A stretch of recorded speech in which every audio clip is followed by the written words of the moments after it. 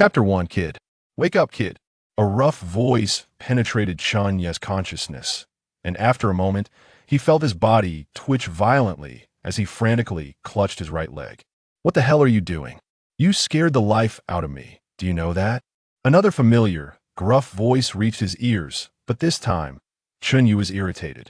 He shot a sidelong glance toward the source of the sound and retorted, "Can't you see I just had an accident?" Before he could finish his sentence, Chen Yu suddenly froze in place, clutching his foot, as he realized that the surrounding environment was not the spot where that reckless driver had struck him. Chen Yu? Oomph. It seems you finally remembered what happened. Emerged a diminutive old man from the thick, white mist ahead, clutching an enormous pencil nearly 1 meter and 20 centimeters long, though the old man was shorter than the pencil by half a head. At most, he was a meter tall. Upon seeing the newcomer, Chun Yu's impatience gradually subsided, and he felt no discomfort in his body. He promptly inquired, "Elder, may I ask who you are? And where am I? How did I end up here?" In truth, Chun Yu's heart was in turmoil. He vividly recalled that he had been lawfully walking down the street when a car suddenly veered into him, colliding squarely with his right foot. He remembered that his foot had been completely pressed against the front of the car, which meant it had likely shattered into at least 3 pieces otherwise. It couldn't have contorted into such a curve. Then, he unintentionally activated his greeting mode and switched to a freefall perspective. He vaguely heard a piercing honk and the driver, who hit him, exclaiming, "Ah, I didn't see you," before he lost consciousness, having felt no pain throughout the entire ordeal. "I am the world consciousness of One Piece," the old man continued. "You are quite fortunate you happen to be a random summon from Earth, a fan of the series. You will soon be arranged to enter the world of One Piece and embark on your new life," he said, stroking his thick white beard with an air of indifference. But why did such a calm tone emanate such a coarse sound? "Chen Yu, what the FK? Could you repeat that? What do you mean I'm lucky? I just won over 10 million in the lottery yesterday, and after taxes, I still have a few million in hand, and you just summon me here like this? I just graduated from university, and I've been living a clean life. I haven't even begun to enjoy life, and you want me to switch to another world? The world of One Piece? Are you kidding me? Send me back. Right this instant. Where can I find safety in China? I'm just an ordinary person who hasn't even harmed a chicken. You want me to be cannon fodder in One Piece?" Chen Yu raged internally. Though he often fantasized about traversing worlds, imagining himself defeating Akainu and Blackbeard, and sometimes dreaming of indulging in multiple romantic encounters at night, when faced with the current reality, he felt utterly panicked. He had no knowledge of salt production, no grasp of history, and he was hardly fit to be the protagonist. What if he didn't even have a cheat? Who knows how long he could survive, especially in the world of pirates. Although he was a fan of One Piece, he had only watched the anime once and hadn't paid close attention. And more importantly, the series was still ongoing. Observing Chun Yu's agitated state, the old man remained unfazed, casting him a meaningful glance as he said, "Sending you back is not impossible, but are you certain? I recall someone being struck by 2 cars. The first one was all right, but the second one was crushed by a cement truck.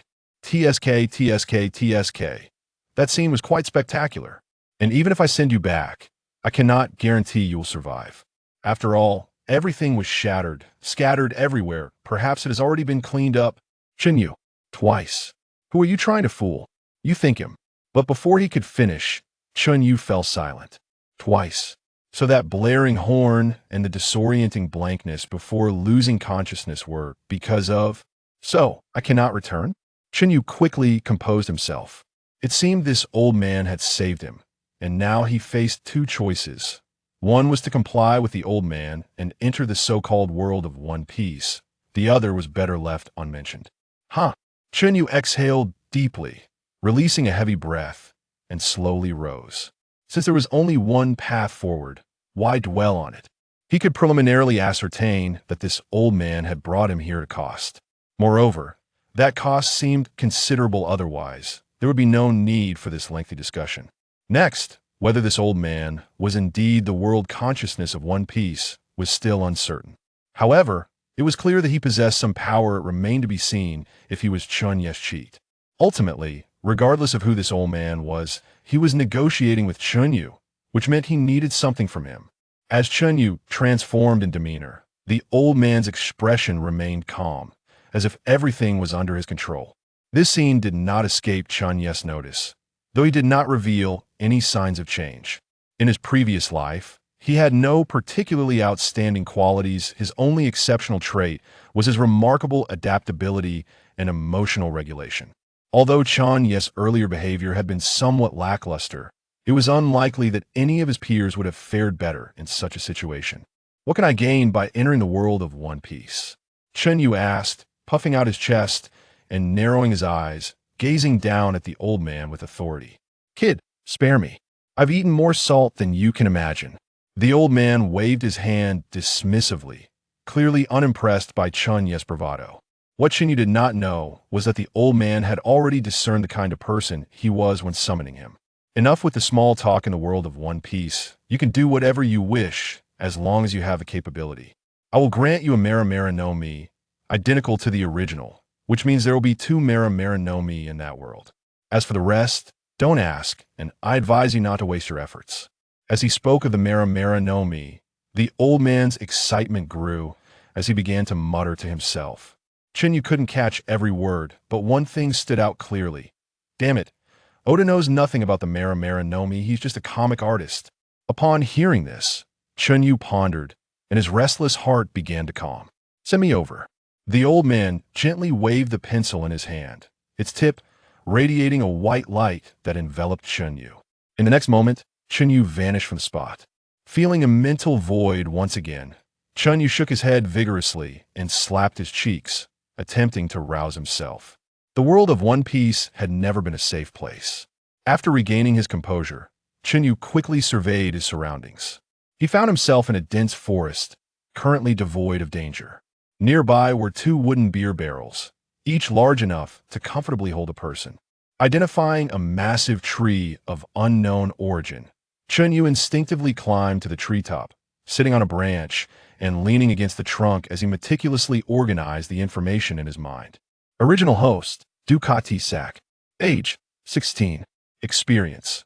Born into a pirate family in the East Sea, he underwent rigorous training from a young age, possessing physical attributes comparable to an adult pirate by the age of 1. Recently, his parents and their pirate crew were annihilated by the East Sea overlord, Captain Creek. After digesting the information, Chen Yu felt a wave of exasperation wash over him. The year was 1519, and Creek was actively recruiting to prepare for entering the Grand Line, while the male protagonist, Luffy, would set sail in approximately 2 years. So, was he expected to play the role of a stowaway? Following a glitch plot where he inadvertently encountered Creek, who would avenge his enemies, and then embark on a journey alongside a group of overzealous youths? Chen Yu did not rush to decide which faction to join, however. He quickly ruled out going solo. Venturing alone in an unfamiliar world, recklessly charging forward, was akin to lighting a candle in a toileted invitation to death. In truth, Chen Yu leaned more towards the Navy faction. Although he would be constrained by those foolish swine, compared to pirates or revolutionaries, serving in the Navy would allow him to grow stronger openly, and the early Navy was undeniably the strongest, there was no doubt about that. If he were to become a pirate, he would have to join the Straw Hat crew, as they were the only ones worthy of trust. As for joining the Revolutionary Army, Chun Yu was the least inclined.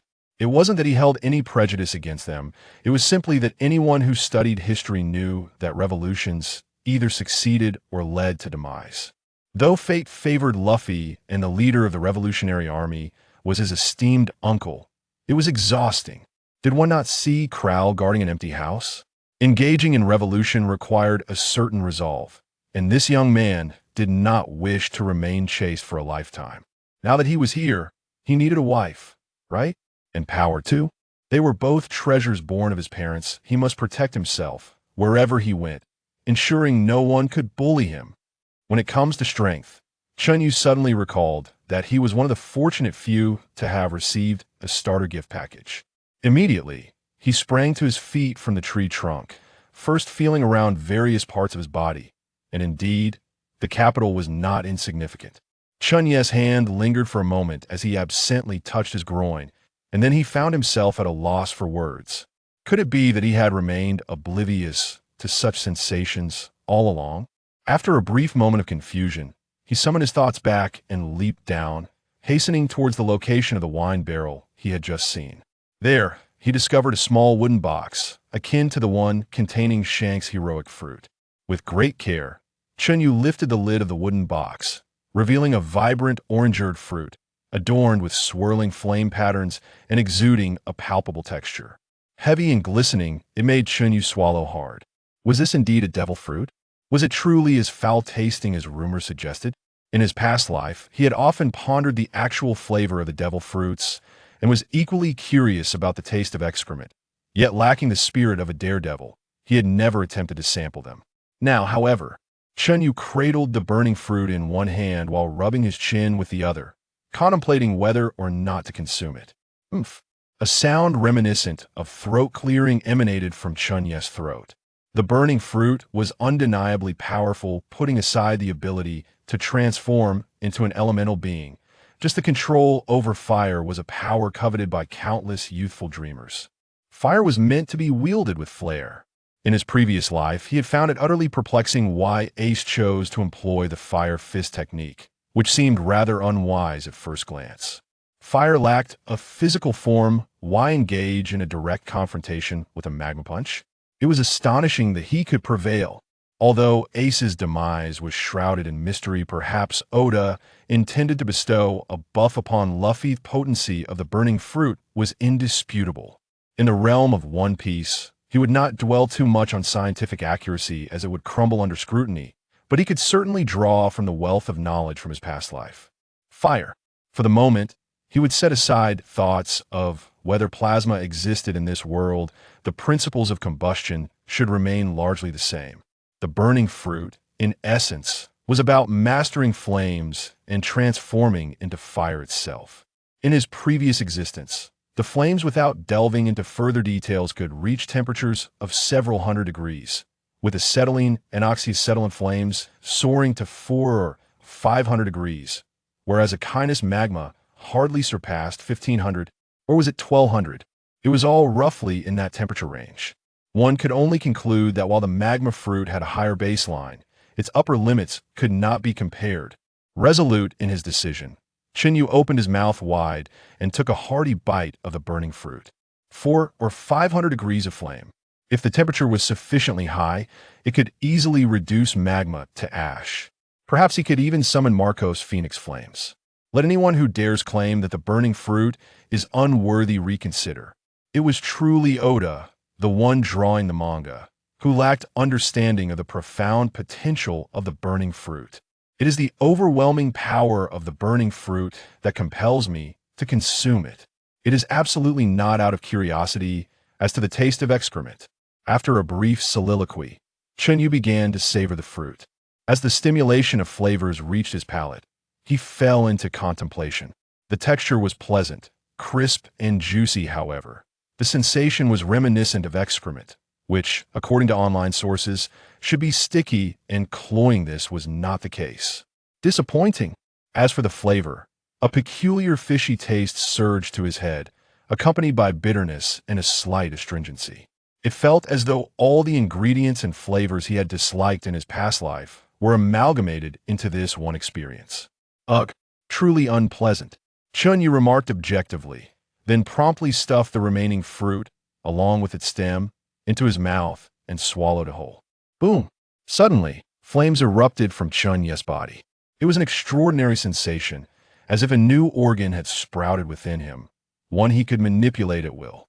He felt no abnormalities, as though he had become one with the flames. Thus, Chen Yu clenched his right hand into a fist, a swirl of fire coiling around it, growing ever more intense. Suddenly, with narrowed eyes, he stepped forward with his left foot, slightly bending his knees, aligning his hips and waist, then propelled his arm forward with a punch. Fire fist. A resounding roar echoed through the forest, followed by an enormous pillar of fire that plowed through the earth, obliterating an entire expanse of woodland in an instant. Chun Yu's breathing quickened. However, he realized he had misjudged. The power of the fire fist was commendable, with an impressive range. Most importantly, it was undeniably stylish. It was exhilarating. A single punch that could demolish everything in its path. Such exhilaration was something no technique could replace. To discuss mere power was too superficial. We, the practitioners, must not be so shallow. Style is a lifelong pursuit. Chun Yu's face flushed with excitement, akin to a maiden freshly awakened to the joys of life. Experiencing the power of the fruit for the first time was absolutely thrilling. This punch approached the level of ace in the anime. Though he acknowledged the need for improvement in terms of endurance, he couldn't be a fleeting flash in the pan. After all, he couldn't afford to tire out after just 2 or 3 fire fists. Although his physical prowess is currently formidable, it is essential to consider the standards against which it is measured. That in comparison to the monstrous physiques of Ace and Luffy, Chen Yu can only aspire to catch up. After all, there remains significant potential for growth within his own body. He is, after all, a natural talent. Having experienced the capabilities of his fruit for the first time, Chen Yu has begun to establish a preliminary understanding of his current strengths and future aspirations. Suddenly, a glimmer flickers in his eyes. "Old man, your pen has dropped here, and there's a life-sized Miku Hatsune figure. If it belongs to you, hurry and claim it, or I might just take it." Chun Yu's earnest voice reverberates through the forest. His fists are clenched tightly, flames swirling around him as his gaze meticulously scans the surroundings. After a brief moment, the forest remains silent, with no response. Chun Yu can only let out a resigned sigh. Suddenly, his expression grows gravely serious, as if speaking to himself and to the past. "From this day forth, I am merely Chun Yu, and Creek is destined to perish." With that, he exhales a heavy breath, his gaze resolutely fixed on the horizon of the sea, resembling a steadfast rock, lost in contemplation. After more than 10 minutes, Chun Yu's body subtly shifts, and he transforms into a blazing inferno. Boom! He rushes directly into the depths of the forest. It is evident that he is a novice driver, his movement somewhat awkward. Yet, Chun Yu has been entrenched in this forest for 2 years. In the blink of an eye, 2 years have passed. The once dense thicket has now become an expansive clearing. Although it appears vibrant and overgrown with weeds, subtle signs indicate that a massive fire had ravaged this place in the past. Gurgle! A resounding sound of digestive gurgling resonates through the open ground, echoing deep within the forest. The strength of this individual's physique is evidently remarkable. Pat, pat. A series of footsteps reverberate through the woods. A man, clad in animal hides and shouldering a massive black bear nearly 3 meters tall, approaches with a wild mane of hair billowing in the wind. Standing close to 2 meters tall, with sun-kissed skin and muscles that seem chiseled from stone, he embodies raw power. It is none other than Chen Yu. Alas, a helpless sigh escapes from Chen Yu's lips. 2 years is indeed fleeting. Much like this black bear. With this thought, Chen Yu waves his hand, and a flame materializes beneath the bear's groin, incinerating its delicate parts to ashes. Out of sight, out of mind. What have I done during these 2 years? Emphasizing the enhancement of my physical condition, I have only managed to initiate the development of my fruit abilities. It cannot be said that Chen Yu's progress is slow. The majority of his time has been devoted to honing his physique. After all, the abilities of the fruit are highly reliant on the user's physical strength. If one's physique is not sufficiently robust, one cannot withstand the reckless expenditure of power. Chen Yu understands that such matters cannot be rushed, which is why he has relentlessly trained his body over the past 2 years. Fortunately, his innate talent has proven exceptional, leading to a significant enhancement in his strength without encountering any bottlenecks thus far. Beyond the physical training, he has also embarked on the initial development of his fruit. Every day, in addition to his training, he has fervently unleashed flames, raising their temperature from a mere 200 degrees to nearly 700. With impressive endurance, it can be said that even a Teddy from his past life would be compelled to express admiration. The application of his fruit abilities has reached a certain level, allowing him to wield flames instinctively, much like Luffy with his superhuman fruit. In terms of fruit development, understanding its weaknesses is paramount. Based on the original narrative, several rules can be summarized. 1. The sense of weakness experienced by the user can be mitigated and overcome. 2. The elemental transformation of a Logia-type fruit is quite intelligent. Aside from the subjective choice to transform, it can also be passively triggered by harmful impacts. This passive mechanism is always enabled but can be consciously turned off, meaning one can choose to be struck if desired. 3. In water, the abilities are suppressed but can still be utilized. For readers who may disagree, They can refer to Luffy's experiences in Arlong Park's depths, on Sky Island, or when taming the Kraken underwater, as well as Akiji freezing the sea and oven cooking it, where abilities function normally albeit with considerable weakness. Point 4. Blackbeard's dark fruit nullifies other fruit abilities. Similar to the effects of Sea Prism Stone, over the past 2 years, Chen Yu has repeatedly ventured into the sea and attempted to train in the water, continuously pushing his limits. Additionally, he has forged friendships with the island's ferocious beasts, who have aided him in enhancing his martial skills and compensating for his lack of combat experience. Therefore, unless absolutely necessary, Chen Yu would never harm these beasts unless he could not restrain himself. The black bear, a good friend he made recently, was never intended to be harmed. However, its white fur resembled suspenders. This resemblance evoked a sense of nostalgia, prompting Chen Yu to bid it a tearful farewell to alleviate his homesickness. After a moment of reflection, he swiftly processed the black bear, skinning, deboning, and preparing it in one fluid motion, before roasting it over a slow flame at that moment. The weather on the island suddenly shifted dramatically.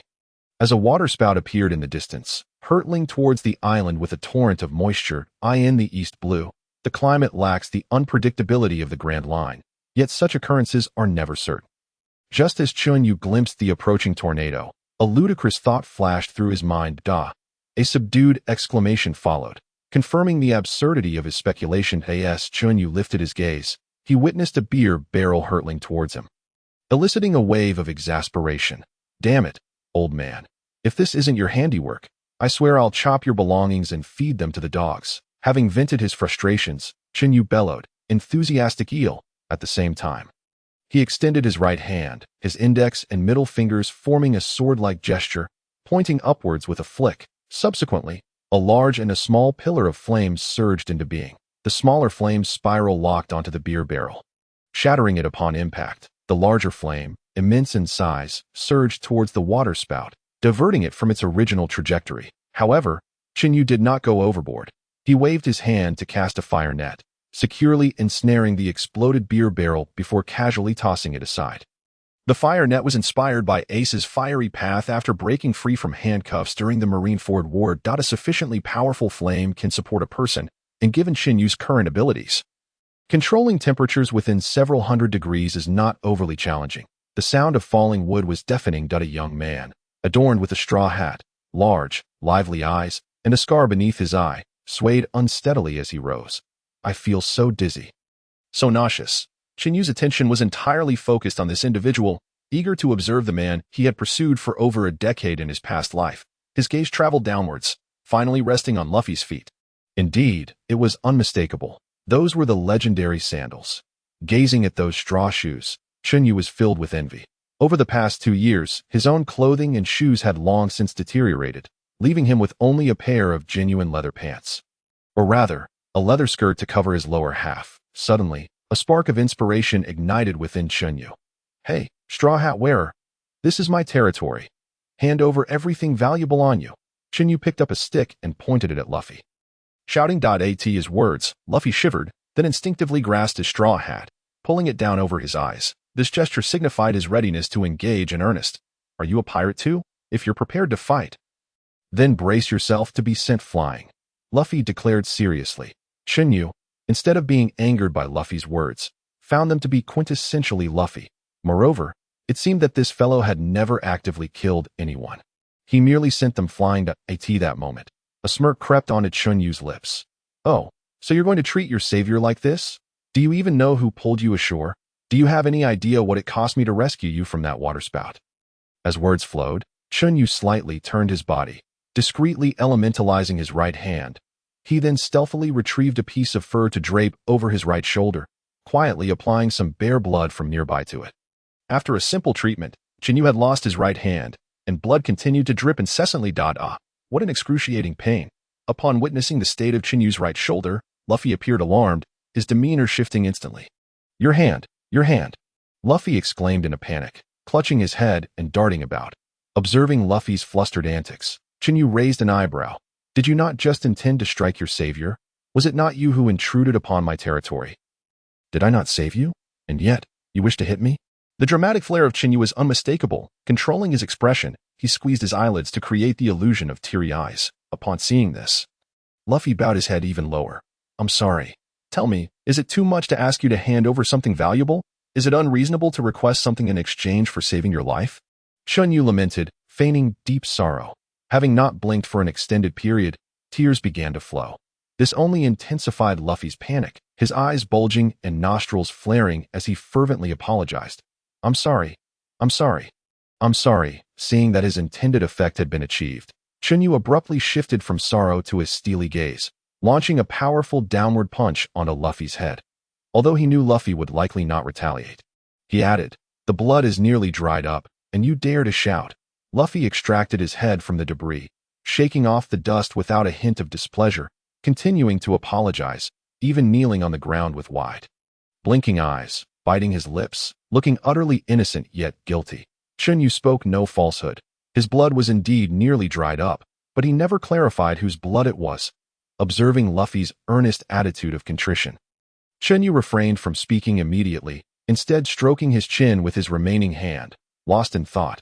Perhaps joining Luffy's crew wouldn't be such a bad choice after all. With this thought in mind, Chen Yu lifted his gaze towards Luffy, only to find Luffy quietly extending his hand towards the bare meat by the fire. Unable to restrain himself, Chen Yu exclaimed, Damn it, I haven't even settled the score with you. And you dare to steal my meat? Chun Yu's right foot swiftly dodged, causing the ground to collapse beneath him as he shot forth, delivering a powerful punch to Luffy's head with all his might. Bang! Luffy's head was instantly sent flying, his body dragged along, stretching his neck alarmingly long. Thud, thud, thud. A series of crashing sounds reverberated through the forest as trees snapped in half, the tremendous vibration startling the birds and beasts, throwing the forest into chaos. Run, run. That beastly creature is here to eat our friends again, cried a tiger. Indeed, my uncle is still sizzling over there. It smells delicious, replied a black bear. Although Chen Yu was merely acting and had sustained no injuries, his act of saving Luffy hardly counted. It did not prevent him from genuinely being angry. It did not hinder him from truly hitting Luffy.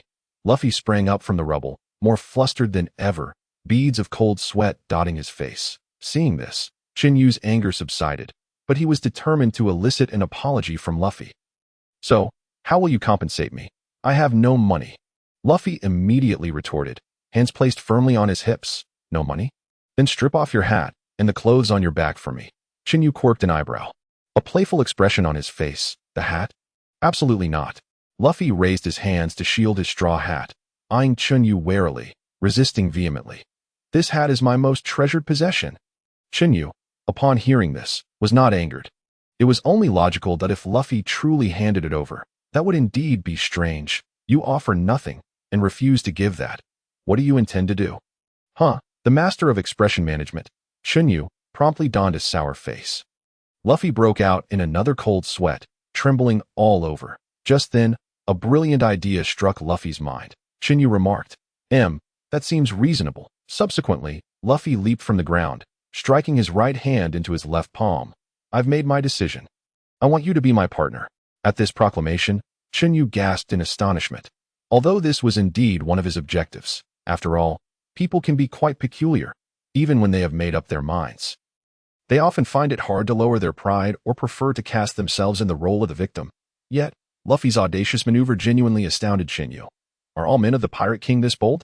Observing Luffy's cheerful and triumphant demeanor, Chen Yu could easily guess what he was thinking. I am so clever. I am so wise. This way, he wouldn't have to compensate Chen Yu, and at the same time, he would gain a crewmate. Perhaps it was the display of strength Chen Yu had just shown that impressed Luffy, or perhaps Luffy simply did not consider strength when seeking crew members. But one thing was certain.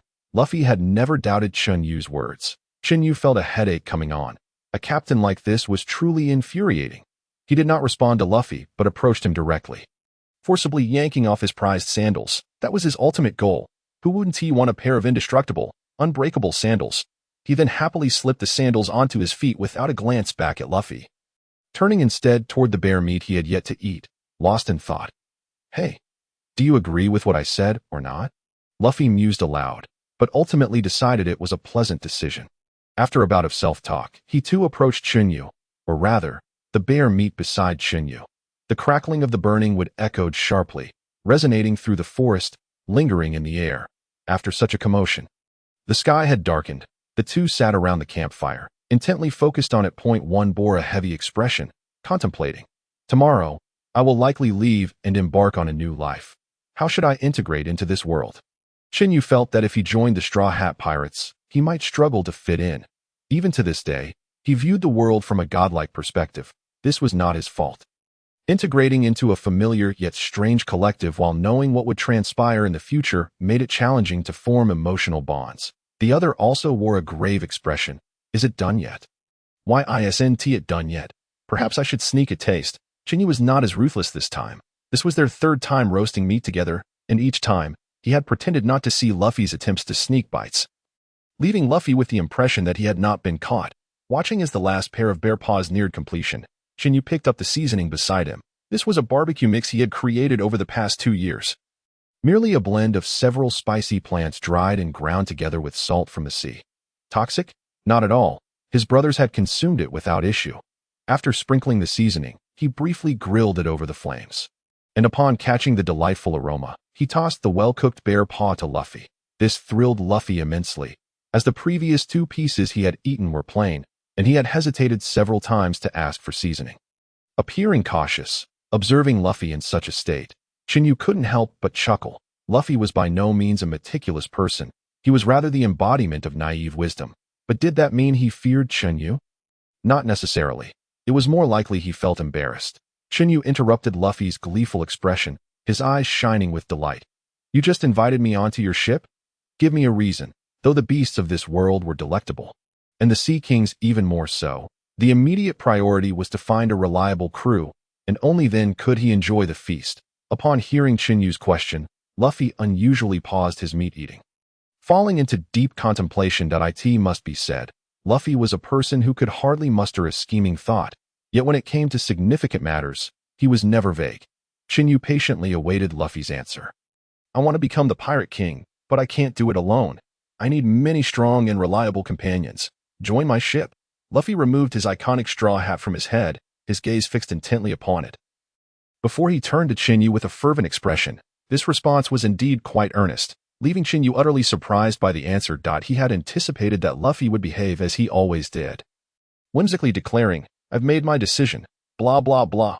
Observing Luffy's invitation to others, it was hard to argue that he was not serious. Yet, the gravity of this invitation was unparalleled.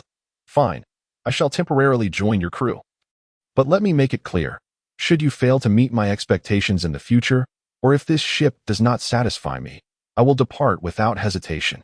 After a brief moment of contemplation, Chen Yu stood up and spoke with conviction. He was uncertain whether he could truly integrate into this group, having been rather reclusive in his previous life. He then extended his hand. Upon hearing Chen Yu's agreement, Luffy leapt joyfully and rushed to his side, exuberantly patting him on the back. What? Ha! I knew you would agree. With an infectious laugh, Luffy exhibited an expression of sheer astonishment at Chen Yu's arm's recovery, demonstrating what it meant to be utterly flabbergasted, exclaiming, Wow, incredible. He was unconcerned about whether Chun Yu had deceived him. Rather, he was elated that Chun Yu's arm was not lost, while these scenes were somewhat within Chen Yu's expectations. Witnessing Luffy's genuine demeanor was nearly overwhelming for this young man from the 21st century. In his past life, not only had he not sought sincere treatment, but simply avoiding betrayal at critical moments was a considerable feat. In truth, this choice was not without merit, was it? A subtle smile graced Chun Yu's lips as he slowly stood and explained, I am a user of the burning fruit, much like you, having consumed a devil fruit myself. Ordinary attacks cannot harm me at all. After exchanging a few more words with Luffy, Chen Yu bid him farewell to gather his belongings. Meanwhile, Luffy sat cross-legged on the ground, swaying side to side with a beaming, silly grin. That night, the forest echoed with the roars of wild beasts, a testament to either the distortion of humanity or the degradation of morals. Chun Yu's optimal combat temperature for flames was nearly 800 degrees. However, with significant exertion of physical strength and energy, he could unleash even more terrifying heat. In truth, he had little to organize, aside from his reluctance to part with his good brothers. There was the gold collected from their hideout. Shipwrecks were frequent in the area, allowing his companions to amass quite a fortune, just enough for Chun Yu to forge a formidable golden staff. The remaining scraps were melted down into small leaves for daily expenses. Recently, his maximum temperature had been insufficient to melt gold, but now it seemed Chun Yu's power had surged, surpassing the threshold of 100 degrees, with the staff slung across his back and the golden leaves strung together as a chain at his waist. He strolled leisurely, feeling quite pleased. What a splendid day. He then beckoned Luffy to help drag the massive raft he had constructed over the past 2 years, though the sail was made from wooden vines. Chen Yu had no intention of relying on the wind for propulsion. Rather, he found that his low-temperature fire punches would suffice. Luffy harbored no discontent about his responsibility for towing the vessel. Yet he remained fixated on Chen Yu's golden staff, his eyes gleaming with anticipation, making Chen Yu feel rather uneasy. In haste, he melted a portion of the staff to fashion a pair of golden gauntlets, allowing his fingers to protrude. Only then was Luffy satisfied. Eagerly playing with his new gear on the raft, Chen Yu found himself lost in thought while observing a large brain axe on board. He recalled that he had instructed Luffy to hunt deer, not that the deer was one of his brothers. Ha! Luffy burst into laughter, interpreting Chun Yu's astonishment as admiration for his prowess. Yet, Chen Yu did not dwell on it. After all, this was the last of his brothers.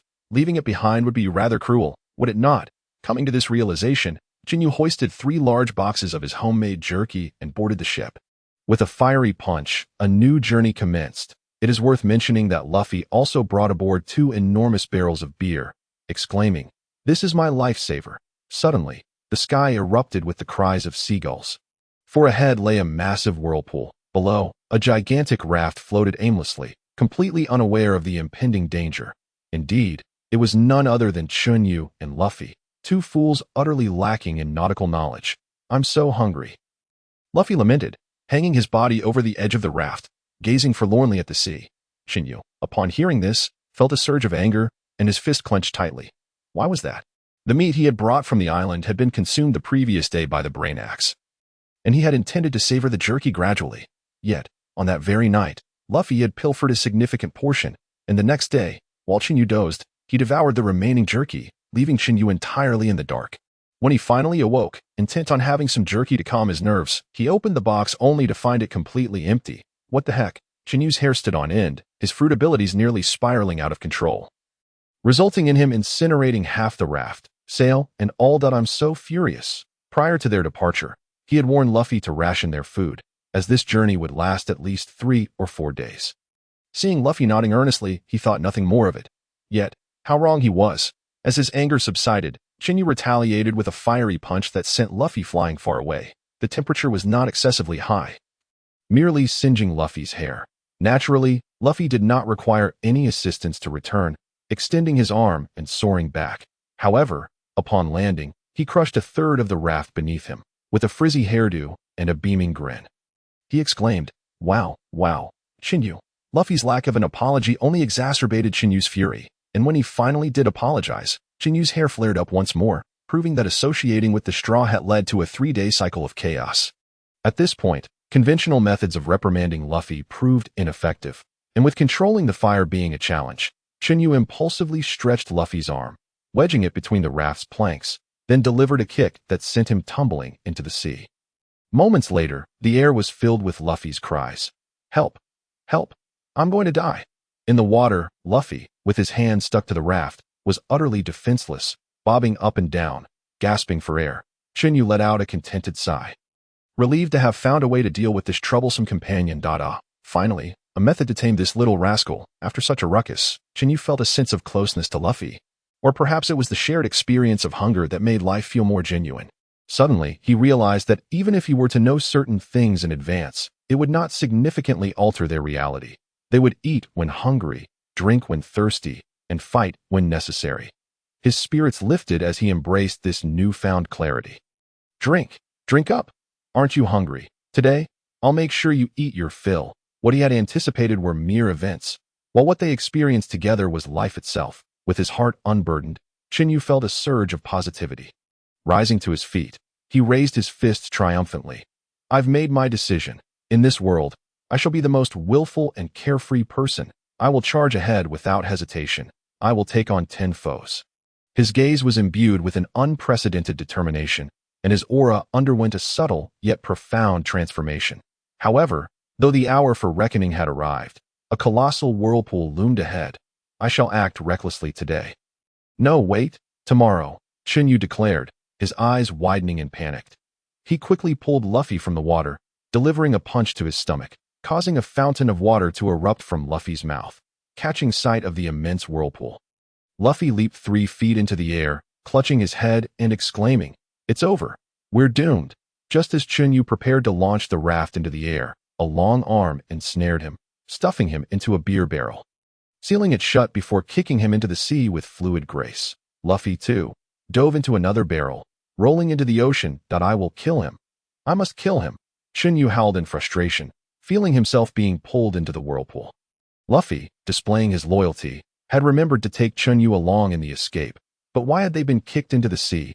Is there a fee for placing it on the ship? Upon awakening, Chun Yu quickly clasped his hands together, exclaiming, "Thank heavens for the blessing." He pressed his ear against the edge of the barrel, eavesdropping on the sounds around him. When he came to, the box had been upright, leaving him seated stiffly within the barrel.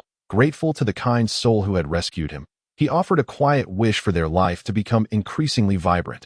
After a brief murmur, Chun Yu pushed the lid of the barrel open. Having already assessed that the surroundings were tranquil, he emerged from the beer barrel, surveying his environment with quiet contemplation. But it was evident that this was not a pirate ship. The pristine blue and white tiled floor gleamed brightly, and the air was infused with a subtle fragrance. Based on this alone, who would dare dispute my assertion that this is not a pirate vessel? As he gazed at his reflection on the floor, Chun Yu suddenly grimaced, with a disheveled appearance, his hair in disarray, and wearing only a leather skirt that swayed with his movements. He could hardly be described as presentable. In no time, he had adorned himself handsomely in a fine black suit scavenged from the adjacent room, his polished black shoes shining brightly. With a quick sweep of his unruly hair back, he effortlessly embodied the essence of a dashing gentleman. What a pity that I preferred deep blue suits. After a few musings, Chun Yu ascended to the upper level, leisurely exploring while sampling the complimentary food offered in the nearby rooms. He also pocketed a few silver luxury watches, of course only opting for the silver ones, and slipped several high-end cigars into the breast pocket of his suit. Chun Yu couldn't help but marvel at the generosity of the people here. They provided clothing, food, and even watches, with a hint of shamelessness. He scavenged around, accumulating a fair amount of gold, finally compensating for the loss of his stick. His mood was buoyant. The further he ascended, the louder the commotion became. It turned out to originate from the Grand Hall, and he felt compelled to express his gratitude in person. After all, receiving so many gifts left him feeling quite bashful. Upon entering the hall, he spotted a large, boisterous woman asserting her dominance. Oh wow. Oh wow. Just as Chun Yu was about to greet her, a scruffy little fellow brandished a knife, pressing it against Chun Yu's neck, exclaiming, "You must be kidding. Miss Yarita, there's a fish that slipped through the net." As a master of facial expression management, Chun Yu, while not quite comparable to the time management maestro, Master Luo, had nonetheless seen his fair share of experiences. This scene felt all too familiar, reminiscent of a cinematic moment. Internally thrilled, he maintained an outward demeanor of composure. Just as he prepared to play the part, another scruffy informant rushed in, announcing, "Miss Yarita, it seems that Kirby has found a helper, a bounty hunter, claiming they want to capture you." Hearing this news, the hefty woman's forehead bulged with veins, her pupils constricting as her eyes reddened, exclaiming, "What? Kirby, a bounty hunter? Let us go see." Immediately, a throng of individuals surged out, leaving only the scruffy fellow beside Chun Yu to keep watch over him. Damn it, how infuriating. Although he grasped the situation, it still irked him. Chun Yu, the master of expression management, suddenly turned to the scruffy fellow with the knife, narrowing his eyes and smiling ominously, saying, "Kid, there might be a little heat soon. Just endure it's your first time dying, so it's natural to feel some discomfort. You'll get used to it with experience." Before the scruffy fellow could react, Chun Yu extended his right hand, fingers forming a gun shape against his chest, and declared, "Bang!" A shot rang out, piercing through the scruffy fellow's chest, leaving a charred hole, its power surpassing that of a bullet. The scruffy fellow remained perplexed by Chun Yu's words until his last breath. Chun Yu then released the individuals in the hall, his expression shifting to one of seriousness. Having just taken a life was a jarring experience, and he needed to maintain a stern facade to avoid his emotions unraveling. While mentally processing this, he couldn't help but scoff. How absurd. Is this just coincidence? The plot has already begun. After a moment of discomfort, he bit his teeth and pushed through. To kill one is a crime, but to slay thousands is to be a hero. Chen Yu repeatedly chanted in his mind. The deceased could not blame him. Arriving here was not his intention. However, since he was here, he would fight against fate. After a wave of self-hypnosis, Chen Yu felt his blood boiling. Ignoring the still panicking crowd in the hall, he marched straight onto the deck, as for calming everyone down. What a joke. I am a pirate. Don't they know? Moreover, down below, I also wish them a more vibrant life. Look at this. Is today not thrilling enough? They saved my life. I wish them a more vibrant life. They encounter pirates. My blessing has taken effect.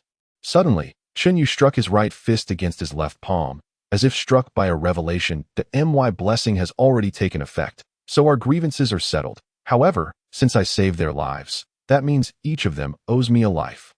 Chen Yu, all right, a new age youth of the 21st century does good deeds anonymously. Suddenly struck by a thought, Chen Yu transformed into a blaze, soaring towards Miss Yarita's scruffy bird ship, that I wonder if the real Nami will still captivate me as she did in my past life.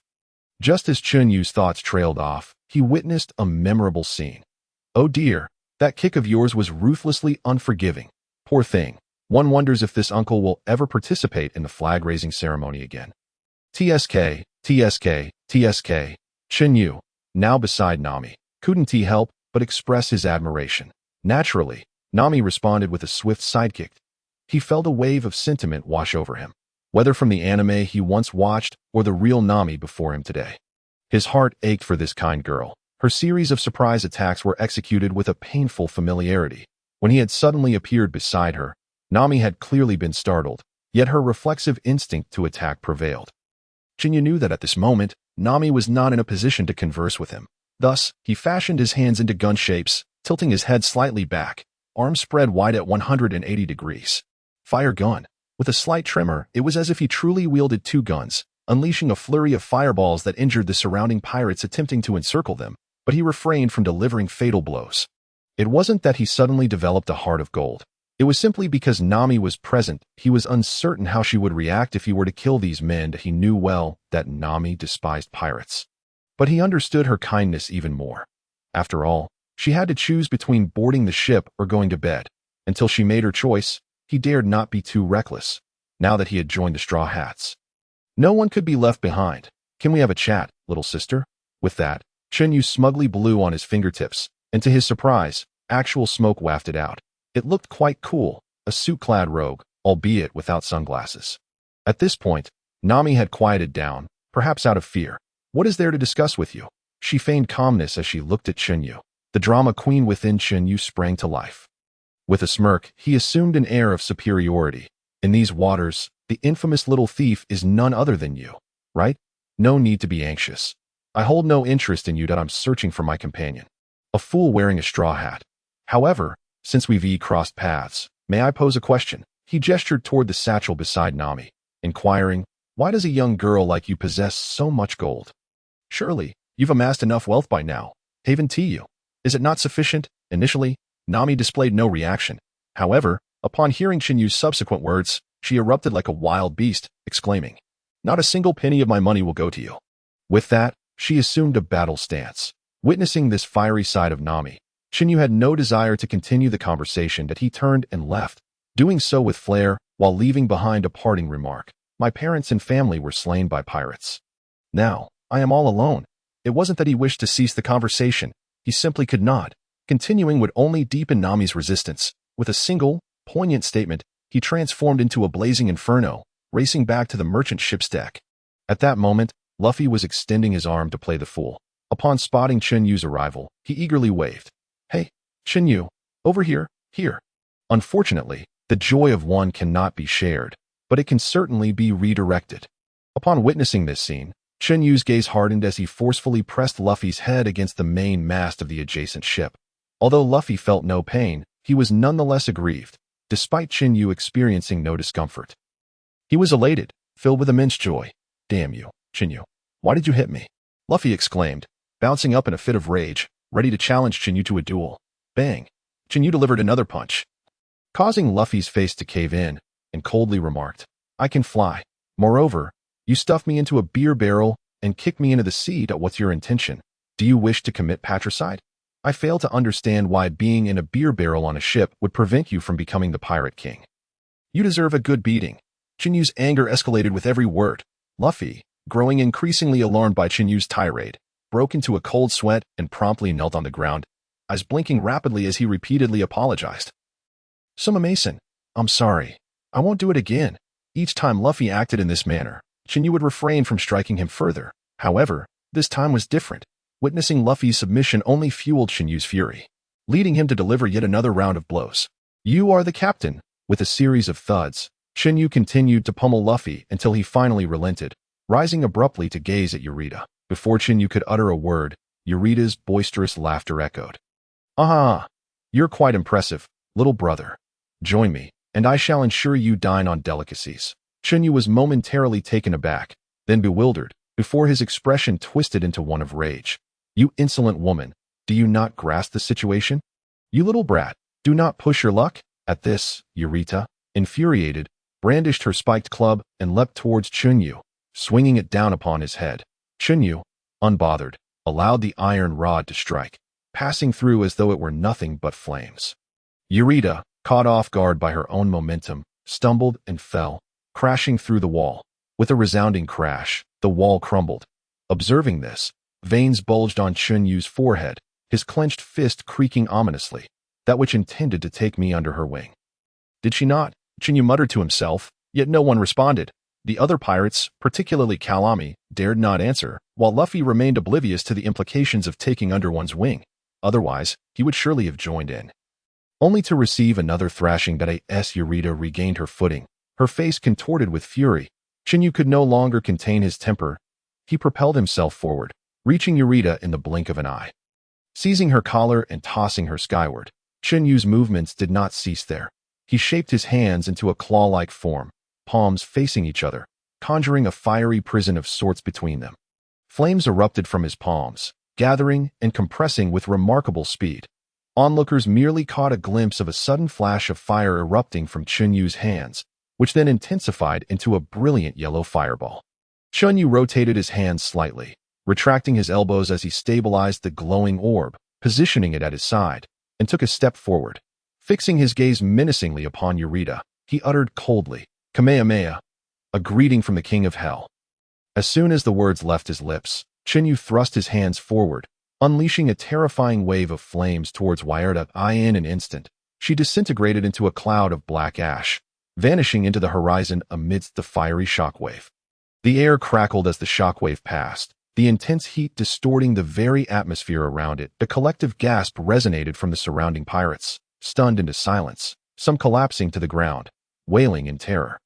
Their trousers soaked. Chun Yu, however, dismissed their panic with disdain. Yarita had intended to confront Luffy, as he needed the battle to hone his skills. Yet, Chun Yu's power had already surpassed expectations. His devil fruit abilities rendered him virtually unstoppable in the East Blue. Especially when combined with his monstrous physique, the East Blue offered him no desire to fight. Had it not been for Yarita's audacity in attempting to claim him, he would not have been driven to annihilate her. How could the illustrious Flame Emperor be associated with a wealthy woman, especially one so unappealing and corpulent? No, he must devise a way to elevate Luffy and his crew's strength. He had no intention of following the original path. As Chun Yu contemplated the future, he glanced toward the horizon only to be jolted by the sight of several enormous naval warships approaching. That it was not fear that gripped him, but the realization that they lacked even a decent vessel and had provoked the Navy. Kaido would surely commend him as a master of self-destruction. He swiftly delivered a chop to Luffy's head, who was still babbling about lasers. In the next moment, Chen Yu grasped Luffy by the neck, transforming into flames as they soared toward a small boat he had prepared. At that moment, Luffy regained his senses and, stretching out his arm, grabbed Kobe's hair, yanking him along. Kobe yelped in pain as they fled the Navy's encirclement. Led by Kobe, the trio hastily escaped on the small boat. Kobe collapsed, gasping for breath, frightened by the turn of events. He had just resolved to become a Marine and capture Yarita, only to have her vanish into thin air during their time adrift at sea. He had been cautious, fearful that Chun Yu would turn him to ashes. Seeing Kobe in such a state, Chun Yu said nothing, merely offering a slight smile before resuming his thoughts. Meanwhile, Luffy rambled on, explaining everything to Kobe, who gradually began to relax. Luffy's words revolved around how Chun Yu was a good person and his crewmate. What truly moved Chun Yu was Luffy's declaration to Kobe. "Chen Yu is my first mate." Though this was expected, hearing it directly from Luffy brought a sense of satisfaction to Chun Yu. Their noisy group then set sail towards the marine base where Zoro was imprisoned during this time. Chun Yu accelerated several times, soon arriving at the island where the Axe Emperor resided. As the trio strolled through the town, Luffy and Kobe gleefully indulged in food and treasures, Chun Yu following behind. Paid for their treats while inquiring about information. Of course, he was not seeking news about Zoro. He was already well aware of that. Chun Yu was on the lookout for shipyards or second-hand ship dealers. Unlike the original story, he could not accept 3 grown men crammed into a tiny boat, rubbing each other's backs. Moreover, he was the first mate. Such unreliable matters could be left to Luffy, who was eager to take on the challenges himself. Chun Yu cherished his own reputation. He began to fantasize about leading the Straw Hat crew on grand adventures, adopting the title of the Flame Emperor. The name Flame Emperor, Chun Yu resonated with him. The title of Fire Fist felt far too cliché. He contemplated the names of formidable figures. None of them were mere world destroyers or descendants of demons. They bore names that commanded respect. Even Shanks, with his striking red hair, instilled fear in the new world. Who would dare mention red-haired Shanks without trembling? Thus, Chun Yu began to plan his own moniker. He pondered whether he should strike a dashing pose before unleashing his ultimate move. Exclaiming, "Flame Emperor Kamehameha!" It was a possibility. As long as he did not feel embarrassed, the effect would undoubtedly be impressive. In this world, those of stature love to announce their techniques before battle. Just look at the pirate poet Zoro, whose moves were not only powerful but also bore exquisite names. As they walked, they soon reached the perimeter of the marine base's walls. 3 heads peered inside. A black headscarf and a belly band. There stood Roronoa Zoro. Kobe introduced. After a brief exchange, Luffy and Kobe began to argue, one insisting on rescuing Zoro while the other vehemently opposed the idea. "Hey, you lot, you're quite the eyesore, get lost." Zoro cast a piercing glance towards Chun Yu and his companions. Chun Yu remained unperturbed, while Luffy wore an expression of sheer excitement, and Kobe trembled in fright, tears and snot flying everywhere. Just then, a delightful little girl climbed up the ladder, prompting Chun Yu to lose interest and inform Luffy that he would take a stroll. Luffy, in his typical foolish manner, never bothered to loot, and when Monka was eventually defeated, he would feel too embarrassed to seize the belongings of those Marines. Chun Yu pondered as he walked, considering that Kobe was still there, and they were somewhat acquainted. He thought it best to let Luffy take what he wanted, but he knew Luffy would be reluctant, so it was better to scour the area first. With that thought, Chun Yu transformed into a blaze, soaring into the building and searching room by room. He dispatched the small soldiers effortlessly, collecting a considerable amount of gold coins, but refrained from taking any paper money or other coins, deeming them inconvenient. At that moment, he wondered if Nami was around. After their last parting, Chun Yu found himself missing her quite a bit, especially since Nami seemed to be just under 20, making her slightly older than him at 18. However, age was but a number, and fortunately, Nami was still in the midst of her development. Unbeknownst to Chun Yu, in a hidden corner, a beautiful young girl clad in navy attire observed him from the shadows before stealthily moving away in search of the Grand Line sea chart. With the chart absent, she had no intention of lingering further. Chun Yu, lacking the ability to sense the presence of others, blissfully overlooked the small Nami he so longed for, among the many crew members. Nami's heart was the hardest to win. It seemed that when they made their way to Arlong Park in a few days, he would have to make a subtle effort to ensure Luffy didn't capture Nami's affections. Chun Yu muttered softly to himself, though that fool Luffy had no grasp of romance, how many beautiful women in the pirate world held feelings for him? Was that a waste of potential? Occupying a space without contributing, Luffy's near-invincible sincerity was indeed the most formidable. After thoroughly looting the entire marine branch, including the warehouse, Chun Yu felt relatively satisfied. He took nothing but gold and coins, along with a few well-crafted blades. However, he refrained from taking Zoro's sword when passing by the room of Axe King's foolish son, as he needed Luffy's genuine invitation for Zoro to join the crew. He kept only a portion of the gold coins, melting the rest into gold plates to wear around his waist, brandishing a gold staff in his hand rather than strapping it to his back. After all, one must not wrinkle their suit. Speaking of which, why did Luffy show no reaction to his striking appearance? Aside from recognizing him by his fruit powers, how could he possibly remember him? After a moment of contemplation, Chen Yu proceeded towards the restaurant where the little girl had gone. His gold staff was certainly eye-catching, yet the townsfolk lacked the audacity to approach him, casually tossing 2 gold coins to the owner. He spoke, "Madam, it might get a bit rowdy here shortly, so please don't take offense. Consider the remainder as our meal expense. We are 4 in total, so please serve us some fine dishes and good wine." The owner, hearing his words, said nothing more and complied. Business people are rarely foolish, and someone like Chun Yu, who carried a gold staff and appeared unfazed by robbery, was clearly not someone to provoke. Clad in his black suit, he exuded an air of intimidation. However, if it weren't for an unresolved personal hurdle, becoming a pirate wouldn't be out of the question. Why was this owner's daughter somewhat attractive? Chen Yu's gaze discreetly scanned the owner, his heart conflicted. Enjoying the meal she served and sipping the wine she brought, he couldn't help but wonder about the softness of her bed. Chen Yu inhaled sharply, startled by his own thoughts. With Nami in mind and the revolution yet to succeed, he knew he had to keep pushing forward. With that, he hurriedly recalled the meditation mantra from Doe. That sort of hey hey hey chant. After a little while, Luffy and Kobe followed the little girl into the restaurant. Upon seeing that Chun Yu had already ordered, Luffy leaped in with a rocket-like motion, startling the surrounding patrons. However, this time Luffy landed surprisingly accurately and quietly, causing no damage whatsoever. Quite impressive. Observing Luffy's performance, Chen Yu couldn't help but smile like a proud father. His training had paid off. After Luffy and Kobe had eaten for a while, Chen Yu casually inquired a few questions. The situation was not far from what he had anticipated. Now, he awaited the arrival of Mera Mera in the initial stages.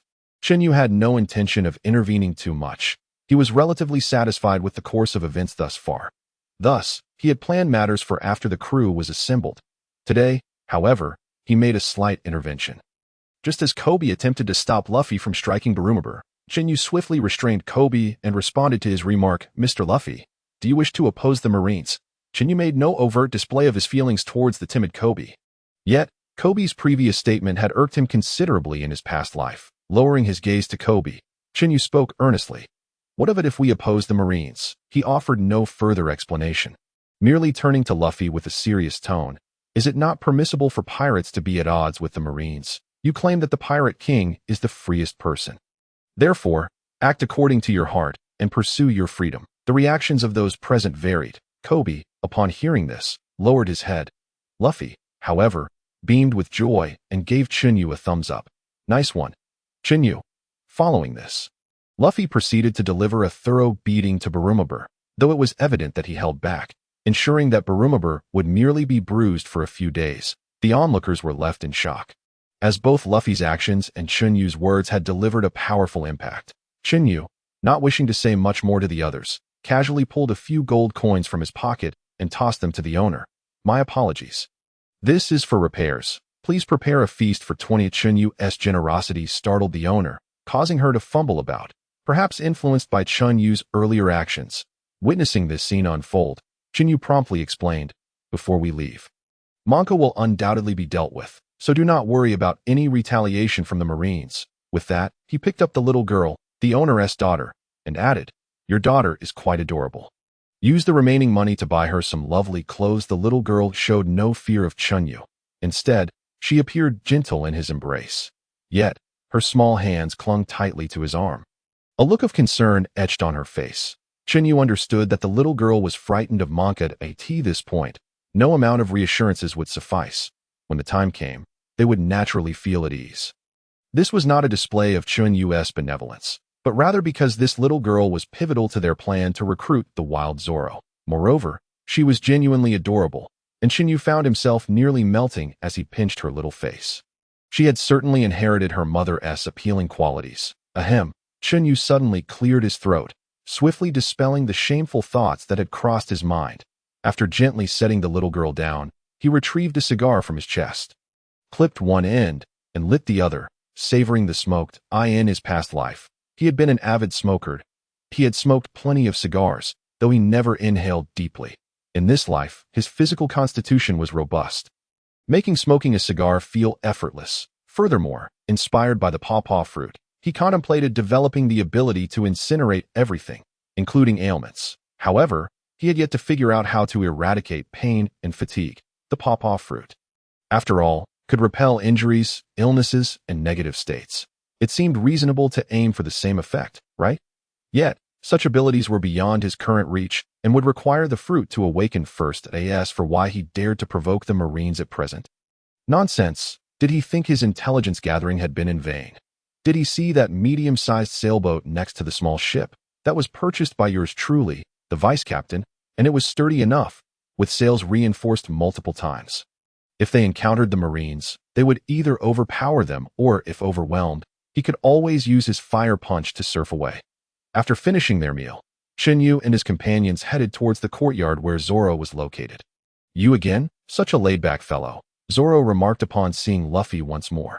Chun Yu observed this moment from the sidelines. However, the best choice for Zoro was undoubtedly to join them. He had no other option. Moreover, they were soon to acquire a pirate poet, which was rather exciting. Just thinking about it made him giddy. Was it about time he came up with a more appealing name for his techniques? Fear not, for Zoro is here. Even if one feels too embarrassed to inquire, one can simply utilize what is readily available. Zoro is indifferent to such matters. Shortly thereafter, the Axe Emperor made his entrance. Observing Monka's physique, Chen Yu couldn't help but feel a twinge of envy. Monka's muscle mass is indeed impressive, while Chen Yu's build is quite similar to Zoro's. However, both of them are sturdier than Luffy. It is merely that Chun Yu is taller. Watching the skirmish between Luffy and Monka, as well as Zoro's effortless defeat of foes, Chen Yu's interest waned, for him, or rather for the three of them. It was merely a trivial affair, akin to splashing water about. In the early stages, Luffy's strength was somewhat lacking, his techniques diverse yet lacking the enhancement of Haki, leaving much to be desired. As for Zoro, apart from nearly losing his life while visiting Mihawk, he could be said to have bulldozed through adversaries elsewhere. Regarding the incident at the Dragon's Paradise, if Zoro had not engaged in that encounter with Mihawk, I firmly believe that Zoro alone could have swept through the Dragon's territory. The previous iteration of One Piece had numerous plot holes, such as Arlong's nose being snapped by Luffy, while Zoro seemingly failed to inflict any substantial damage. And then using Zoro's injuries to justify that inconsistency, but I suspect Oda intended to give Luffy a moment of glory, hence the forced diminishment of Zoro's prowess. However, this world is different. It is a realm of authenticity, where prior knowledge serves only as a reference. Thus, the areas he wishes to intervene in, aside from intending to embellish the Dragon's territory, would involve making a move against Mihawk. At present, they lack Haki. And even combined, they would not stand a chance against Mihawk. Nevertheless, Chen Yu seeks to ascertain whether he can acquire Haki from Mihawk. If the Straw Hat's three main pillars can learn Haki, future developments would pose no concern. Therefore, securing the fundamentals of Haki would significantly ease their path. If Mihawk proves unfeasible, then Water 7 would be the next destination. Surely, Carp's ship must possess that capability. Or perhaps, a stroke of luck with Buggy might yield results. Upon returning to his thoughts, Chen Yu found himself witnessing another iconic scene of Zoro's entrustment. However, I must clarify one point. My ambition is mine alone, and I shall pursue it unwaveringly. That if you hinder my ability to fulfill this ambition, then you shall be compelled to commit seppuku and offer me an apology. At this thought, Chen Yu felt a sense of imbalance. Why is this fellow so skilled? Is such eloquence truly a price paid for being directionally challenged all one's life? Moreover, does increased strength correlate with greater cluelessness? Chen Yu tapped his head, transforming into a flare of fire that dissipated into the air, only to reappear beside Luffy. It was his time to shine. Currently, Zoro was merely a third party. His strength needed to be revealed. Otherwise, he would soon be unable to command respect. I said, do you not think this has taken an excessive amount of time? Could we not eliminate that fool first before engaging in idle chatter? Chun Yu gestured towards Monka, who was still issuing orders. If you do not wish to act, you ought to inform me in advance. My hands are itching to move. With that, Chun Yu began to showcase his muscles. A torrent of flames erupted from his body, the terrifying heat igniting the garments of the nearby Marines. While the air around him began to warp and distort, the heat wave forced Luffy to shield himself with both hands, while Zoro swiftly dispatched the underlings behind him, stepping back to fix his intense gaze upon Chun Yu. Zoro reveres strength and respects formidable opponents. In the presence of a non-swordsman like Chun Yu, he would show ample respect, but would not harbor any intent to battle. His thirst for combat is reserved solely for swordsmen. Damn Chun Yu. This is my fight. and I will not allow you to intervene."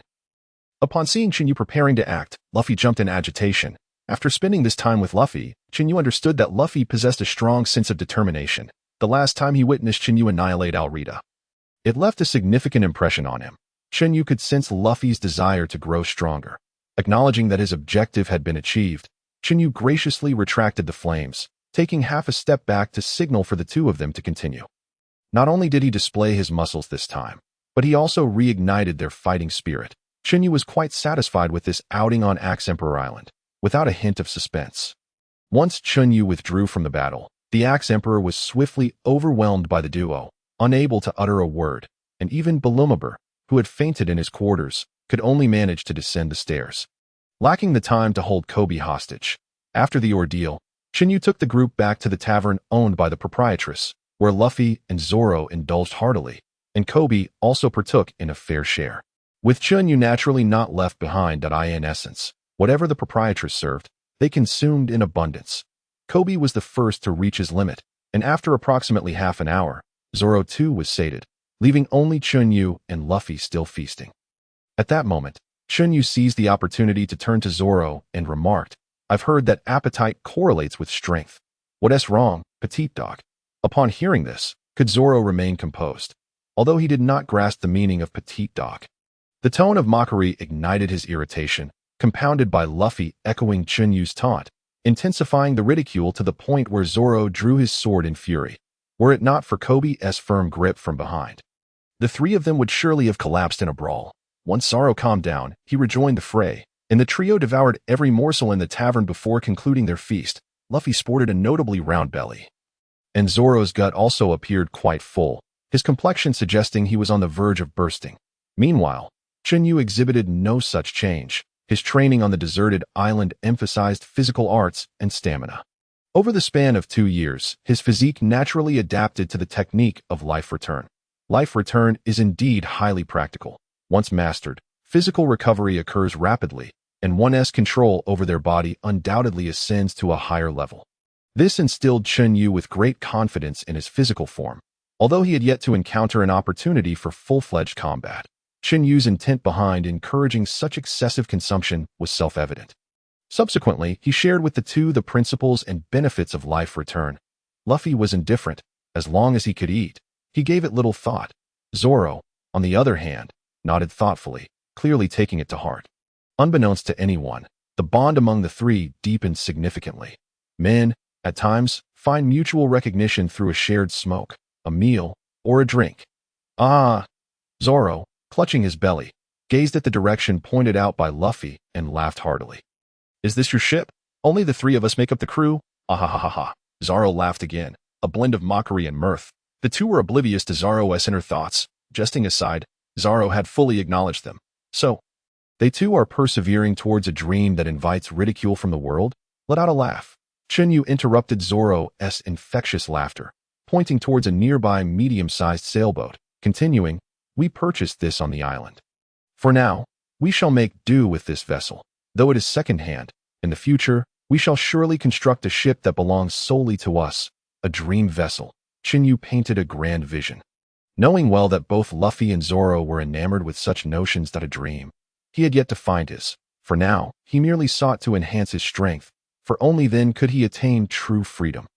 Poor Zoro, who had just envisioned Chun Yu as a dream chaser, misjudged him entirely.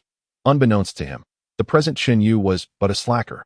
After resolving various mundane matters, the trio officially bid farewell to Kobe at the port. And the adventure belonging solely to the Straw Hats was just beginning. "Are you an idiot? I am utterly exasperated with this fool." Looking towards the source of the voice, one could see a sailboat adrift on the sea. On the deck stood a green-haired figure staring blankly at the sky. Moments ago, Luffy had declared his desire to eat the birds soaring above, then launched himself forward with reckless abandon. Upon witnessing this, Zoro initially remained unfazed until he saw Luffy throw himself right into the bird's mouth, an audacious act that left him utterly shocked. Zoro had never witnessed such brazen antics before. He immediately roused the still drowsy Chun Yu. Chen Yu, slightly irritable upon being awakened, instinctively sought out Luffy, intending to give him a thrashing. However, before his eyes could fully open, he heard Zoro urgently exclaim, That idiot Luffy has been eaten by a bird. You must hurry and save him. Hearing this, Chen Yu was instantly wide awake, no longer feeling drowsy or angry. Immediately summoning Zoro to lower the sails, he himself swiftly darted towards the large bird.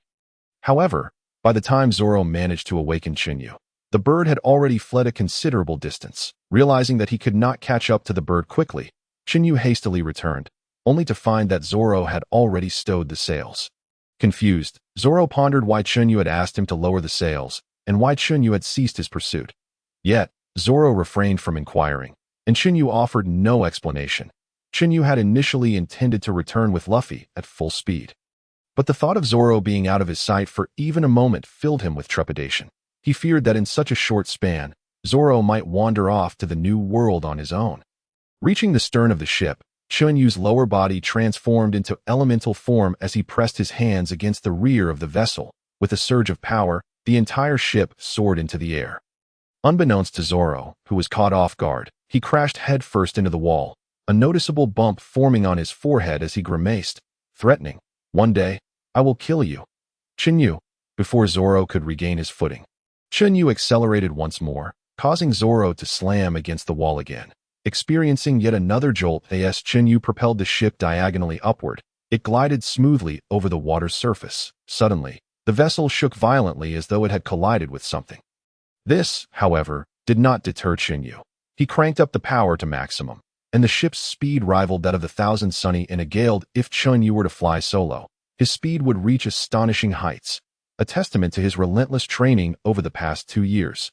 Honing both his physique and his unique utilization of the Mera Mera Nami. While he may not match the speed of the Goro Goro Nami, his ability to protect himself was indisputable, particularly in terms of velocity. If he truly wished to escape, perhaps only Kizaru, that slippery fellow, could hinder him. As the ship sailed through the air, 2 pools of blood inexplicably appeared below. The poor crew members of Buggy were first deceived by Nami, and then met their demise at the hands of the ship. Remarkably, no one had yet noticed. Can you believe it? Chun Yu, invigorated, pushed himself further. "Buggy, I am coming." After a brief flight, he surpassed the large bird, yet Chun Yu chose not to halt, for he had spotted a small island. Finally, he had located it. With that, Chun Yu gradually decelerated, flying to the bow of the ship and executing a reverse thrust, bringing the vessel to an abrupt stop. Zoro, still unaccustomed to the sudden change in speed, felt an ominous premonition as the ship halted, sending him hurtling out once again. He crashed into several trees before finally coming to a stop against a large boulder. Miraculously, he was still alive. However, as soon as Zoro opened his mouth, a barrage of extremely friendly greetings ensued, laden with maternal tones and an abundance of fiber. Without a doubt, he had learned this from Chun Yu. But how had this child become so adept at it? In the sky, Chun Yu gazed at the large bird, a faint smile gracing his lips, his eyes growing increasingly sharp. Fire Fist, an exaggerated pillar of flames, surged towards Luffy and the monstrous bird, with the primary target being the bird. No misunderstandings, please. Chun Yu's Fire Fist resembled a sea of flames, instantly engulfing both Luffy and the creature. Yet, fearing that the beast might survive, Chun Yu shouted once more. Enthusiastic eel. With a flick of his right hand, he transformed it into a sword-like gesture, summoning a flaming eel that danced through the air in tandem with his movements. Feeling the moment was right, Chun Yu directed the enormous eel toward the giant bird. Boom! The massive eel exploded, unleashing a terrifying wave of flames that swept across the sky above the island. The dark clouds that had gathered above the island were instantaneously evaporated. Chun Yu had held back considerably. The temperature of his eel was not set to its maximum, merely around 200 to 300 degrees, and the amount of concentrated flame was minimal, equivalent to setting off a firework. This colossal explosion naturally caught the attention of the pirates on the island. However, under Buggy's luck and overwhelming confidence, they remained unperturbed, while Buggy himself felt a twinge of nervousness at that moment. The large bird that had fallen suddenly sprang to its feet, swiftly lunging towards Chun Yu. It was not the bird that had risen, but rather Luffy, shouldering the gigantic creature as he approached. Upon arrival, Luffy extended his right hand and slapped Chun Yu on the head, exclaiming, "You idiot! Chun Yu, are you trying to roast me alive?" Who was Chun Yu? He would not allow Luffy to land a hit. Instantly transforming into elemental form, He evaded Luffy's attempts entirely. Unyielding, the bull-headed Luffy resorted to various tactics. Yet he could not land a blow on Chun Yu. Zoro, who had just regained his footing, witnessed this spectacle, drawing his 3 swords in a frenzy and attacking Chun Yu. Unfortunately for them both, they were still too inexperienced, and despite their relentless efforts, they could not inflict any damage on Chun Yu, even after exhausting themselves. Armament Haki, is it? Luffy and Zoro exclaimed in unison, sharing a glance before ignoring Chun Yu and stomping over to the giant bird. Devouring the meat that had been prepared by Chun Yu, seeing the two in a huff, Chun Yu erupted in laughter before joining them in feasting on the bird's meat to his delight. The flavor was indeed exquisite. The roast was the work of a true genius, a handsome genius.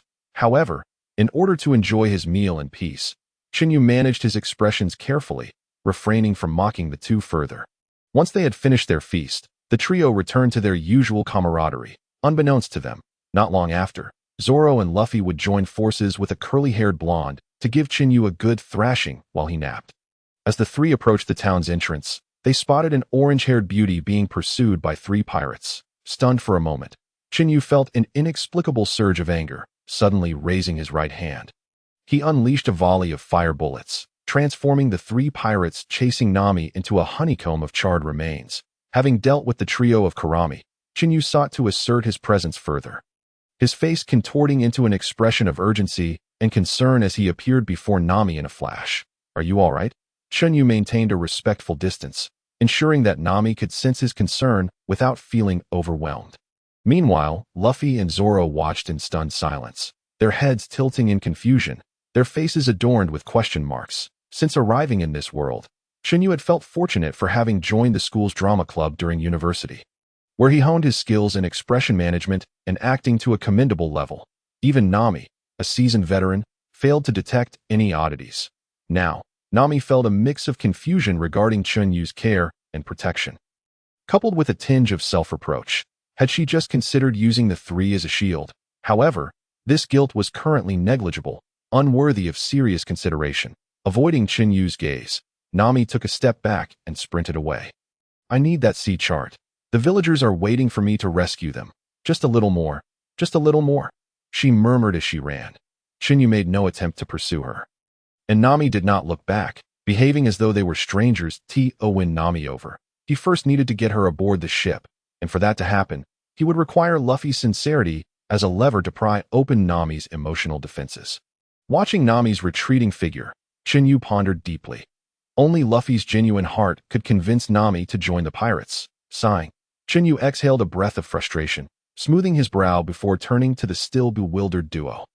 Offering no explanation as he stated flatly, that young girl was a navigator, a very skilled navigator. After casting a glance at Luffy, he temporarily bid farewell to both Luffy and Zoro, intending to explore Buggy's lair first.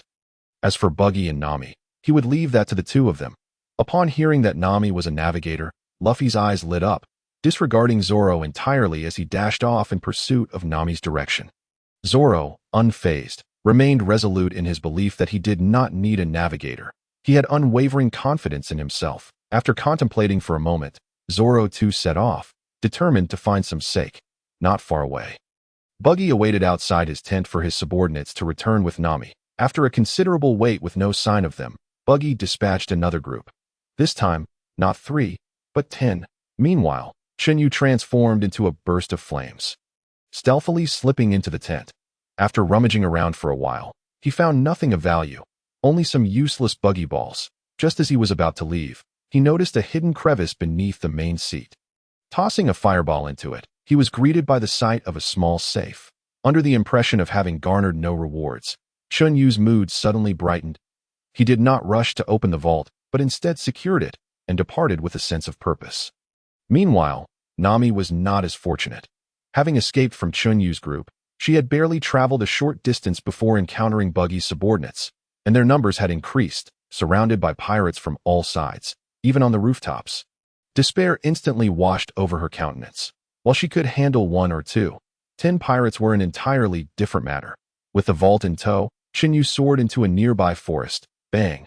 The vault landed heavily on the ground. Chun Yu surveyed his surroundings, meticulously observing the situation nearby, confirming that there were no anomalies. He prepared to open the vault. However, as he extended his hand, he caught a glimpse of a swaying green-haired figure in his peripheral vision. Chen Yu? His movements halted, and beads of cold sweat began to form on his forehead. He had been spotted by Zoro. Hadn't that fellow gone off in search of liquor? Zoro. With no other option. Chen Yu called out, "Shoo, tatata." Zoro brushed aside a few bushes and approached Chun Yu, seizing the initiative with a grin. "Hey, Chen Yu, are you also in search of liquor?" Upon hearing this, Chen Yu chose not to respond. Instead, regarding Zoro with a bemused expression. "What do you mean by that?" Ignoring Zoro's evident irritation, Chen Yu raised an eyebrow. "Ah, the great swordsman believes there might be liquor here." At these words, Zoro's previously bronze skin flushed a deep crimson, as if it were smoldering. "You must be lost, great swordsman," Chen Yu teased, continuing to provoke him. Light. The sound of swords unsheathing echoed through the forest. Zoro was done playing. Brandishing two swords, he advanced towards Chun Yu with a fierce expression. Sensing that he had teased Zoro enough, Chun Yu refrained from further provocation and, with a smile, said, "There's a swordsman in town. Would you like to take him on? I've already left Buggy for Luffy. That swordsman is yours." Upon hearing this, Zoro couldn't contain his excitement, hastily sheathing his swords, a roguish smile spreading across his face. His eyes ablaze with the spirit of battle. As for Chun Yu, at that moment, he felt no inclination to engage in combat. That would have to wait until he mastered Haki. "Thanks, Q," Zoro called out as he dashed in the opposite direction towards the town. Chun Yu, following this, he swiftly approached Zoro and delivered a few playful punches. Bang! Bang! Satisfied to see a large bump forming on Zoro's head, he dusted off his hands. This moment, Chun Yu realized, engaging Zoro was different from dealing with Luffy. Once he had finished with Zoro, that fellow would genuinely seek retribution. Without waiting for Zoro to say anything, Chun Yu grabbed him by the collar and flung him towards a specific direction with all his might. "You bastard! Chun Yu, just wait!" Zoro shouted in indignation. Below, Chun Yu, upon hearing this, scratched his nose with his index finger, then pretended he hadn't heard anything. Meanwhile, upon arriving, Luffy spotted Nami ensnared in a circle of pirates and shouted, "No one dares to bully our navigator." If Chun Yu had witnessed this scene, he would undoubtedly have given a thumbs up. Such a bold and reckless declaration. Once again, Chun Yu transformed his hand into a swift blade, deftly slicing the edges of the vault. After considerable effort, he managed to open it without damaging its contents. As he retrieved a book from within, Chun Yu furrowed his brows. The cover bore neatly penned characters. Buggy's diary. Chun Yu was not surprised that it was a diary. However, he was taken aback by the neatness of Buggy's handwriting. This scoundrel hardly seemed the type to possess such skill. Flipping through the contents, Chun Yu discovered it chronicled Buggy's experiences aboard Roger's ship. Mostly mundane details. It mentioned how the crew often practiced Haki on the deck, but the focus leaned more towards training methods post-awakening rather than the awakening process itself. The observation Haki was indeed mentioned, but the methods were similar to those taught by Rayleigh in the anime. Besides blindfolding oneself and having someone strike with a stick, there was also the suspended wood method. In truth, Chun Yu had been capable of honing his observation Haki for quite some time. However, over the past 2 years, he had relentlessly focused on physical training. To him, enhancing physical strength and mastering armament Haki were of greater importance, which is why he had yet to allocate time for honing observation Haki. Now, the timing was right. Furthermore, due to the lack of training equipment, both Chun Yu and Zoro had been rather lax recently. It wasn't that they were unwilling to train, but without equipment, exhausting physical stamina would take a considerable amount of time. Chun Yu needed even longer. Therefore, during their time at sea, Chun Yu had often found himself coaxing Luffy into taking saltwater baths with him. He had grown quite accustomed to it, able to exert 80% of his strength in water after 2 years of practice. As for Luffy, he could barely manage to stay afloat without becoming overly weak. Initially, he had been quite reluctant to train, displaying a definitive lack of enthusiasm. Left with no choice, Chun Yu had taken the plunge. Swimming laps in front of Luffy, who watched in awe. This sparked Luffy's interest, and soon enough, he leaped into the water too. After a vigorous splash, Chun Yu fished Luffy out, gave him a good thrashing, and then helped him expel the water. From that day forward, Luffy began to voluntarily engage in saltwater training, requiring no further prompting from Chun Yu. Thus, Chun Yu gradually understood that his interactions with Luffy and Zoro were closely tied to their ability to grow stronger. Zoro was always willing to try new things that AS for Luffy. He needed to have his own interest or willingness to act. Otherwise, no amount of coaxing would change his mind. Now that training had been placed on the agenda, it was imperative to deal with Buggy swiftly. With this thought in mind, Chen Yu transformed into a blazing inferno, hurtling towards Buggy's location. Upon reaching the town, he immediately sought out Zoro's figure. Where's Zoro? He frantically scanned his surroundings. His concern was genuine. He dreaded waking up to find Zoro had reached Sabaody Archipelago and was directing the celestial dragons. Unable to locate Zoro, Chen Yu considered checking other directions. Just as he was about to leave, he caught sight of 3 sheathed swords protruding from the ruins, along with a twitching green leg. Whoa!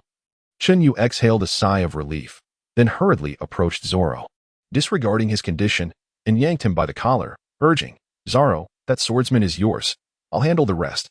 With that, Chen Yu shot off towards Buggy's location, upon witnessing Luffy with a cannon aimed at his head. Chen Yu felt an overwhelming sense of disbelief that AS Captain. It was hardly a good sign for Luffy to be so easily captured. Carelessness was a disease that needed remedying. Chen Yu sighed, then turned to Luffy, muttering to himself, "I've given you your chance. How come you still haven't dealt with Buggy?" Suddenly, Chen Yu spotted 3 Karamis lunging towards Nami, who was extinguishing the cannon's fuse with her bare hands. And his heart raced in alarm. This was the woman he had his eyes on. Originally, Zoro would have saved Nami, but because of him, Zoro was now incapacitated. Close call. Close call. Chen Yu transformed into a ball of fire, dashing towards Nami, shielding her behind him, and swiftly turning to block the Karami's attack with a golden staff. Chen Yu. Luffy, trapped in a cage, exclaimed in surprise. With this reminder, Nami turned to see a towering figure standing protectively before her, blocking all incoming attacks. Upon recognizing him, Nami's pupils dilated and her emotions became exceedingly complex. So he too was a pirate, yet his family was not. I should have realized it sooner. The companion he sought, the one with the straw hat, was none other than Luffy. What Nami pondered, Chen Yu remained blissfully unaware at this moment. Chen Yu was not deeply enamored with Nami, nor did he harbor particularly strong feelings for her. He understood that his attraction was primarily physical, which might have evolved into some emotional connection, but that was the extent of it for his previous life, if one were to analyze it closely. It was merely a fantasy involving Nami, coupled with sympathy for the tribulations this young girl had faced. Meeting a living, breathing Nami felt entirely different. Genuine feelings did not simply materialize with ease. Chen Yu executed a backhanded strike, sending 3 Kalami flying, his tone ominously serious. "Luffy, the opportunity has been bestowed upon you. It is your own failure if you miss it, so do not cast blame upon me. Today, I shall leave none alive." Chen Yu bared his teeth at Luffy at this moment. Buggy was not yet destined for death. Chen Yu pondered the consequences of slaying him, particularly what the red-haired pirate would do in retaliation. Furthermore, Buggy's presence might prove advantageous, as he could draw the Navy's fire in the future. After a brief contemplation, Chen Yu's gaze sharpened. To put it simply, among those present, we only need to keep the swordsman. The performers, and Gi Ba. With a resounding boom, an inferno erupted around Chun Yu. Today he was testing his technique. Within the endless sea of flames, the Buggy pirates were drenched in sweat, uncertain whether it was from fear or the heat. Buggy recalled the recent cataclysmic explosion in the sky, his legs trembling uncontrollably. He was not afraid of slashes. Just as Buggy was about to speak, Chen Yu sprang into action. He transformed into a blazing fire, instantly appearing behind the swordsman and kicking him toward Zoro. After carving out the battlefield, Chun Yu surveyed his surroundings, a wide grin spreading across his face, reminiscent of a Dragon King's smile. The Buggy pirates were fully armed, bracing for a confrontation, yet their leader, Buggy, was stealthily retreating. Chen Yu paid no heed to this. He raised his hands to his chest, his left arm erect, crossing over his right, forming a distinct cross gesture. Starlight beam. A piercing shout erupted from Chun Yu's lips, and a dazzling light coalesced at his crossed arms. Boom! In an instant, a solid cross-shaped flame ray surged forth. Maintaining his stance, Chen Yu gently pivoted on his left foot, spinning around with his right foot as the axis. The starlight beam swung in tandem, obliterating everything in its path. The pirates engulfed in the light had no time to scream before they vanished into thin air, swept away by the wind. After a single rotation, aside from the 3 individuals Chen Yu intentionally avoided, the rest were erased from existence. The surrounding ruins were engulfed in flames, the weapons of the pirates glowing red-hot, some even melting and warping. Once more, it was a crushing display, leaving Chen Yu feeling somewhat deprived of experience. Was that merely a test? Chen Yu muttered softly. His voice was not loud, yet everyone present heard him clearly. Buggy, upon hearing this, began to dance frantically, trembling uncontrollably. When he noticed Chen Yu's gaze upon him, Buggy was instantly petrified, his fragmented form quaking violently. Chen Yu strode forward, his hand clenched as if grasping a flaming longsword that appeared to materialize in his grasp. This sword resembled a Han sword, yet was even longer that it bore no hilt. Named Endless, solely for the purpose of slaughter, Chun Yu lifted Endless, resting it upon Buggy's head. Buggy, already terrified and unable to steady himself, began to tremble like a leaf. Without uttering a word, Chun Yu increased the temperature of Endless, scorching Buggy's scalp, a mere interest payment on behalf of Nami. Chun Yu had not forgotten the burns inflicted upon Nami. For how else could he gain her favor? After tormenting Buggy for a while, Chun Yu conjured another Endless in his left hand, pressing it above little Buggy, coldly stating, "You answer my questions," feeling the heat emanating from his younger brother. Buggy immediately ceased trembling, fearful that excessive movement might lead to a fatal encounter with the longsword, regretting it for life. "I'll tell you." "No. Wait, you ask," he stammered. "Write down the method for awakening Haki." "Right now." Chun Yu's voice was icy, his gaze piercing into Buggy. Upon hearing this, Buggy nearly cried, for he truly had no knowledge. He had never diligently practiced during his time aboard Roger's ship, being only interested in treasures. All along, he had relied on his fragmented abilities to remain unscathed. Even his first mate Rayleigh could not harm him. Thus, he had never considered learning Haki. Seeing Buggy remain silent, Chun Yu's eyes hardened. The Endless in his left hand emitted a wave of heat, singeing little Buggy bawled, "Ah, stop. I truly don't know how to awaken Haki. If I did, I wouldn't be hiding in the East Blue." As Buggy felt the searing pain, tears streamed down his face. Witnessing this, Chen Yu found his answer, and it was within his expectations. Truth be told, he was quite exasperated with Buggy, with such a fortuitous beginning. If only he had learned a move or two from his captain and first mate, he would not have to endure constant pursuit. What treasures could one not acquire with strength? After a moment of contemplation, Chen Yu spoke in a cold tone.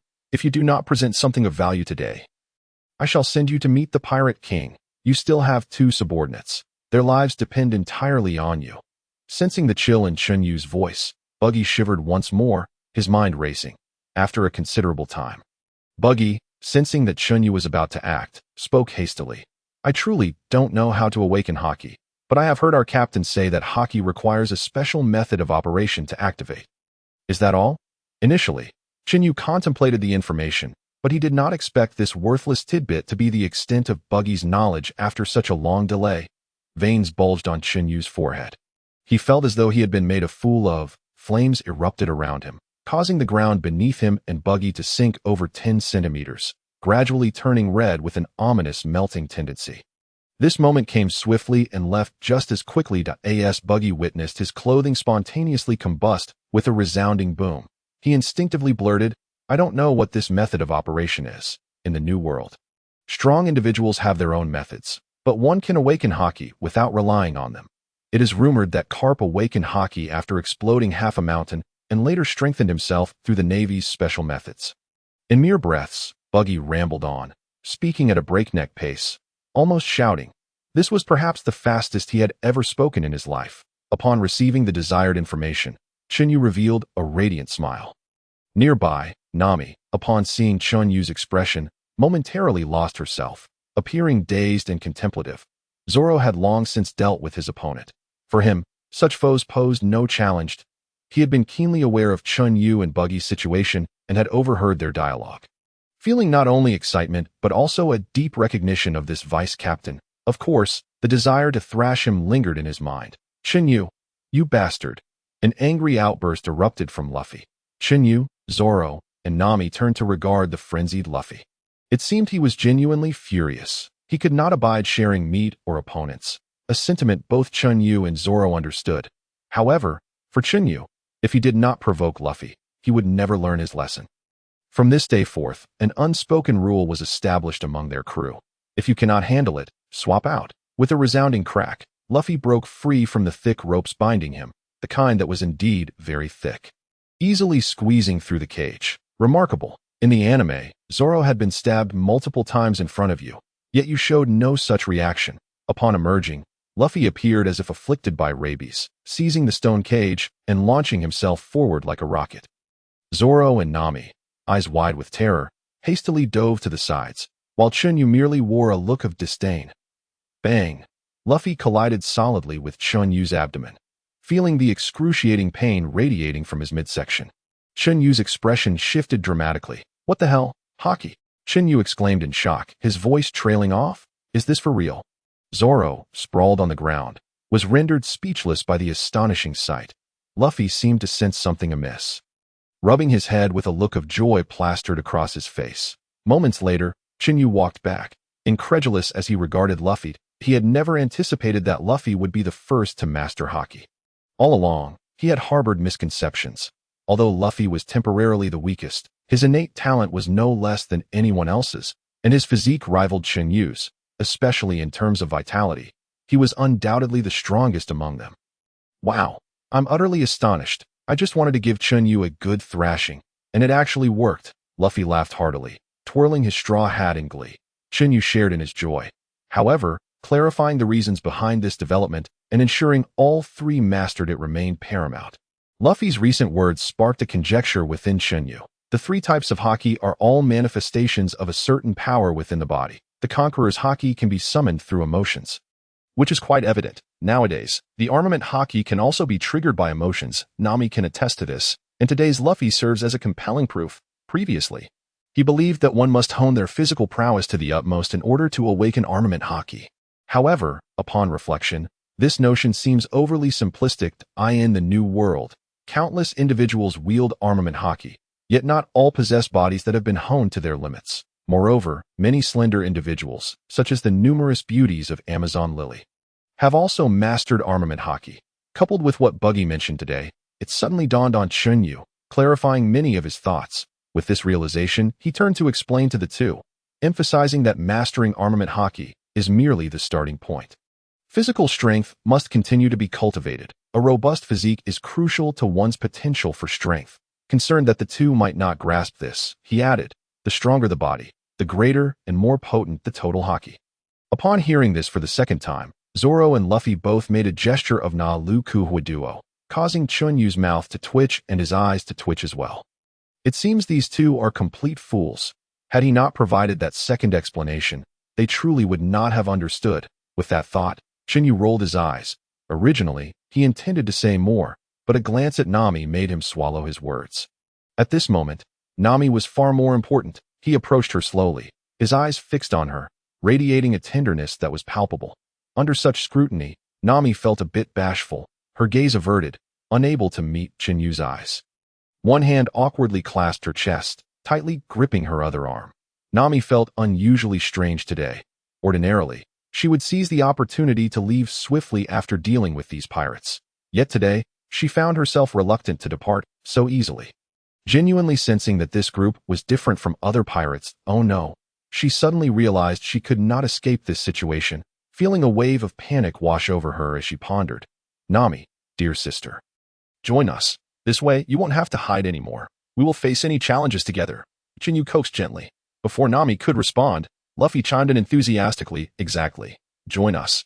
Let's embark on adventures together. Let's sail around the world. Luffy's sincerity was tinged with excitement, intermingled with a hint of mischievousness. Noticing Nami's continued silence, Chun Yu gazed at her with fervent anticipation. Meanwhile, Luffy began to act playfully, employing every charm and trick he could muster. I've made up my mind, Nami. You shall be my navigator. Perhaps due to the disparity in strength compared to the original tale, Nami's reaction was entirely different. She was genuinely contemplating the situation, and with Chun Yu present, she had no doubt that Arlong could do nothing against this group of formidable individuals. Seeing that Nami still hesitated, Chun Yu furrowed his brow slightly and shot a sharp glance at Zoro, as if to say, if she refuses, it's on you. Zoro, catching that look, immediately appeared despondent. He had little connection with Nami. Observing Zoro's reaction, Chun Yu decided not to waste any more time on him. Just as he was about to shift his gaze, he caught sight of Zoro's sword, Inma, and his eyes brightened with excitement. He recognized where the discrepancy lay. Zoro, however, sensed Chen Yu's intense scrutiny of Inma and instantly became alert. That sword was a cherished memento of his late wife. He would never part with it for Nami. Zoro was clearly mistaken, yet Chen Yu remained oblivious. Suddenly, he vanished from sight, shortly returning with several bags of Buggy's gold and his somewhat lackluster golden staff, which was the final offering he intended for Nami. Nami, don't you need gold? We'll give you all our gold. See if it's enough. If not, we can think of other solutions together. Chen Yu approached Nami, carrying several bags of gold, his gaze gentle. After placing the bags before her, he pondered for a moment before retrieving the golden staff he had deliberately hung behind him. He said nothing, merely gazing intently at the staff, as if it were a comrade he was about to part with. After a moment, he feigned reluctance and sighed. Then his gaze fell upon Nami once more, but this time it held an unwavering determination. This weapon is also pure gold. It must be worth something. You can have it too. If it's still not enough, we can rob other pirates. At that moment, Luffy chimed in. Exactly. Take it all. Let's go rob other pirates. He raised his fist, adopting a righteous demeanor, declaring, we'll rob other pirates. Before Chun Yu and Luffy could say anything further, Nami suddenly leaped into Chun Yu's arms, embracing him tightly as tears streamed down her face. With a slightly hoarse voice, she managed to say, that's enough. Enough? It's more than enough. Who is Chun Yu? He is Zhu Gu. Feeling the warmth and softness in his embrace, Chun Yu quickly opened his arms, holding Nami tightly. After a prolonged embrace, Chun Yu noticed Nami still trembling, his expression shifting to one of cold intensity as he firmly declared, Nami, your enemies are our enemies. They are my enemies. Having roamed alone for many years, Nami had lost count of the countless nights spent in solitude. Stealing from pirates and accumulating wealth had become an obsession for her. In her eyes, only money was reliable, and only money could save her. Save them. Upon hearing Chen Yu's words, Nami's body stiffened momentarily, followed by a more intense tremor, and soon, she broke down in tears. How long had it been? Today, she had not only gathered 100 million, but also felt a long-lost sense of care. And all of this stemmed from a pirate crew known as the Straw Hat Pirates. She thought they were foolish, considering how many times she had taken advantage of them in a world where life was cheap. There was no room for the kind of testing she had experienced in her previous life. Perhaps in Nami's eyes, if Chun Yu and the others had intended to harm her, they would have acted long ago. They were more than capable of doing so. Watching Luffy, who still bore a look of confusion, Chun Yu felt exasperated, for Luffy was the type who needed clear answers. Reluctantly, Chun Yu turned to the two and explained, Nami has agreed to join us. After saying this, he paid no further attention to the two fools, focusing instead on the beauty in his arms, holding Nami even more tightly. Chun Yu gently patted Nami's back. Offering solace, Luffy silently observed Nami and Chun Yu. Even he, despite his usual obliviousness, could sense that something was amiss with Nami. Zoro, meanwhile, stood with his sword, keeping Buggy, Kabeji, and Moji at bay, standing guard in silence. Chun Yu noted all of this. Indeed, if Zoro weren't directionally challenged, he would be a very competent first mate. For Luffy, he was only a captain when it came to fighting. Nothing more? After a while, Luffy pressed his palm against his forehead, lowering the brim of his hat, quietly gazing at the distant sea. That he may be a fool, but he wasn't stupid. He sensed something was off. He was also curious as to why Nami despised pirates so much, why she was crying so sorrowfully, and why she needed so much money. Yet, he would not ask. He knew that with Chen Yu on board, whatever needed to be said would be articulated by him. And whatever tasks he needed to undertake, Chen Yu would direct him. He trusted Chun Yu to handle everything. Luffy was just that kind of person. His antics would only occur when the time was right. And he was clear on significant matters. This time, he keenly sensed that Chun Yu was angry. Though Chen Yu had been aboard for a while, Luffy had never seen that expression on his face before. Zoro's thoughts were much simpler. His only desire was to grow stronger, continually and relentlessly surpassing everyone until his name echoed in heaven.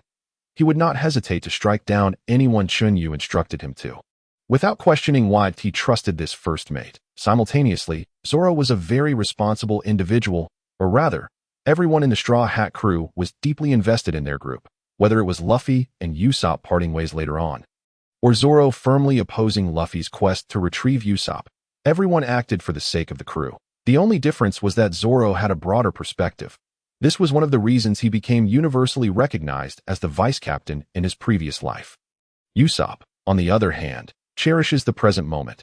He finds it impossible to abandon the going merry, or rather, he simply cannot forsake any of his comrades, even if it means making sacrifices.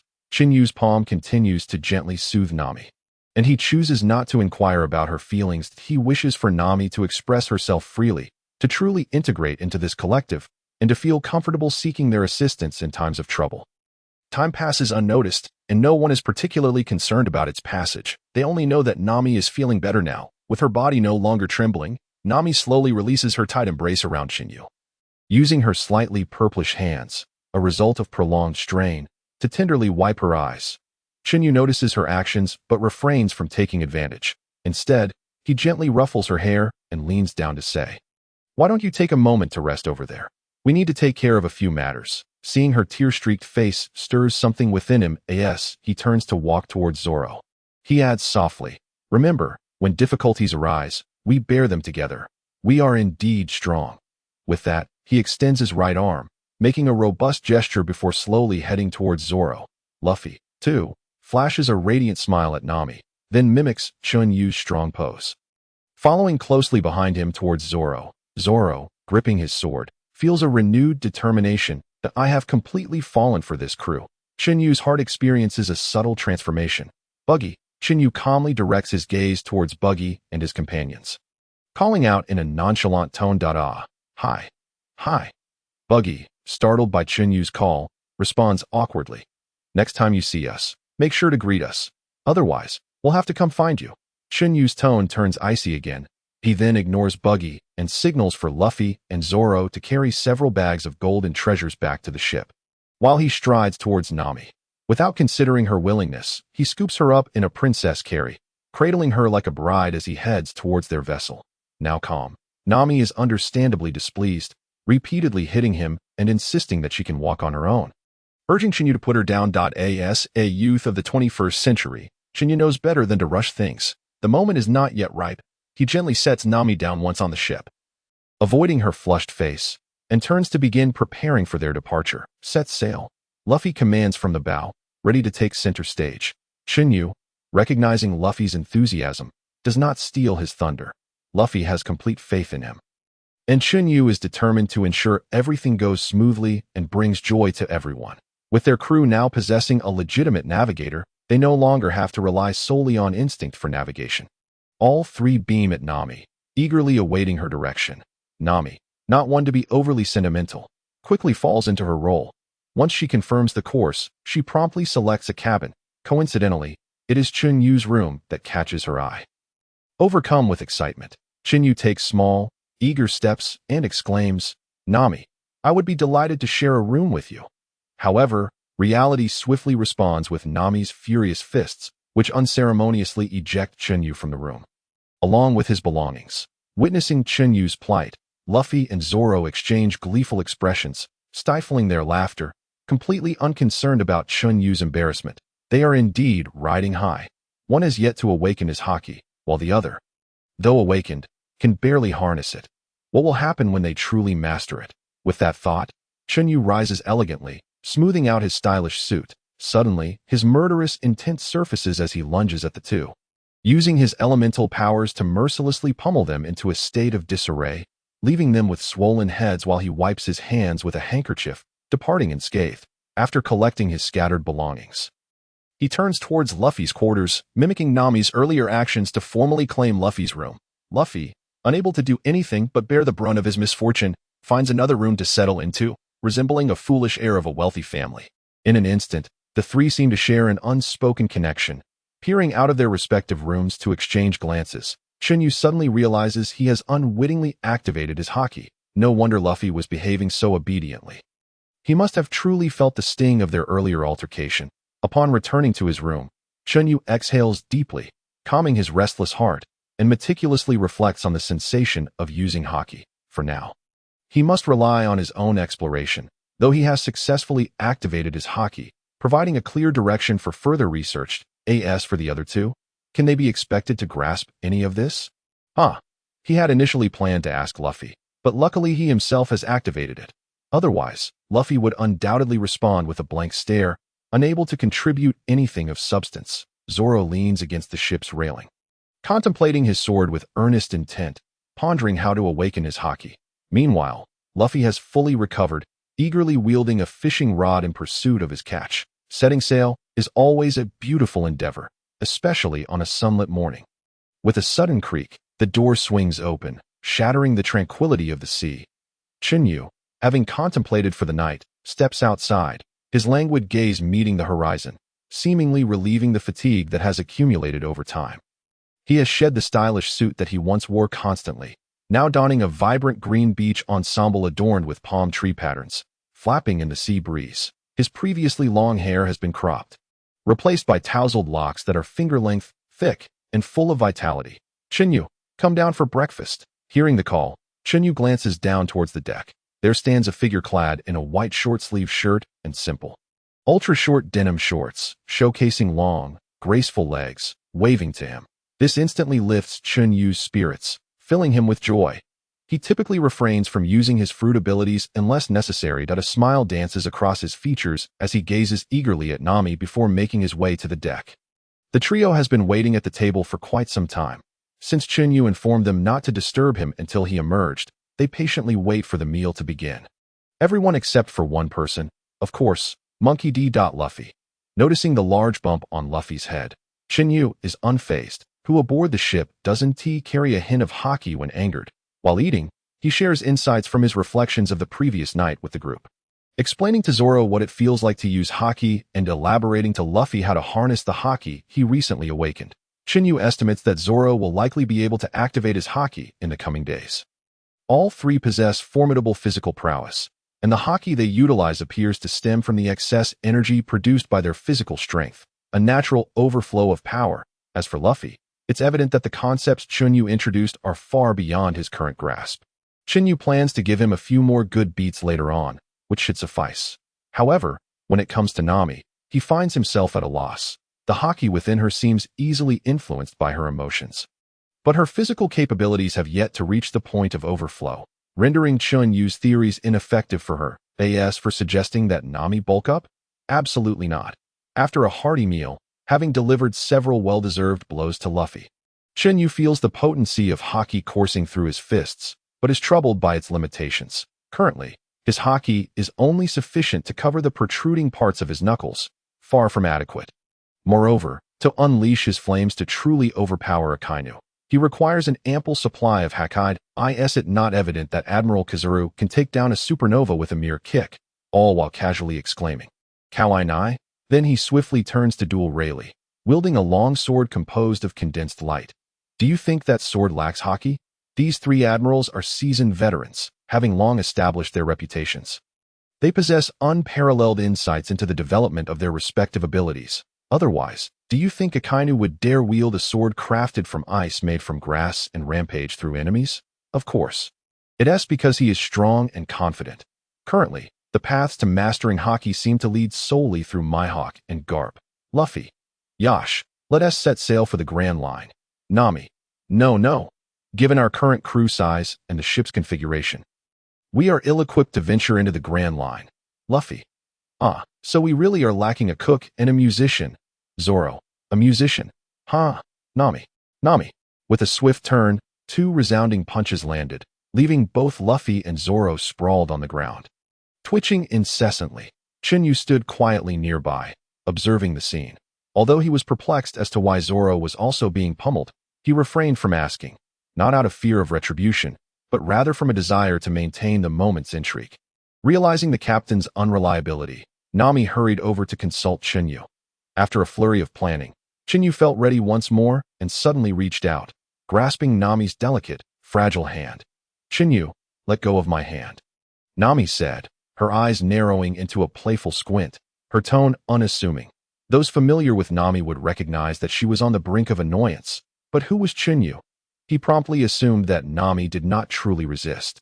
Deciding to boldly pursue this unexpected opportunity, rising to his feet, he spread his arms wide, preparing to envelop Nami in a warm embrace. Hey! This scene led to a series of resounding thuds, and soon another figure lay on the ground. Forming a trio of twitching individuals, the ship sailed swiftly, with Chun Yu accelerating several times, and before long, they reached their destination, the perilous homeland of Usopp. The rustling of grass surrounded them, and suddenly, dozens of pirate flags rose around. A long-nosed man leaped forth, boasting with bravado, leaving Luffy utterly captivated. However, Luffy quickly recognized Usopp as the son of Usopp. As Usopp drew his slingshot, aiming it at their group, Luffy's expression shifted dramatically. If you're drawing your weapon, you must be prepared to wager your life. Luffy's face darkened as he lowered his hat, his voice taking on a chilling tone. Zoro instantly got into character, brandishing his sword, readying himself for confrontation. Not to be outdone, Chen Yu escalated the situation further. Since you've decided to make a move, you best be prepared to leave no one standing among us. Otherwise, we shall mercilessly annihilate everyone on this island. Before his words could fully dissipate, Chen Yu unsheathed the long blade he had taken from Monka and swung it fiercely towards Usopp's direction. Usopp trembled in fear. Nami, beside him, crossed her arms over her chest, turning slightly to cast a sidelong glance at Usopp, a mischievous smile curling at the corners of her lips. Witnessing the formidable presence and palpable tension from the four, Usopp's fighting spirit evaporated in an instant, and he fell to his knees, gasping for breath, tears streaming down his face. The four companions could no longer contain themselves and burst into laughter. It was their first time engaging in such antics, and they all exclaimed how exhilarating it felt. Thanks to Luffy's connection with the red-haired pirates, after a brief exchange, Chen Yu proposed purchasing a ship, opting not to dine with Usopp. Luffy, of course, vehemently disagreed, shouting that he was the captain and his word was law. However, in peacetime, the captain's words often held little weight. They bought a few large pieces of meat by the roadside to appease Luffy, and the matter was settled. Chen Yu had no intention of wasting time here. The priority was to ensure everyone mastered Haki as soon as possible. He had no interest in competing with Kid and the others to become a supernova. If those supernovas had any sense, they would keep to their own affairs. Otherwise, he chuckled softly. Indeed, Chun Yu was already scheming to take down the four emperors. He would handle Big Mom, leave Kaido for Luffy. While Zoro could choose his own opponent, for Chun Yu, whether it was Big Mom's Prometheus, Kaido's Flame of Life, or the gifted flames of Nei, he desired them all. As Chun Yu further developed his abilities with the Mera Mera no Mi, he discovered he could indeed analyze certain flames, yet he was still unable to create new ones. Otherwise, he would have aspired to summon exotic fires, while Nami and the others conversed with Kaya. The Butler Kuro approached, declaring his intent to expel the group, particularly after berating Usopp. This caused Chen Yu's expression to darken. Although Kuro spoke the truth, Usopp was indeed as he described. Usopp boarding their ship was a foregone conclusion. Luffy had already decided to invite Usopp aboard, and the others had no objections. Therefore, Chen Yu, as the first mate, had to defend his own. Watching Kuro continue to pester Kaya, a cold smile crept across Chen Yu's lips. It was unfortunate for Kaya, the poor girl, who had always been led astray by Kuro's manipulation. But Kuro's actions were of no concern, for Kaya had Usopp to comfort her. With this thought, Chen Yu hesitated no longer. Casting Kuro a meaningful glance, he reached into his pocket and, to Kuro's bewilderment, produced an old, yellowed piece of folded paper, handing it to Kaya. Upon witnessing this, Kuro's expression darkened ominously. His eyes filled with fury as he shot Chen Yu a glare before making a hasty exit through the window. Kuro's abrupt departure left everyone perplexed, while Kaya, her face etched with concern, called out after him, "Clabatel, where are you going?" Receiving no response, Kaya could only smile sheepishly at the group, apologizing. "I don't know why Butler Clabatel acted like this today. He has never done anything like this before." Nami and Usopp turned to Chun Yu, then back to the yellowed paper in Kaya's hands. At that moment, Kaya realized the gravity of the situation and quickly unfolded the paper that had prompted Kuro's strange behavior. Swish, swish. In just a few swift motions, Kaya opened the paper. However, upon seeing its contents, her expression shifted to one of shock and fear. Usopp, alarmed, exclaimed, "What happened, Kaya? What's written on it?" Even the Straw Hat crew felt their curiosity piqued. "It's a bounty notice. I found it in Buggy's lair. A stranger named Kuro, with a bounty of 16 million berries." Chun Yu fabricated a lie, maintaining a calm demeanor. "Buying a ship is out of the question. They want Kuro's head, and they want the ship too. We're all respectable people. I can offer money, but will you accept it?" Kaya struggled to comprehend this revelation, even suspecting it to be a scheme by Chen Yu. However, once she regained her composure, she quickly discerned the authenticity of the bounty. Even if she was skeptical, she had to accept this reality. Though Kaya appeared innocent, she was far from foolish. Swiftly, she analyzed the implications. The bounty of 16 million on Kuro was met with a panicked response, rather than silencing the threat. He chose to flee. Meanwhile, the group showed no signs of fear towards Kuro. Within mere seconds, she had formulated her next steps. Usopp-san, if Kuro attacks again, our village. Kaya clutched her mouth, tears streaming down her cheeks. This sight would have softened the heart of anyone, even Chun Yu's. There's something to this. Chun Yu mused inwardly. He harbored no disdain for Kaya's actions. On the contrary, he found the young girl admirable. The initial sorrow she felt was genuine, and her quick decision-making seemed, in hindsight, the most reasonable course of action. Even the manner in which he approached the situation left Chen Yu in awe. As a master of expression management, he easily recognized that Kaya's concern for her village was sincere. Well then, it seems I have no choice but to assist, Chen Yu resolved, even if he initially had no intention of intervening. The others were also filled with righteous indignation, eager to confront Kuro. Just as Chun Yu anticipated, Usopp implored Luffy for help, even going so far as to kneel before him. Luffy, having already considered Usopp a comrade, agreed without hesitation. Even Nami did not object, merely casting Chun Yu a glance. Chun Yu could only respond to Nami with a resigned nod. What else could he do? The captain had already agreed. As for his own reluctance, it stemmed from the fact that he had yet to present his conditions. He was a pirate, after all, and upon boarding the ship, he had no intention of merely playing the role of the good guy. In the end, if they offered him something, that would be their goodwill, but it wouldn't prevent him from negotiating his terms. Initially, considering Usopp's perspective, he had only planned to ask for a few million berries. Before leaving, he would let Luffy vent to Usopp, complaining about the ship breaking down, and see if Mary and Kaya would send over a new vessel. However, all his plans evaporated like autumn leaves in the wind, leaving Chun Yu to sigh in frustration. How could one know the value of rice and oil without being in charge? During this operation, Luffy firmly warned Chun Yu not to steal his opponent. Zoro, adopting a pose of superiority, unsheathed a short blade, casting Chun Yu a meaningful glance. All right then, here comes the habitual show-off. Chun Yu did not refuse the requests of the two. Instead, he silently produced a cigar. Taking a deep drag before exhaling a long plume of smoke, he then responded in a deep voice. If you fail to seize the opportunity, don't blame me. Teish, it's just an act. Who can't pretend? Chun Yu thought to himself, remembering how last time he had snatched a kill, Luffy had awakened his Busashoka Haki. He pondered whether repeating the feat might even trigger the awakening of Conqueror's Haki. No, I can't be that cruel. After all, I am the vice captain. Chun Yu muttered to himself, lost in thought, drawing a look of disdain from Nami beside him, after the incident of Chun Yu stealing a kill. Both Luffy and Zoro had become wary. They were all too aware of what it meant to miss an opportunity. As they walked toward the coast, their group failed to spot even a single caramel. It was only when Usopp suddenly remembered that there was another coastline on the opposite side of the island that he became agitated, hopping anxiously at this moment. Chun Yu decided to stop feigning ignorance. With a gentle stomp of his right foot, a sea of flames erupted around him, lifting everyone toward the other coast. The flames were not scorching. Upon contact, one felt only warmth. Nonetheless, Usopp and Kaya were startled. Impressive, I senti it, our ship's vice captain, Luffy exclaimed joyfully, reveling in the shock of those around them. Chun Yu, however, felt indifferent, disheartened by the absence of admiration in Nami's eyes, with the assistance of Chun Yu's flame clouds.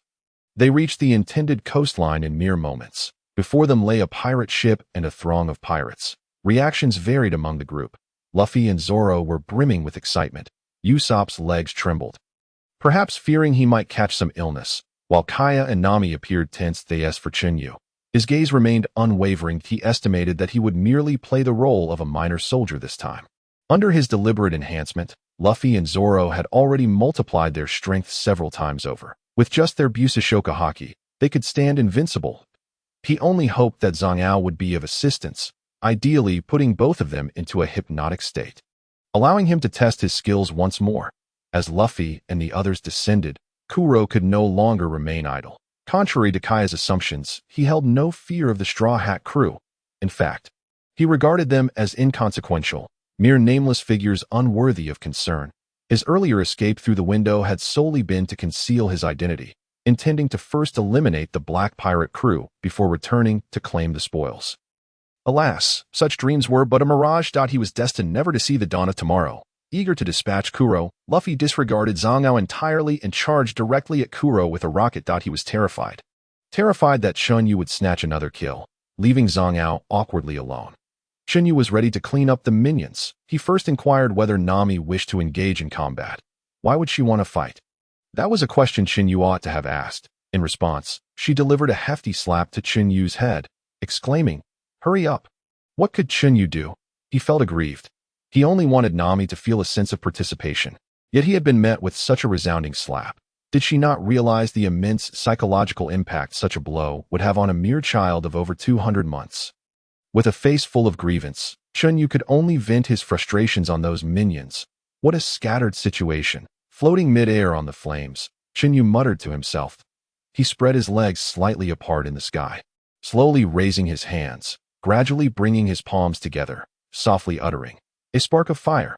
As soon as the words left his lips, numerous glowing orbs materialized in his palms. Some shone bright yellow, others a soft green.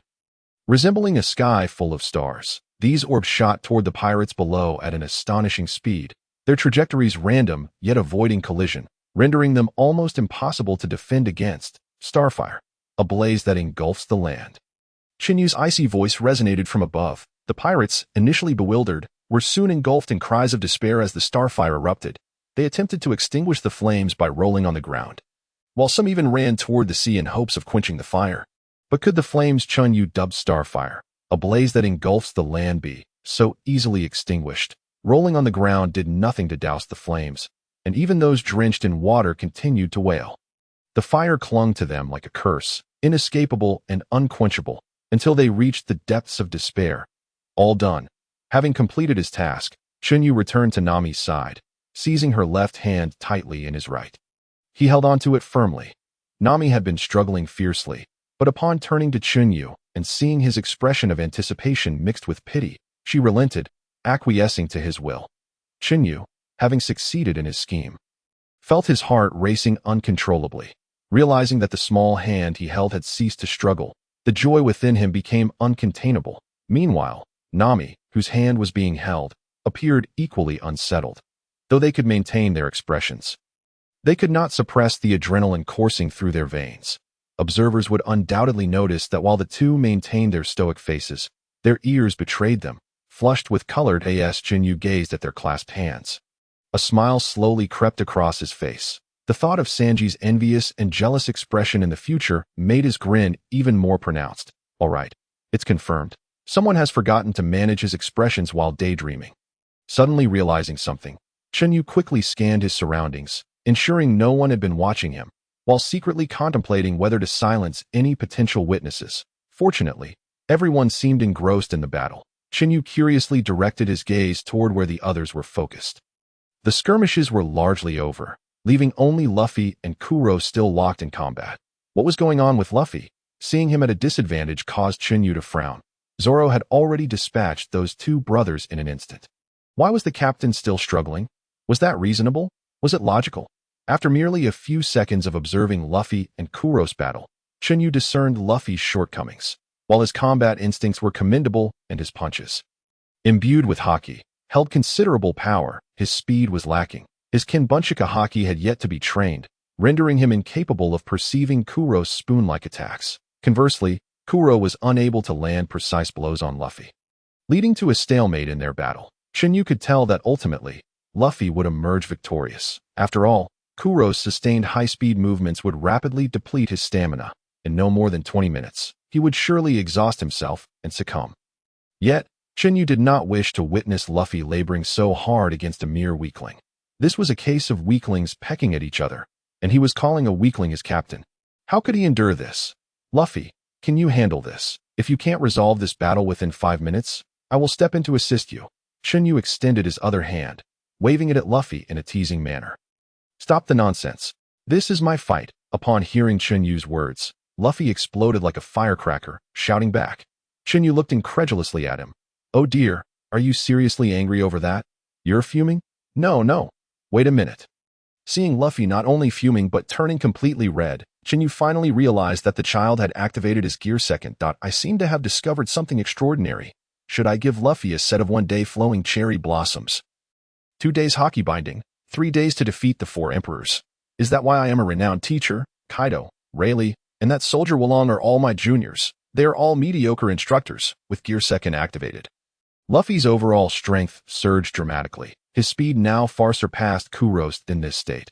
Luffy was akin to CP9 as Zoro, rendering Kuro's silent steps utterly ineffective. Upon catching up to Kuro, Luffy did not hold back, extending his arm to unleash a powerful attack. Rubber. Jet Gatling. With just the first punch, Kuro could not withstand the force, spitting out a mouthful of blood as his spoon was instantly dispelled.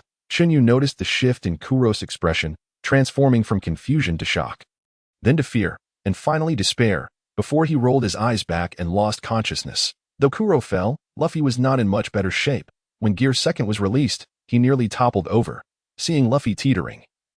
Zoro quickly stepped forward to catch him, then proudly remarked, "You're the last one. You idiot. How long do you intend to hold on?" Just as Chen Yu contemplated how to mock Luffy, he was startled by Nami's irritated outburst. However, from the moment he let go to the instant he transformed into an elemental form, then swiftly darting towards Luffy, it was all executed in one fluid motion, like a flowing river. "We merely cherish our girlfriend. We are certainly not submissive." Chen Yu repeatedly reiterated this sentiment. Eye in his eyes, having held hands already qualifies as being in a relationship, does it not? After swiftly tidying up the battlefield, the group was warmly welcomed by Koya and the butler, Mary. The former wished to earnestly request that the Straw Hat crew take Usopp along before their departure, while the latter was astonished by the combat prowess of Chun Yu and his companions. After feasting heartily, Chun Yu resolved to take his leave, firmly pulling Luffy away with him. Koya attempted to retain them, but was halted by butler Mary. Nevertheless, Mary's actions did not cease there. He spoke up. "Please wait a moment. We are eternally grateful for your life-saving assistance. Such a debt of gratitude we shall never forget. I noticed your ship is quite dilapidated, and if you do not mind, we have a vessel we could offer you. What do you think?" At this point, Mary turned towards Chun Yu. Chun Yu, maintaining a serene demeanor, replied, "Then I thank you, Butler and Miss Koya. We indeed have a pressing need." Upon hearing Chun Yu's response, Mary's expression brightened. In his eyes, such benevolent strong allies were far more reliable than the Navy or the world government. Chun Yu exchanged a glance with Nami, then kicked Luffy, who upon realizing they could acquire a new ship, wore an expression of sheer excitement. He instinctively followed Nami and Mary to inspect the vessel. Chun Yu, on the other hand, took a seat beside Zoro, and the two shared a knowing glance before wordlessly raising their cups to continue drinking. Usopp quietly returned home to gather his belongings. Before long, Nami came rushing back, brimming with excitement, to take Zoro and Chun Yu to see the ship. Observing Nami's joy, Chun Yu couldn't help but smile in agreement. He yearned to preserve this happiness, yet the strength of their crew was still woefully inadequate. Contemplating Luffy's abilities, Chun Yu felt a slight headache. This fellow had little inclination towards training upon their departure. He must remember to have Usopp craft some training logs, as everyone needed to learn observation Haki. Future battles would grow increasingly arduous. Even if they could not win, they must possess the strength to protect themselves and ensure Nami was not bullied. Especially considering that swollen-headed dragon under Kaido. What was his name again? Runny, perhaps? After inspecting the new ship, Chun Yu was rather indifferent, as his primary focus was on constructing the training room, besides having Usopp create several training logs. He also requested Mary to send several tons of weight plates. Once he deemed they would suffice for the time being, he had no further request. In the blink of an eye, the moment to set sail arrived. Chun Yu did not linger by the ship like the others, as he had already commenced his training in observation Haki. On one hand, time was of the essence. On the other, he disliked the atmosphere. Finding Luffy's invitation to Usopp rather awkward, had he been present, his social anxiety would surely have flared up. After a few exchanges, Usopp suddenly leaped into the air, shouting, "Captain, I'll take the lead." "You fool. I am the captain." Luffy couldn't resist landing a punch on Usopp, causing him to wail in pain. However, the man quickly regained his composure. He immediately proclaimed, "Then I shall be the vice captain." At this declaration, the others present recoiled in fear, as if trying to avoid the fallout. Before Usopp could comprehend the situation, a brilliant light suddenly erupted from the training room, transforming into a 40-meter-long flaming sword, pressing tightly against Usopp's neck. Following this, a mocking voice emerged. "What did you just say? I couldn't quite hear you." "Who did you say is the vice captain?" A series of water droplets pattered onto the deck, echoing in the eerie silence that enveloped the surroundings. Tears, snot, and cold sweat cascaded down Usopp's face, rendering him unable to distinguish what was falling down. Usopp stammered, his entire being trembling, unable to articulate a coherent sentence. He was genuinely terrified. A 40-meter-long sword. Do you know how exhilarating it is to have such a blade pressed against your neck? Why you are the VVV vice captain. After much trembling, this fragmented statement finally escaped Usopp's lips, every clatter of his teeth audible. "What did you say you wanted to be?" Upon hearing Usopp's response, Chen Yu did not relent. The 40-meter-long sword instantly extended to 50 meters to IWW. Observing Usopp's struggle to articulate, Chun Yu extended the sword by another 10 meters, its width doubling that "I want to be a brave warrior of the sea." In an instant, the sword grew even longer and wider, leaving Usopp utterly flabbergasted, his tongue tangling, his eyes unclouded, his back pain forgotten, and even his skin unbothered. Luffy exclaimed in amazement. Hearing this, Chun Yu retracted the long sword. He was famously known on the ship for his love of peace, but alongside that passion, he was dedicated to aiding his companions. Just look at that. What an effect! After Chun Yu's intervention, Usopp was considerably more subdued. However, this guy possessed an exceptionally strong psychological endurance. Just moments ago, he had a sword held against his neck, and now he was frolicking and playing with Luffy, thoroughly enjoying himself. Hey, play on, play on. Enjoy this moment while you can. For once I formulate the training plan, none of you will escape. Those who fail to meet the standards will have the privilege of experiencing the sensation of a 40-meter-long sword. In the training room, as he collaborated with Zoro on the training plan, Chen Yu could not help but smirk inwardly. He then disregarded the two carefree individuals outside, heading straight to the nearby weapon rack to draw a wooden sword. Zoro, interested in a spar. As soon as he spoke, Chen Yu tossed 3 more wooden swords towards Zoro. Interesting, Zoro exclaimed, catching the flying wooden swords, his face alight with excitement. Zoro was not entirely sure of Chen Yu's swordsmanship, but he was unlikely to refuse any challenge involving swords. Chun Yu wielded a specially crafted double-edged sword, preferring blades over knives that in terms of swordsmanship, he might have been able to suppress Zoro tenfold. However, he possessed his own unique sword style, characterized by exceptional agility, while Zoro's style was bold and powerful. Observing Zoro entering battle mode, Chun Yu wasted no time, as today was essentially a lesson for him. Gripping his longsword, Chen Yu circled Zoro gradually, suddenly locking his gaze onto him. Eyes ablaze with intensity, he stomped his right foot down, lunging forward, unleashing his strength in an explosive motion to close the distance. With his right hand firmly grasping the sword, he lunged forward without holding back, aiming directly at Zoro's chest. He was unafraid of Zoro's 3 swords. This strike was unavoidable. Zoro could only choose to defend. If Zoro attempted to slash horizontally, he would surely be impaled, and that would be the moment to determine the victor. An experienced Zoro immediately discerned Chen Yu's intent, yet with no alternative, he opted for defense. Knowing he was outmatched in strength and speed, he promptly crossed his dual blades, bracing himself for impact. Clang! The sound of wooden swords colliding echoed in the training room, followed by the sound of heavy footsteps. Thud! Thud! Zoro took the blow head-on. What remarkable combat instincts! Chun Yu mused. He initially thought Zoro would underestimate him, using only one hand for defense. Had that been the case, he would have been thrust away by a single strike. And that would have been the moment to declare a winner. Alas, it wasn't that Zoro underestimated him. Rather, it was Chun Yu, who relied on strength and speed, who underestimated Zoro. If Zoro lacked such judgment, he wouldn't have earned his fearsome reputation.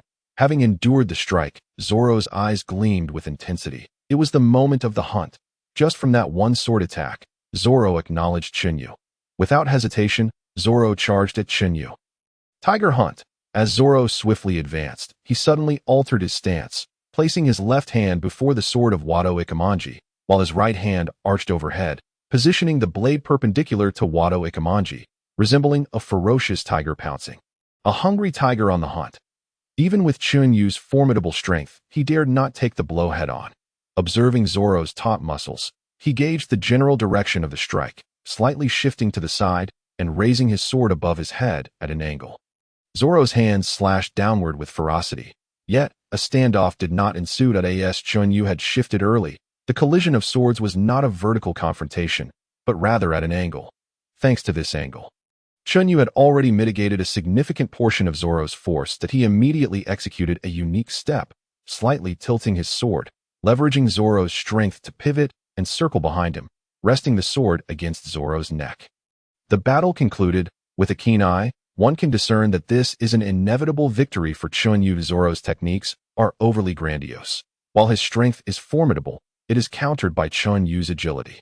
Moreover, Chun Yu is not merely agile. His power and speed surpass Zoro's. Coupled with the fact that Zoro has refrained from deploying some of his lethal moves against his comrades, this has culminated in Zoro's unavoidable defeat.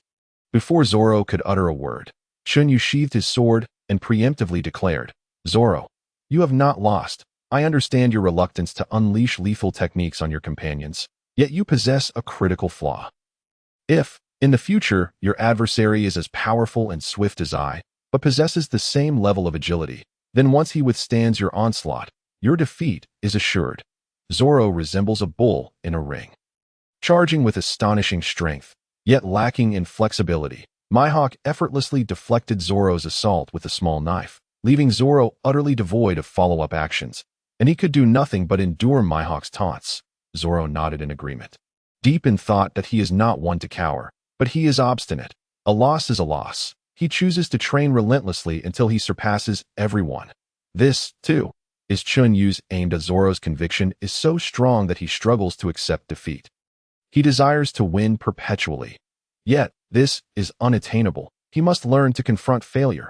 Only by experiencing various defeats can one become the strongest. He hopes that after the impending challenge against Mihawk, he will not be left in shameful tears or succumb to the negative emotions that arise from shattering his steadfast belief in invincibility. Although he professes, "I wish to ascertain the distance to the heavens," and he acknowledges that there is a gap between himself and Mihawk, his heart still harbors hope. Perhaps this distance is not insurmountable? Perhaps victory is still within his grasp. This is the nature of humanity, especially for those who possess immense pride. This is a classic manifestation of someone unscathed by the harsh realities of the world. Today serves as a precautionary lesson for Zoro.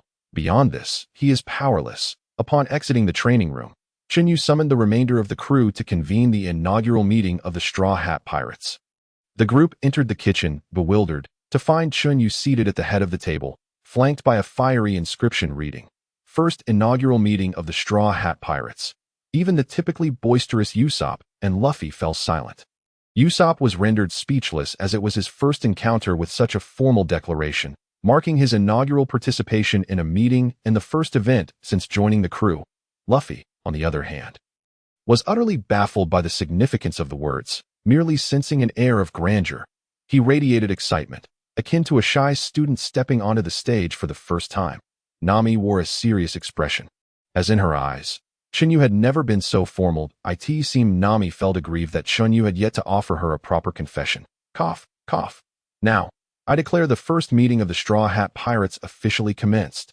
Chun Yu emulated the leaders of his past life, gesturing dramatically. The meeting primarily concerns two matters. First, the plan for enhancing the strength of each member of the Straw Hat crew, which is also the focal point of this gathering.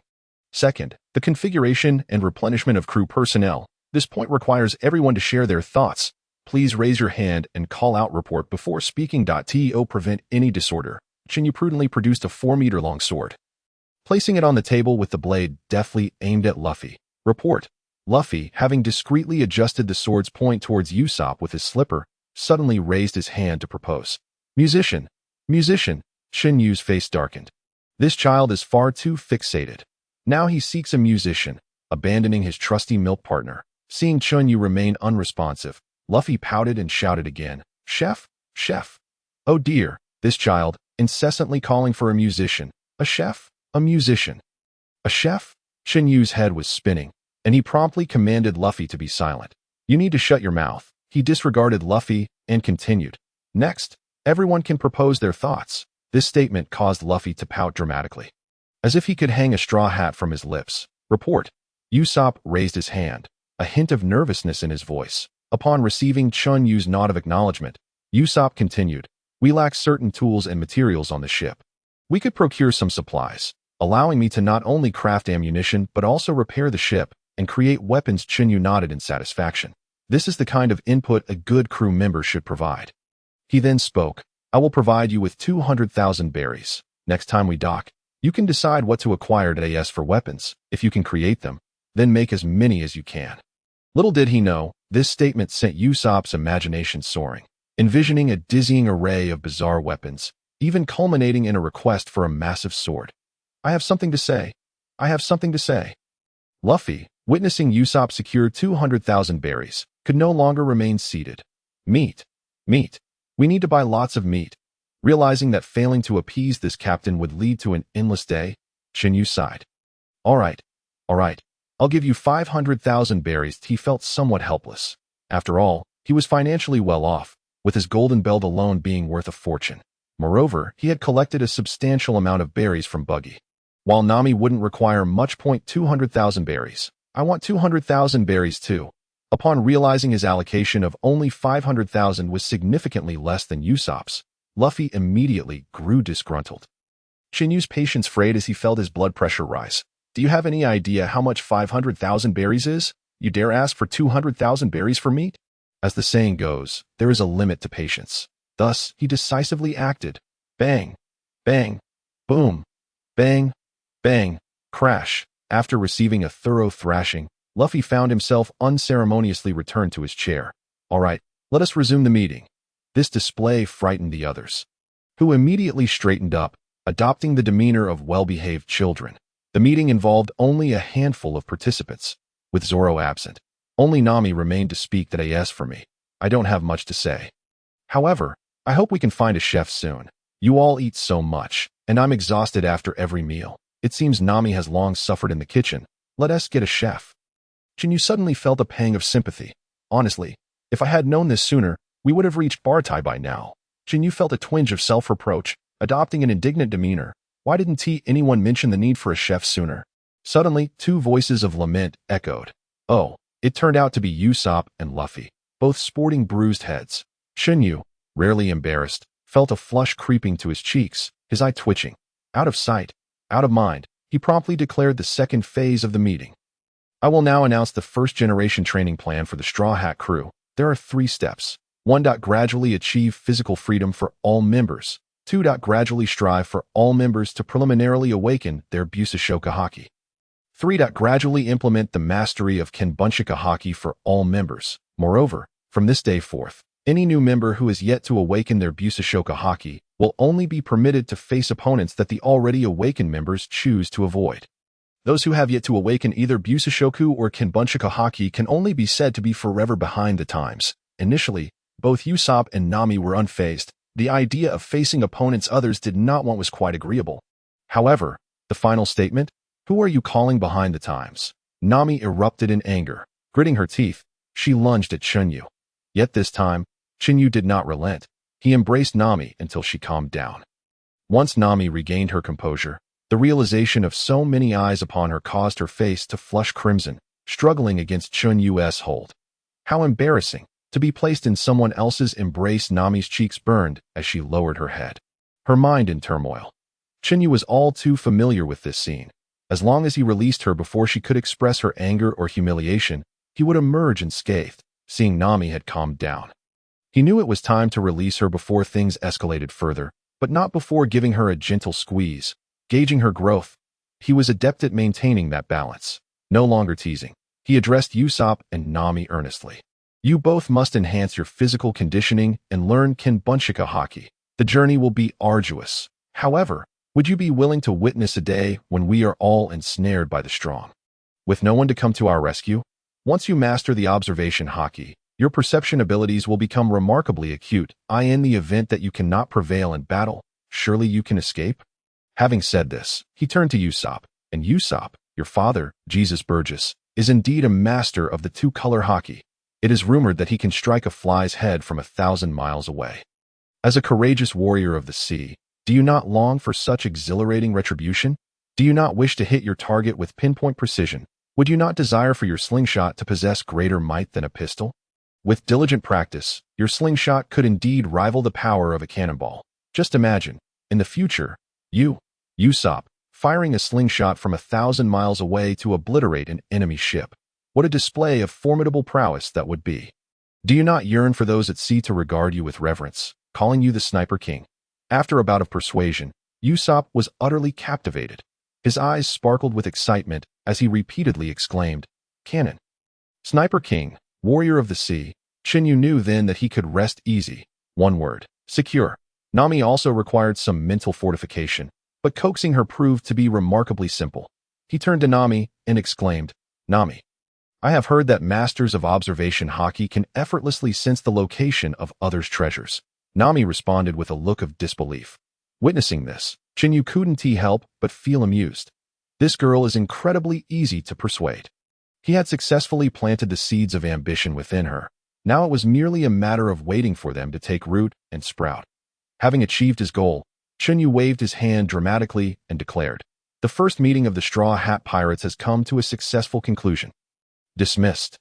After leaving the dining hall, Chun Yu recounted the meeting's contents to Zoro, who, initially serious, soon found it impossible to remain still. Like Luffy, he dashed off to train in observation Haki, both of them, driven by the desire to grow stronger. Feared that if Chun Yu mastered the two-color Haki before them, it might mean they would have no one to spar against. Could they endure being outshone every day? Chen Yu, that rascal, had yet to fully test his techniques. If he were to choose his opponents first, it would be tantamount to having no competition at all. Suddenly, a heart-wrenching wail echoed from the training room. Since the conclusion of the Straw Hat Pirates' first meeting, the training room had been perpetually crowded. Even Nami, who usually avoided the training area, had made an appearance. Nami's determination to awaken her observation Haki was impressive, even to Chen Yu. This girl is truly relentless. Originally, Nami was supposed to observe the surroundings as she was the only one aware of their navigational course. However, her desire to train in Haki was undeniable. Thus, she intended to enlist Usopp to keep watch. However, a dilemma arose. Usopp refused to assist, spending every waking moment in the training room. Initially, he practiced observation Haki using a wooden beam, and afterward, he dove into strength training without pause. Nami, seeing Usopp's refusal to budge, even tried invoking Chun Yu's name, but to no avail. Thus, she turned her attention to Zoro and Luffy. Upon hearing Nami's plan while training, Chen Yu froze momentarily, followed by a shiver. Why was she so bold? Did she expect those two beasts to navigate the course as if they were preparing to enter the new world? After shaking his head, Chen Yu decided to set aside his training and volunteered to scout the area. He did not want to extinguish Nami's enthusiasm for her training. When Nami saw Chen Yu's willingness to help, she wasn't as thrilled as one might expect. She had originally intended for Usopp to handle the navigation while Chen Yu assisted her in training observation Haki. She truly detested training with the wooden beam, as it seemed excessively painful. It appeared that this plan would have to be abandoned. Suppressing her trepidation, Nami steeled herself to train in observation Haki. The earlier scream had been her reaction to a blow from the wooden beam. Chen Yu, observing from outside, could not bear to watch the poor girl suffer, and without hesitation, he pulled Nami away, gently rubbing the spot on her head that had been struck. "You silly girl, no one said training had to occur solely in the training room. We can train outside together. I will help you." With that, Chun Yu leaned down and embraced the tearful Nami. Nami had grown accustomed to Chun Yu's playful advances and accepted them as part of her life. After all, she could hardly contend with Chun Yu's audacity. She had lost track of how many times she had struck him, exhausted from her efforts. What else could she do but accept it to aid Nami's training? Chen Yu even crafted 2 training sticks. One was slender, meticulously polished to a smooth finish, appearing utterly rounded without any sharp edges. Furthermore, he wrapped it in cloth to prevent injury to Nami. His control over his armament Haki had become increasingly adept, making it easy to inflict pain, yet he was particularly cautious about causing any visible wounds. The other training stick, however, was as rough as could be, equipped with wooden spikes to ensure it was sufficiently painful. This one was intended for Luffy. Chen Yu anticipated that Luffy would not be able to develop observation Haki through the wooden beam, as it wouldn't hurt him at all, likely proving ineffective. Nami, upon observing the training sticks designated for her and Luffy, exclaimed joyfully, "Brother is so wonderful." Witnessing the collective enthusiasm of the crew, the invisible pressure stemming from Chun Yu's future aspirations was alleviated significantly. This was the extent of what he could manage at present. After training for half a day, Chun Yu, who was on lookout duty, suddenly spotted an island ahead. The island was shrouded in dense clouds, with thunder and lightning crackling incessantly, casting an aura of terror and mystery over it. Just as Chun Yu was about to inform the others, he noticed Nami, her face a canvas of bruises. Eyes closed, brow furrowed, diligently trying to cinch Chun Yu's attacks, a pitiable sight that sparked a daring thought in his mind. Could an attack be considered an assault? As this wicked notion took hold, it spiraled out of control. Gazing at the enchanting girl before him, Chun Yu swallowed hard, vigorously wiped his hands on his trousers, even using flames to cleanse them, then leaned down, trembling hands cradling Nami's delicate face. And with a heart-pounding intrepidation, pressed his lips against hers. It seemed that Nami, sensing Chun Yu's prolonged inaction, felt a pang of confusion, just as she was about to open her eyes. She felt someone holding her face, and before she could fully comprehend the situation, she was met with a sudden sensation on her lips. In that instant, the shocked Nami opened her eyes wide in disbelief, staring at the large face mere inches away. Realizing Nami's reaction, Chun Yu instantly felt guilty, pulling away and fleeing. After a moment of stunned silence, Nami's face flushed crimson. However, seeing Chun Yu's irresponsible retreat ignited her fury. She cried out, "Chun Yu, where do you think you're going?" Sometimes, fate unfolds in peculiar ways. Had Chun Yu not fled, Nami would have merely felt a wave of shyness, rather than anger. Meanwhile, Chun Yu believed that if he stayed, Nami's wrath would lead to a beating. Perhaps he deserved it. The others in the training room, hearing the commotion outside, assumed something had gone awry and halted their training, rushing to the deck. As they emerged onto the deck, they heard Chun Yu's voice echoing from afar. "I see an island. I'm going to scout ahead." His voice reverberated through the mountains, startling the birds in the forest and awakening the island's vitality. Fueled by his adventurous spirit, Luffy did not wish to wait for the ship to dock, and immediately took off into the air. Usopp showcased the muscles he had recently trained, shouting, "The brave warrior of the sea is off to explore the jungle." Meanwhile, Zoro simply desired a leisurely stroll. Noticing that the others had not caught on to her predicament, Nami sighed in relief, gradually steering the ship closer to shore. Yet, her heart remained tumultuous. Once the ship docked, everyone disembarked, leaving only Nami to slowly slide down the wall, eventually squatting on the ground, hugging her knees and bowing her head, unable to quell her inner turmoil. After a brief moment, Nami lifted her head and gazed at the distant island. A smile gradually forming on her lips, her mouth, now beaming with joy, began to move, though it was unclear what she was murmuring, with only fragments like Belmere, Nojiko, faintly audible. Wait. As Nami regained her senses, it appeared she had only just comprehended the true visage of the island.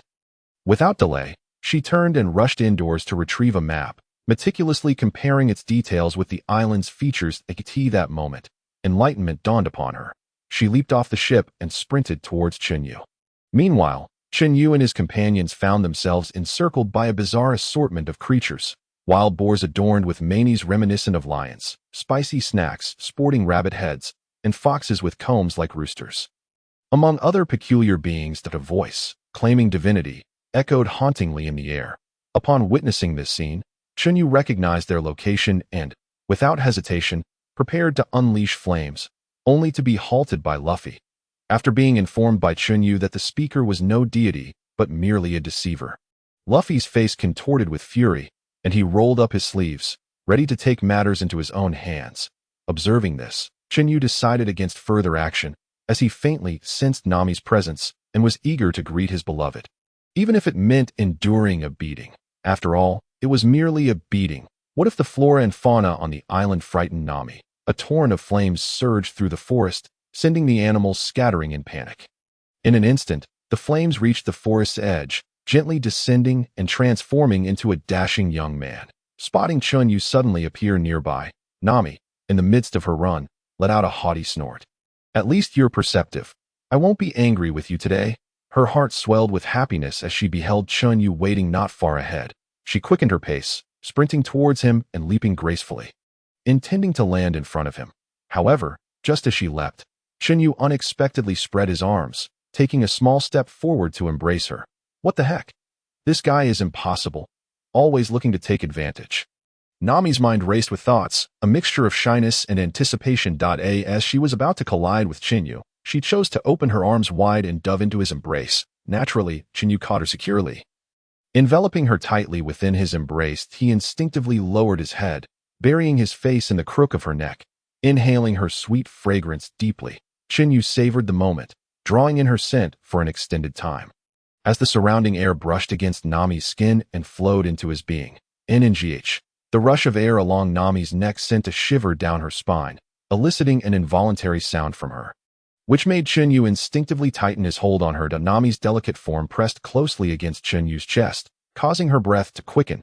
Her hands, seemingly of their own accord, slid to Chen Yu's waist, gently encircling him in a tender embrace. Remaining silent, the two remained locked in a close embrace. Suddenly, Nami's cheeks flushed faintly, and her translucent ears began to glow with a rosy hue. Her enticingly plump lips formed a delightful pout. The gentle hands that had been resting on Chun Yu's waist suddenly tightened, as if to teach this mischievous fellow a lesson. Feeling the pressure at his waist, Chun Yu became even more exhilarated.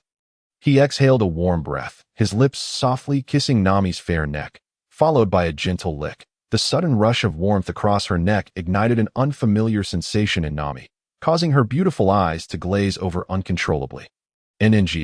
Upon hearing yet another delightful sound escape her lips, Chen Yu's hands began to roam, while his lips pressed firmly against Nami's delicate skin. The sound of their connection echoed in the air. It was Nami who pushed Chen Yu away with force. Both of them gasped for breath, their heated gazes intertwining in the space between them. After a few breaths, Nami shyly lowered her head, unable to maintain direct eye contact with Chun Yu. Despite having just been pushed away, Chun Yu's expression radiated happiness, his smile widening uncontrollably. What are you grinning about? You look so foolish. Unable to resist, Nami playfully scolded him without a trace of anger. For Chun Yu, today had already been a joyful one, and he refrained from causing further mischief. However, he assertively took hold of Nami's delicate wrist. Leading her deeper into the forest, they chatted amiably as Nami explained her purpose, her excitement palpable, completely shedding any remnants of earlier shyness or embarrassment. This was the legendary Treasure Island. Chen Yu was aware of this place and its secrets. Yet he chose not to disclose this to Nami, instead mirroring her enthusiasm. He had no intention of dampening her spirits. As they made their way towards Luffy's location, they discussed strategies for uncovering the treasures hidden within the mountains. Indeed, Chen Yu resolved to accompany Nami on her treasure hunt. Even if they ultimately found nothing to him, their shared experience was the most priceless treasure of all. The pair ventured deeper into the forest, with Chun Yu incinerating anything that frightened Nami without exception. Soon, however, his bravado faced its first setback. A gargantuan stone resembling a human face. Chun Yu poured all his strength into reducing the stone to molten lava.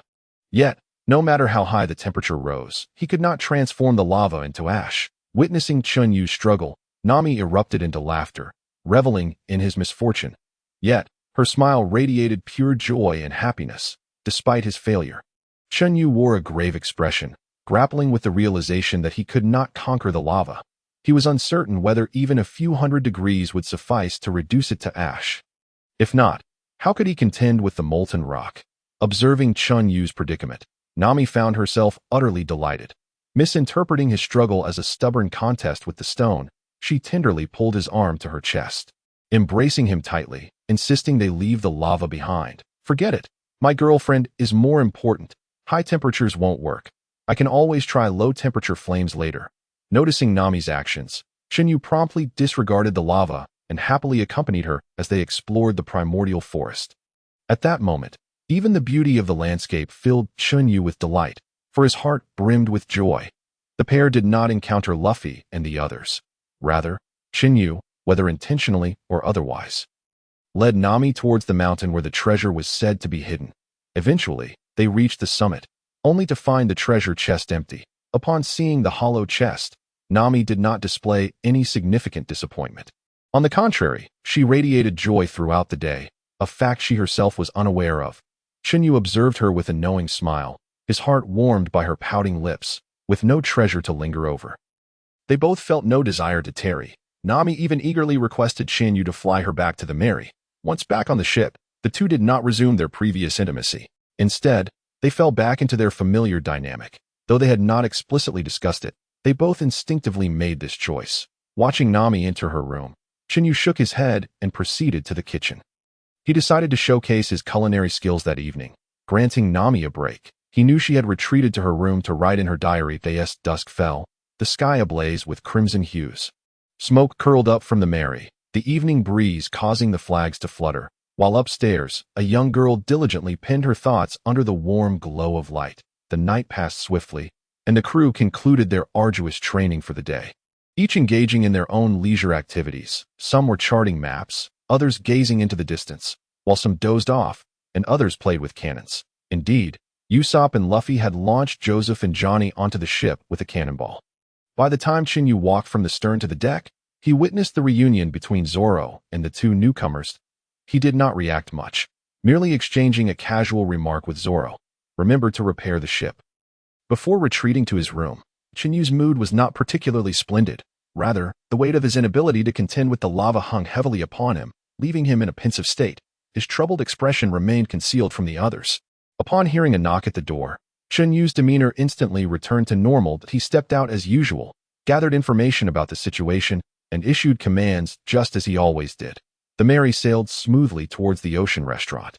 As if nothing had changed, Nami, now closer to Chun Yu, sensed something amiss but could not articulate her feelings or determine how to address them.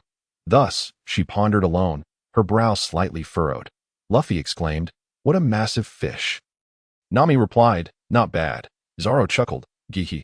Usopp exclaimed, "Isn't that a bit too wild?" "Hey." A chorus of jubilant cheers suddenly erupted from the crowd, gazing ahead at a magnificent fish-shaped sailing vessel not far in the distance. Luffy and his companions could hardly contain their excitement, for they had arrived at the finest restaurant at sea, Baratai. Amidst their exhilaration, a naval warship slowly approached from the side, eventually aligning parallel to the Mary. The two factions swiftly converged, portraying an unmistakable air of imminent conflict. "Hey, you nameless pirates over there. I am Lieutenant Hobody of the Navy headquarters," he bellowed. "Who is your captain? State your name at once." A naval officer with a shock of pastel purple hair and dark skin sauntered over, extending his iron-embedded fist in disdain. This Hobody bore a prominent scar that stretched from his jaw to his cheek, clad in opulent attire. Yet, even such lavish garb could not mask his grotesque visage. Luffy stepped forward, declaring, "I am Luffy." Usopp sidled past Luffy, exclaiming, "I am Usopp." Luffy, taking another step forward, added, "The pirate flag is freshly made." Usopp continued to overshadow Luffy, asserting, "The pirate flag is my design." Luffy, fuming, retorted, "Truly a gathering of nameless rabble." Hobody glanced at the bounty hunter duo concealed behind the door and continued, "And two bounty hunters targeting small-time pirates." At that moment, Chen Yu, who had been lingering in the room, emerged, wearing a puzzled expression. "Why aren't you all coming down since we're here? What is all this noise about?" Just as Chen Yu spoke, he overheard Hobody's words, his expression morphing into one of incredulity. Before Chen Yu could utter a word, Joseph and Johnny erupted. After tossing a handful of bounty notices, they shouted at the retreating Hobody, "How dare you say we target small-time pirates?" Unfortunately, Hobody, embracing a beautiful woman, leisurely strolled into the dining area, entirely dismissive of the group. Those who are truly powerful have no need to prove themselves through words. Evidently, Johnny and Joseph did not belong to that category of strength. However, a few fools aboard the ship were exceptions. They were akin to the foolish sons of a wealthy family, laughing heartily even when scolded. Chen Yu had long forgotten about a petty figure like Hobody. Were it not for the beauty by his side and the notoriety of his name, he might never have recalled him in this lifetime. If insulted, one could simply return the slap. There was no need to engage in verbal sparring. Suddenly, Chen Yu yanked Luffy's face toward him and unleashed a tirade. "Is this how you, a captain, conduct yourself? You have tarnished the reputation of our pirate crew. If you cannot uphold the prestige and honor of the Straw Hat crew, then step aside. I shall take over." Although they bore no fame at present, Chen Yu firmly believed that the honor and reputation of a collective must be upheld at all times. Luffy's voice dwindled. "Stop rambling. I know what to do without your prompting." Chen Yu retorted, "I am the vice captain." Luffy warned, "You will regret this." Luffy's expression turned forlorn. As the commotion unfolded, the naval warship unleashed a thunderous cannonade. Just as Luffy braced to intercept the cannonball, Chen Yu forcefully shoved him aside. "Allow me to teach you how to uphold our crew's honor." With that, he soared into the air, his arm enveloped in Haki, swatting the cannonball back with a resounding clap. Pong! The naval warship, struck head-on, was rendered incapacitated, evidently suffering greatly from the counterattack. But that was not the end. Chun Yu intended to utterly annihilate this band of naval officers. Before engaging, he turned to Nami and the others and inquired, "Are you ready to step onto the world stage?" Without exception, upon hearing these words, the Straw Hat crew clenched their fists tightly. Even Nami, who held Arlong's bounty notice, showed no sign of retreat. This crew was now markedly different from before. Courage and strength were intricately linked. "Excellent." Chen Yu expressed his satisfaction with their response. He then shifted his gaze back to the naval warship, shouting, "Flame Emperor." Instantly, torrents of flames erupted from Chun Yu, coalescing in the air to form a blazing figure that mirrored his movements. "Fire Fist." Chun Yu silently commanded, In the next moment, two fire fists, one large and one small, hurtled towards the naval ship. The sailors aboard wore expressions of despair, realizing their countdown to disaster had begun. Bang! Boom! The two fire fists struck the warship. And in an instant, they transformed to ash, vanishing into the ether, not a sound of anguish to be heard. Chun Yu was merciful, allowing them to depart without suffering. Oh! X2 upon hearing the commotion, two foolish sons of the wealthy family gazed in awe, their eyes glinting with wonder, repeatedly murmuring, "Flame Emperor." Well, this was merely a grandiose display, essentially just a fire fist, an embellished fire fist. Finally, recognition was at hand. As Chun Yu descended, he muttered to himself. Yet, a slight furrow appeared on his brow, a shadow flitting across his face like a gentle breeze, fleeting and elusive. The rubber fruit had ultimately transformed into the Nika fruit, and the dream-chasing youth was destined for a fateful battle, leaving Chun Yu feeling profoundly unsettled. The weight of the unknown enemy and the enigmatic Nika fruit bore down upon him, rendering him nearly breathless. Nami observed all of this with keen eyes. She had long been attuned to Chun Yu's emotions. Just a moment ago, she had precisely captured the fleeting emotion that had emanated from him, and it left her feeling quite displeased. She was utterly perplexed. Even somewhat irate, she could not fathom what Chun Yu was concealing. Seeing Chun Yu revert to his former demeanor, Nami's anger and confusion had nowhere to go. "Let us go. It is time to savor the culinary delights of this renowned restaurant," Chun Yu suggested with a smile. May 11. May 11. May 11. X5 Chun Yu's gaze fell upon the silent Nami. Suddenly, his pupils constricted. The worry etched in his eyes was unmistakable, for he had spotted the bounty notice in Nami's hand. Upon meeting the gaze filled with concern and trepidation, Nami's inner fury dissipated in an instant. She herself could not comprehend why she had suddenly felt anger.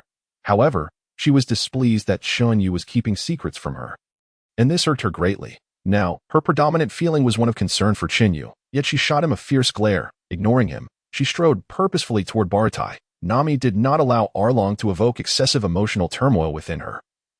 She simply wished to try her best on her own, while also fulfilling a long-held obsession. Upon receiving a glare from Nami, Chun Yu was left with a multitude of questions, utterly clueless as to why he had once again provoked her ire. He promptly trailed behind her, scratching his head in frustration. As the group stepped onto Baratai, they noted Hobody and his companion dining peacefully within, blissfully unaware that their warship had been obliterated. Perhaps the ship had been absorbed into the chaos. Who could say? And what of his subordinates? Welcome, esteemed guests, to the Ocean Restaurant Baratai. Upon entering, the Straw Hat crew was greeted by a rather peculiar-looking man with a broad grin, rubbing his hands in anticipation. Big Mouth Monkey? Chun Yu mused inwardly but refrained from appearing aloof, responding mildly, 7 of us. Please serve the signature dishes, and money is no object. Observing Chun Yu dressed in a full suit, Big Mouth Monkey Patty's demeanor became even more enthusiastic. In his eyes, wealth equated to respect. He promptly bowed and ushered the group to a large dining table. Excuse me, young man, please wait a moment, Chun Yu called out to Patty, retrieving a stack of berries from his pocket. Estimating around 20 bills, and handed them to him. Patty, perplexed by Chun Yu's actions, inquired, "What is this, esteemed guest? A little brat has stirred trouble for us." but he is currently dining in your establishment. Kindly provide the details." Chen Yu added, producing a gold coin from his pocket and tossing it to Patty. Upon hearing this, Patty's excitement surged as he reached out to catch the coin. Bang! Just as Patty extended his hand, a blonde-haired young man in a suit, carrying a glass of red wine, kicked him away. The newcomer was Sanji. In our establishment, all diners are treated as gods. Once they step through that door, their fate is their own. After sending Patty flying, Sanji took a deep drag from his cigarette and elaborated that "Is that so?" "Thank you for the clarification," Chin Yu replied, unfazed, pulling a cigar from his pocket and tossing it to Sanji. Their crew had come primarily for Sanji. Today, they were merely sparing him the trouble of a direct confrontation. Otherwise, why would Chin Yu engage in so much dialogue? Chin Yu promptly pointed at Nami and declared, "My girlfriend, isn't she beautiful?" Upon hearing this, Sanji finally noticed Nami beside Chun Yu, momentarily left in a daze. The cigar he had been smoking slipped from his mouth and fell to the ground as he hurriedly stuffed the cigar Chun Yu had given him back into his mouth. Fumbling around his person, boom, Chun Yu extended a finger, and a burst of flames erupted from its teeth. As the flames appeared, the air around them began to distort, waves of heat echoing throughout the restaurant, causing the patrons to turn their heads in astonishment. Almost immediately, the cigar clutched in Sanji's mouth was quietly ignited. Chin Yu's display evidently shocked many, even Patty, who had risen to confront Sanji, stood frozen in place. As chefs, they could discern the terrifying temperature emanating from the flames. Patty's gaze towards Chun Yu and his companions grew increasingly respectful and fervent. "Hey, my friend, please serve my girlfriend a plate of dessert as a token of gratitude," Chun Yu said, tossing another cigar to Sanji that he himself lit one, turning away to indulge in the smoke. Disregarding Sanji, at this moment, was not beyond redemption. The outburst of his desires was selective, as exemplified by our iron fist. "Captain Horpedy," holding a drink, Sanji slightly bowed and acknowledged, then proceeded towards Horpedy, showing no inclination to disturb Nami. The bottle of wine had been ordered by Horpedy, who had even employed a wine steward. But unfortunately for him, the one who arrived was Sanji. Observing Sanji's departure, Chun Yu watched with keen interest. The others, waiting for their meals, followed Chun Yu's gaze. Feeling a delicate touch in his palm, Chun Yu glanced down to find a slightly shy Nami, who had taken the initiative to grasp his hand. It was evident that Nami was somewhat elated by Chun Yu's public acknowledgement of her as his girlfriend. However, this left Chun Yu bewildered. Hadn't she just been angry with him? He quickly shook his head. It was not wise to inquire. If she was no longer upset, that was for the best. He still had no understanding of why Nami had been angry in the first place. Now, everything could be treated as if it had never happened. He promptly extended his hand, fingers splayed, intertwining with Nami's, gently shaking her small hand. The group then began to eat while simultaneously enjoying the spectacle of Sanji dealing with Horpedy. After a while, Chin Yu's attention shifted to Horpedy's suit. Deep in thought, he felt he had set fire to the ship too soon. The group slowly savored the dishes that had been served, with Chun Yu occasionally feeding pieces of meat to Nami, utterly absorbed in the moment. No, only Chun Yu and Nami were savoring their meal. The others had already begun to devour their food ravenously. With Luffy sporting several large bumps on his head, Chun Yu was utterly unaware of the reason. It seemed that a large red rat had attempted to steal food from him and Nami, only to be swiftly dealt with. "Luffy, how does it taste?" Chun Yu asked, attentively wiping the corners of Nami's mouth. Luffy replied, Hey. Chin Yu responded, "Is that so? How about we bring that blonde guy aboard?" Luffy quickly swallowed his food and eagerly nodded at Chun Yu. "Then you go invite him, and I'll go find their boss. How about that?"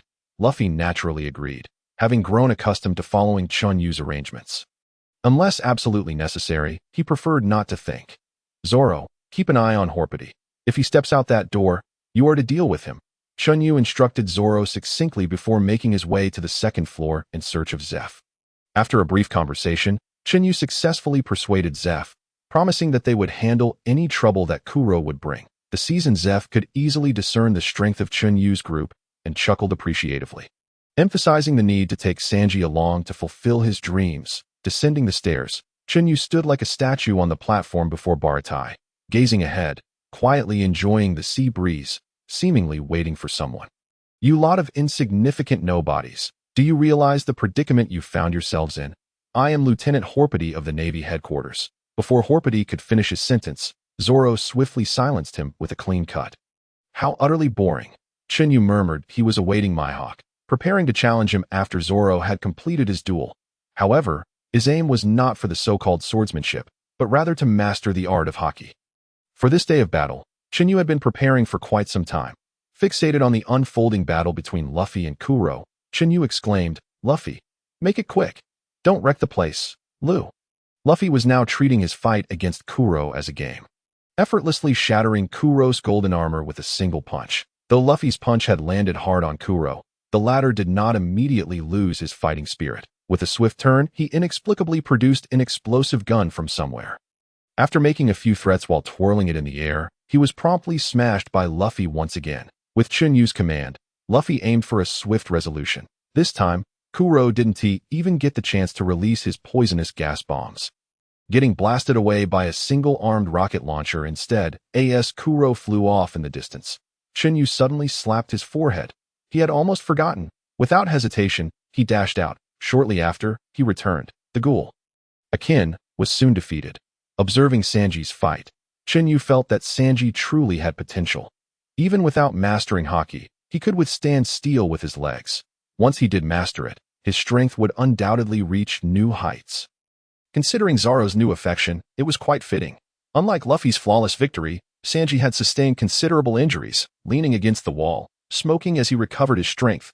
"Are you here to invite me as well?" Sanji asked, tossing a cigarette to Chun Yu as he sat beside him. Chun Yu was not surprised, replying, "Is that not acceptable?" Taking a deep drag of his cigarette, Sanji responded, "I am pleased you all extended an invitation. But I have my reasons for staying." It was clear that both he and that green-haired fellow were formidable. Truth be told, he was almost tempted. At that moment, Zoro, polishing his sword in a corner, suddenly shivered. "However, I'm afraid I must decline. And by the way, your girlfriend is truly beautiful." With that, Sanji rose, tapping the tips of his shoes, hands in pockets as he departed. "Thank you," Chen Yu called after him. After a few seconds, he added, "All of us share an unrealistic dream, and it is because of those dreams, which the world mocks, that we have gathered together." With those words, Chen Yu decisively stood up and walked in another direction. "Do you know about All Blue?" Upon hearing this, Sanji froze in place, then abruptly turned to shout. Yet, by the time he turned, Chen Yu had already vanished from sight on the other side. Chen Yu found himself in deep contemplation, uncertain of his next steps. Initially, he had only wished to integrate into this group, which he had accomplished, but what lay ahead? He had never considered becoming the world's greatest swordsman, nor did he dream of charting the seas, let alone becoming the pirate king. As Chun Yu's gaze grew increasingly distant, he was suddenly jolted back to reality. In the faint perception he had just awakened, he sensed a strange and powerful presence. Mihawk. It was undoubtedly him. Chen Yu pressed his right hand firmly against the ground, using the force to stand tall, simultaneously adjusting his aura to its optimal state. Having completed these preparations, Chen Yu swiftly approached Zoro. Since Chen Yu had instructed Luffy to deal with Kuro ahead of time, Mihawk's arrival on his coffin board was not unexpected and did not change course upon Chen Yu's arrival. "Zoro, can you feel it? That aura, sharp as a blade." Chen Yu suddenly appeared beside Zoro, his tone grave. Seeing Chen Yu approach him, Zoro also wore a serious expression. Could it be? Go. Test the results of your training since setting out to sea. But whatever you do, don't die. Rest assured, I want to be disembarking here." With a serious tone, Zoro sheathed the freshly maintained sword. Standing firmly on the still intact battle platform, his heart raced with excitement. He had already witnessed Mihawk's might. Having seen Mihawk cleave Kuro's massive ship in two, Zoro was drenched in cold sweat. He felt no fear. Even in death, he wished to challenge Mihawk with a blade. As he gazed at the approaching coffin board, Zoro's expression grew increasingly solemn, his resolve unwavering as he suddenly addressed Mihawk. "Mihawk, I set sail for you." Mihawk merely glanced at Zoro with indifference, asking, "For what purpose?" Zoro forcefully tore the bandana from his arm, binding it around his forehead, and slowly drew 3 swords, his tone resolute as he declared, "The strongest." Upon hearing this, Mihawk smirked derisively, muttering, "What a foolish fellow." Zoro, undeterred by the comment, smiled and issued another duel invitation, subsequently entering a combat stance. The scarce armament Haki within him coiled around his 3 blades, his gaze unwavering as he fixed it upon Mihawk. How intriguing, truly fascinating. I never expected to witness Haki in this weakest of seas. Very well. As you wish. The sight of Zoro wielding Haki evidently astonished Mihawk, prompting him to recall the words of his friend Shanks. Yet at that moment, he was more eager to gauge the capabilities of this young swordsman. With a swift motion, he planted his feet, and in an instant appeared beside Zoro, drawing the black blade Yuru from his back with a single fluid motion. The Mihawk who unsheathed his sword was a completely different entity compared to moments prior. An invisible aura erupted from him, radiating outward. In stark contrast, Zoro's expression grew more solemn. Having learned from his previous defeat at the hands of Chen Yu, Zoro had recognized many of his shortcomings and endeavored to improve. Today served as the moment of reckoning. Instead of launching an immediate attack, he crossed the two swords in his hands and with a simultaneous flourish, elevated his presence to a new pinnacle, fully unleashing his observation Haki, Ghost Slash. With a powerful stomp, Zoro launched himself forward, his body slightly curled, bending at the waist, as he crossed his blades before him. Channeling his technique toward Mihawk with ferocity, the three blades aimed to strike at Mihawk's vulnerable points simultaneously. Zoro possessed unwavering confidence in this move.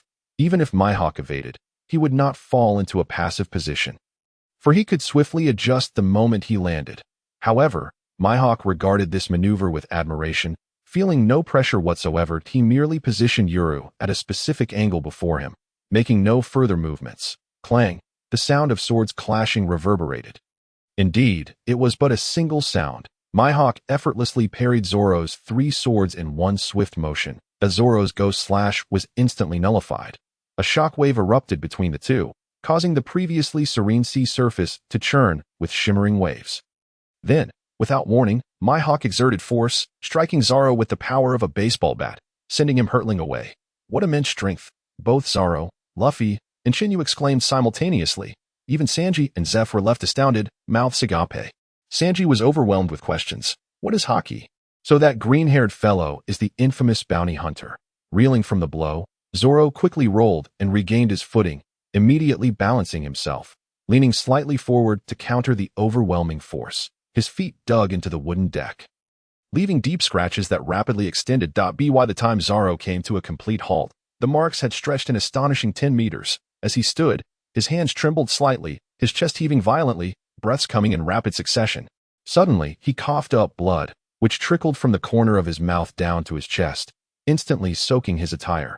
Yet, Zoro's eyes burned with an even more frantic intensity, blood vessels bursting at the corners. Disbelief etched across his face. He simply could not fathom the vast chasm between himself and Mihawk. Hadn't Chen Yu taught them the dual-colored Haki? Hadn't Chen Yu just pointed out his flaws? He had worked tirelessly on his improvements, training day and night. Yet why was there still such a significant disparity? To him, it felt as though Mihawk hadn't even utilized Haki. He refused to accept it. How could that pinnacle be so far from him? Suddenly, Zoro recalled Cony. They had promised each other that one would become the world's greatest swordsman. Yet Cony was gone, and he had sworn an oath. He vowed to ensure his name echoed throughout the heavens. He swore to become the world's foremost swordsman. But today's outcome had dealt a crushing blow to his spirit, as Zoro teetered on the brink of losing hope. Luffy and Chun Yu shouted in unison, Zoro. Even Chun Yu had not anticipated that elevating Zoro's strength would leave him feeling even more disheartened. Zoro. The sudden shouts pierced Zoro's reverie, snapping him back to reality as he knelt upon the ground, breathless and disoriented. In that moment, he not only heard Cony's voice, but also clearly discerned Chun Yu and Luffy's calls. How could he possibly falter here? Gritting his teeth, Zoro rose, unleashing a desperate roar. Why not surrender? Observing the unfolding scene, Mihawk gazed intently at Zoro with a serious expression, as if seeking to penetrate Zoro's very soul. That I do not know. Even I cannot discern why.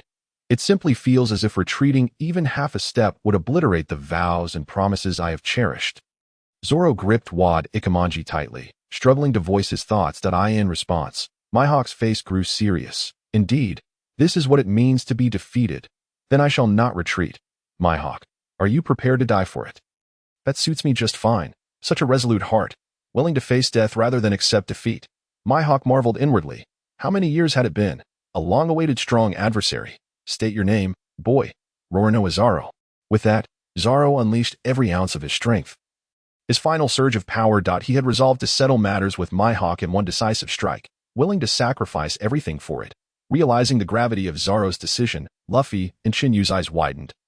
Gritting their teeth, hands clenched tightly. At this point, Chen Yu could no longer influence the outcome. Their dialogue echoed the past, with hopes that the conclusion might mirror it as well.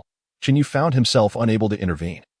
Nor could Luffy. To do so would inflict a pain upon Zoro greater than death.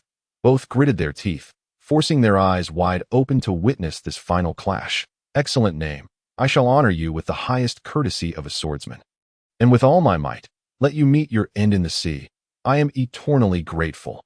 With that, Zoro began to spin the two swords in his hands. Three-sword style, secret technique. 3,000 worlds. Having finished his chant, Zoro slightly bent forward. Taking a lunge, he charged forth. Mihawk, basic attack. After a brief exchange, Zoro's two swords shattered, and a spray of blood erupted from his chest, despite having learned Haki. He had lost, decisively lost. Gripping the sword hilts, Zoro relinquished his short swords, sheathing Wadakamanji. Fixing his unwavering gaze upon Wadakamanji, Zoro turned abruptly, spreading his arms wide, awaiting Mihawk to fulfill their agreement. What do you mean by this? The scars on my back are the disgrace of a swordsman. Zoro's eyes blazed with intensity as he locked his gaze on a Mihawk, his expression resolute, smiling as he spoke. Remarkable. Mihawk, no longer hesitating, swung the black blade Yuru, delivering a decisive strike to Zoro's chest. Not far away, Luffy and Chun Yu, who were struggling to restrain Johnny and Joseph, could no longer hold back, using their abilities to fly to Zoro's side. Fortunately, the battleground remained intact, preventing Zoro from plummeting into the sea. Chen Yu immediately noticed Zoro was still alive, swiftly carrying him back to Baratai, urging Zeph and Nami to attend to Zoro's injuries. Then, without a backward glance, he soared towards Mihawk. Chen Yu, what are you doing? Nami exclaimed in shock upon seeing Chun Yu turn away. No one knew that Chen Yu intended to challenge Mihawk as well. At that moment, Zoro, suddenly regaining consciousness, drew Wad Ikamanji, pointing it toward the heavens. Hey, Luffy. Chen Yu, can you hear me? Chen Yu remained silent, while Luffy, brimming with excitement, sat on the ground, responding, Zoro, I'm here. Did I worry you? If I do not become the world's greatest swordsman, you would suffer greatly, wouldn't you? With that, Zoro coughed up blood once more, continuing, I will not lose again. Do you have any objections? Pirate King, do you have any objections? No objections. Zoro, Luffy suddenly raised his hands high. Shouting, Mihawk turned his attention to the two before him, unable to help but praise. Thank you for upholding this battle. You make a splendid team. You possess an exceptional swordsman. Upon hearing those words, Luffy tightened the straw hat atop his head and joyfully leaped into the air. Meanwhile, Nami, who had just finished bandaging Zoro's wounds, was horrified to see the bandages soaked in blood once more, her expression twisting in anger. Without hesitation, she slapped Zoro across the face, causing him to lose consciousness instantly. Lying there quietly to rest, the previously furious bounty hunters, upon realizing that it was Nami who had acted, quickly quelled their ire, not daring to utter a word on another front. Chen Yu called out to the departing Mihawk. The warlord of the sea, Dracula Mihawk, stood firm and serious as Chen Yu declared, I intend to challenge you. To this, Mihawk merely responded with indifference, I have had my fill of amusement today. I am returning to sleep. Chen Yu, unfazed by the response, retorted, You are the warlord of the sea, Dracula Mihawk. Are you afraid of being defeated by a nameless nobody like me? These words left everyone present in shock. That Mihawk had spared Zoro's life was already a stroke of luck. And now Chun Yu's provocation could lead to his certain demise. Even Luffy was taken aback, while Nami, overwhelmed with fear, knelt on the ground, tears streaming down her face as she pleaded with Chun Yu. What are you doing? Please come back. You could truly die. As Nami's voice trembled and her tears flowed freely, the realization of Mihawk's formidable power dawned upon her. Despite her confidence in Chun Yu, she did not believe he could triumph over Mihawk. Sanji, upon hearing this, dropped his cigarette in shock, unable to comprehend the crew's reckless behavior. Did they truly believe retreating would lead to their demise? Was life not the most precious thing? Living offered hope. Did it not? Everyone, including Mihawk, struggled to understand Chen Yu's motivations. The Straw Hat crew, too, could not fathom that Chen Yu was stepping in for Zoro after his defeat, even if it were to uphold the honor of the crew. It was not a sufficient justification. Zoro, if alive, would surely astonish the world, bringing fame to their group. In truth, Zoro had already earned ample honor for the crew. To Nami and the others, Chen Yu's behavior today was utterly perplexing. He was not the calm individual they were accustomed to. Luffy, suppressing his usual smile, lowered the brim of his hat and fixed a determined gaze upon Chun Yu, asking gravely, "Do you need help?" "No. Captain, you should go to Nami." Luffy merely nodded slightly in response and, extending his hand, flew back. How intriguing. This scene piqued Mihawk's interest, yet it did not imply that the matter was settled. Provoking the dignity of a pirate crew was no trivial affair. Even if that crew consisted of but one individual, this was a choice Chen Yu had made after deep consideration. He was unsure of the gap in strength between himself and Mihawk and recognized that his actions could very well lead to his own death. He also understood that even if he failed to obtain the mastery of Haki from Mihawk, he could acquire it from Carp aboard his ship or, failing that, from Rayleigh on Sabaody Archipelago. He could easily avoid this risk. However, ever since arriving in this world, he had felt an overwhelming sense of joy. The time spent with Nami was the happiest of his 2 lives, as the pressure from the future weighed heavily upon him. Chen Yu found himself lost in thought. In his previous life, he had lived in mediocrity, achieving nothing remarkable, growing up without distinction. Even with such a mundane existence, he had been unhappy, burdened by societal and familial expectations. From a young age, he was compelled to pursue paths he did not cherish, reluctantly attending elementary school, middle school, and finishing high school, finally choosing a major he despised. Yet, he believed that education was crucial and trusted that his parents had his best interests at heart. However, after graduation, they insisted he take a job he loathed, simply because they deemed it stable. In his past life, he had considered disregarding his family's wishes to pursue a career he loved, but such defiance would invite scorn from relatives and subtle persuasion from his parents. From that moment on, he harbored little expectation or longing for life, losing interest in the work he loved. After all, what did it matter if it was something he liked? By a stroke of fate, he found himself here. Although reluctant at first, he discovered that everything he did here was what he truly enjoyed, and he met someone he cherished. During this time, he felt satisfied and happy, even if, prior to his tragic accident, he had fortuitously won a large lottery. He would not wish to return. He could easily predict how that money would be spent. 2 houses in the city where his family lived. One for him and one for his brother. The remaining sum would dwindle, saved for future marriage dowries. He did not resent sharing with his brother. On the contrary, they had a close bond, and he had no objections to buying him a house. But even after that, the leftover funds would not be under his control. He would still be unable to choose a job he liked, and that money would not be spent on things he cherished. Nor would he be able to settle down in a city he loved. Thus, ever since he fully embraced the Straw Hat crew, he found genuine happiness within himself. This felt like the first time he was entirely in charge of his decisions. The ship was filled with people he adored. He was determined to protect it all. Therefore, mastering Haki was indispensable.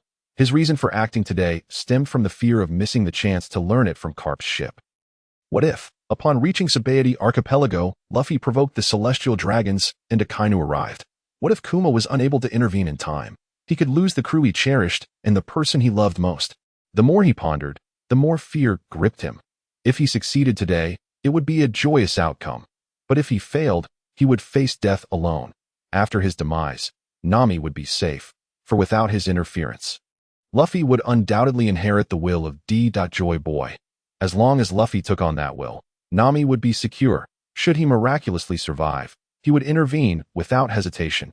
He cared not for Joy Boy.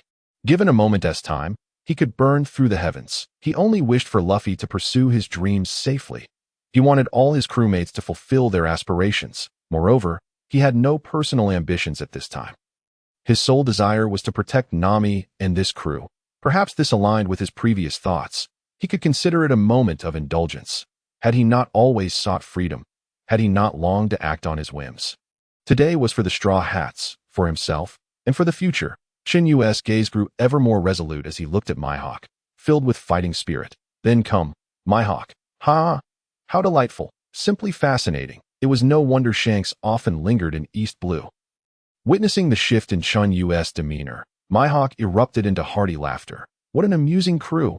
Boy, speak. What is it you truly desire? Mihawk unsheathed his sword once more, performing a flourish as his sharp gaze fixed on Chen Yu. With a calm demeanor, Chen Yu replied, the mastery of Haki. At that moment, Mihawk's face revealed clear astonishment. The weakest sea of East Blue had produced someone capable of awakening Haki on their own, which already earned his respect. But to know of Haki mastery, one must understand that East Blue had not seen any noteworthy pirates for years due to Carp's purges. Could this be the work of that red-haired fellow? Mihawk's keen gaze shifted to Luffy as he murmured, "No, this does not resemble his character." Having exhausted his thoughts, Mihawk decided not to dwell on it further. He intended to enjoy himself today. If this boy could provide him with amusement, he would oblige. In return, he would owe Shanks a favor and demand a few barrels of fine wine. How could Shanks refuse? Otherwise, this boy would pay the price for his ignorance and recklessness. With this thought in mind, Mihawk's gaze towards Chun Yu transformed once more, sending chills down the spines of the onlookers. Luffy, meanwhile, wore a grave expression as he held tightly onto Nami, ensuring she remained out of the combat zone. Chen Yu acted decisively. He extended his right hand, a void manifesting before him. Engaging in a duel with Hawkeye is not comparable to others. In terms of both strength and speed, Hawkeye surpasses him. Naturally, he cannot reveal his full power step by step like a fool. He strikes with all his might from the very beginning, gripping the limitless Chun Yu. His legs bend, and his body leans slightly forward. Bang! In an instant, Chun Yu's feet explode with power, propelling him forward at an astonishing speed. The ground beneath him collapses instantaneously, and the surrounding wooden boards crack like a spider's web. This is merely to achieve a greater initial velocity. His lower body subsequently transforms into an elemental state, further elevating his speed to a new pinnacle. Gathering the domineering aura within him onto Chun Yu, he twists his waist in conjunction with the force of his hands, delivering a fierce slash towards Hawkeye. King. A resounding clash of metal reverberates through the sky. It does not shatter the heavens in exaggeration, but a shockwave emanates from the two, forcing the chefs of Baratai to stagger backward in retreat. The only ones remaining still are the Straw Hat crew, Gifu, and Sanji. This group is no ordinary assembly. Gifu glances at Chun Yu confronting Hawkeye, then turns to the Straw Hat crew, exclaiming in awe. Sanji, in agreement, nods thoughtfully, subsequently pulling out a cigarette, lighting it, inhaling and exhaling. Remarkable explosive power and judgment. Hawkeye commends. Chun Yu remains silent. He is not sparring with Hawkeye in swordsmanship, so he will employ every means at his disposal. As he sees Hawkeye preparing to strike, Chun Yu instantly transforms into an elemental state, swiftly retreating and finally halting in midair, distanced from Baratai. Hawkeye? Basic slash, upon hearing the name of Hawkeye's technique.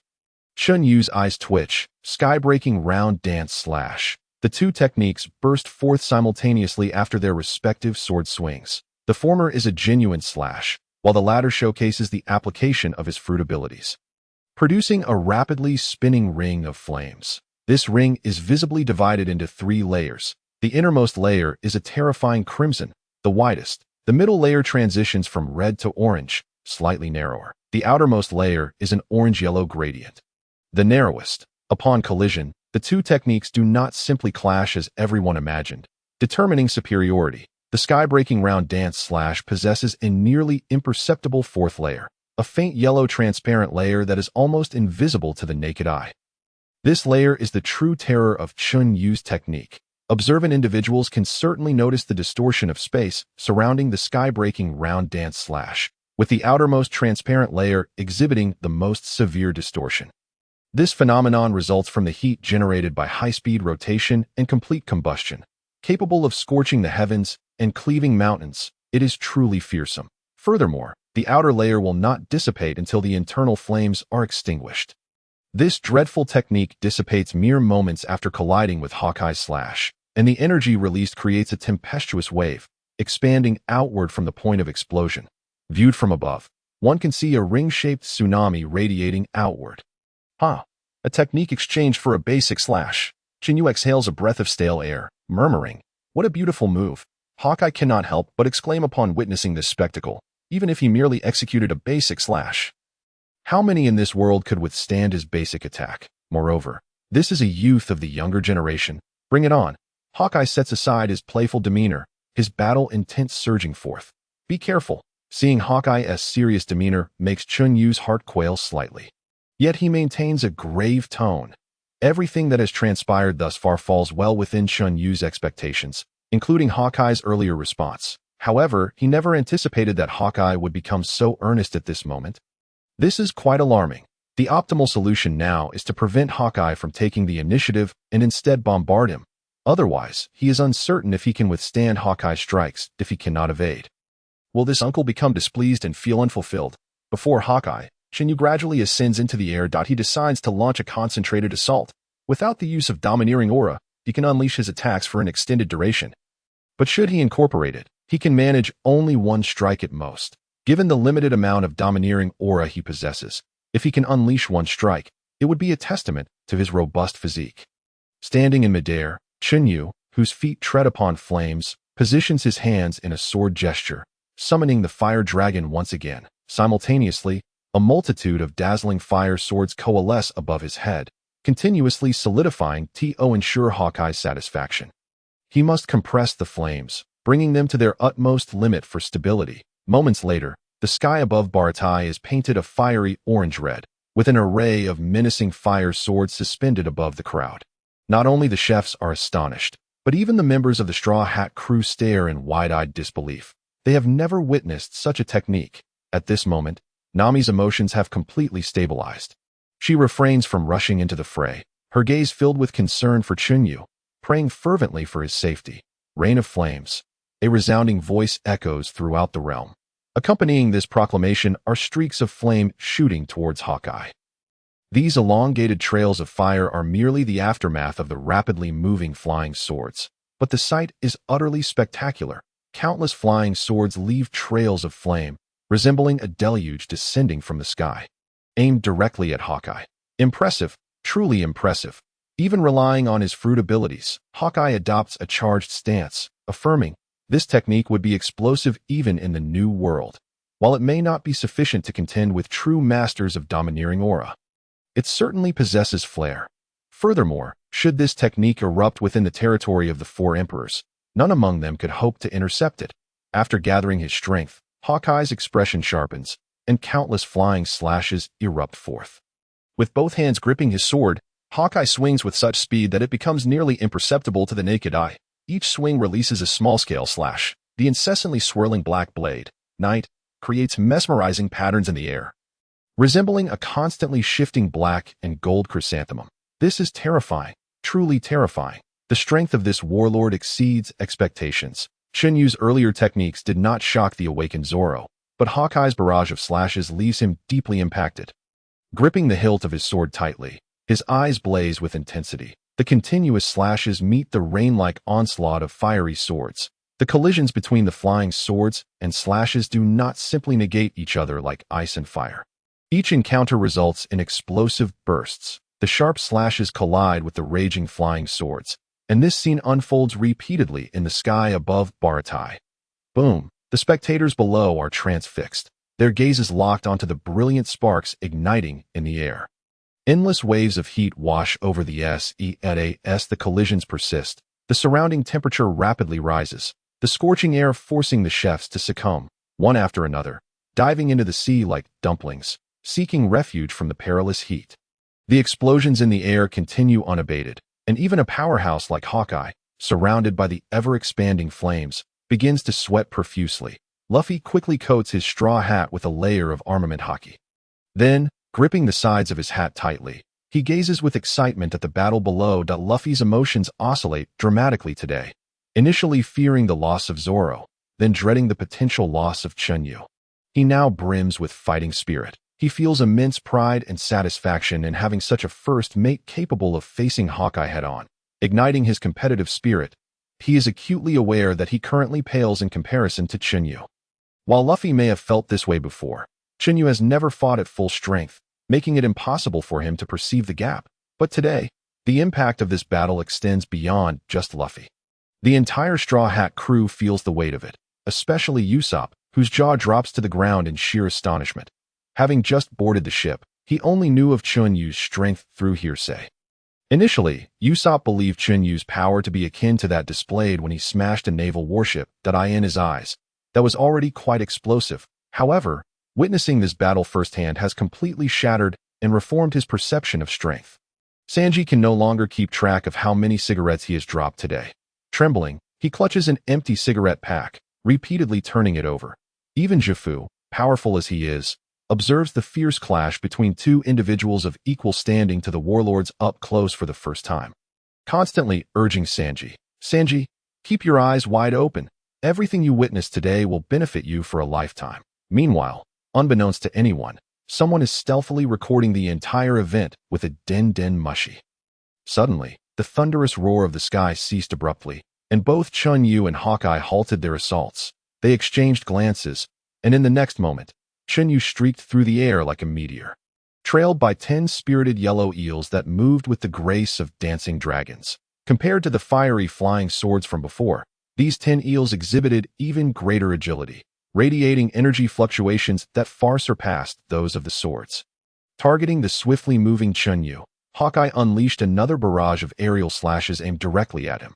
However, Chun Yu remained unfazed, deftly maneuvering his sword to evade the strikes, skillfully avoiding each one. Hawkeye, achieving the results he desired, swiftly redirected his attack towards the 10 eels. Unwilling to let Hawkeye succeed, Chen Yu took control of 3 of the eels, skillfully dodging the incoming slashes as they surged towards Hawkeye, while the remaining 7 took refuge in the heights above. These 10 eels were not mere trifles. Each one required a significant expenditure of energy. Within the realm of Chun Yu's observation and control, these 10 represented his absolute limit. Of course, this control referred to precise manipulation. Seeing that the aerial slashes could not land a hit, Hawkeye wasted no time in leaping into action, charging directly at the enthusiastic eels. With a single stroke, he declared, a serious slash. This strike indeed cleaved through the eels. Despite Chun Yu's efforts to solidify their skin to the utmost of his abilities, they were effortlessly severed by Hawkeye. Witnessing the eels being sliced apart, even 3 of them, Luffy clenched his fists anxiously, his expression growing graver. Usopp's reaction was rather exaggerated, covering his ears while shouting, Chen Yu is going to lose. Chen Yu is going to lose. Nami, unable to endure any further, leaped up and, with 2 swift punches, knocked Usopp to the ground, exclaiming, shut your mouth? Pay attention. Yet a faint smile played on Chun Yu's lips. Why had he thickened the skin of the eels? Why had he meticulously controlled them? All this was to deliver the eels right beside Hawkeye. The 3 eels recently severed did not explode as Hawkeye had anticipated. Instead, they erupted with a bright yellow flame tinged with a hint of green. This flame represented the highest temperature Chen Yu could currently generate. Infused with his conqueror's Haki, and he could ascertain that its temperature had surpassed the 200-degree threshold. Sensing the continuous warnings from his observation, Hawkeye promptly enveloped himself in vast quantities of Haki. The impending aura of death forced him to exercise utmost caution. The temperature of over 2,000 degrees, coupled with flames of the same magnitude, was a concept altogether different. The core temperature of this fire reached over 2,000 degrees. While its edges were even more formidable, the terrifying flames surged forth like a tidal wave, rapidly engulfing Hawkeye. Observing that the 3 spirited eels had achieved their objective, Chen Yu immediately commanded the remaining 7, launching them towards Hawkeye with great velocity. He did not believe Hawkeye would handle them so easily. However, Hawkeye was undoubtedly prepared to unleash his full power against him. Was it true that Kuroha had witnessed Hawkeye slicing through the water with his great blade? But if it were true, burning his clothes might be somewhat gratifying. As he beheld the 10 eels fulfilling their mission, Chun Yu swiftly retreated, positioning himself in midair to recover his energy while remaining vigilant. Young man, your potential extends far beyond this, he thought, eyeing the next move. If you survive, I shall grant you what you desire. Your name is Chun Yu, is it not? Do not perish so soon. As the flames dissipated, it became evident that Hawkeye's clothes had been reduced to tatters. However, his body remained unscathed, his gaze fixated on Chun Yu, his intentions unmistakable. The once pristine battlefield had been utterly obliterated, leaving only a small piece of wood beneath Hawkeye's feet for standing. The previous barrage of attacks, coupled with the recent deadly flames, had spared Baratai from total destruction, an outcome of both their deliberate control. Hawkeye felt that such a battle was insufficient for his satisfaction. Moreover, with his clothes singed, he was eager to conclude the fight, return, and enjoy a drink with Shanks. Chun Yu, feeling helpless, recognized that Hawkeye was no longer interested in playing, and he had no choice but to accompany him. Survive and continue living. If not, then so be it. For the final move, Chun Yu intended to unleash all his Haki. In the air, Chun Yu furrowed his brow, veins bulging on his forehead, palms facing each other as he assumed a stance reminiscent of the Turtle School's Kamehameha. Unleashing a torrent of wild flames that coalesced in his palms, compressing and refining in rapid succession, within mere breaths, a sphere of energy the size of a football materialized in his hands. Its hue tinged with green, the surrounding air warped beyond transparency. The Eastern Wind Series Little Mushroom Bomb. Chun Yu murmured to himself, his gaze fixed intently on the small mushroom in his grasp. He, too, was apprehensive of this creation. He genuinely feared that it might unleash chaos and endanger his own life. Speaking of which, could the Haki-infused mushroom obliterate his elemental form, seeking assistance online? Quite urgent. Subsequently, Chun Yu glanced at the onlookers below. A struggle in his heart as he swallowed hard, hoping for their safety. All of it was Hawkeye's fault. After taking several deep breaths to adjust his mindset, he cast a nervous glance at Hawkeye, then raised his sword, declaring, "Hawkeye, prepare yourself." With a loud shout, Chun Yu hurled a deceptively crafted mushroom towards Hawkeye. This fake mushroom merely resembled the real deal.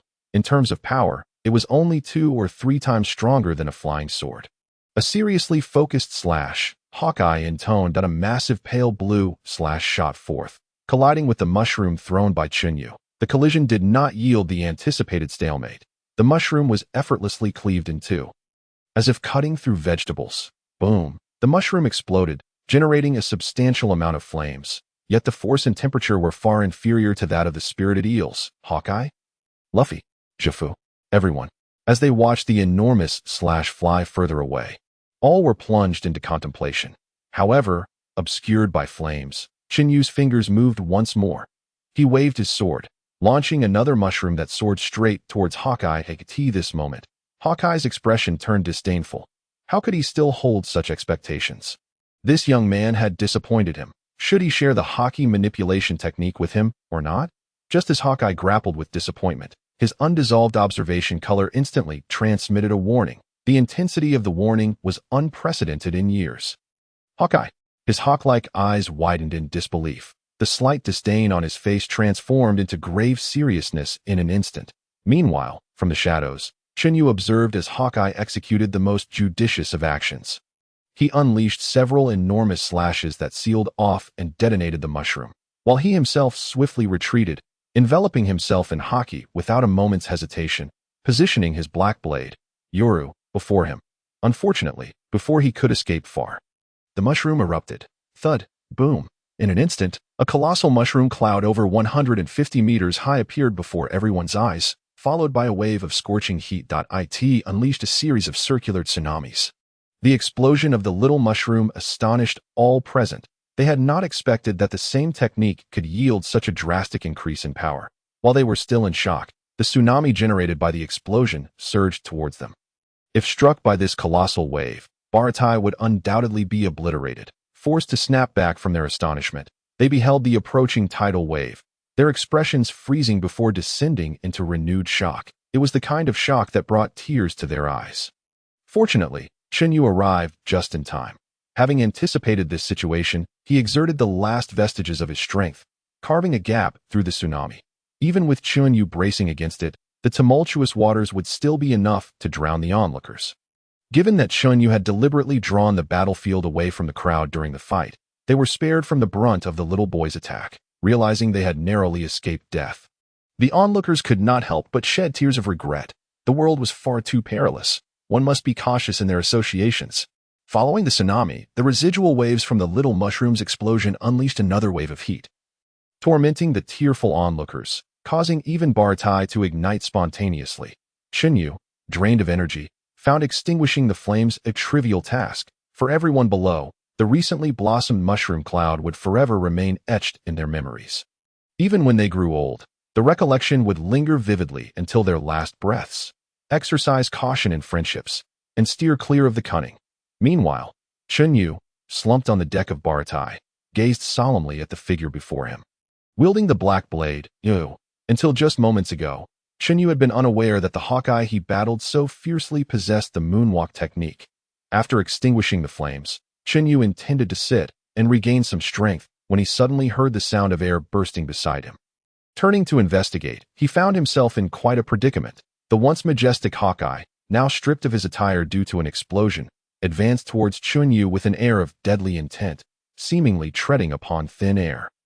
This was disastrous. Surely, Hawkeye would not be burdened by an idol's image, would he? Chun Yu lamented inwardly, his heart heavy with dread. Even in his usual calm demeanor, the sight of Hawkeye sent shivers down his spine. If Hawkeye were indeed pursuing Captain Kuro for the indiscretion of rowing with a sword in hand, today might very well spell his doom. How perilous! How perilous! Alas, I am still but a novice. It is no wonder that the renowned warlord of the sea commands such respect. Bowing slightly, he clasped his fists together and declared, "You may take my life as you wish," with unwavering resolve. He fixed his gaze upon Hawkeye, not flinching even for a moment. As Chen Yu contemplated his next move, he ultimately decided to confront Hawkeye head-on, surmising that this approach might be to his advantage. His words conveyed a challenge to the seasoned veteran, hinting that the blast that had resulted in the loss of his clothing was merely a stroke of misfortune on his part. If Hawkeye were truly irate, then let him come forth. Should I show even the slightest sign of fear, may I share your surname? Before Hawkeye could utter a word, the Straw Hat crew arrived without hesitation, including Sanji, standing protectively in front of Chen Yu, facing the formidable swordsman. "What are you doing? This is my battle. Are you attempting to shame me?" he shouted, particularly addressing Zoro and Luffy. "Do you wish for me to perish without closure?" Seeing the Straw Hats standing resolutely before him filled Chun Yu with warmth and gratitude. Yet, he felt compelled to admonish them to step aside. That on one hand, he dared not gamble with the lives of his comrades against Hawkeye's temper. On the other, he sought to convey to Hawkeye that this confrontation was solely between them. Ultimately, as a legendary swordsman, Hawkeye would surely admire Zoro's tenacity. With skin still flushed red, Hawkeye cast a meaningful glance at Chen Yu. For a moment, Chen Yu failed to grasp the significance of Hawkeye's expression, uncertain if the swordsman understood the implications of his words. However, he could not afford to take that risk. Gritting his teeth, he summoned all his strength to rise, grasping Luffy and Zoro by their collars. His crimson eyes locked onto theirs. "We leave now. This is a command from the first mate." With that, he directed his gaze towards the others, including the yet-to-join Sanji. Observing Chun Yu's demeanor, Zoro tightened his grip on Enma, the joints of his knuckles creaking ominously. Meanwhile, Luffy hesitated, a grim expression settling on his face as he led the crew away, including Nami, who was tearfully protesting. Zoro, too, gritted his teeth and followed Luffy. Sanji offered Chun Yu a cigarette, lighting it for him before departing with a sullen expression. He could not comprehend why his comrades behaved in such a manner. Was their so-called ideal truly that significant? Yet, unbeknownst to Sanji, he had also transformed in a similar fashion after joining the crew, despite his all-blue now being divided into two, having finally risen to his feet. Chen Yu finished his last cigarette and spoke in a neutral tone. "Thank you for your patience. I have no more cigarettes to spare." Hawkeye made no response but instead smirked, uttering a statement that sent a shiver down Chen Yu's spine. "Kid, you play the part quite well." Upon hearing Hawkeye's words, Chen Yu displayed no signs of panic. Instead, he glared at Hawkeye with a dark expression. "A defeat is a defeat. Are you attempting to humiliate me?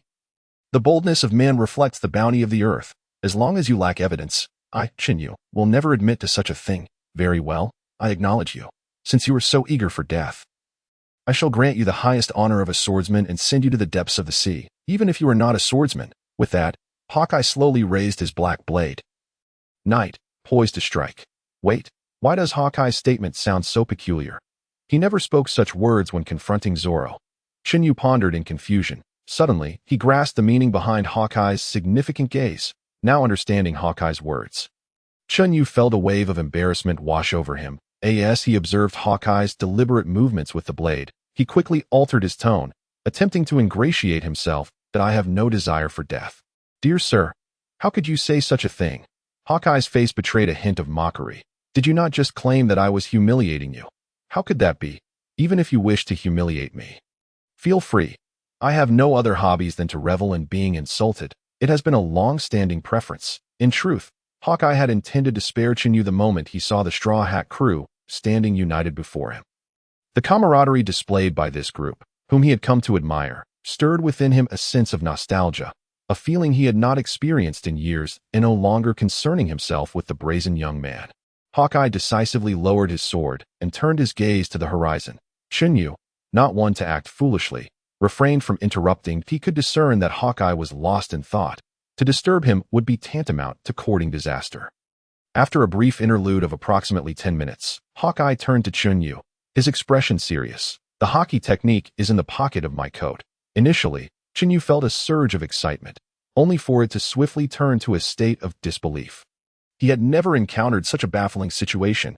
It seemed his unexpected cleverness had elicited a rare smile from Hawkeye, whose usually stern visage softened momentarily. I will memorize it and write it down for you shortly.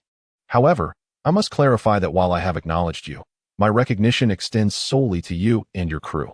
Although Chun Yu understood Hawkeye's intent, he couldn't help but feel that the swordsman enjoyed speaking in riddles. If Hawkeye could hear the thoughts of others, he would surely raise Knight once more and strike Chun Yu down. Hawkeye asserted, had you not spoken in such a cryptic manner, would I have reacted this way? In all my dialogues with Zoro, I have been forthright. Yet you, young man, persist in speaking like a riddle. If it weren't for my quick wit, I might not have caught on to your subtle jabs. Your mockery of my strength. Since Hawkeye had been so forthright, Chun Yu felt compelled to respond, understanding that he now represented the Straw Hat crew. That we owe you a debt of gratitude, as long as it does not violate our principles. We will never shirk our responsibilities, Chun Yu declared earnestly, determination evident in his voice. Furthermore, he added, you know we possess the potential. Hawkeye did not react to Chun Yu's statement, neither affirming nor denying it. Moments later, Hawkeye fixed a serious gaze upon Chun Yu. What if I desire the head of a celestial dragon? That would not contradict my principles. If you wish, I shall procure it for you. Chun Yu replied without a trace of jest, his conviction unwavering. Upon hearing this, Hawkeye chuckled, not in mockery, but with genuine amusement. Ha! Truly, you are an intriguing group. Kid, remember your promise today. With that, Hawkeye strode towards Bartai, requesting paper and pen. He then wrote diligently, filling 2 pages with his precise script. Handing the pages to Chun Yu with utmost seriousness, he continued, a certain legacy accompanies strength. The current Yonko each possess their own heritage.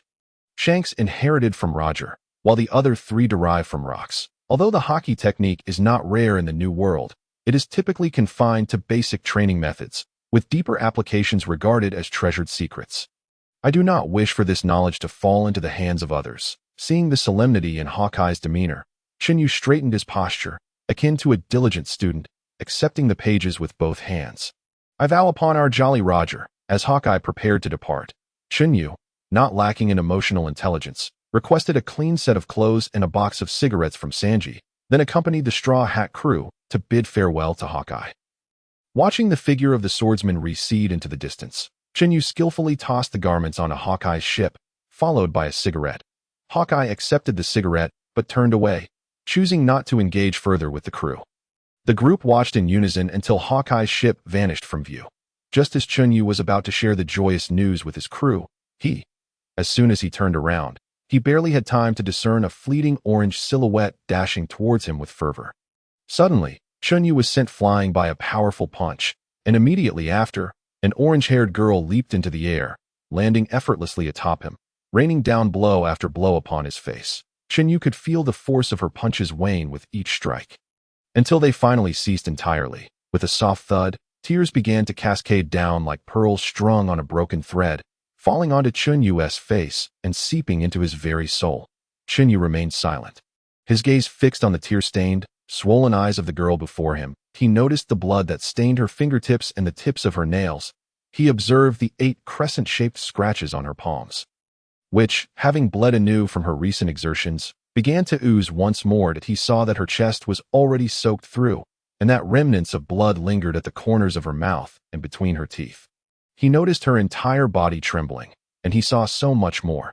Although it was he who had battled against Hawkeye, he emerged unscathed, his energy and resolve merely depleted. The girl, who had not participated in the fight at all, bore the scars of battle. Chun Yu understood.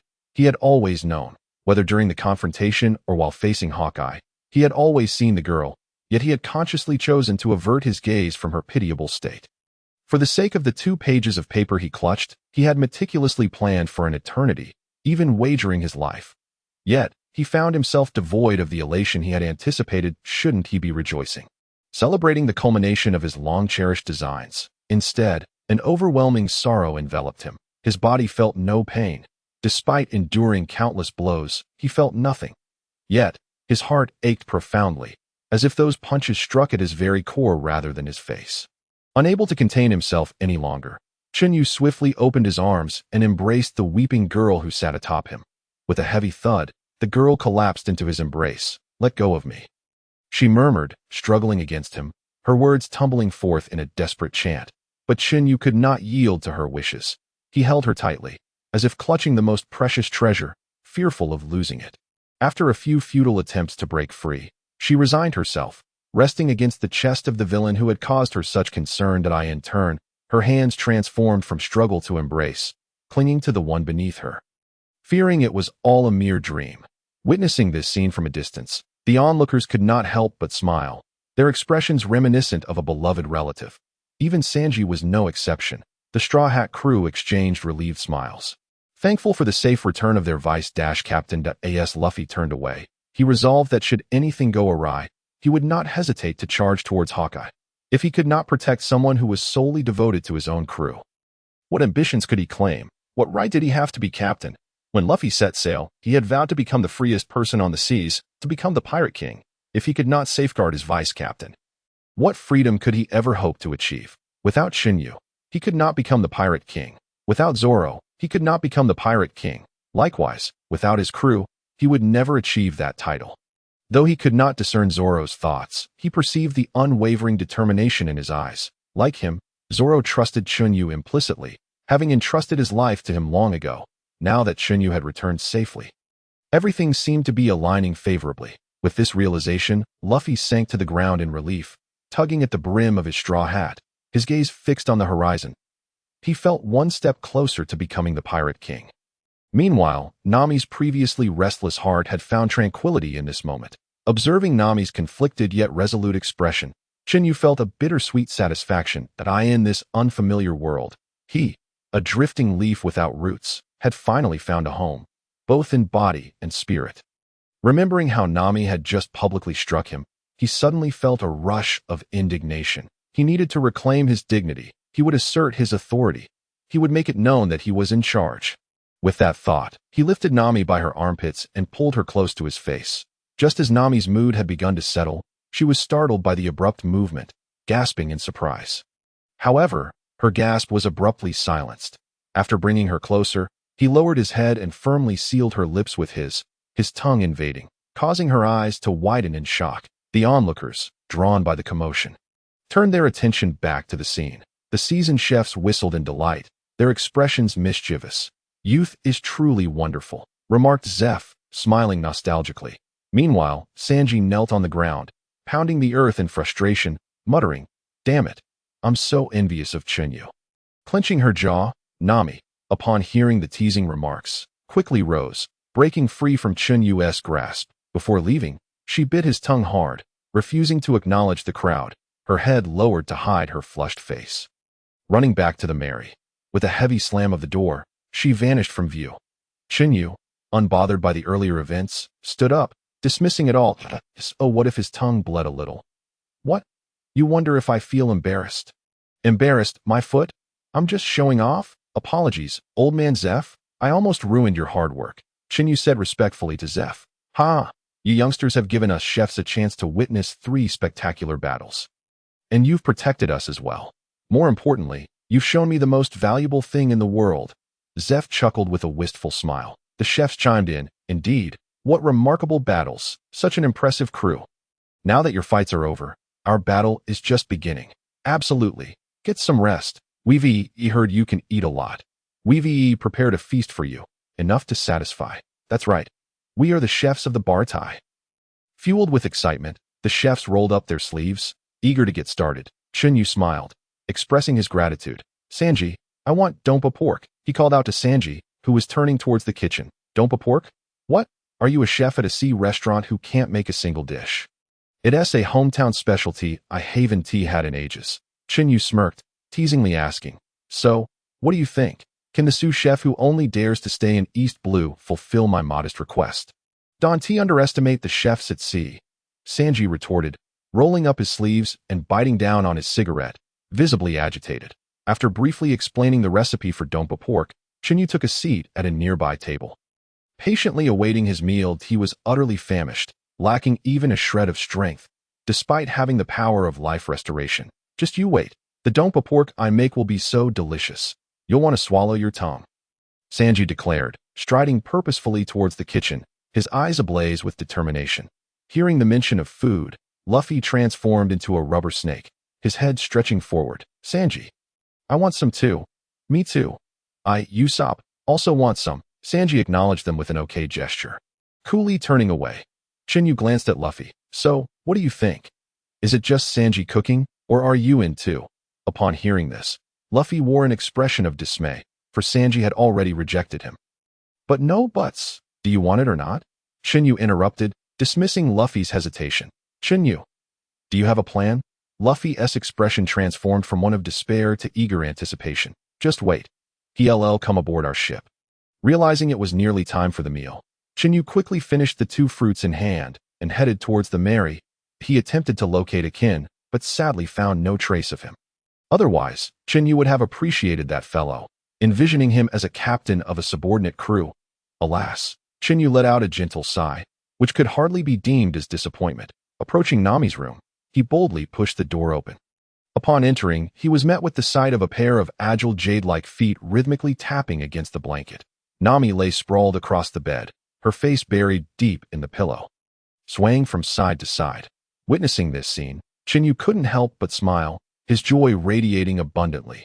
Noticing that Nami seemed oblivious to his arrival, he quietly retreated from the room, closing the door with utmost care. After a couple of breaths, he softly knocked on the door, calling out, Nami, it's time to eat. If you don't come out soon, those little rascals will devour everything.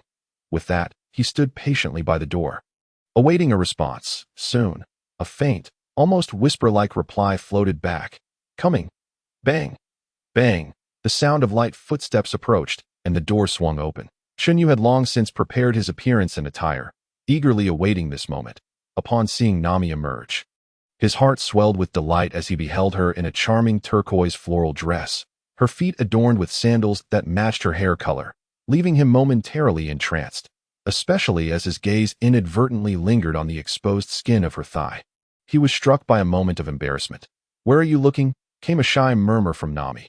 Realizing his faux pas, he cleared his throat, unabashedly saying, just admiring my lovely wife.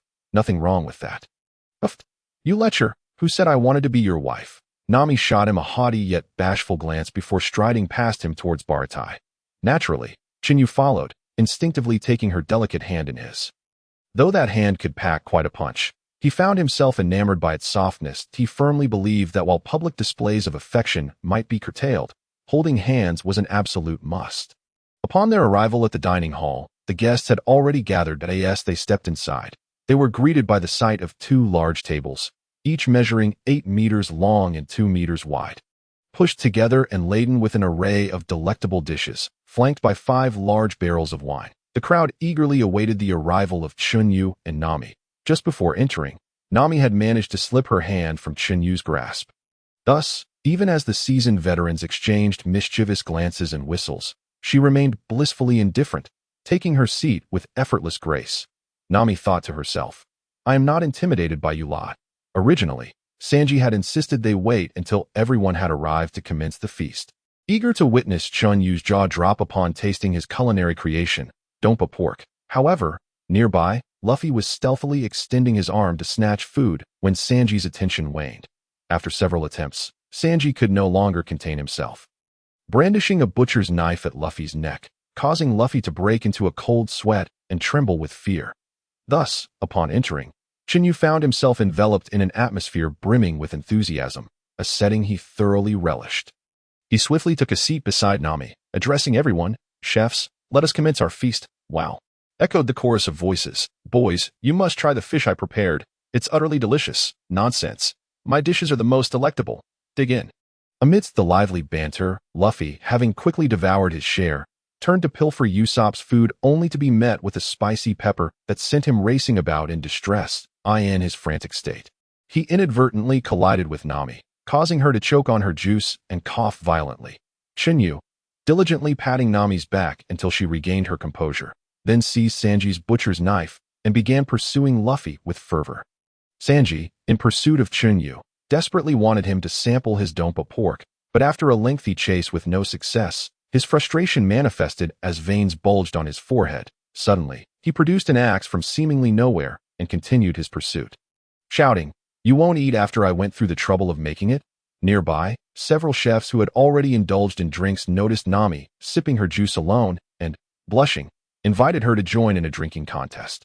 Initially hesitant, Nami, observing Chun Yu's distraction, decided to partake in the revelry. Soon, several chefs clustered around, warning the blushing chef who had invited Nami, pointing at the knife-wielding Chun Yu. "Do you dare provoke the brother of our leader?" The chef, now drenched in cold sweat, realized he had overstepped. He had never anticipated that he would succumb to drunkenness so quickly, only to be startled awake. "Surely I was merely intoxicated. He wouldn't hold it against me." At that moment, someone remarked to the blushing chef, "Did you see that straw hat guy in front? He merely bumped into his sister and has been chased around with a knife ever since." The chef's face turned pale, and he began to wail, "Father, mother, I am an unfilial son." Meanwhile, Nami, now fully engaged in her drinking contest, continued to down glass after glass, oblivious to the chef who was already drafting his will. After thoroughly reprimanding Luffy, Chen Yu hurriedly turned to comfort Sanji, realizing that it would be rather inconsiderate not to sample his dish. After tasting the braised pork, Chen Yu's eyes sparkled with delight. The tender texture and rich flavor had him going back for plate after plate. Seeing Chun Yu utterly enchanted by the food, Sanji narrowed his eyes, smirking as he presented his improved braised pork, along with braised salmon and braised sea king meat. With his newfound culinary techniques, Sanji had achieved the remarkable feat of braising everything. Chen Yu's plate was filled to the brim. Suddenly, Chen Yu's gaze sharpened, fixating intently on Nami's direction, an ominous aura seeping from him. Even as Luffy stealthily pilfered his pork, he remained oblivious, wholly consumed by his intent. Sanji, following Chun Yu's gaze, couldn't help but revel in the drama. TSK. TSK, TSK, these boys are brave. That is a beauty even I would hesitate to approach. Unable to contain himself any longer, Chun Yu surged forward, colliding with Usopp, who was singing loudly. With a flurry of punches, he knocked several chefs senseless, leaving them dazed and murmuring, "Chef Zeph, why is this wine so intoxicating? Did we purchase counterfeit wine?" Amused by the sight of a familiar rival chef sprawled on the ground, Sanji couldn't resist launching a surprise attack from behind, glancing left and right. However, he continued to kick the incapacitated chef, cackling with glee. In no time, the table was cleared of all its delicacies, and the gathering descended into a drunken stupor. Gently lifting the unconscious Nami from the table, Chun Yu exchanged nods with Sanji before carrying her back to the Mary, his gaze lingering on the neckline she had inadvertently revealed. With a resounding thud, he shut the door to Nami's room, and thereafter, he did not emerge again. Of course, Chun Yu was quite honorable. They merely slept together, embraced peacefully, maintaining the last vestige of propriety, with a slight ache in his palms. He fell asleep beside Nami. The next day, a startled cry erupted from Nami's room, quickly followed by the sounds of someone being thrashed. The commotion persisted for quite some time, until Nami, exhausted from her outburst, turned to Chun Yu, demanding an explanation. "What did you do yesterday?" "I swear, I did nothing," Chun Yu protested. Nami retorted, "Then why was your hand inside my clothing?" "I am a man of principles. I uphold my boundaries." "Then why was your hand inside my clothing? Do you not trust me, even now?" "I simply wish to know how your hand ended up inside my clothing." "Doom shall befall us," Chun Yu lamented dramatically. "Do not blame your brother for being wicked. Blame your sister for being so adorable." And thus, the conversation reached an impasse. As Chen Yu attempted to exit the room, he found himself unable to pass through the door. "Do not ask. The answer is simply that I bought too much." Meanwhile, in the dining hall, a beaming Sanji emerged, pushing a cart laden with breakfast and a pot of soup, anticipating praise from his peers. He wore a cheerful expression, brimming with confidence in his new concoction. Alas, the reception was nothing short of merciless ridicule. Even Zeph, whom Sanji revered, shattered his plate after tasting the soup, exclaiming, "What is this nonsense? Such a waste of food." Nearby, Luffy and the rest of the Straw Hat crew, having sampled the soup after Sanji stormed out in frustration, remarked, "This is delicious." The chefs chimed in, Of course we know it's delicious. We all acknowledge Sanji's culinary skills, Zeph added. But he does not belong here. He should pursue his dreams, just as you all should pursue your own. The multitude of chefs remarked. We have all noticed that whenever that fellow speaks of all blue, his joy radiates from the very depths of his being, illuminating the space around him. Zhifu interjected, you young ones should wholeheartedly pursue your dreams. Amidst the animated discussions, Sanji, who had just exchanged a few words with Chen Yu, sat languidly at the doorway, muttering to himself, those little brats. Who gave you the authority to decide for me? And what about the old man? Who will take care of him when I leave? With that, Sanji lit a cigarette for himself. Engulfed in silence, they that moment. The words Chun Yu had spoken echoed in his mind. Sanji, you are destined to be the chef of our ship. All blue? A splendid dream. Is it not only natural for the chef aboard the future Pirate King's vessel to harbor such aspirations? That Chen Yu is nothing but a despicable shrimp. After finishing one cigarette, Sanji lit another, then tossed one to the suddenly appearing Chen Yu, all the while refusing to cast a glance at the scoundrel. Yes, it's so certain that I will acquiesce to you? Chun Yu smirked, nonchalantly replying, your eyes sparkle with the same light as Luffy and the others, but you simply have yet to realize it. And what about you? Chun Yu, momentarily bewildered, then composed himself and stated earnestly, I am in search of something. For now, I have no particular goal. However, I wish to assist a few of the crew in realizing their dreams. Is that so? Then I wish you success in your quest. Sanji responded after a long pause. Let us just cause a ruckus on the sea together. After all, a few rascals inside are already plotting to get rid of me. As for the chef aboard your ship, I shall take on that role. If after tasting my cuisine you still fail to achieve your dreams, it will merely indicate that I misjudged your potential, and you are not as grand as you believe. With that, Sanji rose, dusted off his trousers, and leaned against the railing of Baratai, gazing contemplatively at the horizon. Chun Yu smiled genuinely. The Straw Hat crew just gained another member. Meanwhile, he pondered deeply about what he truly wished to do. Could it be that he had come here merely to become a street urchin? Sanji, don't catch a cold. Zhifu's raspy voice broke through. Upon hearing Zhifu's aged voice, Sanji, who was trying to maintain a serious demeanor, was suddenly overwhelmed with emotion, and tears streamed down his face like a dam bursting. After a moment of silence, Sanji abruptly turned, bowing deeply to the ground with a heavy thud, his voice trembling. Thank you, Zhifu, for your unwavering care. Such a great kindness. I shall never forget. He bowed again, kneeling on the ground for a long time, his tears soaking his hair and spreading across the floor, witnessing Sanji's reaction. Even the steadfast Zhifu could not hold back his own tears. Damn it. I feel so lonely. I feel so lonely, he lamented. The other chefs covered their eyes, weeping. Even those who usually found him irksome were now sobbing openly. How lonely it is, they echoed. We truly will feel so lonely. You despicable scoundrel. Such foolish boys. Real men should part ways quietly. Zhifu chuckled through his tears. Sanji raised his head, tears streaming down his face, smiling at the people of Baratai. Then, Sanji stood and walked toward the Mary, repeatedly wiping his tears with his sleeve. Until we meet again, you scoundrels. After a hard-fought effort to dry his tears, Sanji broke down once more, waving his hands fervently toward Baratai until it was out of sight. The crew aboard the ship exchanged relieved smiles, while Nami and Usopp shed emotional tears, though Nami had Chun Yu to comfort her. Once Nami regained her composure, she took Chun Yu's right hand in hers and playfully said, Chun Yu, I plan to take a rest. I'm a bit tired, so you mustn't disturb me. Do not enter. Upon seeing Chun Yu's disapproval, Nami pouted and shook his hand like a little girl, making soft whimpering noises. Eventually, Chun Yu relented to her insistence. Nami joyfully tucked her hair behind her ear, planted a kiss on Chun Yu's cheek, and then skipped into her room, locking the door behind her. Meanwhile, Sanji, who had been kneeling on the floor scolding Chun Yu, suddenly noticed Chun Yu's face darkening with palpable tension and quickly rose to inquire what had transpired. Chun Yu, with a forced smile, instructed Sanji to gather the others at the bow of the Mary, as he had something to discuss. Soon, Zoro, Luffy, Usopp, and Sanji formed a semicircle around Chun Yu, each wearing a serious expression. Awaiting his words, Joseph and Johnny stood behind Zoro, one hand propping up their faces, the other crossed over their chests, appearing grave. Do you remember Arlong? Chun Yu queried, producing a wanted poster of Arlong. Upon hearing Chun Yu's words, Johnny hastily pulled out a stack of wanted notices, selecting Arlong's and slapping it onto the deck at a mere 20 million for such a lowly creature. Yet it has brought tears to our navigator, he exclaimed. Ever since that day Nami saw Arlong's wanted poster, she has been in a daze, and no matter how I asked, she simply refused to tell me. As he spoke, a fierce aura emanated from Chen Yu.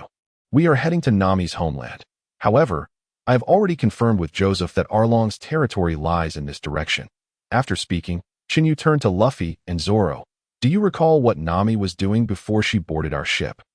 Both nodded, explaining to the others that I found it incomprehensible why such a young girl would need so much money. It wasn't until last night that I finally pieced it together. Last night, Nami was talking in her sleep, mumbling that she had gathered 100 million and could soon buy back the village, thus saving everyone. Upon hearing Chen Yu's words, the quick-witted Usopp and Sanji immediately grasped his implication. Noticing Chun Yu's dark expression, Usopp, sensing his reluctance to continue, turned to Luffy and Zoro to explain in detail. With everything clarified, the group fell silent, and Luffy's anger boiled over. After a brief pause, Chen Yu spoke again, having spent so much time with Nami. I can tell she is hiding something from us today. I suspect she wants to handle this herself, so let us all cooperate with her. Give her a chance to try first if it comes to a last resort. I will slice that fish into pieces, even if I have to storm Fishman Island. Chen Yu's aura intensified, and his eyes were bloodshot. Seeing the others nod in agreement, Chen Yu instructed Luffy and Zoro to continue their training while he personally taught Joseph, Johnny, and Sanji the ways of Haki. Chen Yu first glanced at Joseph and Johnny. Do you two intend to join us in the New World? If you choose to remain in the East Blue, I can only teach you the basics of Haki. I will not instruct you in the methods of Hawkeye. The two pondered in silence for a moment, exchanging glances before speaking in unison. Chen Yu, we understand our limitations, but we had no choice before. Now we wish to grow stronger. Please allow us to stay aboard. Even if it means doing menial tasks, our future adversaries will be as formidable as monsters. And we may even find ourselves at odds with the world government. That I ask you one last time. Are you truly willing? Johnny exclaimed. Chen Yu, ever since witnessing your battle with Zoro and Hawkeye, I have contemplated for a long time. I refuse to continue living aimlessly. Even if it means death, I wish to die standing like a true man. Chen Yu, I feel the same, Joseph echoed. Chen Yu replied solemnly. Very well, as the vice captain, I grant you permission to join the Straw Hat Pirates. Should you ever betray us, I will personally see to your demise. Remember this. If we betray you, I shall take this knife and end my life before Zoro. Without needing you to lift a finger, Johnny and Joseph declared in unison, raising their machetes in pledge toward the Jolly Roger. Hearing this, Chen Yu nodded in satisfaction, then turned his gaze towards Sanji. Sanji did not respond directly to Chen Yu, but instead took a deep drag from his cigarette, slowly exhaling before resolutely stating, You scoundrel, who do you look down upon? Witnessing this, Chen Yu smiled knowingly. This was the outcome he had longed to see. Eye in his eyes. If Joseph and Johnny proved themselves worthy, they would become new mainstays. Otherwise, they would merely serve as the Straw Hats' errand boys. How could the ship of the Pirate King be without messengers? I have recently discussed with you all the essence of Haki, and now I shall allow you to experience it for yourselves. Take 3 days to contemplate, and if you fail to comprehend it, I shall provide you with additional sustenance. At this, Chen Yu cast a glance at Sanji. Zoro figured it out in 2 days. How long will it take you? Observing Sanji's fiery determination, Chen Yu felt reassured. In recent days, he had not witnessed the two bickering, which puzzled him. It now seemed that they simply lacked the opportunity to engage in their usual banter. He could not allow them to grow too fond of one another, lest the competitive atmosphere dissipate. He himself sought a secluded spot, watching the ship while studying the techniques of Haki that he intended to learn it independently first and then teach it to everyone. As only he could begin the process, Luffy and Zoro were somewhat illiterate, while Sanji had yet to establish a solid foundation in Haki. The others were even less suited for this endeavor, as their physical prowess fell short. For them, enhancing their physical capabilities must take precedence, especially for the men. It was indeed a daunting task. Chun Yu sighed despondently. Then, he steeled himself. Let this be for my beloved Nami. He took some time to memorize the Haki techniques, and once he had done so, he felt a sense of confidence. Hawkeye had certainly held nothing back. Chen Yu could not help but smile wryly. He owed a great debt of gratitude. The Haki techniques not only detailed how to harness the Haki within, but also included methods for refining and applying it. The refining method was akin to that recorded in Buggy's notes. It required relentless practice, much like physical training, to enhance the limits of Haki, which were ultimately dependent on one's physical condition. The technique for harnessing Haki could fully activate the latent Haki within. Addressing Chun Yu's long-standing issue of insufficient Haki. Up until now, he could only access a small portion of his Haki that overflowed, while the majority remained untapped within him. This technique would aid in mastering Haki, benefiting Nami and Usopp in acquiring the armament Haki. The application method delves deeper into the utilization of Haki. The applications recorded by Hawkeye were primarily sword-related, such as enhancing the sharpness of slashes or the strength of blades, which was perfect for Zoro. It would also be applicable for the others. If Usopp employed such techniques, he could likely increase the penetration power of his bullets. In contrast, the Haki application methods from Amazon Lily leaned towards instantaneous explosive power, while Garps were likely focused on penetration or internal destruction. Chun Yu diligently organized the essence of the Haki techniques, clarifying them to better grasp and teach them. For Chen Yu, who had already sensed and initially mastered Haki, the harnessing technique was easily comprehensible. He extended his right hand, revealing not the usual flesh tone, but a deep black hue with a glimmer of silver. Finally, he was no longer a 3-second man. Chen Yu exclaimed with excitement. Should he face Hawkeye again, he could surely put him in a more precarious position, though he still could not surpass him. Once Nami's matters are resolved, I must begin my physical training.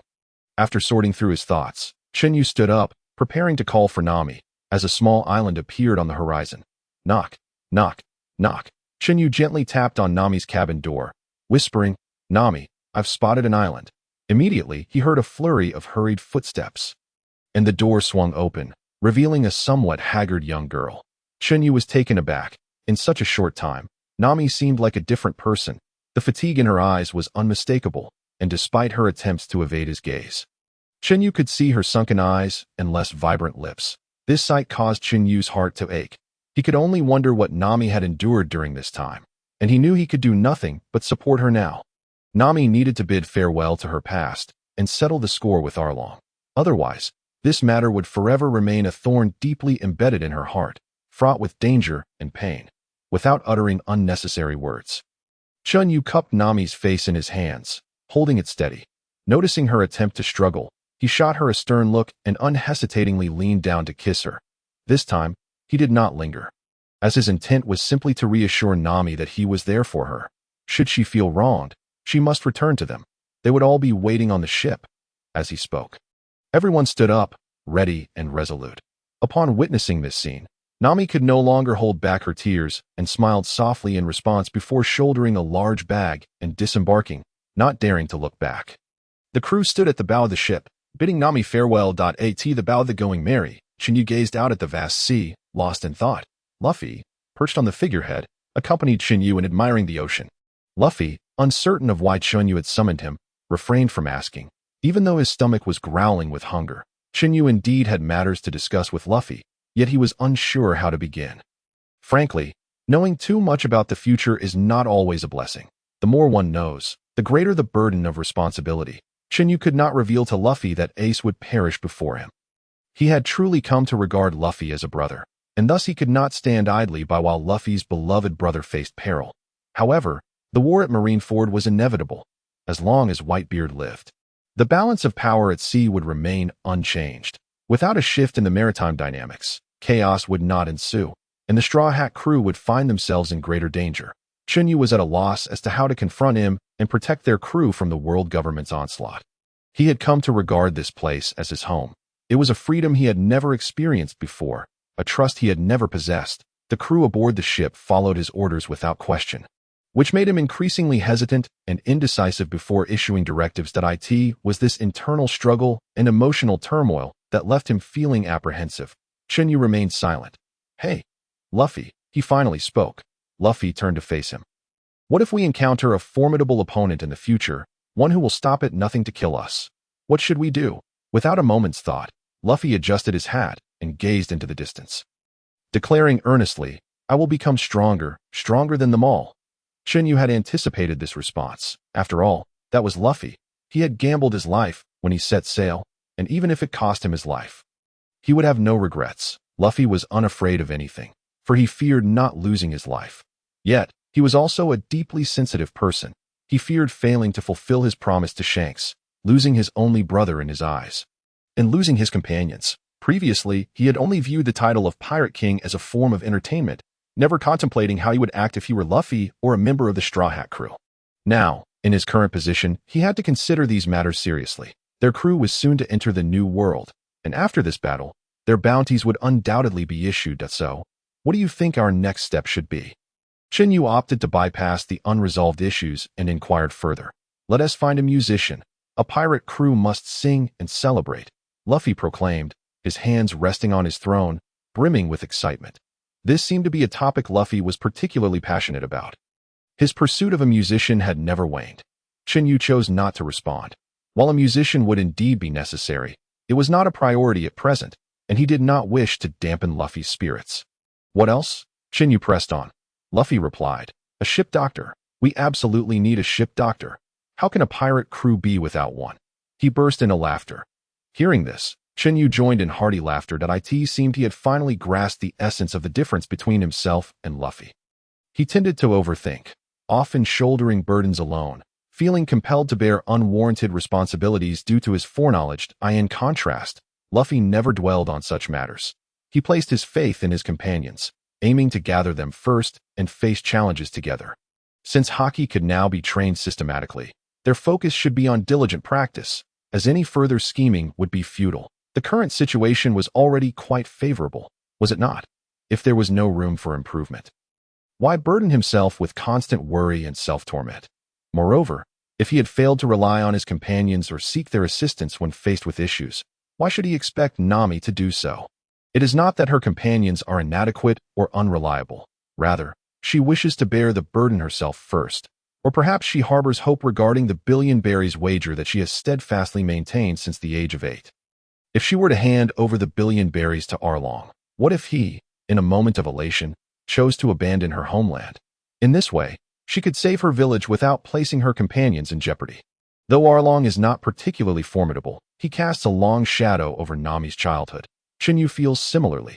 He constantly strives to devise a flawless plan that ensures every person he cherishes can navigate each day safely, allowing them to successfully achieve their aspirations. He always envisions others traversing the paths he has meticulously laid out. Yet, this desire stems from his foreknowledge of certain events. Chen Yu realizes that if he continues down this path, he will increasingly distance himself from the group. True companions must rely on and assist one another, should they not? Chen Yu finds solace in the understanding that no one expects him to shoulder every burden alone. He is only aware of the overarching direction. When difficulties arise, they can be addressed collectively, and that is the essence of a comprehensive strategy, is it not? Moreover, presuming to chart their futures is inherently a self-serving act, one that lacks accountability. He does not need to live in such exhaustion.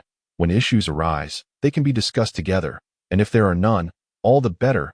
He can then indulge in sweet moments with Nami. Chen Yu turns to gaze at Luffy, a relieved smile breaking across his face. Living in the present moment is of utmost importance. Once Nami's matters are resolved, they can prepare to venture towards the Grand Line. And by then, they will have a ship's doctor and a musician. Upon hearing Chun Yu's words, Luffy excitedly removes his hat, fixing a determined gaze upon the straw hat in his hands. Entering the Grand Line would bring him one step closer to realizing his dream. The sea breeze continues to howl, while the Jolly Roger flutters defiantly, as if a valiant warrior, unwavering in its stance. The sound of the flag flapping serves as the most potent evidence of their resolve. Back at her home, Nami retrieves the last of her gold, worth 7 million berries, kneeling before a small orange grove. The weariness and hope in her eyes are impossible to conceal. At last, she has gathered 1 billion. Gazing at the overflowing chest of riches before her, Nami collapses in relief beneath the shade of the orange trees, her right hand instinctively curling, palm outward against her brow, shielding her from the piercing sunlight filtering through the leaves. Belmare, Nojiko, and everyone in Kokoyashi village, we can finally break free from Arlong's tyranny, Nami murmurs to herself. Though her eyes betray her with unshed tears, she has lost count of how many times she has wept. However, she believes that once today has passed, both the villagers and herself can be liberated, allowing her to travel the world with the Straw Hat crew and fulfill her childhood dream. with this thought. Nami feels an inexhaustible energy surge within her. After covering the treasure once more, she sets off towards the domain of the tyrant. That Nami-chan. Is that little Nami? The villagers of Kokoyashi spot her approaching from afar, whispering among themselves. Yet, as Nami draws near, they scatter into their homes as if fleeing from a plague, hastily securing doors and windows. Witnessing this, Nami remains unperturbed. She has grown accustomed to it over the years. Even though they are unaware and do not understand her sacrifices, she willingly endures it all without complaint. Only after Nami has departed do the villagers emerge, gathering together as if to discuss something. A few of the men grow increasingly agitated, rushing into their homes to retrieve hoes, ready to confront an unseen enemy. The women discreetly wipe their eyes, their sorrow and indignation rivaling that of the men. This scene has persisted for 8 long years. 8 years. Meanwhile, Nami, having reached the entrance of Arlong Park, adopts an icy demeanor, her eyes shadowed, a cold smile gracing her lips as she forcefully pushes open the door, disregarding the startled fishmen within. Arlong, you claim to be a man of your word, did you not? Nami advances towards Arlong, stepping lightly to her words. Arlong appears momentarily perplexed, yet he quickly erupts into his usual grotesque laughter. Shark ha ha ha. Shark ha ha ha ha. Indeed. I, Arlong, am the most trustworthy. Very well, I have gathered the money. Now sell me the village. Was that not your promise? Nami's expression remains devoid of joy, her face as frigid as ever. Upon hearing this, Arlong stands up in shock from his throne, his eyes wide and pupils constricted, his visage transforming into that of a ravenous shark. He quickly regains his composure, sitting back down and laughing maniacally at Nami. I, Arlong, am indeed a man of my word. Here's the deal. You return home to prepare, and tomorrow I shall come to count the funds. If the amount is sufficient, I will immediately grant your village its freedom. Having calmed down, Arlong glances toward a distant point in the sea before speaking again. Upon hearing Arlong's promise, Nami breathes a sigh of relief and departs from Arlong's domain. However, the moment the door slams shut, an uproar of laughter erupts from within Arlong Park, akin to a cacophony of demons, deafening in its intensity. Nami thinks little of it, assuming they are merely celebrating the acquisition of 1 billion berries. Suddenly, the sound of rustling awakens Nami, who had dozed off at the table. Instantly alert, she brandishes her 3-section staff and steps outside. On this final day, she dares not let her guard down. Typically, no one would venture here. Upon exiting, Nami spots several Navy soldiers rummaging about with shovels, an ominous premonition settling in her heart. What are you doing? Nami shouts at the foremost soldier, who resembles a rat. Colonel Mouse, unfazed by Nami's rudeness, strokes his beard and replies. According to informants, the little thief Nami has repeatedly stolen pirate property, amounting to 1 billion berries. You must be Nami, correct? No need to panic. We, the Navy, uphold justice as long as you surrender the stolen funds. We will not make things difficult for you. How do you know it's 1 billion? Nami's fury ignites. Only a few within Arlong Park were privy to this information. Even the dullest mind could deduce the sequence of events. While you let the marauding Arlong run free, you come to apprehend me, a mere thief. Do you not feel ashamed? Colonel Mouse remains unperturbed by Nami's words, choosing not to engage on that front. Young lady, I, the Colonel, am magnanimously forgiving of your transgressions. Are you attempting to obstruct the Navy in our duties? At this point, Nami trembles with rage, realizing why the villagers had sought help from the Navy for years in vain. It dawns on her that the so-called Navy colludes with pirates to oppress the people. Suddenly, Nami senses someone encroaching upon her beloved orange grove, and her eyes widen in alarm as she swings her staff, sending the soldier attempting to vandalize her grove flying. Yet, even her strength proves insufficient against the multitude. Under Colonel Mouse's command, everyone advances toward the grove. Nami, on the brink of despair, can no longer thwart the soldier's intent on digging up her precious garden. The sound of the shovel striking wood pierces the air, excruciatingly grating. Yet, for Colonel Mouse, this sound brings exhilaration as he seizes the shovel and digs furiously, watching her years of labor about to be snatched away. Nami's heart shatters, and she collapses to the ground, vacant-eyed, as she permits Colonel Mouse to plunder her treasure. Moments later, Nami's vacant gaze sharpens into an abyss of resentment. She despises Arlong's treachery, loathes the Navy for not only their inaction, but for colluding with pirates to exploit the innocent. She detests the tattoo of the Arlong pirates emblazoned on her skin. Nami's neck twists toward her shoulder, fixing her gaze upon the tattoo, her eyes a storm of fury and madness. She draws a dagger and plunges it into the tattoo.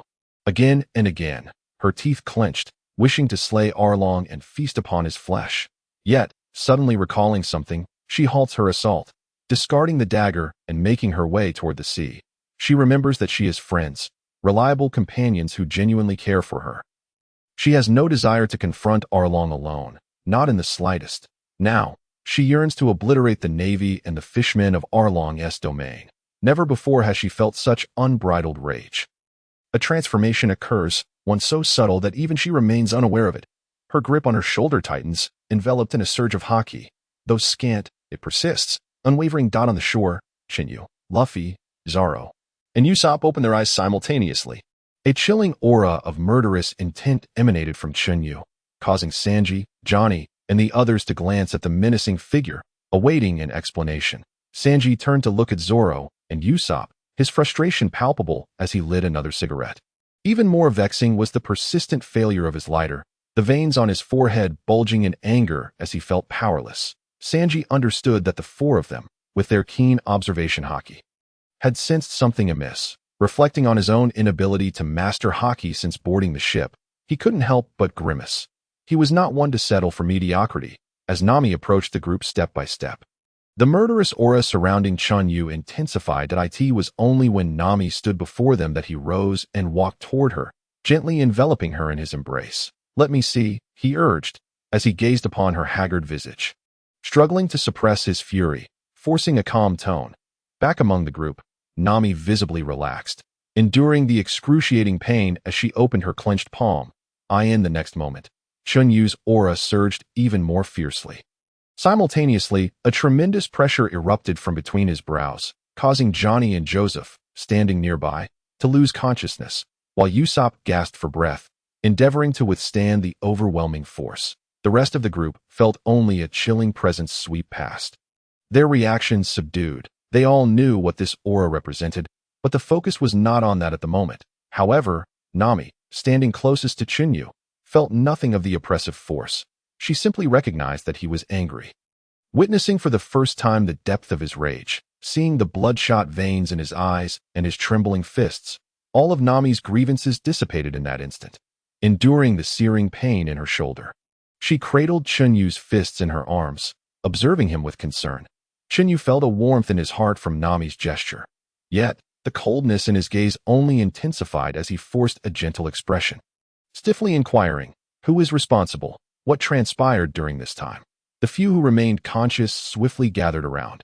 Nami immediately recounted the entire story without reservation. Upon hearing her tale, the Straw Hat crew's faces turned frostbitten, the veins on their foreheads and necks betraying their wrath. Chen Yu longed to embrace Nami, yet he could not. In that moment, he was first and foremost the vice captain, and only then her boyfriend. From the moment he sensed Nami's presence to her appearance before the group, no one could fathom the extent of his anger. But he had to restrain himself. They had previously agreed that Nami should resolve this on her own.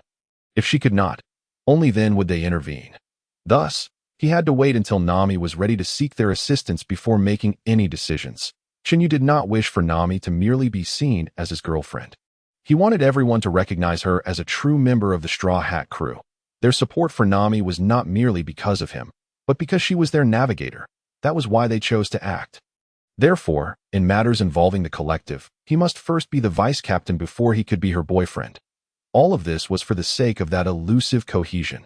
In this moment, Chen Yu realized what he truly desired: to care for Nami, to stand by her side always, and when everyone's dreams were fulfilled, to take her away to seclusion, just like Rayleigh. This was his simple and unadorned dream, and no matter who obstructed him from realizing this dream, Chun Yu would obliterate them without hesitation, regardless of their stature. His aspirations were remarkably straightforward. Should anyone impede his path, he would ensure their family would pay dearly. Observing the uncontrollable fury in the eyes of his comrades, Chun Yu no longer hesitated. He waved his hand, conjuring a cloud of flames to carry them towards Nami's village.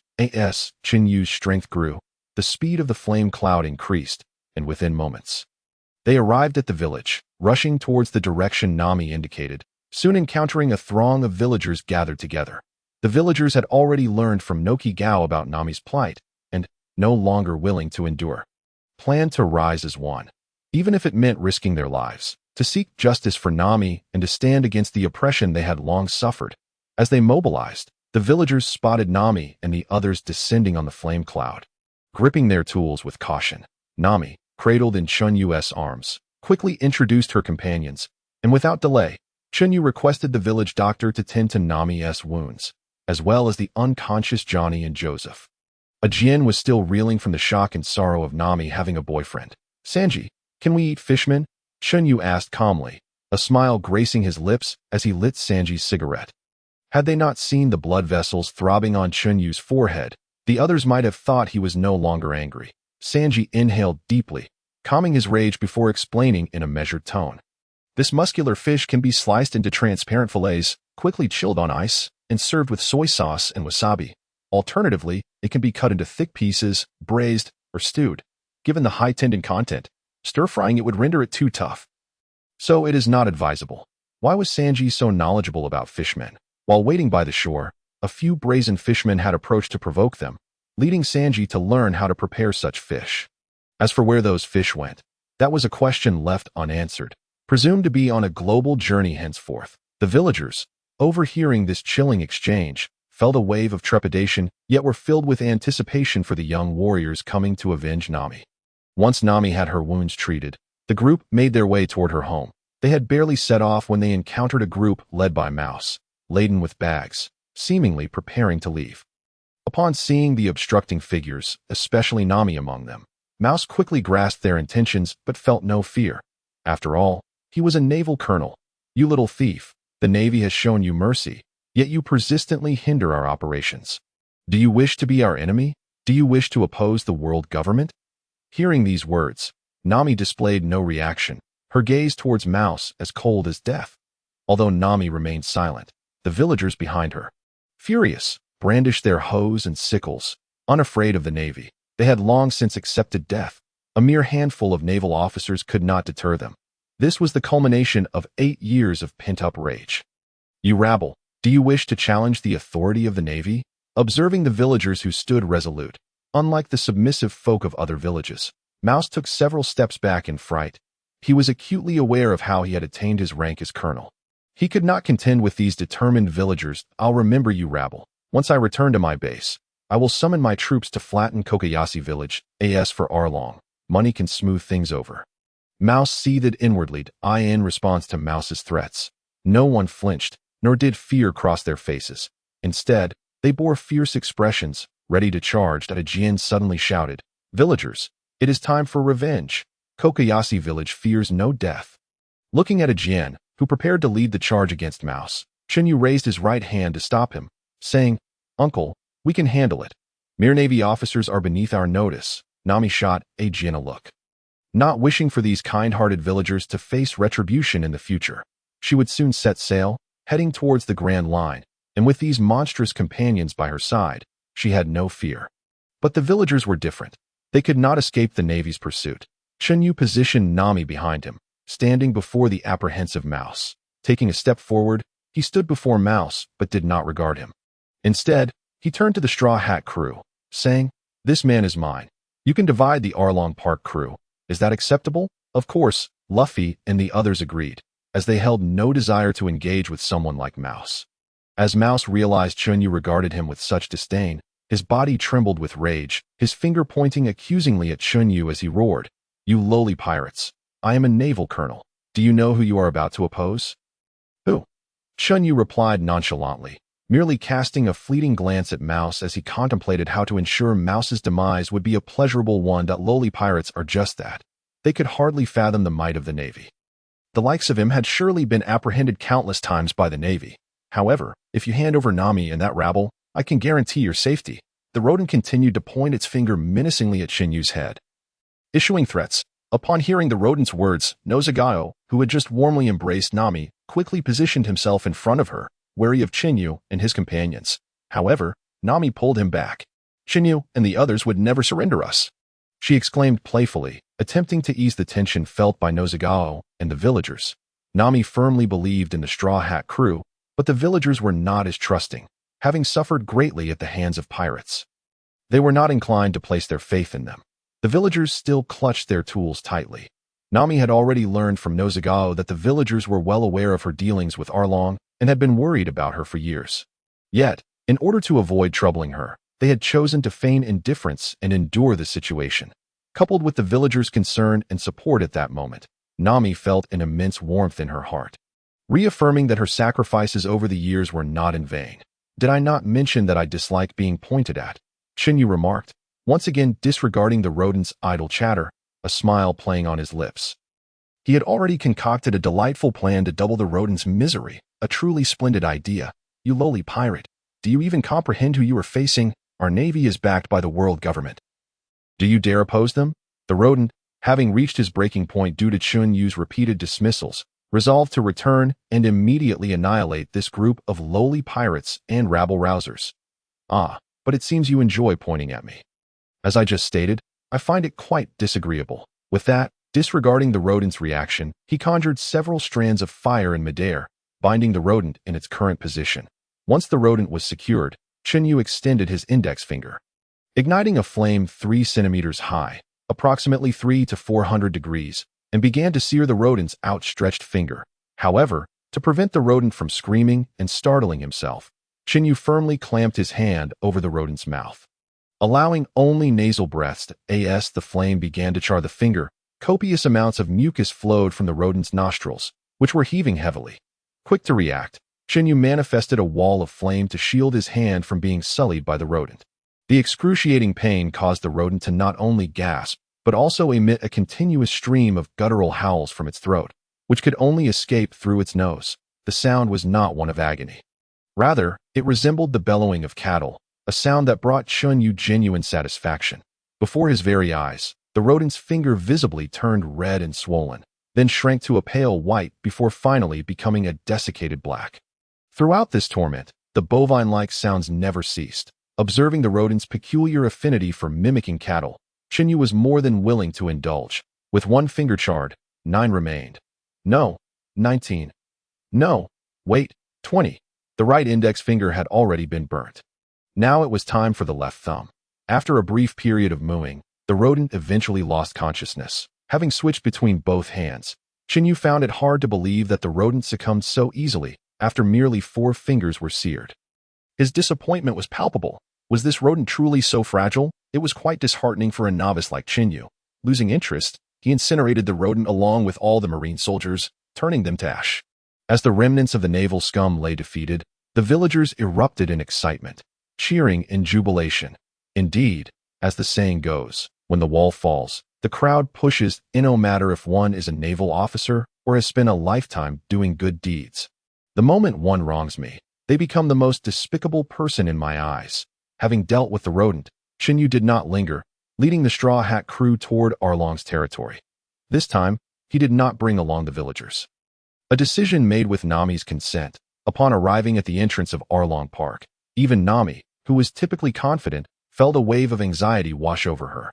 This place, with its distinctive architecture and pirate flag, was indelibly etched in Nami's memory. Unless it was utterly destroyed, it would haunt her for a lifetime. Chun Yu began assigning tasks. This time, without pairing himself with an opponent as usual, Luffy would take on Arlong.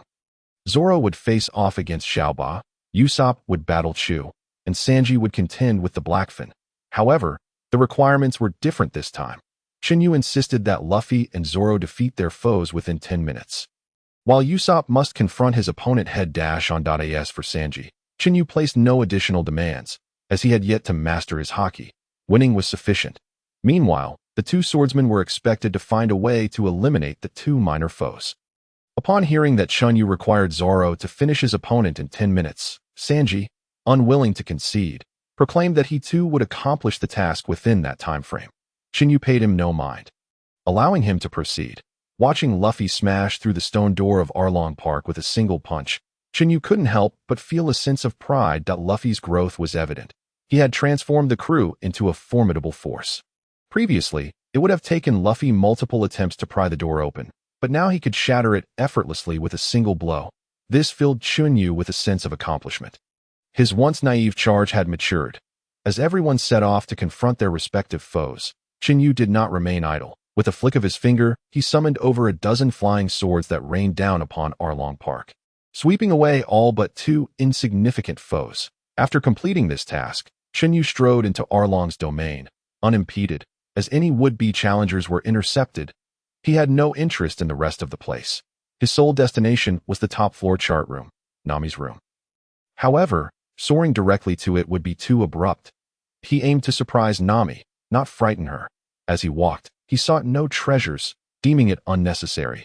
Ultimately, asking Nami would suffice. "Nami, are you truly certain that you would betray us for these lowly beings?" Arlong seethed furiously at Nami, standing opposite Luffy. Clearly, Chen Yu's earlier display of power had driven Arlong into a frenzy. His gaze was fixed on Nami, the murderous intent unmistakable. The bodies of his compatriots lay strewn upon the ground, slain by these inferior creatures. Had it not been for his need for Nami's abilities, he would have already struck her down. Yet now, a mere lowly being dared to betray him. Upon hearing Arlong's words, Luffy felt a jolt of fear. He recalled Chun Yu's warning.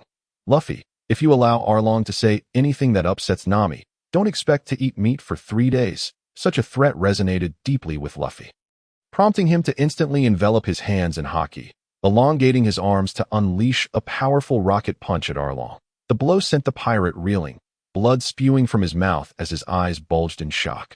Zoro, armed with the blades he had acquired from Chun Yu, unleashed a three-sword-style technique, the Black Rope Dragon Whirlwind, effortlessly dispatching Xiaoba. However, Zoro's existing injuries took their toll, causing blood to seep from his wounds as he staggered to a wall, ultimately collapsing into unconsciousness. Meanwhile, Sanji fared significantly better than before.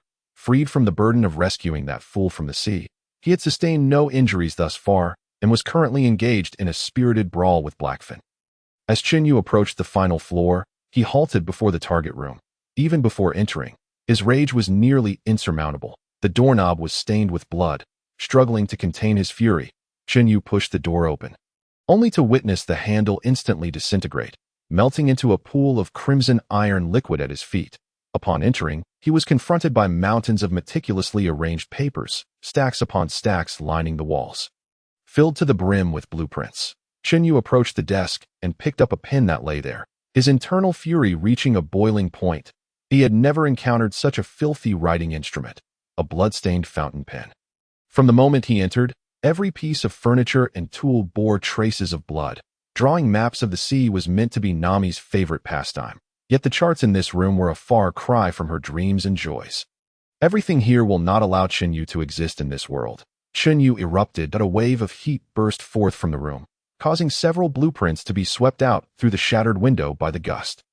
In an instant, a cerulean flame engulfed the entire room, reducing maps and furniture to ashes. Moreover, the roof and walls began to melt, the flames deepening in color and accelerating the rate of the wall's dissolution.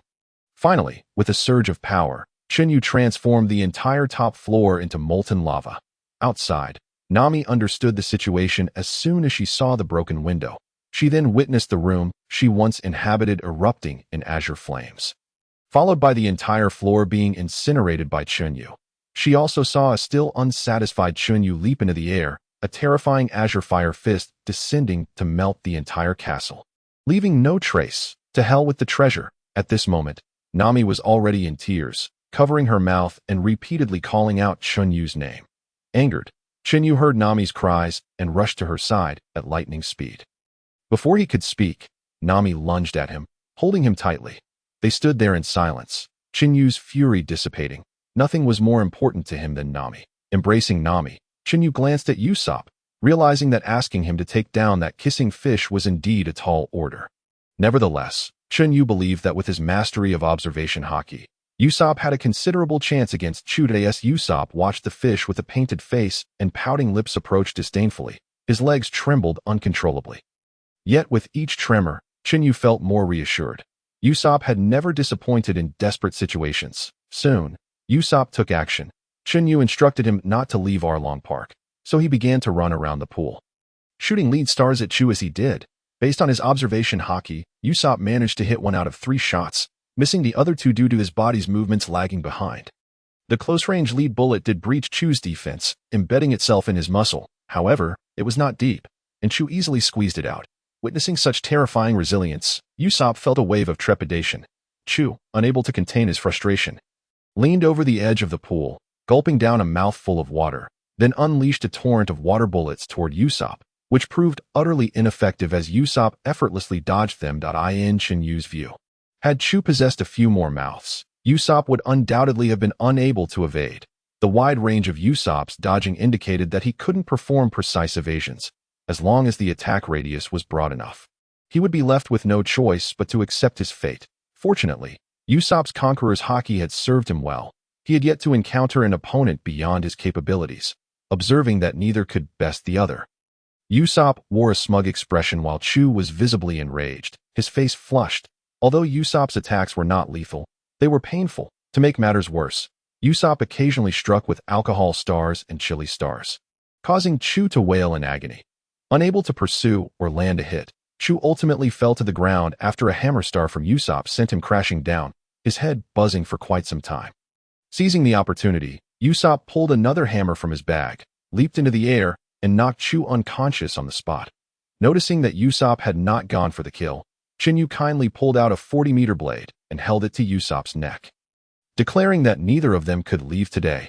After this day, only Hachi would survive among the fishmen, a decision Chen Yu had previously discussed with Nami. On one hand, Hachi still held some value. On the other, he was rather dim-witted, foolishly following Arlong around, a large fish with many holes but lacking in cunning. Most importantly, Hachi had never killed anyone from Kokoyashi village. Otherwise, even if he were to prove useful in the future, he would surely meet his end. Under Chen Yu's threat, Usopp finally plunged a dagger into Chu's heart. Chen Yu reassured the somewhat despondent Usopp that this was a trial every brave warrior of the sea must endure. Had he learned to harness armament Haki earlier, taking down a foe like Chu would be a simple task. It was no exaggeration. Hearing this reignited Usopp's fighting spirit. His victory was largely attributed to his observation Haki, which was virtually a cheat in the East Blue, making it rather unfair that Chu's demise elicited no sorrow among the fish, as apart from Hachi, all the others had perished. Sanji, unable to defeat his opponent in under 10 minutes, sulked in a corner, smoking. The 2 sword masters, through years of tacit cooperation, managed to dispatch the 2 lesser fishmen at the cost of several broken bones. The tardy villagers, witnessing the devastation of Arlong Park, wept tears of joy as they embraced one another. Observing the villagers' jubilant celebration, the Straw Hat crew wore expressions of heartfelt relief. Chen Yu, meanwhile, took advantage of the moment while Nami was reunited with the villagers to eliminate all traces of the Arlong pirates' insignia nearby. By the time he was done, only the unconscious Hachi remained in Arlong's territory, the rest reduced to a puddle of molten lava. The red glow of the lava mirrored the setting sun, stirring deep reflections within Chun Yu. Soon, everyone was invited to Kokoyashi village as guests at this moment. All the villagers were filled with gratitude toward the Straw Hat crew, but on the other side, somewhere in the Grand Line, a serious meeting was underway. The discussion centered around the Straw Hat crew, led by a burly commander clad in a Navy uniform. I second this motion. XN Monkey D. Luffy, captain of the Straw Hat crew, hailing from the East Blue, possesses the abilities of the Gum Gum fruit. Investigations reveal a close relationship with the Yonko red-haired Shanks, posing a significant threat to this world. Allegedly the grandson of Navy hero Garp. In just a few days since setting sail, the Straw Hat crew has wreaked havoc in the East Blue. They first defeated Alvida, then went on to triumph over Navy Captain Morgan, continuing their winning streak against Buggy the Clown, Captain Krieg, and now the Arlong Pirates. Current intelligence suggests that Navy Captain Mouse also fell to this crew, his fate unknown. In a region where bounties average merely 3 million. This crew has consecutively vanquished several notorious pirates with bounties exceeding 10 million. This is not good news. We must take this matter seriously and eliminate this emerging evil at the earliest opportunity. This implies that no branch can tackle this crew alone, another grim-faced officer remarked. Upon hearing this, the leading commander nodded and continued. This is merely the surface of the intelligence. According to reports from our spies, the threat posed by the Straw Hat crew is far more significant. Roronoa Zoro, a combat member of the Straw Hat crew, also hails from the East Blue and has fought against the warlord of the sea Dracul Mihawk at the Bartai. Although he was defeated by Hawkeye, he earned his respect in the aftermath. It has been years. Hawkeye has never regarded a youth with such importance. The potential dangers he presents are no less than that of his captain. I second this. XN Moreover, the Straw Hat Crew's first mate, Chen Yu, has an unknown background and poses a severe threat to both our Navy and the world government. His exploits surpass even those of the captain. He has also challenged Hawkeye at the Bartai, suspected of controlling flames, abilities reminiscent of Whitebeard Pirates' 2nd Division Commander, Portgas D.Ace. Due to the overwhelming nature of Chun Yu's challenge against Hawkeye, one of our intelligence agents was unfortunately lost. However, this also provided us with crucial battle data. After this, the leading officer played a video of Chun Yu's battle with Hawkeye. Chun Yu's numerous fire swords raining down from the heavens present a significant threat to our Navy. Aside from a few admirals, few can fully counter such techniques. Moreover, we do not possess further intelligence on subsequent developments. Reports indicate that Chun Yu and Hawkeye's battle ended in a stalemate. The East Blue has already suffered the disgrace of having one fire fist ace. We cannot allow a second to arise. This menace must be cut off at the root. To uphold the military's dignity, I second this. XN Proposal 1. Set the bounty for Straw Hat Crew's first mate Chun Yu at 300 million. After stating this, the leading commander glanced downwards. I second this. XN 1. This is inappropriate. While the bounty is acceptable, do you truly believe the world government will consent to such an exorbitant amount? This is the first bounty. One of the generals expressed. Upon uttering these words, a flurry of discussions erupted among those present, yet ultimately, all consented to this statement. For it is indeed the world government. I second that, chimed in XN 1. In that case, we shall proceed with Plan 2, placing a bounty on the entire Straw Hat Pirates crew, reducing Chun Yu's bounty while elevating the bounties of the other members, the leading general continued. After a period of deliberation, the attending generals unanimously agreed, recognizing this as the most reasonable course of action. However, it was imperative that the military clearly delineate the danger posed by Chun Yu, lest our naval heroes fall victim to unnecessary sacrifice, added one general. I second that, echoed XN 1. Very well. Let us now finalize the bounty decisions for the Straw Hat Crew. I propose a bounty of 60 million berries for the captain. Monkey D. Luffy, 90 million berries for the first mate, Chen Yu. 45 million berries for the combat member, Roronoa Zoro. 30 million berries for the cook, Sanji. 20 million berries for the navigator, Nami. And 20 million berries for the sharpshooter. Usopp, suggested the leading general. I second that, came the response from XN. Additionally, there are 2 new combat members whose strengths remain uncertain, Joseph and Johnny, although their records indicate they were once obscure bounty hunters in the East Blue. For some unknown reason, they caught the eye of first mate Chun Yu, who recruited them. Even a man of Chun Yu's stature, the first mate of the Straw Hat Crew, respectfully refers to them as the Demon Blade Duo. I urge you all to commence discussions regarding their bounties, proposed the leading general. After a period of discussion, their bounties were set at 17.5 million berries each, culminating in a total bounty of 300 million berries, marking the first ever bounty for the Straw Hat Pirates, a historic precedent. One general remarked, "Let us hope this stirs some conflict between the captain and first mate." Meanwhile, the Straw Hat Crew remained oblivious to the discussions, reveling in a 3-day feast at the invitation of their friends. Eager to indulge in 3 days of meat, Luffy promptly implored Chun Yu for approval, while Sanji, enticed by the prospect of numerous beauties awaiting his rescue, joined in the plea. Zoro merely scoffed, but remained silent. Chun Yu, anticipating a clash between the two, felt a twinge of disappointment. Eventually, upon hearing that the feast would also feature fine wines, Zoro blushed and joined the fray, though Chun Yu still refrained from expressing his stance. It was only when Nami expressed a desire to linger for a few days to bid farewell to the villagers that Chun Yu acquiesced. Chun Yu declared, "What is there to consider?" Upon learning of Chun Yu's agreement, the others surged into the fray, and Usopp began to improvise. Meanwhile, Chun Yu was beckoned by a Jin to a secluded corner for a conversation between men.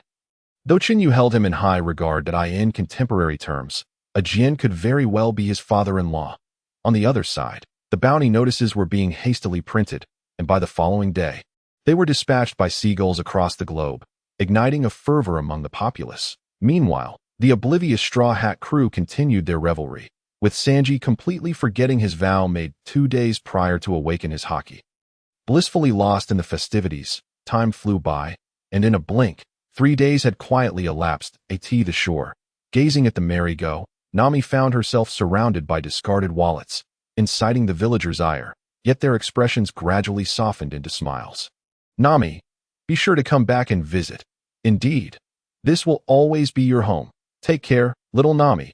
Amidst the heartfelt farewells, Nami raised her arms high, joyfully waving goodbye to the villagers, a stark contrast to a certain curly-haired individual whose heart was elsewhere. Remember our promise, a Jin called out from the shore, waving at Chun Yu. Recognizing a Jin's greeting, Chun Yu solemnly waved back.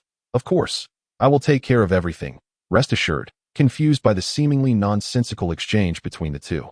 Nami's curious eyes twirled as she suddenly dragged Chun Yu back to their room, gently closing the door behind them.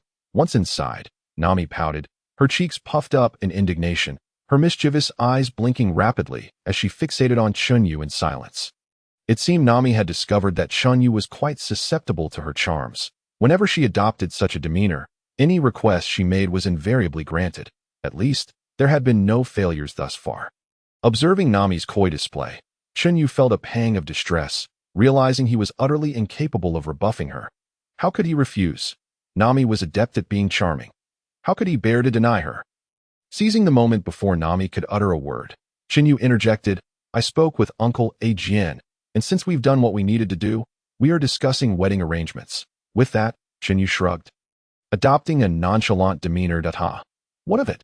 Just because you can be charming doesn't mean I will grant you the opportunity. Upon hearing Chun Yu's words, Nami was rendered speechless, her face flushing crimson, her fingers trembling as she pointed accusingly at Chun Yu. Retreating in shock. How could you say something so outrageous? Who said we had done what we needed to do?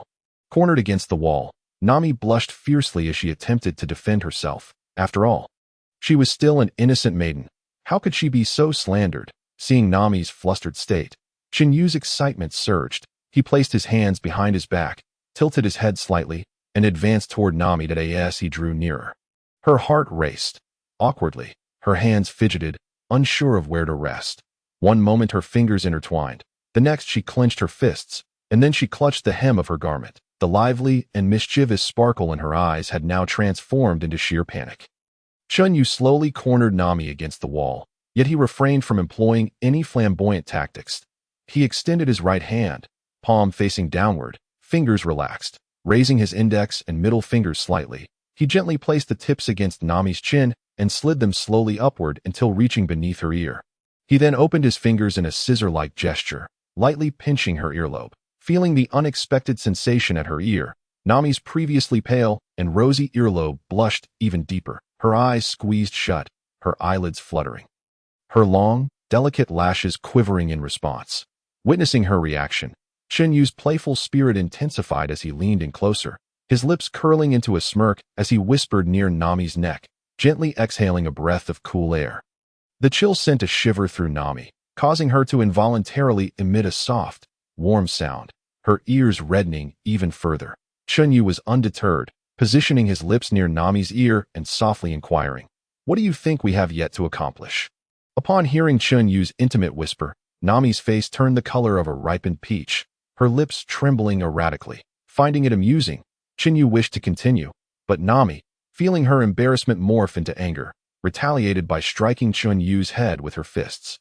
She then flung open the door, kicking Chun Yu outside. Sanji, who had been idly standing outside, witnessed Chun Yu's predicament and immediately regained his spirits, delighting in mocking him. Initially, Chun Yu felt a pang of regret and remorse. But now he found himself inexplicably ridiculed by Sanji. How could he endure this? Chun Yu sprang to his feet, covering his mouth in indignation, exclaiming, just now, Nami bit my tongue until it hurt. Sanji, do you think I have angered her? Sanji replied, oh? Have you heard what you just said? When it comes to verbal sparring, I have never bested you, and this time is no exception. Chun Yu's complaint about his sore tongue left Sanji speechless. With not a word to say, Sanji wore a defeated expression, as if he had lost his soul, swaying left and right as he departed the scene in a distant corner of the deck. Sanji began slapping his own face in frustration, suddenly realizing the gravity of his own actions. Chun Yu promptly knelt down and began slapping himself as well. What had he just done in that room? Chen Yu no longer wished to ponder what he had missed. The more he thought about it, the more regretful he felt. Yet the bitterness and remorse gnawed at his nerves, leaving him despondently drawing circles on the ground. Of course, such trivial difficulties could only trouble Chun Yu for a brief moment. He would return for more next time.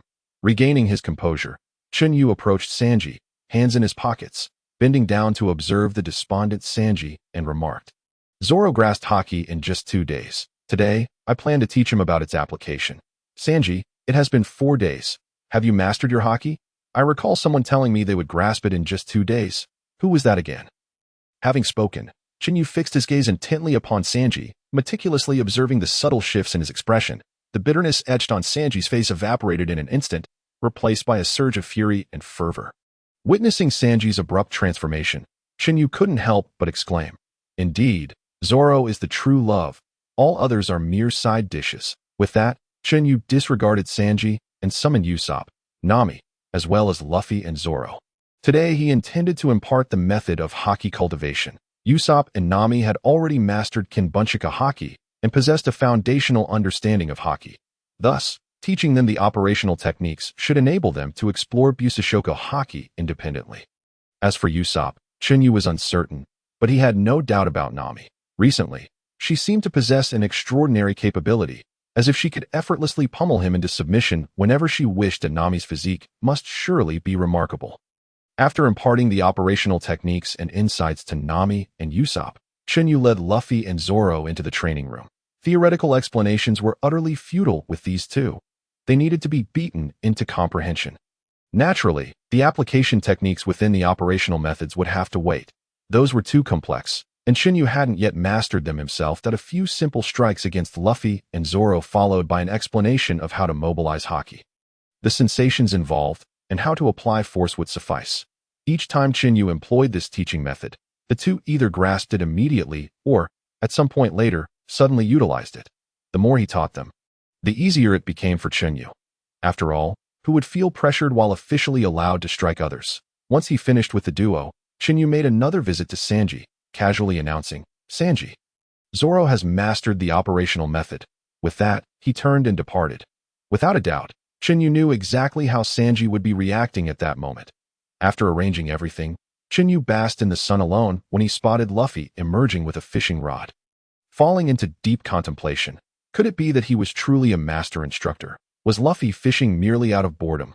Indeed, I must be a master. With a satisfied smile, Chen Yu closed his eyes once more to soak up the sunlight.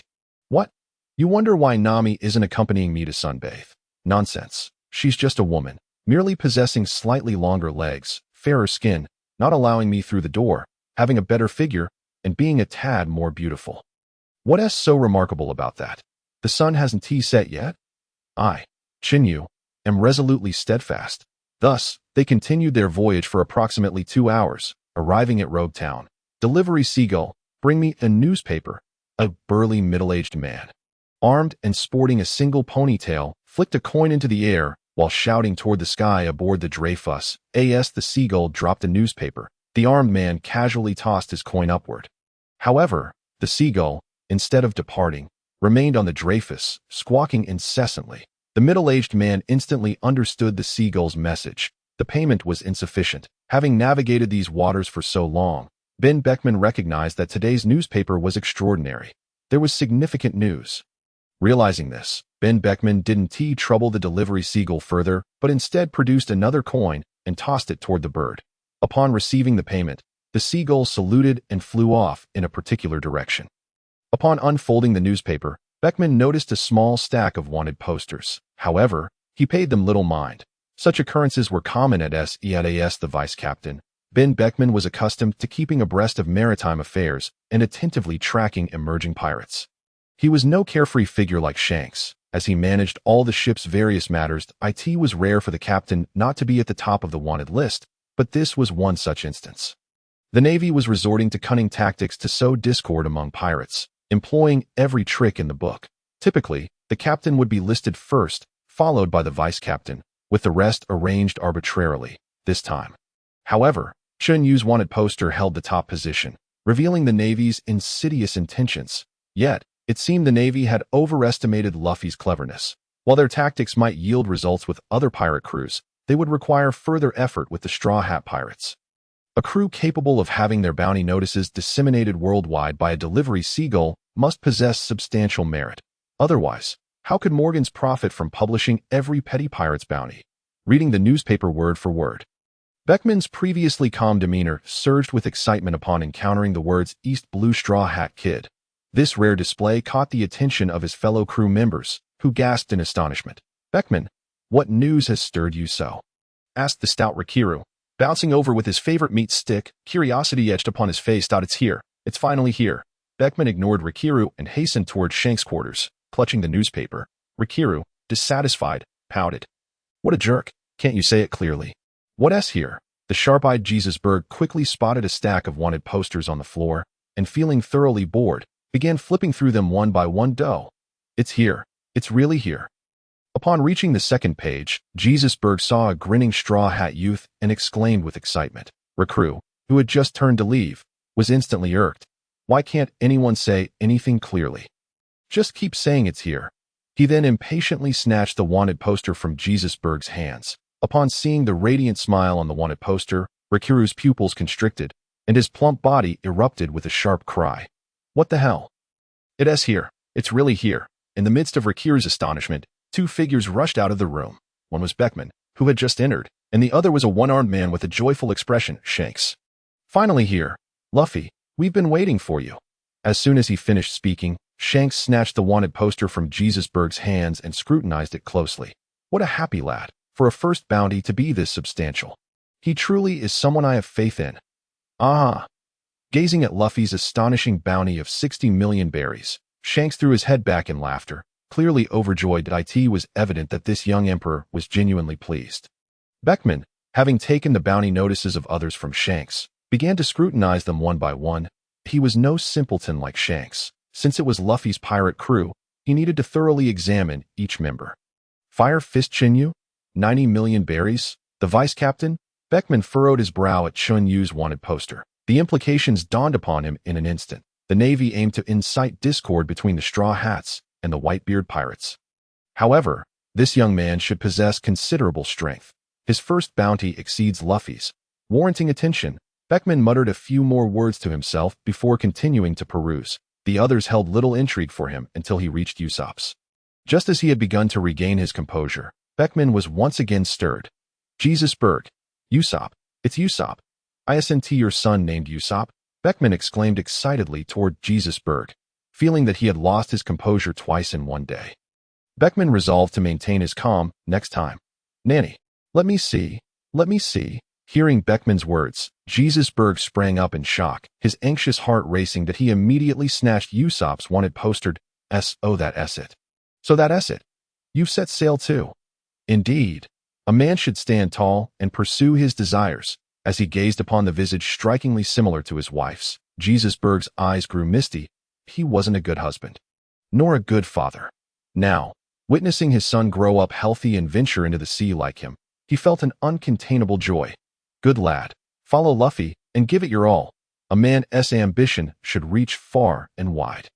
Jesus Berg stifled his reddening eyes and expressed his fervent excitement. "Ah, everyone, let us hold a feast. In celebration of Luffy's departure, we shall feast for 3 days straight. We won't return until we're drunk."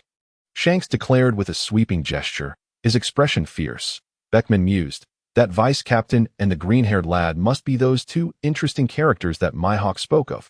Meanwhile, in Windmill Village, the townsfolk raised their glasses. "To our Luffy, cheers! Oi! Cheers! To our Windmill Village producing a great pirate! Cheers! What an outrageous display! This is the act of a rogue. This is a disgrace to our village," the elderly village chief exclaimed indignantly, leaning heavily on his cane. "Cheers! In Xuanyua Village. Master, is this pirate hunter Zoro really our senior brother? How incredible! Hey! Master, teach us how to be pirates. This is truly amazing. Yes. I want to learn too. I want to be a pirate." "Me too." Observing the exuberant children, Jingsalang could only shake his head in resignation. "Indeed, he is your senior brother, but I have not taught him the ways of piracy." With that, Jingsalang gazed into the distance, quietly murmuring, "Zoro, I am delighted to hear of your exploits once more. In your eyes, I see no trace of confusion. A pirate, you say? Then follow your heart and walk steadfastly on your path. Pursue your swordsmanship. In Kikishia village, the Navy has gone too far. How could they place such a high bounty on such a lovely, timid, and well-behaved young girl? I must lodge a complaint. A Jin fumed as he slapped the wanted poster he had deliberately enlarged and developed against the wall. Nuachi looked on in disbelief. Uncle Jin is clearly thrilled and delighted. After a brief moment of calm, a Jin turned his gaze towards the direction in which the straw hats had set sail. At this moment, his heart was tumultuous. Kid, I entrust Nami to you. I believe you will protect her and safeguard her smile. Captain Buggy, look, Captain Kuro, today as freshly released wanted posters. The entire world is in an uproar. The straw hats, disembarking, remained oblivious to the chaos unfolding on the seas. Chun Yu sent Luffy 500,000 to purchase meat and 2.1 million to Usopp for equipment and materials, while the others were allotted a mere 100,000 berry each. Finally, Chen Yu turned his attention to Zoro. Although Zoro currently lacked swords, the others, apart from Wado Ikamanji, were worthless and utterly ineffective. Zoro, are you interested in acquiring new blades? You must realize that the other 2 swords in your possession will soon fall behind your growing strength. Why not procure 2 new swords on this island? I have heard there are some fine blades in the weapon shop here. It is rumored that someone has seen the Sandai Kitetsu. A rather impressive sword. What do you say? Shall we go and acquire it? Noticing Zoro's calm demeanor, Chen Yu gently tempted him. Upon hearing this, Nami narrowed her eyes. She was not convinced that this rogue truly intended to give Zoro a friendly warning. There had to be some ulterior motive. But I only have 100,000 berry. Zoro pondered for a moment before hesitantly speaking. I just want to know if you want it or not. If you're short on funds, I can lend you some. Chen Yu replied, maintaining his composure. Then lend me some quickly, and I'll pay you back later. Zoro's excitement was palpable. He eagerly anticipated meeting his new swords. I can lend you the money. But we must establish a pact. I will give you 1 million, which should be sufficient for your purchase. But regardless of how much you spend, you must agree to 3 conditions. Rest assured, I will not violate your principles. Chun Yu gazed at Zoro, continuing to coax him. Miss this village, and there will be no such shop again. Upon hearing this, Nami felt a wave of satisfaction. This is Chun Yu. No action without assurance. After much deliberation, Zoro ultimately agreed to this unequal pact. Not only would he have to repay the money, but he would also have to comply with Chun Yu's 3 conditions. What a lucrative deal. Holding the money, Zoro felt increasingly uneasy. However, he had a good habit of not overthinking things. When confused, he simply stopped pondering, like a traveler lost on a road, relying solely on instinct to navigate. After all, someone would eventually come to find him. Chun Yu watched Zoro leave with excitement. 3 conditions. How would he play this out? Nami, who was also present, looked at Chun Yu slyly. I want 1 million berry. Otherwise, I will tell Zoro to borrow from me, and I want to accept his conditions. Though Nami had left her wealth in the village, she could still manage to produce a mere 1 million. Upon hearing Nami's eager words, Chen Yu felt exasperated. This woman is far too greedy, immediately asking for 1 million. Yet, Chen Yu did not refuse. It's just pocket change. Typically, the crew was reluctant to take from their shared funds, leaving it to him and Nami to pilfer discreetly. Since 1 million was given, 2 million could be offered as well. Chun Yu generously handed Nami 3 million, affectionately cupping her face and planting a firm kiss on her smooth forehead. Here, 3 million. Bounties say your man is stingy. Spend freely, buy boldly, and come to me when you run out. The avaricious Nami felt no burden and happily accepted the money. However, having received such benefits, she would not remain entirely ungrateful. Sustainability is key. After all, Nami swiftly approached Chun Yu, stood on her tiptoes, and pecked him on the lips before bouncing out the door to shop. The others had never seen the wanted poster and felt no concern. Who would recognize them? As for Chun Yu, he naturally followed Nami discreetly, intending to buy some meat and a suit. He had no hopes of Luffy returning with meat. Zoro sauntered down the street, his spirits high. The bag in his hand contained gold worth 1 million berry, along with 100,000 berry in pocket money. With newfound wealth came a sense of security. Suddenly, a commotion arose from the crowd ahead. As it was rumored that a girl was being retaliated against by pirates, Zoro approached to observe the situation. Before him stood several burly pirates raising their swords against a bespectacled girl. Just as Zoro prepared to intervene, he witnessed the girl wave her hands, unleashing a flash of sword light.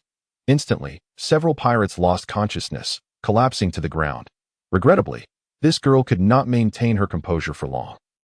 A moment's distraction caused her to stumble, and thus their fates intertwined. The two exchanged banter along the way, but Zoro found himself at a loss against Dasky. Compensation was out of the question. For Zoro was not at fault. Besides, he needed the money to buy swords. What pirate would agree to pay up willingly? None, certainly. This woman was far too arrogant, relying solely on her resemblance to Zoro's former wife. She nagged incessantly. She had even pulled a new pair of glasses from the chasm and still demanded compensation. This was absurd.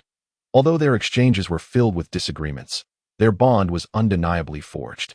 Zoro's gains also exceeded his expectations that he acquired the Snow Walk and the Sandai Kitetsu. Zoro spent just 50,000 on the Kitetsu, while the Snow Walk was entrusted to him by the owner.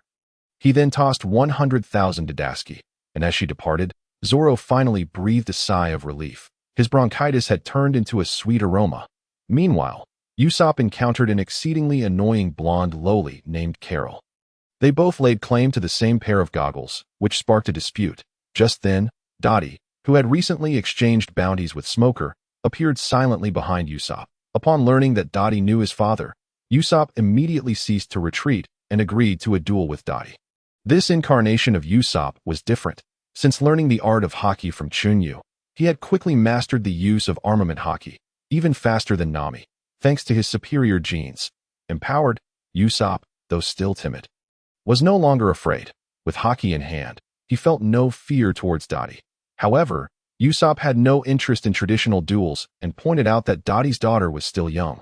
What would happen to her if he lost? Long-nosed, who would lose? My father would never lose to you. You weird uncle. Upon hearing Usopp claim his father would lose, Carol's mischievous nature was instantly revealed. Yet, Usopp ignored the little brat entirely. He and Dottie made a wager. If he won, the goggles were his. If he lost, anything goes. They ultimately decided to compete in long-range shooting, targeting a distant marker. The distance exceeded the gun's effective range. If Usopp hit it, he would win. To be honest, Usopp felt a tinge of anxiety. However, he was confident in himself. Before he entered Rogue Town, Chen Yu had told him that he was to be the sniper on the future Pirate King's ship. In terms of shooting, he would not lose to anyone. Ultimately, it was Usopp who emerged victorious. Dottie harnessed the power of armament Haki to enhance his slingshot, achieving a range that far surpassed that of an ordinary handgun. Usopp, having obtained the coveted goggles, was momentarily pained by the sight of Dottie and Kaler in a tender embrace. Did he not yearn for paternal affection as well? His feelings towards his father, Yasopp, were profoundly complex. He idolized Yasopp, as his mother had described him as a man of great stature. Yet, he was hardly a suitable husband or father. With a tinge of melancholy, Usopp made his way toward the Going Merry, burdened with his purchases. However, this sense of melancholy was fleeting. The Going Merry, along with Kaya and the Straw Hat Pirates, was his true home. Moreover, he had long since grown accustomed to this life. Nami spent the journey trying on clothes, only to reject each outfit after trying it on, much to the chagrin of the shopkeeper, who could only muster a forced smile and say, "Please visit us again." Meanwhile, Chen Yu was not idle. Having transitioned from casual wear to a deep blue striped suit, complete with sunglasses and a freshly shortened hairstyle, he exuded an air of refinement and competence. No longer hiding, Chen Yu boldly trailed behind, clutching a newspaper and a stack of wanted posters. TSK, TSK, TSK. Who would have thought the Navy could be so cunning? With his leg crossed nonchalantly, Chen Yu stood at the entrance of a clothing store, perusing the latest news in the paper. A nationwide manhunt. He lifted his sunglasses, gazing down the street. Smoker was likely plotting their capture, prompting him to act swiftly. Their group could not afford to reveal too much power at this juncture. Concealment was imperative. With this thought, Chen Yu folded the newspaper and cast a glance at his own wanted poster. Smirking at the mention of Fire Fist, it seemed the Navy had miscalculated once more. Entering the clothing store, Chen Yu searched in vain for Nami, feeling his resolve tested amidst the throngs of attractive young women surrounding him. Unable to locate Nami, he decided to activate his observation Haki. He had little faith that anyone other than Smoker could capture their group. Even the least skilled among them, Nami and Usopp, had already mastered the two-color Haki. One could only imagine the fear they inspired. After an exhaustive search, he unexpectedly found Nami in the men's section of the stored Haki that moment. Chen Yu comprehended Nami's intentions, though he felt no elation. With determined strides, he sought out his beloved Nami. He spotted her holding a white suit in one hand and a burgundy suit in the other, her gaze fixated on a striking black suit adorned with subtle floral patterns. Nami initially intended to purchase 2 suits and a casual outfit for Chun Yu. But now, faced with 3 appealing suits, she found herself in a deep quandary. She adored them all. It wasn't that she was unwilling to buy all 3. Rather, purchasing them would preclude her from acquiring a casual outfit for Chun Yu. Suits were exorbitantly priced, with none of the 3 she fancied costing less than 300,000 berries. In the end, Nami decided to return her own clothing, knowing she had brought less than 1,000,000 berries. With 3 suits and a casual outfit in hand, she approached the cashier, her face radiant with an exuberant smile. Observing this scene, Chun Yu felt his heart flutter. How could he allow Nami to feel so deprived? He strode out decisively, tossing a bag of gold coins into the air with his left hand while placing his right hand on Nami's shoulder. "Dear shopkeeper, I shall cover this young lady's expenses, including the garments she just returned. Please wrap them all up for me." He slightly modulated his voice, producing a tone that Nami had never heard before. The shopkeeper, taken aback by Chun Yu's affluent demeanor, beamed broadly, rubbing his hands together in agreement. "Absolutely." Nami, startled by the sudden physical contact, furrowed her brow before instinctively activating her observation Haki, her right hand moving to grasp the 3-section staff secured at her waist. Just as she prepared to draw it, she caught sight of the individual her Haki had revealed, freezing in surprise. Could it be that this fellow had been tailing her all along? A wave of delight washed over her. She was well aware of Chun Yu's motives for following her, but she planned to teach this persistent and opportunistic rascal a lesson. "Thank you for your kind offer, but my boyfriend is likely nearby. If he weren't, I wouldn't mind dining with you," Nami purred, striving to infuse her voice and demeanor with allure and charm. Unfortunately, Nami was not yet the captivating woman she would become 2 years hence, when every smile and frown would exude sensuality and charm.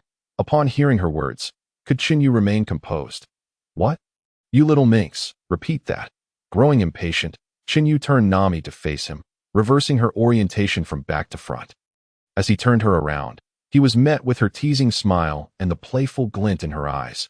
Realizing that she was fully aware of his identity, he felt no embarrassment. However, seeing Nami's mischievous expression ignited a playful desire within him. He swiftly delivered a playful smack to her rear. Smack. The resounding sound echoed, and the sensation in his hand was utterly captivating. Even after his hand left, the reverberation lingered. Instantly, all eyes in the clothing store turned to them. Some envious of Nami, others coveting Chun Yu, while several women gazed intently at Nami's still quivering form, their expressions a complex mix of longing and desire. Chun Yu, noticing the envy and jealousy among the men, stood tall and proud, akin to a victorious rooster, his chin held high. Nami, feeling the sting on her backside, momentarily lost her train of thought. She was acutely aware of her surroundings. Chun Yu's playful gesture had rendered her momentarily blank, her cheeks flushing a vibrant red, as if they might drip with water. After a brief pause, Nami clenched her fists, ready to retaliate against this inconsiderate lad, just as she was about to strike. She caught sight of Chun Yu's proud demeanor and the peculiar gazes of the onlookers, particularly the fierce glares from the men directed at him. This caused her momentary fury to dissipate. She had never witnessed this childish side of Chun Yu before. Well, my man is mine to spoil, Nami thought, shaking her head in resignation as she took Chun Yu by the hand and led him away from the scene. They strolled hand in hand into an upscale restaurant. As they were seated, Nami noted that Chun Yu still bore an air of pride, his chin stubbornly held high, resembling a triumphant rooster, embodying an aura of arrogance. This sight amused Nami immensely. What a riot Chun Yu is today, she thought. He truly seemed quite juvenile. Ha! Suddenly, recalling a humorous incident, Nami burst into laughter, her melodious giggles ringing out like the chime of silver bells. Not only did this capture Chun Yu's attention, causing his habitual lofty chin to lower, but it also drew the curious glances of the other patrons in the restaurant, though not particularly large. The restaurant was filled with elegantly dressed patrons, individuals who could easily be described as affluent. At a nearby table, a blond youth waved to summon a waiter. The waiter, upon reaching his side, immediately bent to listen intently. Moments later, the waiter nodded respectfully before rising, though his peripheral vision discreetly lingered on Nami. After rising, he promptly averted his gaze and exited the establishment. That moment, a woman with long, cherry-red hair entered the restaurant, brushing past the departing waiter. Upon her entrance, all eyes turned toward her, and the restaurant fell silent. Both Chun Yu and Nami curiously gazed in her direction as the attention of the crowd focused on her. The red-haired woman flashed a sweet smile, her eyes emanating an imperceptible wave that enveloped everyone in the restaurant, particularly those seated in Chun Yu's vicinity. What a stunning beauty, Nami thought to herself. Captivated by the sight, cherry-red hair cascading like silk, delicate brows gracefully arching, enchanting eyes that could beguile the heart, soft, luscious lips that seemed to invite a kiss, the voluptuous figure, a slender waist, and alluring curves. Clad in cool shorts that accentuated her long, elegant legs, her delicate feet adorned with glistening black sandals. Truly, a woman of unparalleled beauty. One could only wonder how many men would go mad for such a vision. Upon this realization, Nami curiously glanced at Chun Yu, eager to discern his reaction. Despite the undeniable beauty of the woman before him, Nami possessed an unwavering confidence in her own looks and figure. Furthermore, she held an unshakable trust in Chun Yu, believing him to be far from a superficial man. However, the sight of Chun Yu caused her expression to falter. The gentle smile that once graced her lips abruptly froze. Chun Yu was smiling, his gaze fixated on the woman with cherry blossom hair, his eyes brimming with tenderness and affection, his lips curving upward as if he were beholding a rare and cherished treasure. His eyes remained unblinking, the adoration within them seemingly adhering to the cherry-haired beauty like glue, thick enough to render Nami breathless. Nami felt an unsettling strangeness wash over her. In the brief moment, she turned to observe the cherry-haired woman. It seemed as though Chun Yu had suddenly forgotten her. Though no exchange of glances or words occurred between them, an overwhelming sense of estrangement enveloped her, reminiscent of a passerby on the street who neither recognizes nor acknowledges you. An indifference palpable even in silence. She could not comprehend why the Chun Yu, who would steal glances at her from time to time, seemed to have vanished entirely. Nami furrowed her brow tightly, her gaze fixed on Chun Yu as if attempting to glean some insight from him. Yet, all she could perceive was the gentle affection he directed towards the cherry-haired woman, the profound love communicated through his gaze. Something is amiss, she thought, contemplating the nature of Chun Yu. Surely, fickleness had its limits, right? How could he cease to recognize her in an instant? Nami's internal doubts began to dissipate, her expression transforming into one of feigned disappointment as she discreetly cast her gaze towards the cherry-haired woman at the front of the restaurant. She was acutely aware of Chun Yu's true character if the issue did not lie with him. Then, Nami noticed that the cherry-haired woman's attention was predominantly focused on Chun Yu, though she occasionally glanced her way. Each time the cherry-haired beauty turned her head, Nami felt an uncanny familiarity, as if gazing into a mirror, and with each glance, Chun Yu's expression grew more ardent. In that moment, Nami's fists clenched tightly, her heart racing with astonishment. What sort of ability was this? Was her target Chun Yu? What could her intentions possibly be? Why did it feel as though her strength surpassed even Chun Yu's? This was inconceivable. A cascade of questions swirled in Nami's mind. Nevertheless, she dared not reveal her unease, striving to maintain a composed demeanor, careful not to betray any hint of her turmoil. For Nami, concealing her feelings was second nature. With Chun Yu's occasional lessons, her knowledge and perspective had broadened significantly, yet this unfamiliar ability was beyond both her and Chun Yu's comprehension.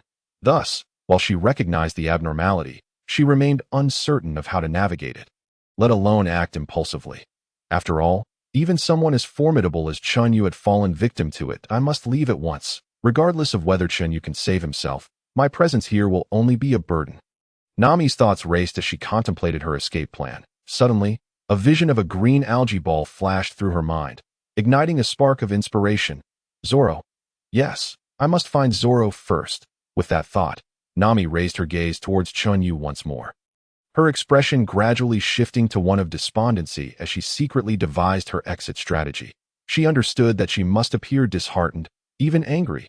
Just then, a band entered the restaurant, immediately beginning to play a serene yet elegant melody upon crossing the threshold. As the music filled the air, a young man at a nearby table slowly rose, holding a small glass of red wine in his right hand, elegantly swirling it as he did so. The waiter, who had previously glanced at Nami, miraculously produced a bouquet of roses from somewhere and presented it to the young man. He accepted the flowers with his left hand, closing his eyes to inhale their fragrance deeply. And when he opened them again, his face was alight with rapture, utterly captivated. The surrounding patrons began to murmur in excitement. Look at that young man with long golden hair, so elegant and handsome. Indeed, not only does he possess striking looks, but he also has such exquisite taste. Surely he requested that refined music? Oh my! That outfit seems to be of noble design, adorned with those distinct patterns exclusive to the aristocracy. It appears he plans to present flowers to someone. Yes, I wonder who is fortunate enough to receive such a gift from a nobleman. I would do anything if it were me. As if.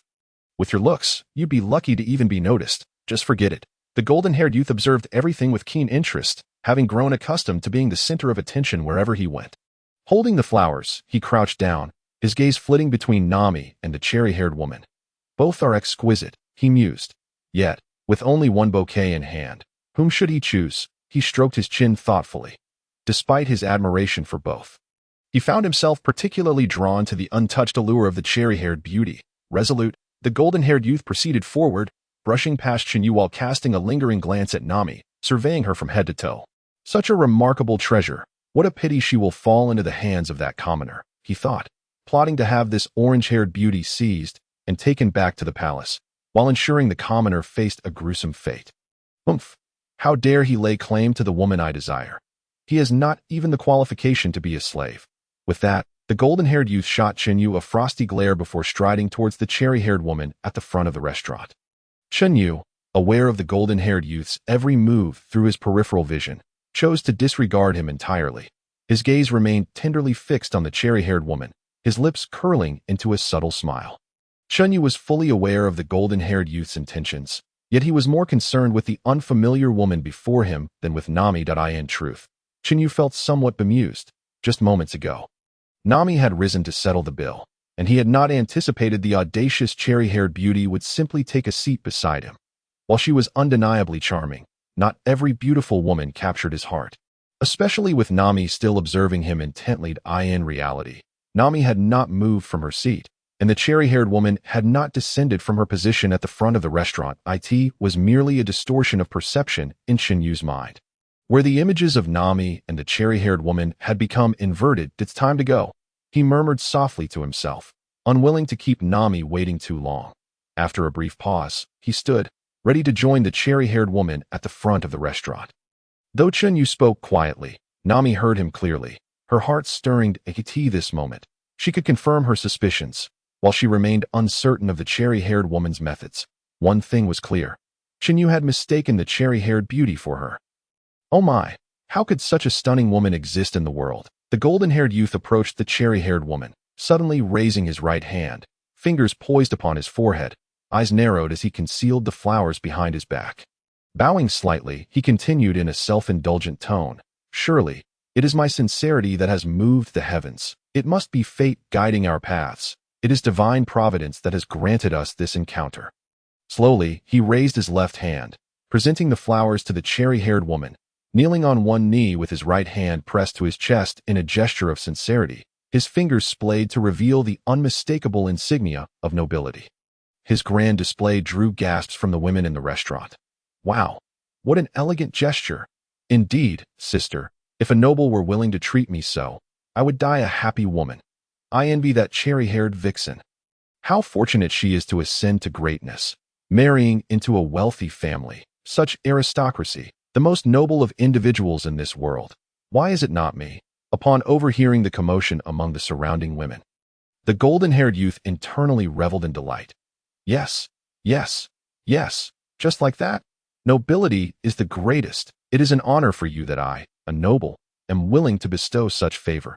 I dare say you must be overwhelmed with gratitude. No woman can withstand my advances. You are no exception. With a raised brow and his eyes still closed, the golden-haired youth exuded an aura of confidence. Upon witnessing Nami being publicly professed to, Chen Yu was momentarily taken aback. But his expression soon darkened. Damn it. Other women, do as you please, but I only have 2 kidneys to spare. Yet you dare to covet my woman? You must truly be tired of living. Chen Yu's countenance grew increasingly grim. His gaze icy as he strode purposefully toward the golden-haired youth. That it seems the Navy's promotional efforts have been insufficient. A mere noble dares to lay claim to my woman. It appears I must offer a friendly reminder to the aristocrats of this world. As Chen Yu walked, he muttered to himself, his tone growing ever colder. Wouldn't you agree? Brat. Chen Yu approached the golden-haired youth, casting a glance at him before seizing his neck and lifting him slowly. Speak, brat. Just a moment ago, you were quite the chatterbox, weren't you? Chun Yu suddenly exerted force, his arm muscles tensing, veins protruding like roots beneath his skin. The golden-haired youth whimpered in agony, his eyes bulging, face turning red and then blue. Saliva dripping from the corners of his mouth, he flailed his arms against Chun Yu's grip, his legs swinging in midair, desperately kicking, overwhelmed by pain. The elegance he once possessed vanished, replaced by a primal fear of death and a yearning for life. The golden-haired youth had no idea what was happening. Just moments ago, he was awaiting a response from the cherry-haired woman, only to find himself suddenly choked. The agony of suffocation was unbearable. He beheld the wrathful visage of Chen Yu.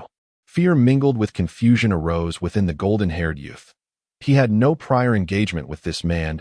He had done nothing to provoke him, merely harbored fleeting thoughts that had not yet materialized into action. Why?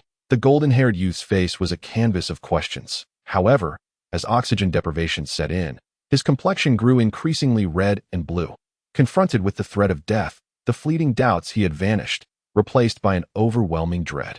You scoundrel! Impudent commoner! How dare you be so audacious? Let me tell you, you are in serious trouble. At the side, the golden-haired youth's lackey angrily pointed at Chun Yu, threatening, release him at once. Otherwise, not just you, but everyone associated with you will face dire consequences. Upon hearing the lackey's threat, Chun Yu remained unperturbed, landing a powerful punch to the golden-haired youth's abdomen. Bang! The golden-haired youth was sent flying, his eyes bulging, crashing violently against the restaurant wall before collapsing heavily to the ground, his eyes rolling back as he lost consciousness. After delivering the blow, Chun Yu slowly turned to approach the lackey, standing before the lackey. Chun Yu suppressed the fury simmering within him, veins on his forehead and neck bulging, yet maintaining an air of calm as he inquired, "Is that so? I am quite curious about what will happen to me and those around me." Seeing his master being struck down, the lackey's eyes widened in rage as he glared at Chun Yu, barking, "You commoner! You!" Before the lackey could finish, Chun Yu raised his left hand, gripping the lackey's chin, sealing his mouth shut, while his right index finger pressed against his own nose and lips, signaling for silence. "Shoo! No need for words." Chun Yu gazed intently at the lackey, veins bulging on his forehead, and continued, "Let me personally experience the consequences. Otherwise, I will ensure you experience the repercussions of targeting my woman." Chun Yu's voice grew increasingly frigid, blood coursing through him at an accelerated pace, as the veins on his forehead and neck pulsated. Bang! Suddenly, a loud bang interrupted Chun Yu. Everyone in the restaurant turned towards the source of the sound. There stood Nami, hands planted firmly on the table, her gaze icy as she fixed her eyes on Chun Yu. "Chun Yu, what exactly do you want? Who is she?" Nami feigned composure, pointing a finger at the cherry-haired woman in accusation. Chun Yu cast a cold glance at Nami, replying dismissively, "Don't go looking for trouble. If you're sick, seek treatment." Having said that, Chun Yu resumed his focus on the golden-haired youth's lackey, seemingly awaiting a response. "You bastard, Chun Yu!" Nami, in a fit of rage, overturned the table, her eyes reddening as tears streamed down her cheeks before she stormed out. Though Nami realized that in Chun Yu's eyes, she was no longer herself, hearing him speak in such a manner filled her with immense grievance. However, she understood that now was not the time for sentimentality. Once outside, Nami steeled her resolve, quickly wiping away her tears and sprinting with all her might in a specific direction. Witnessing Nami's sudden emotional outburst, Chun Yu felt even more perplexed. Surely this woman must be unwell? Thankfully, I am not one to engage in frivolities. Yet, why does her manner of anger seem oddly familiar? After a moment of contemplation, still confounded, Chun Yu chose not to dwell on it any longer. His patience had been thoroughly tested by the golden-haired youth's lackey. This lackey had yet to utter a single word, and Chun Yu was no longer inclined to afford him any more chances. Even though Chun Yu had silenced him, surely he could devise a way to speak. being an adult and all. This was no justification for his silence. Chen Yu tightened his grip on the lackey and approached the golden-haired youth, placing a foot on his chest to rouse him. Observing the golden-haired youth curled up in pain, clutching his chest, Chen Yu's lips curled into a slight smirk. Crack. A series of bone-crunching sounds echoed. "Oh dear, I merely wish to shake your hand. Why has your right hand's bone shattered? Let me inform you. Do not play the victim, or else I shall summon the Navy." Chen Yu held the lackey's seemingly boneless right hand in a friendly manner, his tone animated. Initially, the lackey writhed in pain, his mouth muffled, producing desperate sounds. Upon hearing Chun Yu's words, the lackey's eyes widened in terror, blood vessels bursting in his eyes, as he kicked his legs in midair, his muffled cries growing more frantic. "Not playing the victim? Then speak. What are the consequences of offending you nobles?" After a brief pause, the lackey remained silent, only managing to produce muffled sounds, which Chun Yu could not comprehend, prompting him to continue. Why the silence? I genuinely do not understand." Moments later, Chen Yu still received no direct response from the lackey. "Very well. I respect your fortitude." With that, Chen Yu decisively crunched the two elbow joints of the lackey. Ugh! This time, the lackey writhed even more violently, tears streaming down his face, his throat vibrating. Yet he remained utterly mute. "Oh my! Impressive!" Chen Yu tightened his grip on the lackey's mouth even further. "Now that's what I call being a man. However, I do appreciate your fortitude. It's quite commendable." Chen Yu's hand descended, systematically crushing the lackey's leg bones inch by inch, starting from the ankles. Crack. Ugh. Crack. Ugh. The lackey's throat quivered violently, his eyes completely bloodshot, yet he stubbornly refrained from uttering a single word.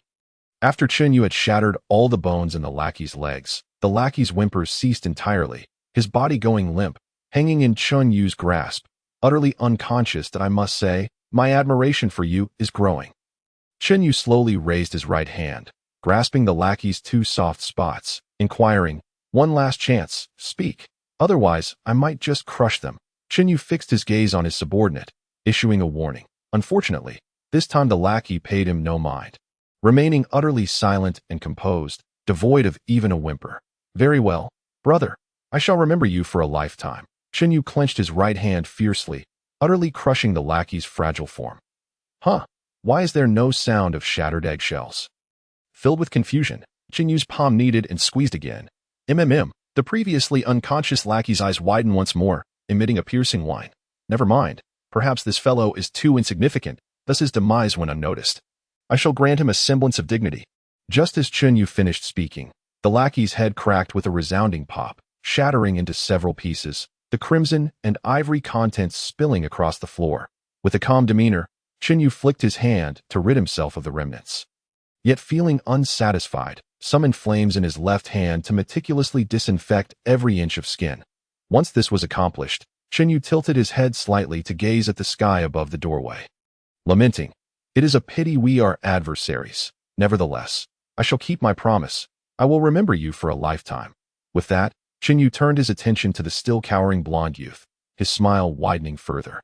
Witnessing Chun Yu's grotesque methods, the patrons in the restaurant turned pale, the women covered their mouths, while the men shielded their groins. They had merely sought a spectacle, yet were taken aback by Chun Yu's extreme actions. Frantically rushing towards the exit, Chen Yu paid no heed to the others, instead seizing the blonde youth's head firmly. "Your brother is quite resilient. Do not tarnish his reputation. You must also exhibit such fortitude. Do you understand?"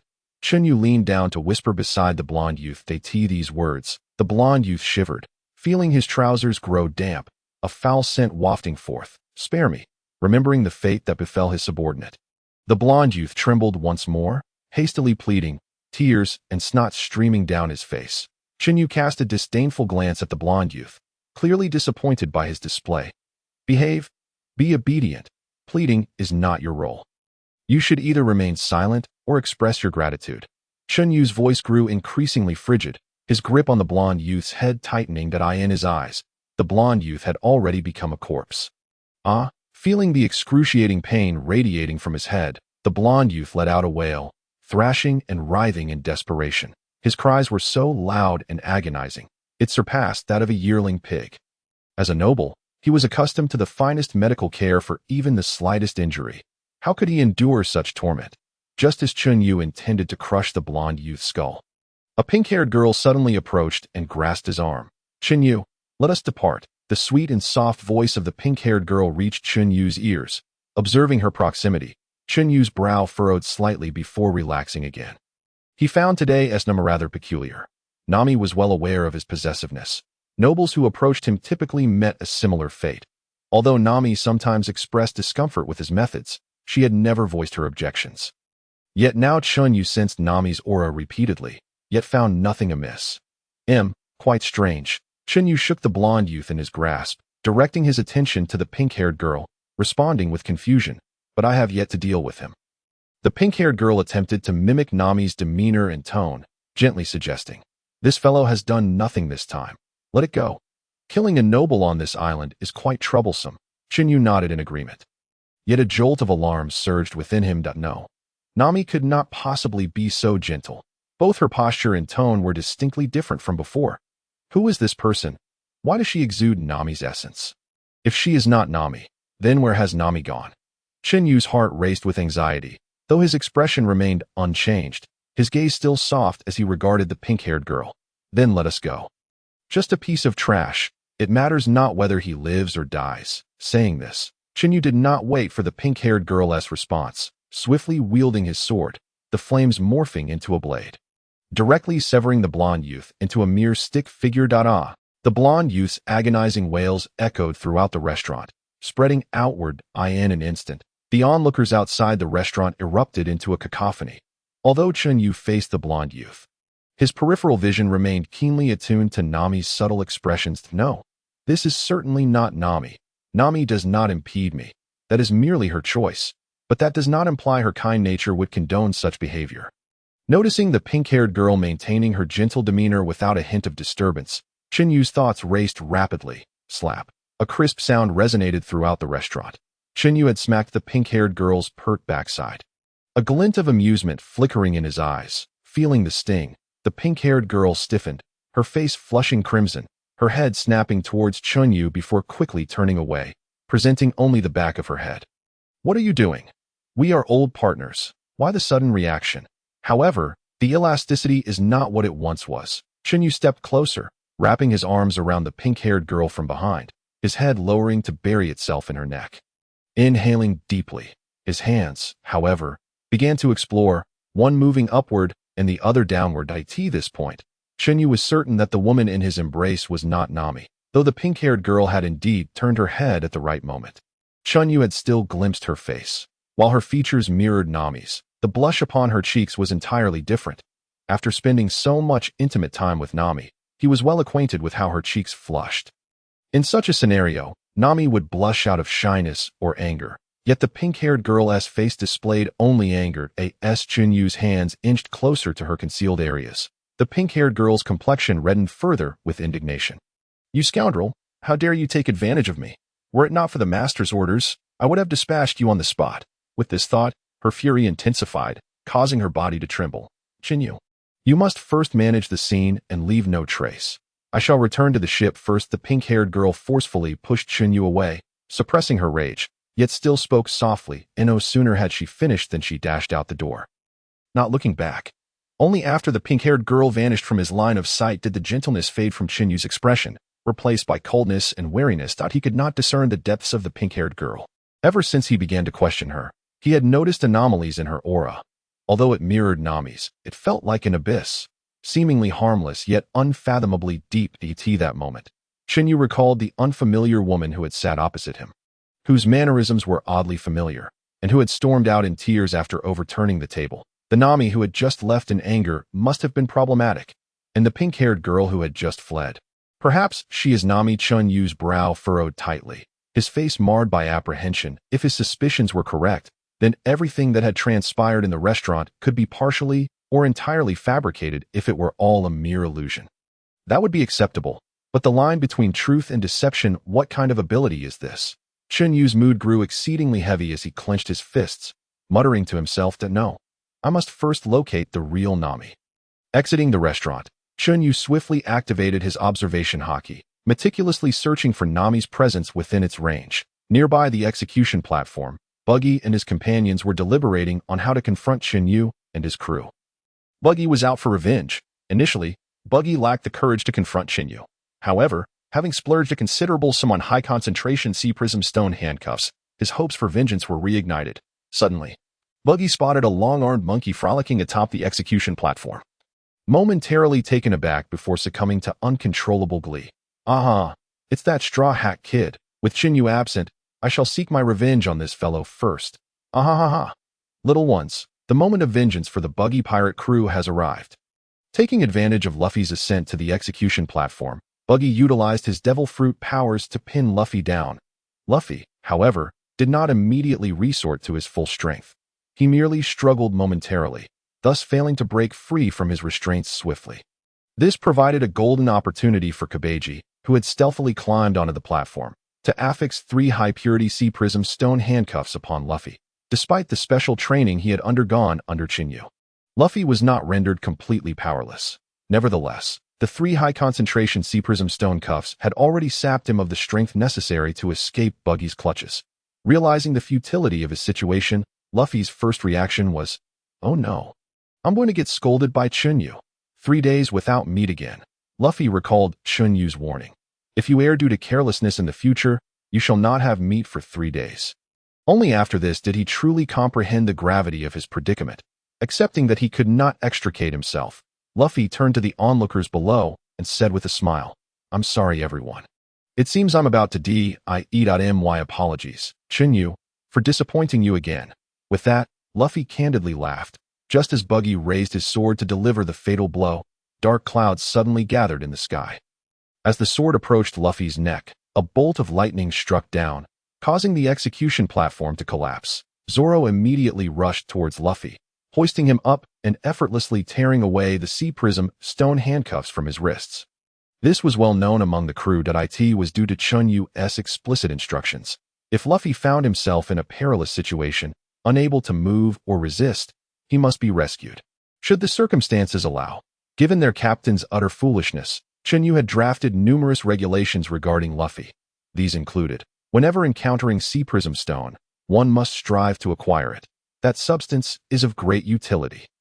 Upon regaining his freedom, Luffy was instantly seized by panic. He was going to be scolded by Chun Yu. Chun Yu's reprimands could be utterly terrifying. Goo! Suddenly, Luffy's stomach grumbled, abruptly interrupting his brewing emotions high.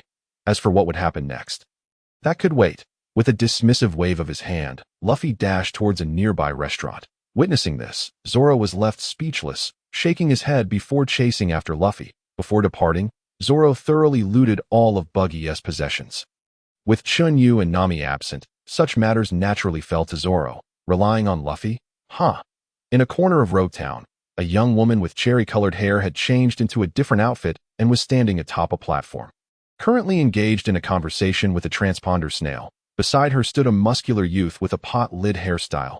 Beneath the platform, more than a dozen cloaked figures stood silently, not uttering a word. I have only interacted with 3 members of the Straw Hat Pirates. I did not have the opportunity to engage with the others. The anger on the cherry-haired woman's face had not dissipated. And she fumed. "Oh, swallowed some gunpowder, have we? Such a sharp tone. Were you too late or simply unwilling?" A warm male voice emanated from the transponder snail. "Too late. I was genuinely too late. Really too late." "Huh?" Just like that. The transponder snail shrugged and continued. "So, how were the 3 you encountered?" "Humph. One swordsman has considerable strength and an exceptionally strong mindset. He saw through my devil fruit ability almost instantaneously. One pervert, a complete weirdo. Utterly pathetic. Both his strength and composure are abysmal. A worthless individual." As she spoke, the cherry-haired woman seemed even more incensed, stamping her feet repeatedly. "Then there's a clever orange-haired girl, but her strength is lacking." "That's it. I'm hanging up." Although the cherry-haired woman claimed she was about to end the call, she merely turned her head aside, sulking in frustration. "That I must say, your subjective will is rather strong, isn't it?" The transponder snail's tone was somewhat exasperated. Then it added, "That worthless individual must be Chun Yu, right? It appears you've suffered at his hands. Shut up. When have I ever been at a disadvantage?" The cherry-haired woman ignited like a powder keg, ready to explode. However, she refrained from throwing another tantrum and instead added in a subdued tone, "Factually speaking, Chen Yu is indeed quite impressive. I employed a breath illusion, yet he still saw through it. Ha ha, that's good. However, their strength still leaves much to be desired. Let's engage further. For now, that's enough. Return soon. As soon as the words left the transponder snail, it promptly disconnected, not waiting for the cherry-haired woman to respond. She seemed unfazed by this, calmly stowing away the transponder snail. Damn it, where exactly did I expose myself? Was it that I didn't appear gentle enough? Besides, I am clearly more alluring, right? At this thought, the cherry-haired woman glanced back at her own curvaceous figure. Her expression one of indignation. This is truly infuriating. After ruminating for a while without resolution, her pent-up anger erupted once more. That scoundrel actually dared. Damn it. I shall remember you. Ultimately, the cherry-haired woman refrained from voicing her thoughts. After stamping her feet in frustration, she closed her eyes to compose herself. Observing the cherry-haired woman's ample bosom rising and falling, the pot-lid-haired muscular youth swallowed hard and promptly turned away. Attempting to compose himself, after a brief moment of respite, the pot-lid-haired muscular youth gently inquired, "Yu, what about Chun Yu?" Before he could finish, the cherry-haired woman sharply interrupted, "Shut up. That's not something you should be asking. And don't call me by name." Her beautiful eyes glared at the pot-lid-haired muscular youth, her demeanor instantly turning. "I see why it her words." The pot-lid-haired muscular youth quickly lowered his head, a flicker of unwillingness flashing in his eyes. Yet he promptly replied, "Yes, Deputy Leader." His voice was so calm that it was evident this was not the first time such a situation had occurred. "Tell me, what happened to the noble from the flower country who approached me last time?" The cherry-haired woman's expression grew increasingly frigid as she fixed her gaze on the pot-lid-haired muscular youth, who kept his head bowed. In response, "Deputy Leader, I do not know. Speak the truth, as long as you answer honestly. I will not hold it against you. I genuinely do not know." Humph. The cherry-haired woman shot a cold glance at the pot-lid-haired muscular youth before impatiently stating, "You better not know. Furthermore, Chun Yu is the person appointed by the leader. I dare not act against him without authorization, so you best consider your own capabilities." With that, the cherry-haired woman exerted her legs simultaneously, vanishing from the spot. The iron platform, unable to withstand her force, instantly caved in and deformed. Watching the direction in which the cherry-haired woman had departed, the pot-lid-haired muscular youth's expression twisted, his face turning exceedingly grim. "Chun Yu, is it? I shall remember that." Meanwhile, Nami was hastening towards the execution platform. "Where are you?" As Nami sprinted, she activated her observation Haki to sense Zoro's presence, her pretty face etched with anxiety. "Found you." Nami's expression brightened as she dashed towards a nearby restaurant, kicking the door open. She was about to speak when she heard Luffy's exclamation, "Nami, over here." Turning towards the voice, Nami spotted Luffy excitedly waving at her, while Zoro wore a dark expression. Nevertheless, at that moment, Nami was too anxious to notice Zoro's unusual demeanor. She hurriedly approached, her gaze fixed intently on Zoro. At this juncture, only Zoro could assist Chun Yu. No one else would suffice. "Nami, where's Chun Yu?" Luffy inquired, munching on meat, appearing utterly innocent. "I'm here for him. Something serious has happened." "Chun Yu, he..." Nami's voice abruptly halted, and she swiftly took 2 steps back, drawing her 3-section staff, her expression shifting as she warily regarded Luffy and Zoro, gravely stating, "There are things I will explain later. Right now, I need you to answer my question." Nami's gaze was fixed firmly on Zoro as she continued, "Who was the 3rd person to board our ship?" Upon hearing this, Zoro's expression darkened further. "The first was Luffy, the second was Chun Yu, and the third is me. You know the rest." Upon hearing this, Nami's wariness gradually dissipated. She cast a glance at Luffy, but upon seeing his perpetually innocuous expression and the glimmer of wisdom in his eyes, she promptly abandoned any thoughts of probing him further. Suddenly, Zoro rose to his feet, his gaze fixed intently on Nami, sharp and penetrating. "Have you encountered a peculiar woman, one who can assume the appearance of others?" At Zoro's cold and urgent words, Nami's pupils constricted, her heart tumultuous. "You too have encountered her?" On the other side, with his observation Haki fully activated, Chun Yu still failed to detect Nami's presence. This was something he had never anticipated. He had even prepared for the worst, 2 Nami signatures. Yet there were none. Why was that? It was utterly illogical. What could that woman possibly desire? Going through such elaborate machinations without any subsequent action. Chun Yu's brow furrowed, his face gradually betraying signs of panic. Was there a change in circumstances? And what of Nami? Chen Yu's gaze sharpened as he continued to analyze. No, I cannot afford to delay any longer. I must consider the worst-case scenario. If Nami has merely stepped outside my observation range, that would be the best outcome. But if something has indeed happened to her, every second wasted increases the danger. Chen Yu, in a state of acute anxiety, began to assess the direst possibilities. His observation Haki could encompass half a small town. Logically, Nami should not have been able to escape that distance. Moreover, what faction did that unfamiliar woman belong to? Were there accomplices? Or who on this island could pose a threat to Nami? The nobles he had just encountered, the world government, bounty hunters, or perhaps the Marines. In a fleeting moment, Chen Yu considered many possibilities. But he swiftly dismissed the notion of the world government. The individuals they favored had yet to board the ship. Next, he pondered the highly skilled bounty hunters, particularly those from the New World. Yet the likelihood of that was minimal. Perhaps it was the local nobility. After all, that imposter Nami had just prevented him from eliminating that golden-haired brat. However, the chances were slim. The local nobles could not possibly wield such power to command such formidable beings. Furthermore, that false Nami was likely targeting him. Otherwise, given Nami's strength, she would never have been able to escape that restaurant. As for the celestial dragons, that was even less plausible. Aside from the fact that everything on the island remained unchanged. With no signs of unrest, the celestial dragons would never come to this island, which only housed a gallows. Due to Smoker's presence, there were even no slave traders here. And if a formidable bounty hunter truly had captured Nami, they would seek out Smoker for the bounty. In Chen Yu's eyes, the most likely scenario was that Nami encountered Smoker while attempting to escape. Even with her mastery of Haki, she would still be unable to contend with him. Moreover, Smoker's fruit ability was of the Logia type, allowing him to apprehend Nami in an instant. Regardless of the circumstances, it was imperative that he visit Smoker now. He hoped fervently that his deductions were erroneous. Chen Yu suppressed his concerns and flew in the opposite direction of the gallows. Upon his arrival, he had noticed the Marine headquarters situated there, not far from the execution platform. Sanji had by now emerged victorious in the cooking competition.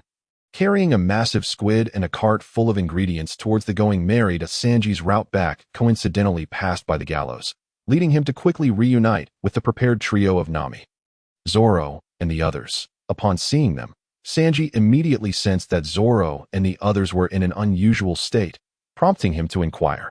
After learning the situation, Sanji's expression darkened as well. He lit no cigarette, and instead followed Zoro and the others towards the restaurant they had just left. Just as they were ready to embark on their journey through the Grand Line, they found themselves confronted by such a formidable adversary.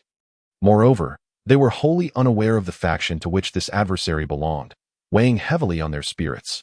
Chen Yu, in turn, flew towards the Marine headquarters. That a streak of flame blazed through the sky, momentarily unnoticed by the masses. However, this flame eventually lingered above the Marine base. Smoker! In midair, Chen Yu shouted down towards the Marine headquarters. Following his roar, scouts hurriedly sounded the alarm, and Marines clad in white uniforms surged forth like a tide, forming ranks in the open space below, each armed and ready for action. Everyone, stand at attention. The one approaching is the vice captain of the Straw Hat Pirates, Fire Fist Chen Yu. Behind us stand the people we protect. Our justice will not allow us to retreat an inch. The enemy we face is immensely powerful. Our mission is to hold the line until Colonel Smoker arrives. Are you afraid? The Marines bellowed in unison. In battle, we may perish, but we must convey to the enemy that even in death, we will fight to the bitter end. To kill us would only take our lives, but the enemy can never seize our convictions. All for the sake of justice. The Marines below roared in response. Chen Yu's patience had been entirely exhausted. He had anticipated Smoker's arrival, only to be subjected to a lengthy pre-battle rally, no longer hesitating. Chun Yu raised his hands high, flames coalescing rapidly within his palms, a miniature sun materializing instantaneously. From a distance, Smoker, who was swiftly approaching, turned ashen upon seeing the fiery orb above the Marine base, veins bulging on his forehead. Chen Yu, you have some nerve. With that, Smoker surged forward at an even greater speed. Uncertain of Nami's whereabouts, Chen Yu maintained a strict control over the temperature and power of his attack. Reminding himself that he was not a butcher, he had not set sail to take lives, especially with innocent civilians nearby. With a casual flick of his wrist, he sent a fireball crashing down towards the Marines below. White out, just as Smoker arrived, he transformed into a vast cloud of smoke, enveloping the Marines beneath him protectively. Boom! The fireball detonated, releasing a wave of searing heat that radiated from the Marine headquarters, leaving the people on the streets in distress. Yet, it was not lethal as the blast of heat swept through. It carried away dust and goods from the streets, transforming from an invisible wave into a tangible tsunami, sweeping from one end of the street to the other before dissipating into the sea. Lightweight individuals staggered backward, some even lifted off the ground, only to crash back down with anguished cries. Chen Yu, seeing that no serious injuries had occurred among his men, Smoker immediately turned his fury towards Chun Yu. "You have some nerve, Smoker." Without allowing Smoker to continue, Chun Yu roared back, regardless of whether this matter was connected to Smoker. It had to be. He must seize the moral high ground, whether it was effective or not. Claiming the moral high ground was never wrong in this moment. He was an impassioned man searching for his beloved wife. Smoker? Smoker. Are modern pirates employing military tactics, understanding the importance of striking first? As a Marine colonel, you dare to abduct a civilian. Ignoring Smoker's reaction, Chen Yu shouted once more, "Return my woman." "What nonsense! Your woman is of no concern to me," Smoker retorted, his fury palpable. "My woman is Nami. The only one capable of whisking her away from this island without a sound is you. Isn't it?" Before Smoker could respond, his soldiers nodded in agreement. Indeed, Smoker is truly invincible, but that Nami is a little thief from the Straw Hats, right? Are you daft? The vice captain has arrived. That must mean something. By the way, that Nami is indeed quite alluring. Every time I catch a glimpse, I feel a pang of desire. She must be a rare gem. Do you think our captain is that kind of person? Our captain is still our good captain. He merely made a mistake that every man might make. Indeed, our captain is truly something else. To think he would hide her away without letting us get a look. So, our captain has a taste for this kind of thing. Hearing Chun Yu's inexplicable demand for his woman, and witnessing his subordinates' unwavering belief, Smoker was on the verge of losing his mind. "You fools. I am a dignified Marine colonel." Smoker's forehead reddened with rage, his mind a swirl of confusion. "So, our captain has a penchant for keeping a hidden beauty, huh?" Suddenly, a remarkably clever Marine made a statement that astounded everyone present. The surrounding individuals hurriedly distanced themselves from this so-called genius, fearing they might be caught in the fallout, leaving him swaying alone in the midst of the gathering.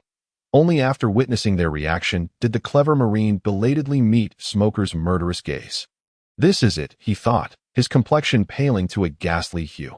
Although the captain typically treated his subordinates with care, today felt different. Realizing this, his legs weakened, and he collapsed to the ground, unconscious. The slander from the enemy and the distrust from his subordinates ignited Smoker's volatile temper. He could deal with his men later, but this insufferable brat had to be addressed first. Surrender was their only option. The end of this group was destined to be in the town of Rogu, where Smoker stood guard, his icy gaze fixed relentlessly on Chen Yu. Observing Smoker's demeanor, Chen Yu felt a sense of certainty. Smoker was too honorable to lie. This matter was likely unrelated to him. Yet, there remained a possibility. After all, no one could predict whether Smoker would be affected by Chun Yu's arrival, creating a butterfly effect. Only by encountering Nami could Smoker's suspicions be cleared. If Nami were here, a confrontation with Smoker would be inevitable. If she was not, engaging Smoker could draw her near. It seemed a confrontation with Smoker was unavoidable. The more grandiose the spectacle, the better. With this thought, Chen Yu's eyes glinted as he declared furiously, "Well, Smoker, to think I admired you, believing you to be righteous. Yet here you are, plotting to eliminate witnesses and destroy evidence. Do you dare deny that my woman is not in your possession? The more you try to conceal, the more I shall thwart your intentions. If you do not surrender her, you shall remain in Rogu forever." Chun Yu's expression darkened further. Hearing Chun Yu's accusations, Smoker's countenance turned as dark as a storm cloud. He had no desire to engage in further dialogue with this insufferable character. Once he arrested him, he would also apprehend that Nami, and the rumors would dissipate on their own. The soldiers below, witnessing Smoker's silence, felt as though they had stumbled upon a new world. It was indeed true. Even Dasky, who had rushed over, was convinced that in that moment, the once unwavering image of Colonel Smoker in her eyes had shifted dramatically. White wave, fire fist, neither wished to exchange further words. The priority was to engage in battle. A tumultuous clash erupted between the overwhelming white smoke and the raging flames. The white smoke suppressed the fire, while the flames caused the smoke to roil, creating a standoff where neither could gain the upper hand. How is this possible? They both pondered inwardly. Their once reliable techniques now rendered ineffective. Shock filled their eyes. Yet their expressions remained steadfast, neither willing to yield. In truth, their abilities were closely matched, with white smoke impervious to flames, and the heat of the fire failing to affect the smoke that, of course, Chen Yu had not been fully committed in his assault, as he had significant reservations. Ultimately, the conflagration and the smoke neutralized each other, dissipating into the heavens. The explosive collision produced a tremendous force, sending shockwaves racing through the streets, catching the citizens still reeling from the previous heat wave off guard once more. This time, however, it was not an invisible heat wave, but rather a searing cloud of smoke. "Thank you, for your presence warms the seasons." Surveying the chaos around him, Smoker felt a headache coming on that he was not a pirate. He was a naval captain safeguarding Rogu. Now, due to his conflict with Chun Yu, extensive destruction had befallen both the naval base and the surrounding structures, not to mention potential casualties. That wretched brat. The thought that all of this was instigated by Chun Yu filled Smoker with ire. He wanted to strike out, but feared further damage to his surroundings. Yet remaining passive only fueled his frustration. Today, not only the town's infrastructure was compromised, but his own reputation as well. Meanwhile, Nami and her companions, witnessing the sudden clash of smoke and fire in the sky, immediately altered their course towards the naval base. From a distance, they spotted Chun Yu and Smoker confronting each other in midair. Luffy and the others held no concern for Chun Yu. They had faith in his capabilities. Both were Logia users. And Chun Yu had no reason to lose. Chun Yu also noticed the concern and reluctance reflected in Smoker's eyes. However, he felt no guilt. Nami's fate remained unknown to him, and his restraint in not unleashing widespread devastation was already a form of mercy. Until he laid eyes on Nami, he would remain here. Unless Smoker could summon Kizaru, he feared no one and would simply ascend to the skies, occasionally dropping a few small projectiles to test the Navy's resolve. Perceiving that Smoker was also silent, Chun Yu realized that this stalemate offered no advantage to him. It was possible that Kizaru, that old lamppost, might sneak up and ambush him, an 18-year-old. Ignoring Smoker's complex expression, he boldly called out, "Smoker, I will say this one last time. Hand over my woman, or I shall raise Rogu to the ground." With his hand poised, a torrent of azure flames erupted forth. The terrifying heat instantly ignited the trees below. The waves of heat radiating from the flames set fire to the clothing of several Marines, just as the morale of the troops had been restored. They found themselves rolling on the ground in a panic. Those with quick wits rushed to the water source to douse their flaming garments, while the cleverer ones had already stripped down. Dasky stood in disarray, unsure whether to remove her clothing or to find water, amidst a scene filled with bare-chested men, prompting her to shield her eyes while muttering incessantly.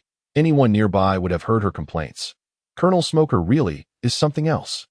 As the one most directly facing Chun Yu's terrifying flames, Smoker was drenched in sweat. He could hardly fathom the consequences if Chun Yu were to unleash such terrifying flames upon Rogu. As a Logia user, he knew well the extent of their capabilities. If only Chun Yu knew what Smoker was contemplating, he would surely commend his wisdom. Such flames infused with Haki were not to be squandered. Moreover, as he further developed his powers, the temperatures he could achieve had already surpassed 200 degrees. There was no need for Haki. The approaching Straw Hat crew, upon hearing Chun Yu's furious proclamation directed at Smoker, reacted differently. Luffy had no particular response. He merely intended to observe. This was Chun Yu's battle, and he would not intervene unless called upon. Zoro, however, remained vigilant, scanning the surroundings, particularly for any women with cherry-colored hair. On their way, Nami had already briefed the others on the events that had transpired in the restaurant. According to Nami's deductions, those affected by the cherry-haired woman's powers likely could not perceive her true form. Sanji took the initiative to return to the Mary, preparing for their departure. Upon hearing Chun Yu's words, the grievances Nami had buried deep within her heart finally began to surface. She could see the glimmers of truth. I shall settle the score later." Nami's gaze fixated on the anxious figure in the distance, her eyes shimmering with a blend of longing and tenderness. "Luffy, Zoro, let us go." Chun Yu's situation appeared stable now.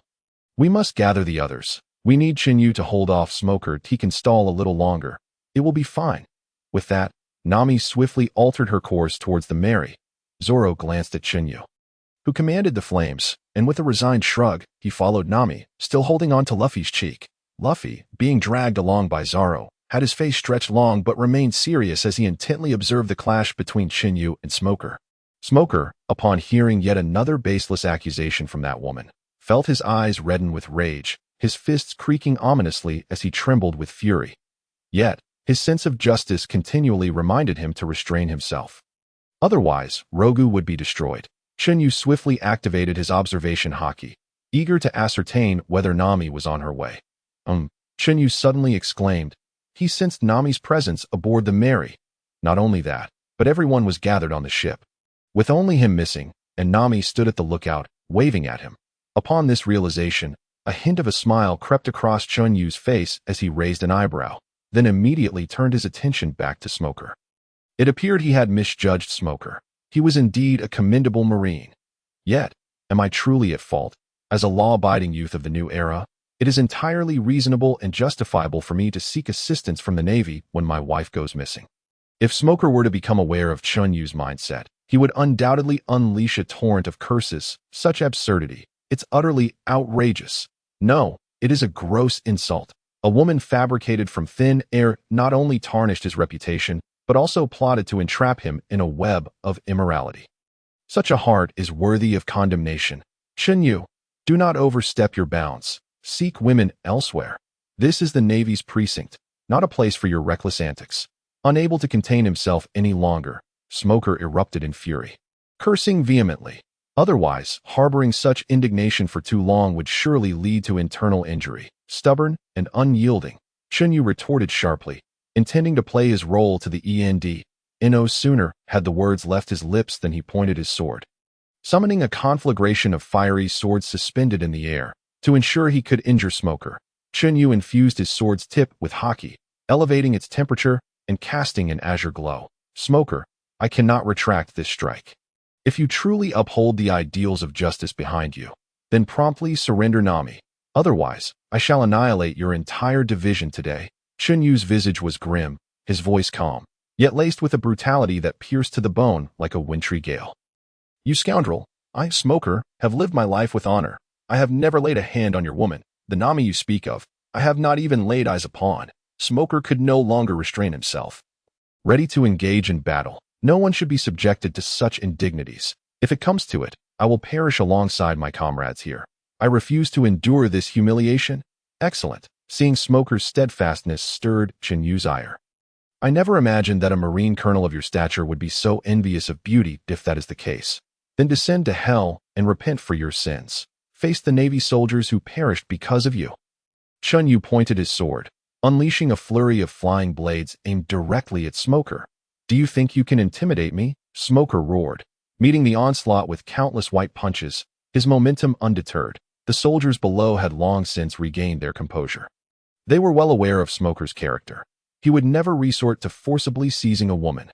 Moreover, the alluring Dasky, with her captivating figure, was perpetually by his side. Yet he remained unaffected. They unanimously believed that Chun Yu had come merely to provoke. Perhaps to leverage this incident to elevate his bounty. A scenario that was not unprecedented. Dasky accepted this reasoning, questioning the notion of Smoker being infatuated with women. Did they truly believe her goddess title was purchased with wealth? Consequently, Dasky caught sight of the man Roronoa Zoro and, without hesitation, pursued him with her blade drawn. Observing the approach of this intense woman, Zoro urged Nami to leave first, taking a stand while wielding his sword.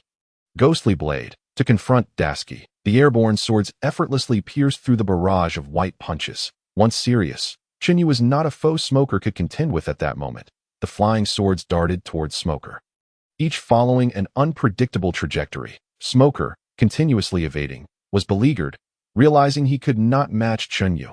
Moreover, it appeared that Chun Yu's attacks posed a genuine threat to his very existence. Smoker couldn't fathom how Chun Yu could endanger him without the use of Sea Prism Stone. Alas, in that fleeting moment of distraction, Chun Yu seized the opportunity. With a swift whoosh, a flying sword pierced Smoker's abdomen. Having succeeded with his strike, Chen Yu had no intention of lingering that he transformed into flames and soared towards the Going Merry. The winds howled. It was time to retreat. Furthermore, Chen Yu had no desire to slay Smoker on one hand. Smoker had allies behind him. On the other, compared to the hawkish faction, Smoker's navy was relatively more amicable towards their group. At another port in Road Town, dozens of individuals clad in black cloaks gathered.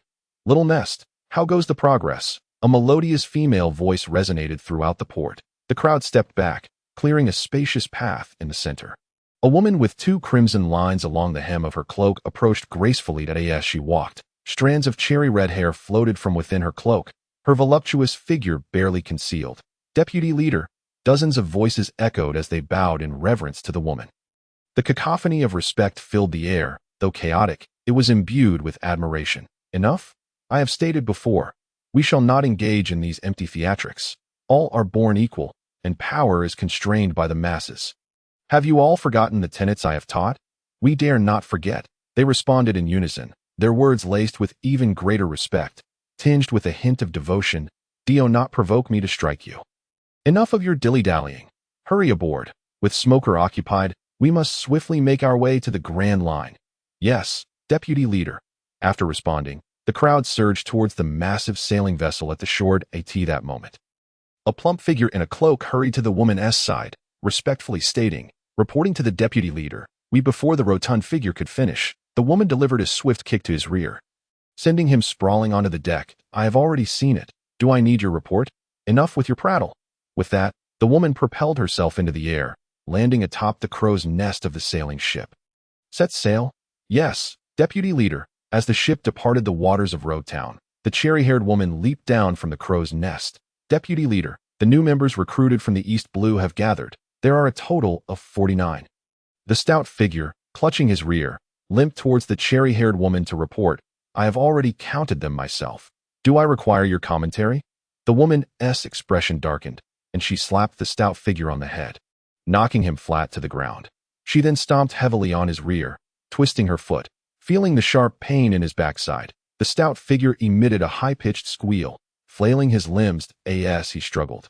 The hood of his cloak slipped down, revealing a youthful face of 15 or 16 years. The rest of the group seemed unfazed by this. Without glancing back at Smoker, Chun Yu vanished from the scene in a blaze of flames. Nearby the Going Merry, Zoro exchanged a few blows with Dasky before delivering a strike to her neck, rendering her unconscious. Without a second thought, he turned and sprinted towards the direction he believed the Going Merry was located. However, Chen Yu, trailing behind Zoro, couldn't comprehend why Zoro was sprinting towards the execution platform when the Going Merry was just a short distance away, still visible in the distance. "Zoro, where on earth are you headed?" "The Going Merry is behind you. Your sense of direction has its limits." Chun Yu suddenly appeared before Zoro, exasperatedly observing him, utterly speechless. Startled by Chun Yu's abrupt appearance, Zoro skidded to a stop. He was about to inquire about Chun Yu's presence when he heard Chun Yu's sarcastic remark, causing his words to catch in his throat, his face flushing with embarrassment. "Ahem, I came for a walk." "Yes, just a stroll." With that, Zoro suppressed his awkwardness, turned his face, and attempted to walk past Chun Yu. Feigning nonchalance, impressive, Chun Yu raised an eyebrow and gave Zoro a thumbs up. Then, disregarding Zoro's consent, grabbed him by the collar and vanished from sight. As the vice captain, he found himself in quite a predicament, having to constantly monitor the ship's idiots. Directionally challenged and infatuated. In the next moment, Chun Yu reappeared beside the unconscious Dasky, harboring an excellent idea. After securing Dasky, Chun Yu headed directly towards the Going Merry. Upon reaching the Going Merry, Chun Yu set down Zoro and Dasky before immediately seeking Nami's gaze. At that moment, Nami was also looking at him, her eyes filled with scrutiny. "Why did you return alone? Where is that cherry-haired vixen of yours?" Hearing Nami's jealous inquiry, Chun Yu couldn't help but smile. Promptly approaching Nami, wrapping his arms around her waist, and declaring, "Hee, are you jealous? Now, let your man, Chun Yu, clarify the situation for you." Naval branch. Smoker descended slowly from the sky, ever since the flames from his sword dissipated after striking him.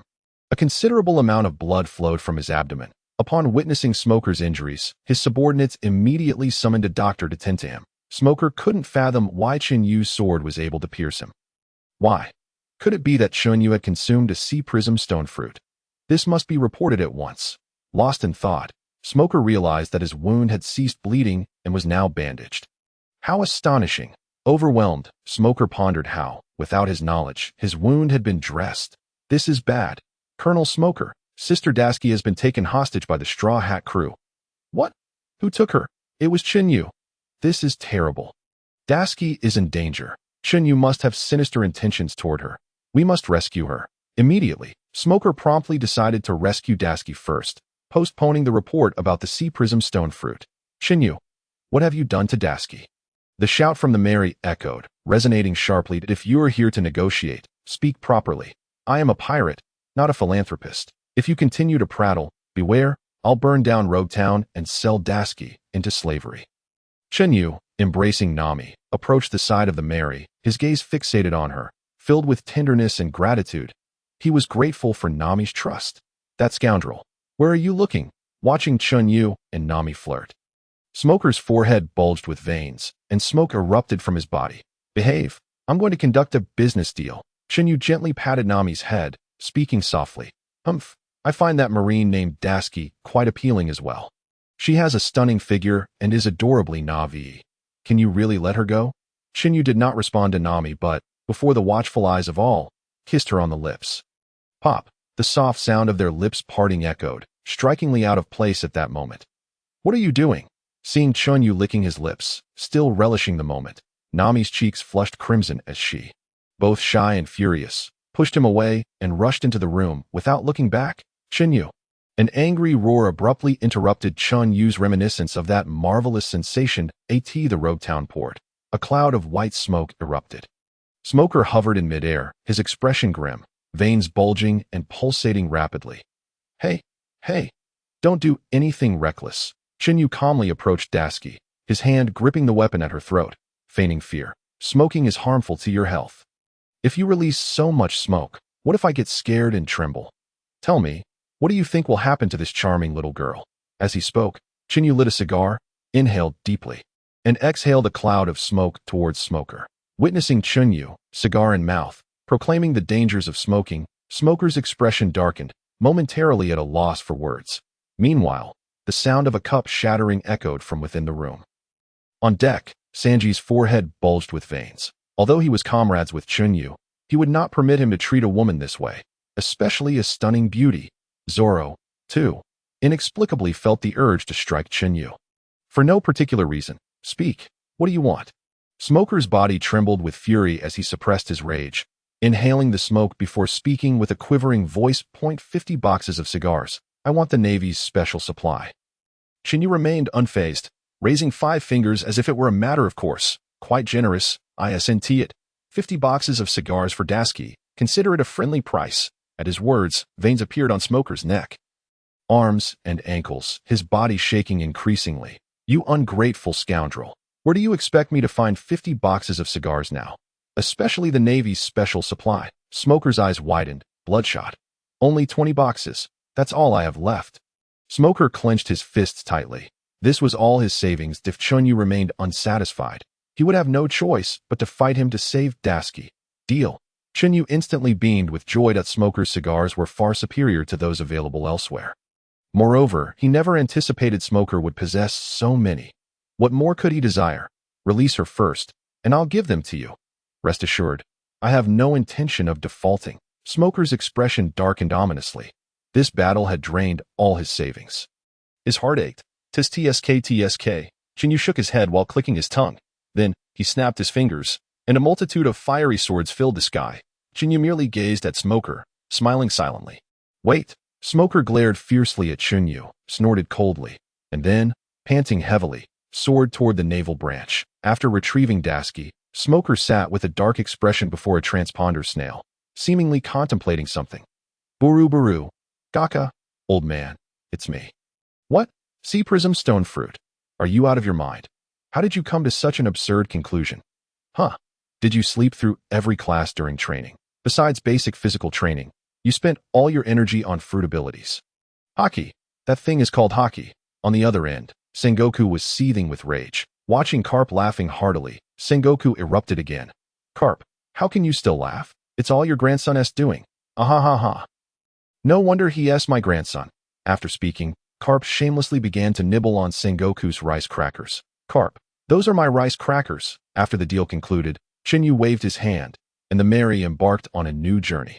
Surrounding the main mast of the Mary, Chen Yu sat cross-legged on the ground. The others were scattered around, some sitting, some standing, all with serious expressions. Initially, I was uncertain about when I had fallen into the trap. I clearly saw Nami rise from her seat to pay the bill, yet in reality, Nami had never left her seat. That I suspect that the pink-haired woman possesses the ability to induce illusions. Capable of affecting others' memories, nerves, and even their cognition, Chen Yu's expression grew increasingly grave. Had Nami not created a timely opening, he might not have detected any issues from the start. Just now, Chen Yu mentioned that the pink-haired woman could even disguise her presence. But there must be conditions or a process involved. Nami suddenly interjected, then turned to glance at Chen Yu, continuing with a hint of resentment. At first, Chen Yu looked at the pink-haired woman with calmness. Nothing out of the ordinary. However, the woman had been observing me, mimicking my expressions, actions, and even my personality. As her imitation deepened, Chen Yu's gaze towards her grew increasingly passionate, and in the end, the love in his eyes seemed almost tangible. Nami's voice swelled with indignation, each word clear yet laced with complaint. Though, Nami, you can't be like this. You promised me you wouldn't get angry. Seeing Nami on the verge of flipping out, Chen Yu felt a pang of urgency. In response, Nami merely snorted coldly, turning her head away and ignoring him. Witnessing Nami's stubbornness, Chen Yu's eyes twitched violently. However, he didn't rush to appease her, but continued. Therefore, we need not be overly vigilant. No ability is invincible. Everyone should pay more attention to their companions' habits and directly inquire if they notice anything amiss. More importantly, that pink-haired woman may be targeting us. But she has not shown any hostility. That is a stroke of luck. Otherwise, given her profound presence, hardly any of us would return to the Mary. All right, meeting adjourned.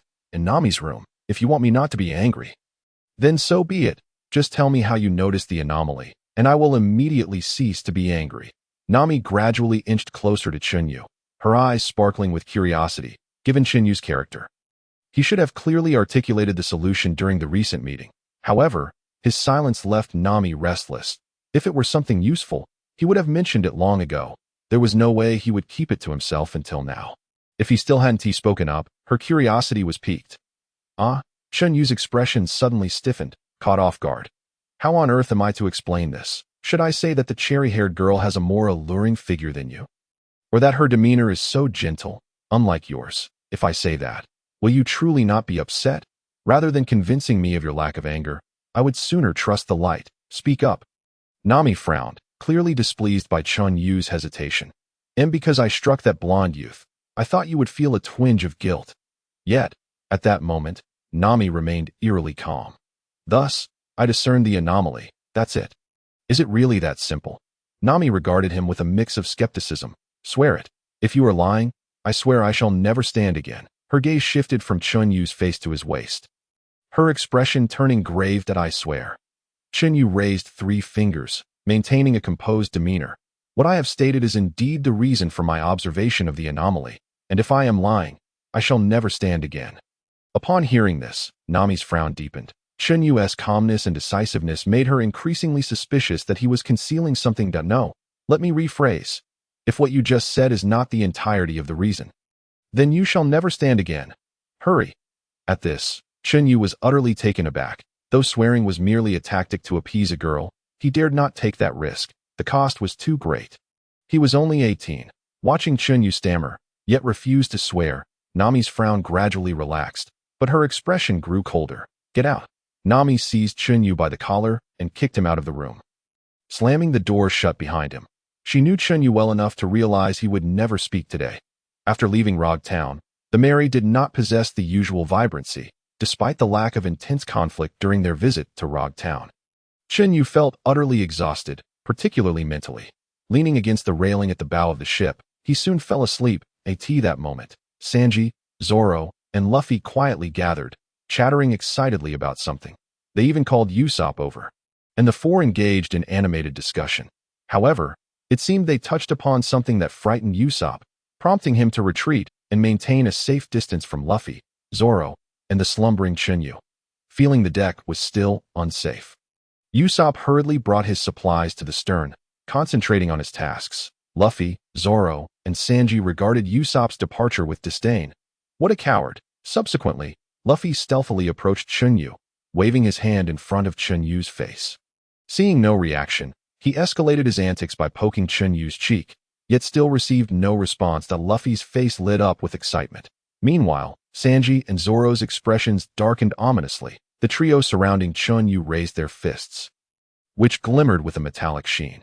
Meanwhile, Usopp, unable to contain his curiosity, peeked out from the stern, excitement evident on his face as he glanced toward the four at the bow. Bang, thud, bam. Without hesitation, the three unleashed their punches upon Chun Yu. Having conspired beforehand, even when Chun Yu awoke from the assault, he found no opportunity to retaliate. Furthermore, the trio had shackled him with 3 C-Prism stone handcuffs from the outset. Heh, didn't he expect this? Did you, Chun Yu?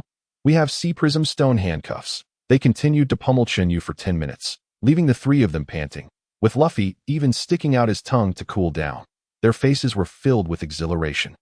Having avenged their grievances, only after the trio grew exhausted did Chun Yu leisurely rise that he noticed Usopp at the stern, practicing punches and kicks in midair, and flashed him a beaming smile. At T.O. Usopp. Chen Yu, enveloped in Busashoka Haki, looked terrifyingly menacing when he smiled. In an instant, Usopp trembled uncontrollably, collapsing to the ground, tears streaming down his face. Chun Yu, having dispelled his Busashoka Haki, had not sustained severe injuries. But his eyes were bruised, and there were several minor bumps on his head, along with various bruises across his body. Since they hadn't restrained him too tightly, Chun Yu easily removed the C-Prism stone handcuffs after standing up. Nevertheless, truth be told, being shackled with 3 C-Prism stone cuffs had significantly diminished his strength. He could not utilize his devil fruit abilities at all, had he not undergone specialized training to resist seawater sensitivity. He might have collapsed to the ground. In this world, perhaps only Kaido had undergone seawater sensitivity training, albeit unintentionally during a suicide attempt. It seemed none of them were aware of this. Or perhaps they simply never considered the effects of C-Prism stone. They believed the influence of seawater could be overcome. From now on, it would be imperative to ensure that all devil fruit users aboard receive thorough training to resist seawater sensitivity. By the way, where did these C-Prism stone handcuffs come from? Chun Yu quickly shook his head, a beaming smile returning to his face as he looked toward the trio, upon seeing Chun Yu's fists enveloped in Busashoka Haki. Luffy broke into a cold sweat, biting his lip as he exchanged nervous glances with Sanji. Zoro also glanced at Sanji, beads of sweat forming on his brow. Unfortunately, before Sanji could muster a defense, Chun Yu surged forward, delivering a fierce beating to Luffy and the others. Usopp, who had just risen from the ground and was focused on crafting explosives, shuddered at the scene. However, Usopp dismissed it when he had collapsed. He had reasoned that since he hadn't participated, Chun Yu would not hold it against him. It couldn't be. It just couldn't be. He continued to mix gunpowder, testing bombs at the stern. Pat. Usopp heard footsteps and instinctively turned to look. To his horror, he was met with Chun Yu's bruised face. In an instant, Usopp's mind raced, even preparing his last words as his legs trembled uncontrollably once more. Normally, Chun Yu was quite approachable. They were all good brothers. Yet now, Usopp felt incredibly guilty. Although he hadn't participated, he had ultimately been discovered delighting in Chun Yu's misfortune. Moreover, his attempts to explain or change the subject had never worked on Chun Yu. He would undoubtedly receive his due punishment. Seeing Usopp in such a state momentarily amused Chun Yu. He was not a tyrant, and since he hadn't laid a hand on Usopp, he certainly would not make things difficult for him. However, Chun Yu had a whimsical idea. Sit tight. Don't tremble, Chun Yu suddenly commanded. Usopp, who had been quaking like a noodle, instantly stiffened. He sat upright, adopting the demeanor of a good child. You not only failed to warn me, but you also reveled in my misfortune. Tell me, should I hit you once or twice? Upon hearing this, Usopp trembled anew. It was unavoidable. He was terrified. Chun Yu's punches were genuinely painful, even though he had only sustained minor injuries after 10 minutes of beating. It hurt enough to last a week. Sit tight. Don't tremble, Chun Yu reiterated firmly. Usopp stiffened once more, bracing himself. I have a task for you. Craft a weapon for me. Once it's done, we'll consider this matter settled. How does that sound? Deal. Usopp sprang up, brimming with vitality. He had no doubts about Chun Yu's words. He never questioned Chen Yu. Chen Yu was quite pleased with Usopp's confidence. In the original narrative, the weather stick was only developed by Usopp when they neared Alabasta, yet he merely needed one of its functions, deeming the rest of its extravagant features unnecessary, so it should be completed sooner. Craft me a weapon. A staff divided into 3 segments. One segment must generate cold air bubbles, another hot air bubbles, and the final segment must produce a powerful gust of wind, as formidable as possible. I only require these functions, and it must be sturdy. It is intended for combat, so expedite your work. To be frank, I intend to present a gift to Nami, so please use her specifications as a reference for the length. Having said that, Chen Yu cast a glance at Usopp, offering him an encouraging look before turning to depart. Just as he stepped out of Usopp's sight, Chen Yu returned briefly to deliver one last remark. If you satisfy me with your work, I shall reward you with 2 million berries. This time, he truly took his leave. Upon hearing Chun Yu's final words, Usopp, initially tense, jumped up in excitement. Well said. From now on, you should express yourself with more phrases like that.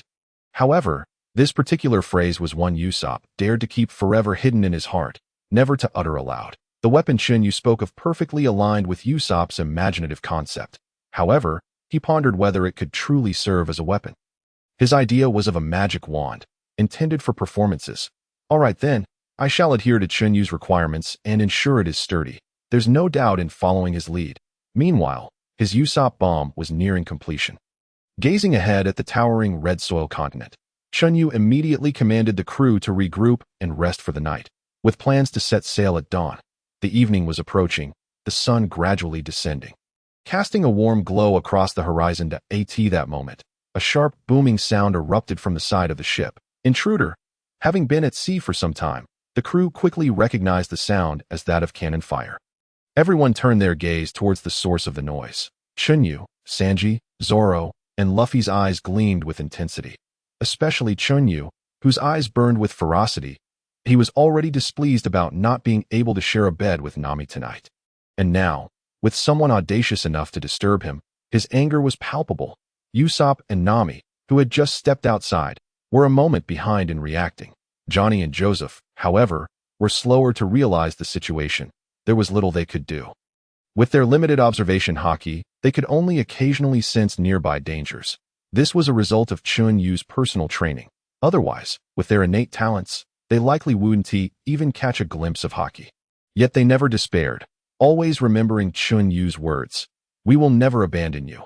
Once aboard, we are all comrades, unless you forsake yourselves.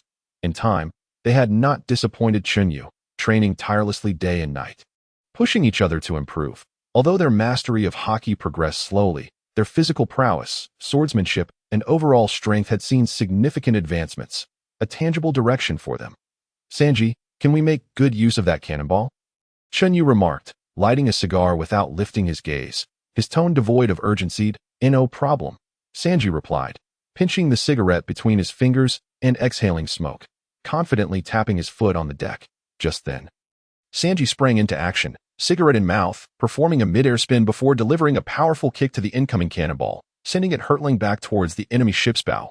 Boom! The cannonball, now infused with Sanji's Haki, exploded upon impact, a piece resembling an eagle on the enemy's bow, along with the entire front of the ship, was obliterated in an instant. Several pirates nearby were killed on the spot, while others were swept into the sea by the force of the blast.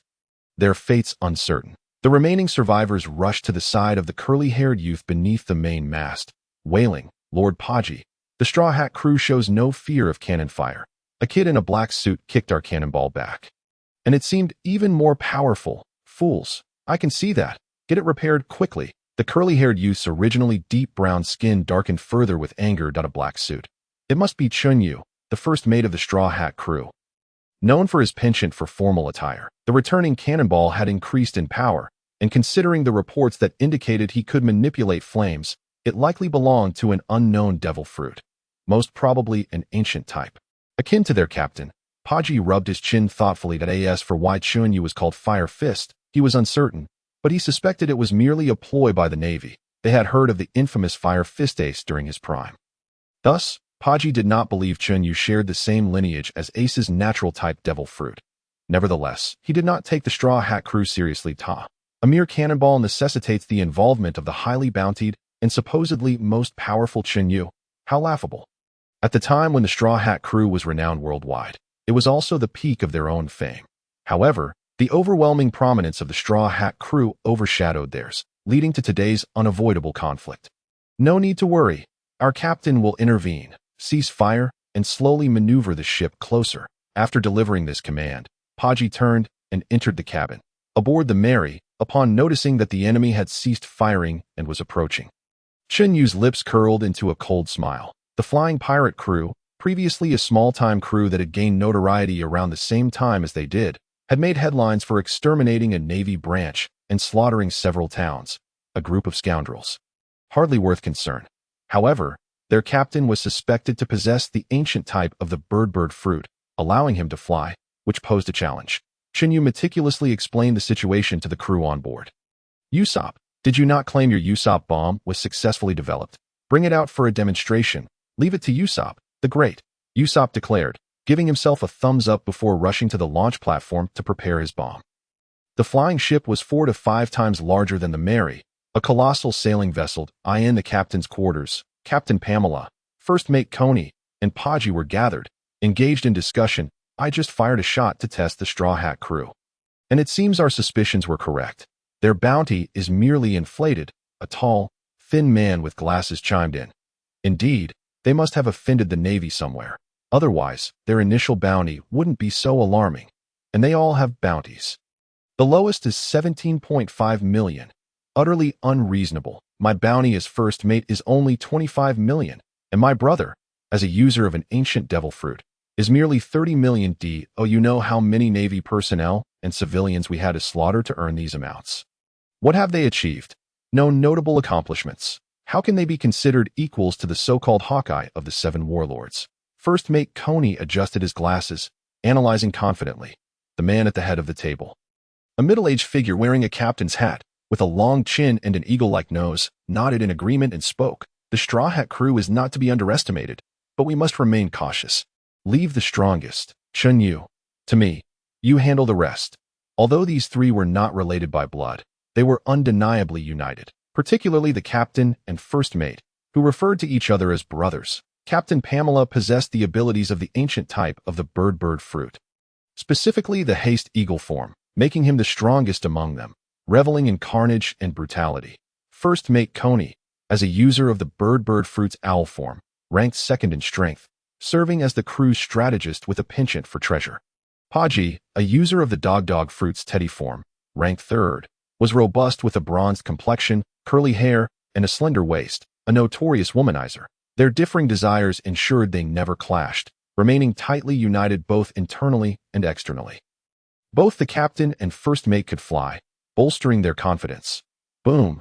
Usopp decisively fired the cannon at a cannonball emblazoned with a long-nosed face spun rapidly, striking the flying ship in an instant. The explosion's force was twice that of the one Sanji had kicked back. And that was merely the cannonball's power. A massive gash tore through the upper half of the flying ship, yet it seemed to disregard the damage, continuing its advance toward the Mary. Chen Yu smiled at the sight, while Sanji looked on in surprise at Usopp. See? This is my power, and I haven't even infused it with Haki yet, Usopp exclaimed, preparing to take aim once more. This time, he enveloped the cannonball in a layer of Haki before launching it mercilessly. Boom! The cannonball struck the main mast of the flying ship, causing the mainsail to collapse, leaving the flying ship motionless 100 meters from the Mary. Incredible, as Usopp's second cannon fired. It created a massive crater, taking the main mast and deck along with it. Luffy's eyes sparkled with excitement as he clamored to launch another shot. This cannon's power nearly doubled that of Usopp's previous shot without the infusion of Haki. Feeling the ship tremble violently, Pamela and the others dashed to the deck, only to witness the shattered remnants of the going Mary. No. First Mate Cony's pupils dilated in horror, his eyes wide with rage. Before anyone could utter a word, Cony transformed into a majestic eagle with a wingspan of 6 meters and a height nearing 3 meters, soaring upwards before diving straight towards the going Mary. You useless fools, you dare to ruin my going Mary, Do you have any idea how precious this ship is? Cony's furious roars echoed as he shifted forms, extending his talons towards the main mast of the Mera. A resounding clash of metal rang through the skies as Zoro, wielding his sword, the Sandai Kitetsu, met Cony's lethal claws. Such formidable talons, Zoro thought, astonished that his blade could not slice through Cony's eagle claws. He immediately infused his sword with Haki and struck again. Unfortunately, a rational Cony swiftly flapped his wings, ascending once more into the heights. The powerful gust generated by Cony's wings caused the going Mera to sway violently, while the surrounding waters churned furiously, crashing against the vessel. Noticing this, Nami promptly brought Sanji to the helm to stabilize the ship. Watching Cony circle above, Chen Yu felt a surge of irritation. He yearned to incinerate the bird.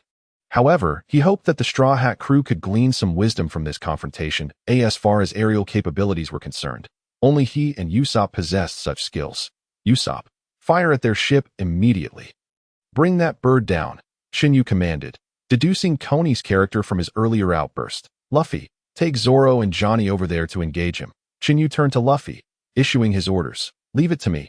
Luffy steadied his straw hat and stretched his arm, preparing to launch the three of them into action. Rubber, rubber, rocket. Meanwhile, Chun Yu knelt, forming a fiery sofa beneath him, intent on guarding the ship himself. Chun Yu, what do you need me to do? Sanji inquired, offering Chun Yu a cigarette with a nonchalant demeanor. Taking the cigarette, Chun Yu savored a puff, deliberately avoiding a direct answer to Sanji's question. Tell me, when faced with an opponent that can fly, how can you secure victory? If it were merely a matter of flying, it would be manageable, but if the foe could also launch ranged attacks, how could one prevail? Sanji fell silent, deep in thought.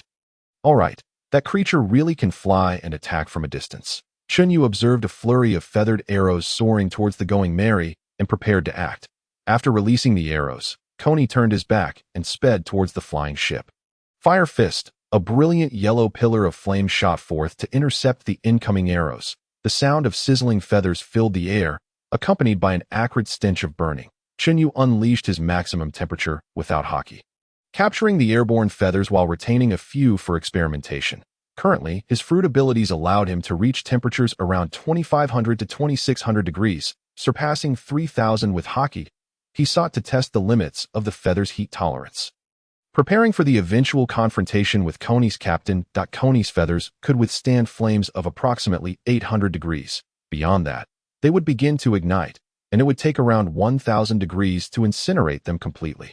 Hence, the ancient species' feathers would certainly endure even higher temperatures. After gathering this data, Chen Yu turned to the still contemplative Sanji. I have heard that Navy headquarters boasts martial artists who, after rigorous leg training, can create air slashes akin to Hawkeye's flying kicks through rapid air strikes. This technique allows for quick successive air steps, transforming intangible air into a tangible surface that I hope this sparks some inspiration for you. Upon hearing Chen Yu's description, Sanji's eyes lit up, a look of newfound enlightenment crossing his face. That I'll send you over. Zoro cannot handle that eagle alone. He won't even land a hit. You two should combine forces before assisting Luffy. I will guard the ship. With Sanji's agreement, Chen Yu conjured a series of flaming steps in the air, gesturing for Sanji to ascend. After sending Sanji on his way, Chen Yu meticulously observed the battle, seeking any weaknesses. Suddenly, the sound of footsteps approached. Turning towards the noise, Chen Yu beheld a figure clad in suspenders and a white t-shirt adorned with black stripes, her long legs undeniably captivating. Upon recognizing the newcomer, Chen Yu's eyes sparkled with interest. I want to fight too, Nami declared, brandishing her 3-section staff earnestly. Currently, there isn't a suitable opponent for you. Why not join me as a spectator? Chen Yu replied, rising to approach Nami, attempting to wrap his arms around her. Unfortunately, Nami nimbly evaded his grasp. Humph, don't get too familiar with me. Until you tell me what happened before, keep your distance, and don't even think about entering my room tonight. Nami retorted with a haughty demeanor, pointing her staff at Chen Yu. Upon hearing Nami's words, Chen Yu felt a wave of frustration wash over him. Is it really like this? After all the consequences, how could I be unaware? If I don't say anything, I won't be allowed in her room. But if I do, I won't just be barred. I'll receive a beating as well. Damn it, this woman is pushing me. In a sudden burst of energy, Chen Yu appeared before Nami, pulling her into an embrace before forcefully bringing her back to the fiery sofa. regardless of her struggles. "Let go of me," she protested. "You scoundrel. How dare you force me?" Nami transformed into a flailing pig, squirming and kicking as she fought against Chun Yu's grip. "Chen Yu, you better release me," before Nami could finish her sentence. Chun Yu silenced her with a kiss, sealing her lips firmly, preventing her from uttering another word. "Mm, mm, mm." The once furious Nami found her breath heavy and warm, her expression softening as a blush crept onto her cheeks. Each moan sweeter than the last. Moments later, Chun Yu gradually released her, their lips parting gently, a silken thread connecting them. For a fleeting moment. Nami's gaze became hazy, her chest rising and falling, her warm breath carrying a fragrant scent that enveloped Chun Yu's face. Chun Yu, equally overwhelmed, panted heavily, his thoughts consumed by that indescribable sensation, unable to break free. He dared not look down at Nami, focusing his attention instead on the battle between Luffy and the others. Nami, too, avoided meeting Chun Yu's gaze, instead curling up in his embrace, her eyes glistening with emotion as she fixed her gaze on the battlefield. However, Nami's presence was not merely captivating to Chun Yu. In a corner of the flying ship, Buggy had been secretly observing Chun Yu and Nami. The moment Nami appeared, Buggy's eyes sparkled with predatory interest, akin to a wolf spotting prey, his mouth watering. Nonetheless, the Straw Hat crew, each with their own objectives, remained focused, unaware of Buggy's gaze as they had yet to receive any forewarnings from their observation. Haki. In truth, this was a prudent habit, with a small crew. They were destined for high-stakes encounters. Such confrontations often turned into protracted battles, making the judicious allocation of stamina and Haki essential knowledge for the Straw Hat pirates. In midair, ascending the fiery steps conjured by Chun Yu, Sanji swiftly boarded the flying ship. Observing Zoro struggling against Cony yet unable to land a blow, Sanji could not suppress a taunt.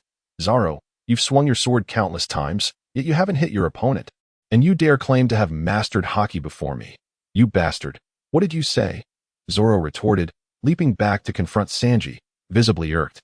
"Who are you calling soft-footed? You're the real idiot here." Sanji's expression darkened, flames igniting in his eyes as he raised his foot, poised as if to kick Zoro into submission. "Curly-haired idiot. Who the hell are you calling soft-footed? Green-haired fool. You, this worthless creature, have been unable to deal with a scruffy bird all this time. Chen Yu can't sit still and has called for me. Who else could it be but you, soft-footed shrimp? Are you looking for a fight? Come on then, let's have a go. Just watch as I slice you into pieces. Come at me if you dare.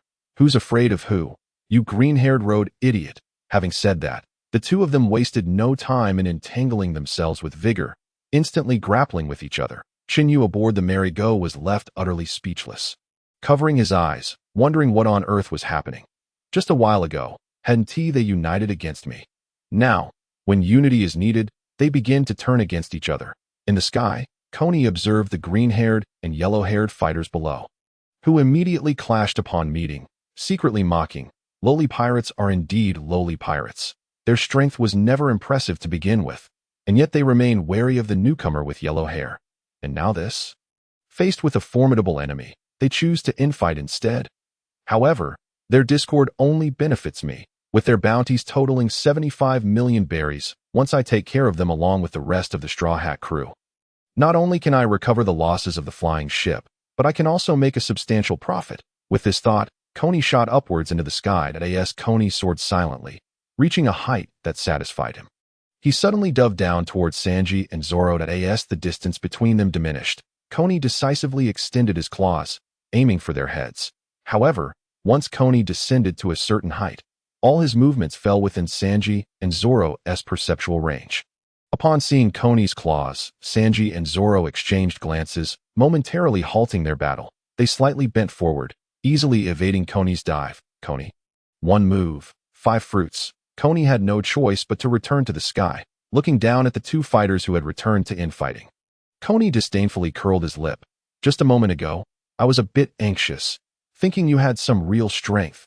Turns out it was merely luck." As Zoro and Sanji resumed their struggle, they sensed Cony's impending attack and frowned in unison. "This Birdman is so annoying. Can't we fight in peace?" Both stepped back, evading Cony's dive once more, and then continued to grapple, not sparing Cony a glance. Strangely, the more they fought, the more invigorated they felt, as if this was how it was meant to be. In the sky, Cony was left in a state of confusion that I refuse to believe you can be this lucky every time. With that, Cony dove down again to prevent Sanji and Zoro from accidentally dodging by crouching or stepping back. He flew lower this time as Cony approached ever closer. Sanji and Zoro shouted in unison, "Are you annoying, or what? Can't we fight in peace?" Hearing their words, Cony momentarily lost focus in his moment of distraction. A gleaming black sword and long legs suddenly appeared before him, growing larger in his sight. That moment, two words echoed in his mind. Trouble. Bang! Zoro's sword struck Cony's beak, severing half of it clean off. Meanwhile, Sanji delivered a kick that swept past Cony's head and landed squarely on his chest, sending him crashing into the upper structure of the flying ship, leaving his fate unknown. It was my cut. It was my kick. The two, still in their attacking postures, spoke in unison.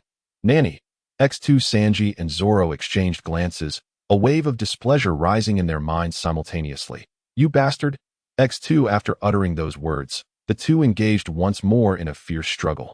Disregarding Cony entirely, as if he were the greatest enemy in their sights, Johnny and Joseph were diligently dispatching the small Karami from the flying pirate crew, effortlessly taking one down with each exchange. Their coordination sublime. Luffy, on the other hand, wore a troubled expression as the giant eagle in the sky had flown away mid-battle. Captain Pamela, witnessing her first mate being sent flying, anxiously sped towards Cony. Paji, who had been secretly observing Nami, noticed Pamela's approach and his eyes lit up, instantly conceiving some ideas. Having witnessed Chun Yu's prowess firsthand, he suddenly felt that Chun Yu's strength had been underestimated. He realized he could not contend with him alone. But this woman's beauty was simply too perfect. He had never seen such an alluring figure in his life. Reluctantly, Paji began to plot against both his captain and first mate, just moments ago. After Cony's fall, Paji immediately checked on his wounds that he was gravely injured but still capable of fighting.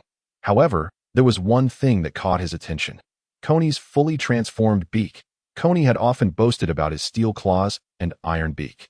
While they could not compare to Pamela's, their hardness was sufficient to pierce through iron plates, certainly no less than that of a decent blade.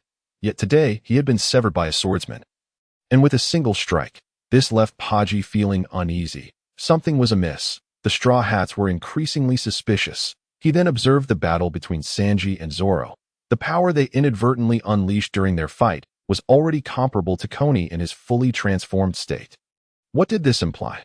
He, ranked third aboard the flying pirate ship, found that his full-powered strike could only match a mere normal attack from them. Moreover, he noted that the captain and first mate were not necessarily stronger. They merely had the advantage of flight, avoiding attacks. The only instance where someone had been hit was Cony, who had suffered a grievous injury from a single sword strike. It appeared that both Pamela and Cony had merely relied on their ability to fly to remain unscathed thus far. While their attacks had yet to genuinely harm any member of the Straw Hat crew, foolish Cony still prided himself as the brains of the operation, rambling on with erroneous analyses. Paji was immensely grateful that he had refrained from rushing into strike, opting instead to observe Nami in secret. Indeed, it was women that he truly sought. While Paji was uncertain about Pamela, he knew that Cony was just another ordinary Zoan user like himself. If Cony could barely withstand a single attack from them, how long could he endure against the Straw Hat crew's first mate? He couldn't even fly. Speaking of flight, Paji was immediately drenched in cold sweat. He was not mindless. He was merely infatuated. If, hypothetically speaking, the strength of the Straw Hats was indeed as formidable as he suspected, truly deserving of their reputation, then Pamela and Cony could escape at any moment. But what about him? With this thought, Paji began to entertain the notion of retreat. However, he was loath to abandon such a stunning beauty as Nami. It could be said that he had spent his entire life pursuing such a lure. Having grown up as an orphan, he had been raised on the kindness of many families, especially his childhood friend and the neighboring sister, who had cared for him deeply. When he turned 10, his feelings for his childhood friend seemed to change. His body instinctively yearned to be with her, not merely to secretly watch her bathe. It was also at the age of 10 that he first learned what woman truly meant. Embodied by his childhood friend. From that moment on, Paji realized how beautiful women could be. After that, he became uncontrollable. First, it was his childhood friend, then the alluring older sister from next door, and finally the village chief's concubine. At the age of 12, he set his sights on the village chief's concubine, intending to threaten her into silence just as he had with his childhood friend and the neighboring sister. Unfortunately, the matter eventually came to light, and the village chief was furious, deciding to have him killed on the spot. However, by then, the village chief was already elderly, and, in a moment of carelessness, Buggy successfully turned the tables and killed him. Reluctantly, he had to leave his home, but before departing, he sought out the village chief's concubine once more. This time, she was no longer the tear-stained figure resembling a victim of animal cruelty, but rather someone who willingly complied. The fearful yet obedient demeanor of the woman ignited a new idea in Buggy: power. Before the village chief's death, he had been anxious about being discovered, and all those women had been unwilling, bearing expressions of loss. But now, after killing the village chief, he could freely pursue his desires, and even the woman beneath him seemed utterly compliant. From that moment on, Buggy transformed into a different person entirely. He firmly believed that as long as he was powerful enough, there was no woman he could not have. That year, Buggy left, for the women in the village were no longer desirable to him. He sought more, and women of higher quality. After spending time with the village chief as concubine, he turned and left without hesitation, yet the concubine perished on the bed. Upon reflection, he felt no animosity towards her. If it hadn't been for her betrayal, he might have lived his life in obscurity within that small village, ultimately dying nameless. He only killed the concubine because she had become too compliant, losing the previous thrill she once provided, which led to her demise. Since then, every time he arrived at a new village or town, he would hunt periodically, relishing that exhilarating sensation. "I'm sorry, but I can't assist with that." Observing the lascivious demeanor of Buggy, Pamela and Cony maintained their outward composure, yet inwardly they could not help but scoff, further diminishing their assessment of Buggy, utterly unrefined, ill-suited for grave responsibilities. Pamela, harboring disdain within, candidly remarked, "If you are so tempted, then attend to it yourself. There is no need to involve me. Do you truly think I am someone of little consequence? A mere child requires me to resort to such despicable tactics. As for Chun Yu, I shall handle him as I have promised, so there is no need for your concern." At this moment, Pamela and Cony would have never believed Buggy could betray them. What treachery could possibly emerge from a position of assured victory? As the objective was flawlessly achieved, the restlessness within Buggy was uncontrollable. He yearned for it. That woman had ensnared him like a drug, leaving him utterly entrapped. Watching Cony and Pamela take flight, a smile of uncontainable delight crept upon Buggy's lips. Fools! After his mockery, Buggy pushed the small boat he had prepared into the sea, continuing to wait patiently in the shadows. The moment Pamela and Chun Yu clashed was the moment he would strike. "Straw Hat Luffy, we have captured him for 60 million berries." From behind Luffy came 6 mocking voices, in Luffy's observation Haki. He perceived 6 swordsmen, all resembling one another, charging towards him. What the hell? This is insane. Shadow clone technique. Luffy was astounded. He had never even encountered twins, let alone sextuplets. His limited intellect erroneously categorized the 6 swordsmen as ninja clones. Unable to contain his overwhelming curiosity, Luffy reluctantly engaged in a hard-fought tussle with the 6 brothers, finding themselves evenly matched. Simultaneously, Luffy mused. Chun Yu surely wouldn't notice, would he? Luffy. Meanwhile, Pamela soared above the Mary.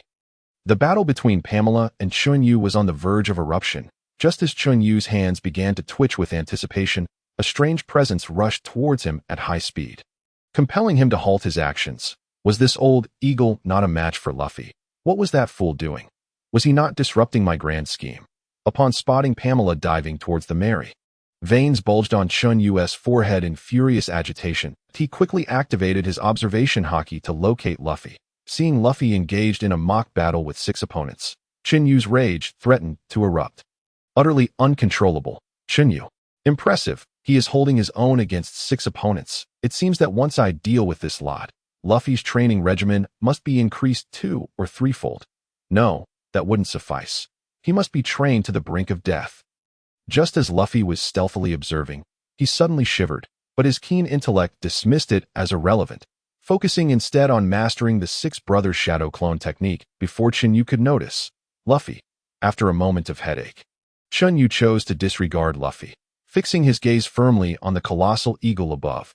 Observing the giant bird, With nearly a 10-meter wingspan and over 4 meters in length, Chen Yu heightened his vigilance. After all, his task was to guard the ship, and he was unsure whether this ancient species possessed any large-scale abilities. After a brief wait, Chen Yu grew perplexed. Why had it not attacked yet? No sooner had he voiced his thoughts than Pamela swiftly dove down, her talons resembling the scythe of death, aimed directly at Chen Yu. Witnessing such a brutish assault, Chen Yu felt disdain. Today, he would demonstrate the might of a physique that even ancient beasts could not surpass. For the sake of protecting the Mary, Chen Yu reluctantly withdrew his hand from Nami's embrace, gently patting her head before ascending slowly, stepping into the void, each stride igniting flames beneath him. Chen Yu extended his right fist to meet Pamela's talons. His fist tightly clenched as a flash of silver light enveloped it. The tightly held fist instantly became coated in a layer of black lacquer, gleaming with a chilling metallic luster. Truly, these lowly pirates are exceedingly foolish. Today, I shall teach you the meaning of recklessness. Although Pamela could not comprehend how Chun Yu managed to maneuver in the air, the audacity of a mere mortal attempting to withstand his razor-sharp talons was simply foolish. Observing Pamela's grotesque beak raised in confidence, a smirk crept upon Chun Yu's lips, signifying his disdain. Deadly Eagle Talon. Killing Punch. King. Chen Yu's fist collided head-on with Pamela's talons, producing a deafening explosion. Their moves clashed in mid-air. Seemingly unable to gain the upper hand over one another at that moment, a tumultuous storm surged within Pamela's heart. Impossible. This cannot be. How could a mere mortal withstand my deadly Eagle Talon head-on? Pamela was beginning to lose his composure, in his understanding. The deadly Eagle Talon, which could easily tear through iron ships, should effortlessly shred this seemingly weak pirate before him, and yet they were evenly matched. How could he accept this? Did you not wish to teach me the meaning of recklessness? Seeing the overly dramatic expression of the scruffy bird before him shift so dramatically, Chen Yu could not resist taunting him. This is just the beginning. My move is called Killing Punch. I cannot afford to lose face without having taken down a few chickens. If this gets out, how could I hold my head high amongst my peers? With the Killing Punch unleashed, you may not be a chicken, but you will surely feel like one. Even if you are not immediately crushed, you shall not survive this day. Chen Yu's eyes were filled with a fierce determination. He had already unfastened Nami's clothing. Though Nami remained silent, she did not resist. Yet, just then, Pamela arrived. The thought of the prize slipping from his grasp sent Chen Yu into a furious tremor. Killing Punch. Second strike, another blow. Chen Yu's right hand swelled with muscle, and the previously stalled clash of talons and fists suddenly shifted. In that moment, Pamela, drained of his previous strength, crumbled like a dam under pressure. As Chun Yu's fist effortlessly crushed Pamela's talons, surging towards his chest, boom! A resounding thud echoed through the sky. Those engaged in battle below turned their heads towards the source of the sound. They looked up just in time to see a black iron fist, gleaming with metallic luster, send the giant eagle flying, as if it were a cannonball. The surviving members of the flying pirate crew gasped in disbelief. How could this be? Their captain was supposed to be the strongest. The wind is tight. Hold on. Damn it. We must trust our captain, and we still have our vice-captain. Even Buggy, who had stealthily approached the Mary, trembled at the sight. Just one blow. This straw hat pirate's vice-captain could incapacitate him with just one hit. Buggy was already reconsidering his approach, unable to fathom that the captain, who often boasted of his strength, could be so easily defeated. Just when Chen Yu thought it would only take one punch, he noticed Pamela desperately flapping his wings, trying to save himself from plummeting into the sea. Watching Pamela, bloodied yet struggling to maintain flight, Chen Yu's expression turned icy as he spoke in a flat tone. Dying like this would be better for you, you know? These words were spoken with heartfelt sincerity. Yet Pamela was far from appreciative. He was furious. He could not believe that, even in his fully beastly form, he could not overpower this inferior pirate crew's vice-captain. With a furious flap of his wings, Pamela unleashed a swarm of feathered arrows towards Chun Yu. Chen Yu, with experience, immediately retaliated. Fire fist. After a series of explosive sounds, a foul smell of charred flesh wafted through the air. Swoosh. Chen Yu's chest was instantly pierced. A large fiery hole torn through him. It was not that Chun Yu could not evade. Rather, he wished to understand what was happening if the feathers were incinerated. How could anything still penetrate the fiery inferno and strike him? While a few feathers did pass through his body, they caused him no harm, and due to the flames obscuring the view, Pamela remained unaware. Holding a pitch-black, singed feather in his hand, Chen Yu fell into deep contemplation.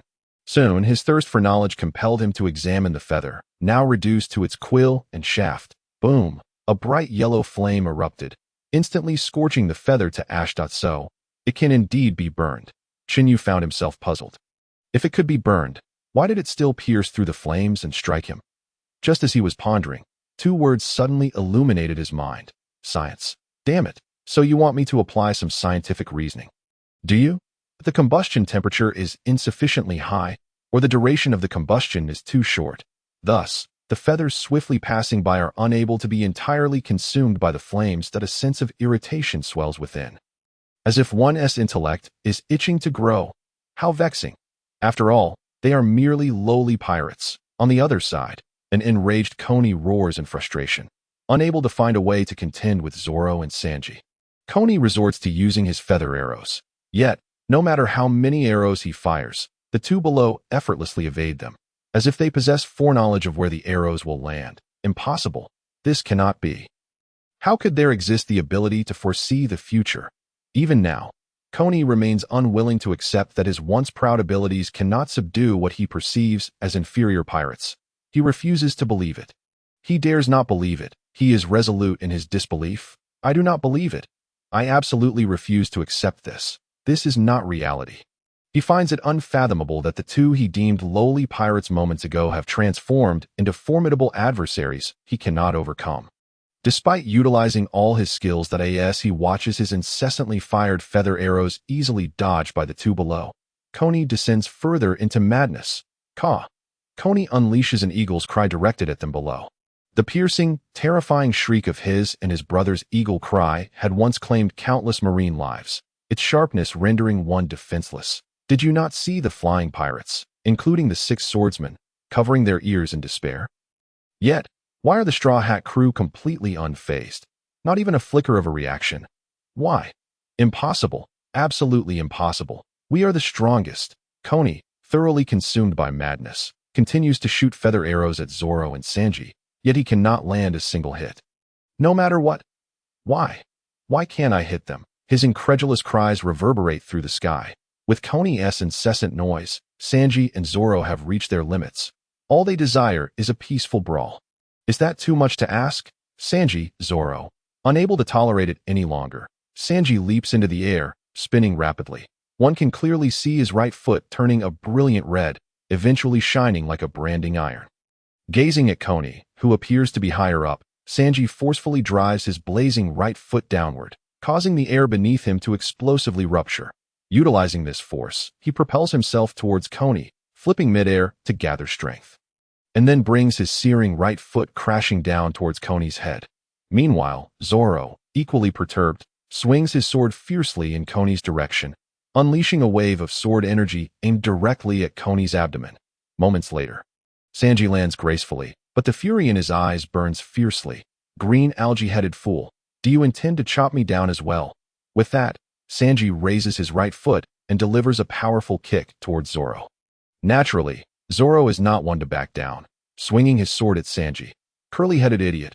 I think you're fortunate to even be alive after such a display of weakness. What nonsense are you babbling? The two immediately engage in a tussle once more. Neither has yet realized the chaos they have unleashed. They merely wish to bring down the annoying fool in front of them. Meanwhile, Cony, who has just landed, has ceased to breathe. Pamela, like Cony, frantically launches feather arrows at Chun Yu, only to find them easily dodged. Chun Yu discovers that without using Haki, he cannot fully defend against Pamela's feather arrows. Observing how effortlessly Chun Yu evades his arrow attacks, even when faced with a barrage, it becomes evident that all he needs to do is turn his head to avoid them, shattering Pamela's pride in the process. Is the gap truly so vast? Watching Chun Yu handle him with such ease, Pamela begins to contemplate retreat, yet he is unwilling to accept this outcome that he prides himself on being the strongest pirate crew in the East Blue. Only to end up in such a predicament. How laughable, how absurd. Here I am, Pamela, who once roamed the world freely, now reduced to this by a mere child. The heavens are blind. The pride of the flying pirates has been utterly shattered at this moment. They are destined to be mere frogs in a well, short-sighted and grotesque. If there is anything to be said, now is the time to speak. Chen Yu fixes his gaze firmly on Pamela, his voice growing increasingly frigid. He does not wish for Pamela's demise to come too easily. Unbeknownst to Chun Yu, in a hidden corner, a brownish arm grasps the anchor of the Mary and slowly ascends, ultimately boarding the ship without a sound. Initially, Buggy had intended to leave directly on a small boat, but his inner dissatisfaction causes him to hesitate. Buggy 1. Is life more important, or is a woman more important? Buggy 2. Do you even need to ask? Of course, life is paramount. Buggy 1. But that woman is Nami. Buggy 2. Well, life can be of lesser importance. Thus, with a steely resolve, Buggy seizes the moment. While Chun Yu is preoccupied with Pamela in midair, he plans to make his move. If successful, he shall whisk Nami away to far-off lands. What if Nami refuses? That would only excite him further. If it fails, then he will join forces with Pamela to take on Chun Yu. Don't say Buggy lacks loyalty. Buggy is all about righteousness. Upon boarding, Buggy tiptoes quietly. His movements are incredibly adept, making not a sound from the moment he boards to when he nears Nami, just 2 meters away. Such a man, if he cannot succeed, then who can? Just as he closes in on Nami, Buggy readies his prepared sleeping cloth, intending to strike directly. With only 2 meters remaining, he merely needs to cover Nami's mouth to ensure she cannot utter a sound, allowing her to sleep soundly until morning. Unfortunately, while Nami may not activate her observation Haki at all times, it still provides a warning. Sensing the imminent danger approaching from behind, Nami unsheaths her 3-section staff without hesitation, immediately enveloping it with armament Haki. She then rolls forward, swiftly rising to her feet to meet the oncoming Buggy with a strike. Overwhelmed with excitement, Buggy believes he sees the dawn of victory, lunging forward with a grin that cannot be contained. In the past, reaching this point meant victory was assured. No woman could evade capture. Alas, Nami is extraordinary. Following Chun Yu's focused training, her close combat skills are far from lacking, though her strength may fall short. One is unwilling to train muscles, while the other is forbidden from training muscles. Watching the orange figure suddenly crouch, easily avoiding his attack, Buggy is left in shock, just as Buggy regains his wits. A black staff appears before him, growing larger by the second. Bang! Nami strikes Buggy squarely in the face, sending him spinning through the air like a rag doll, bouncing twice on the ground before crashing into a wall. With a single strike, Nami remains vigilant. In her perception, Buggy's presence still exudes strength, and he emanates an aura that she finds exceedingly distasteful. Ha! Touching his now swollen face, blood foams from Buggy's mouth as he suppresses a low chuckle. Little thief Nami, you truly are my destined sweetheart. Come along quietly. In Nami's eyes, Buggy's gaze is filled with desire and greed, leaving her perplexed as to the origins of such yearning that in Buggy's view. Nami is immensely powerful, beautiful, wild yet undeniably alluring. He is utterly captivated. He desires her so fervently. Even if it costs him his life, acquiring her would be worth it. Ah! Buggy trembles with excitement, his expression twisted. His eyes ablaze with lust, as if his G-spot has been prodded 1,000 times over. Now that his cover has been blown, Buggy resolves to end it swiftly, fully transforming into a beast. A nearly 3-meter-long teddy bear materializing before Nami. Buggy's eyes brim with lust. Once beastified, he can no longer restrain his desires. The woman before him is everything he craves. He leaps forward, propelled by primal instinct. Nami could choose to call for help, knowing Chun Yu would rush to her aid immediately. However, she possesses her own pride and yearns to fight. She refuses to be a mere ornament. Receiving the warning from her observation Haki, Nami can sense the impending threat, but she can only narrowly evade Buggy's ferocious lunge. Fully transformed, Buggy's strength and speed are beyond what she can contend with, even with her mastery of Haki. Realizing that merely dodging will soon lead to capture, Nami decides to transition from defense to offense. With a powerful thrust of her legs, she rolls to the side twice, as Buggy charges straight at her.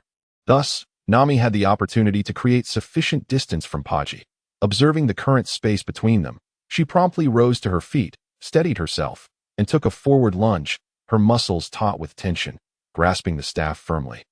Her hands swiftly extended in alignment with her waist's power, her legs driving forcefully to propel her waist, which in turn guided her arms. With all her might, she swung the staff, enveloping it in her hands with an abundance of Haki. Aiming with all her strength at the direction from which Buggy was charging towards her. With a resounding pong, Nami struck Buggy squarely in the chest, sending him hurtling backward like a cannonball, crashing into the wall. However, Nami herself staggered back several steps, her arms feeling somewhat weakened. Had she aimed elsewhere, Buggy would undoubtedly have fallen into the water, thus concluding the battle. Regrettably, Nami's lack of combat experience limited her to this extent. In the sky, Pamela seemed to act with intent. As Buggy approached Nami, she unleashed a frenzy of eagle cries towards Chun Yu, along with her innate skill, Wind Howl, deliberately leading Chun Yu further away. To Chun Yu, Pamela's newly unleashed skill, Wind Howl, felt tedious, akin to simply enjoying a sea breeze.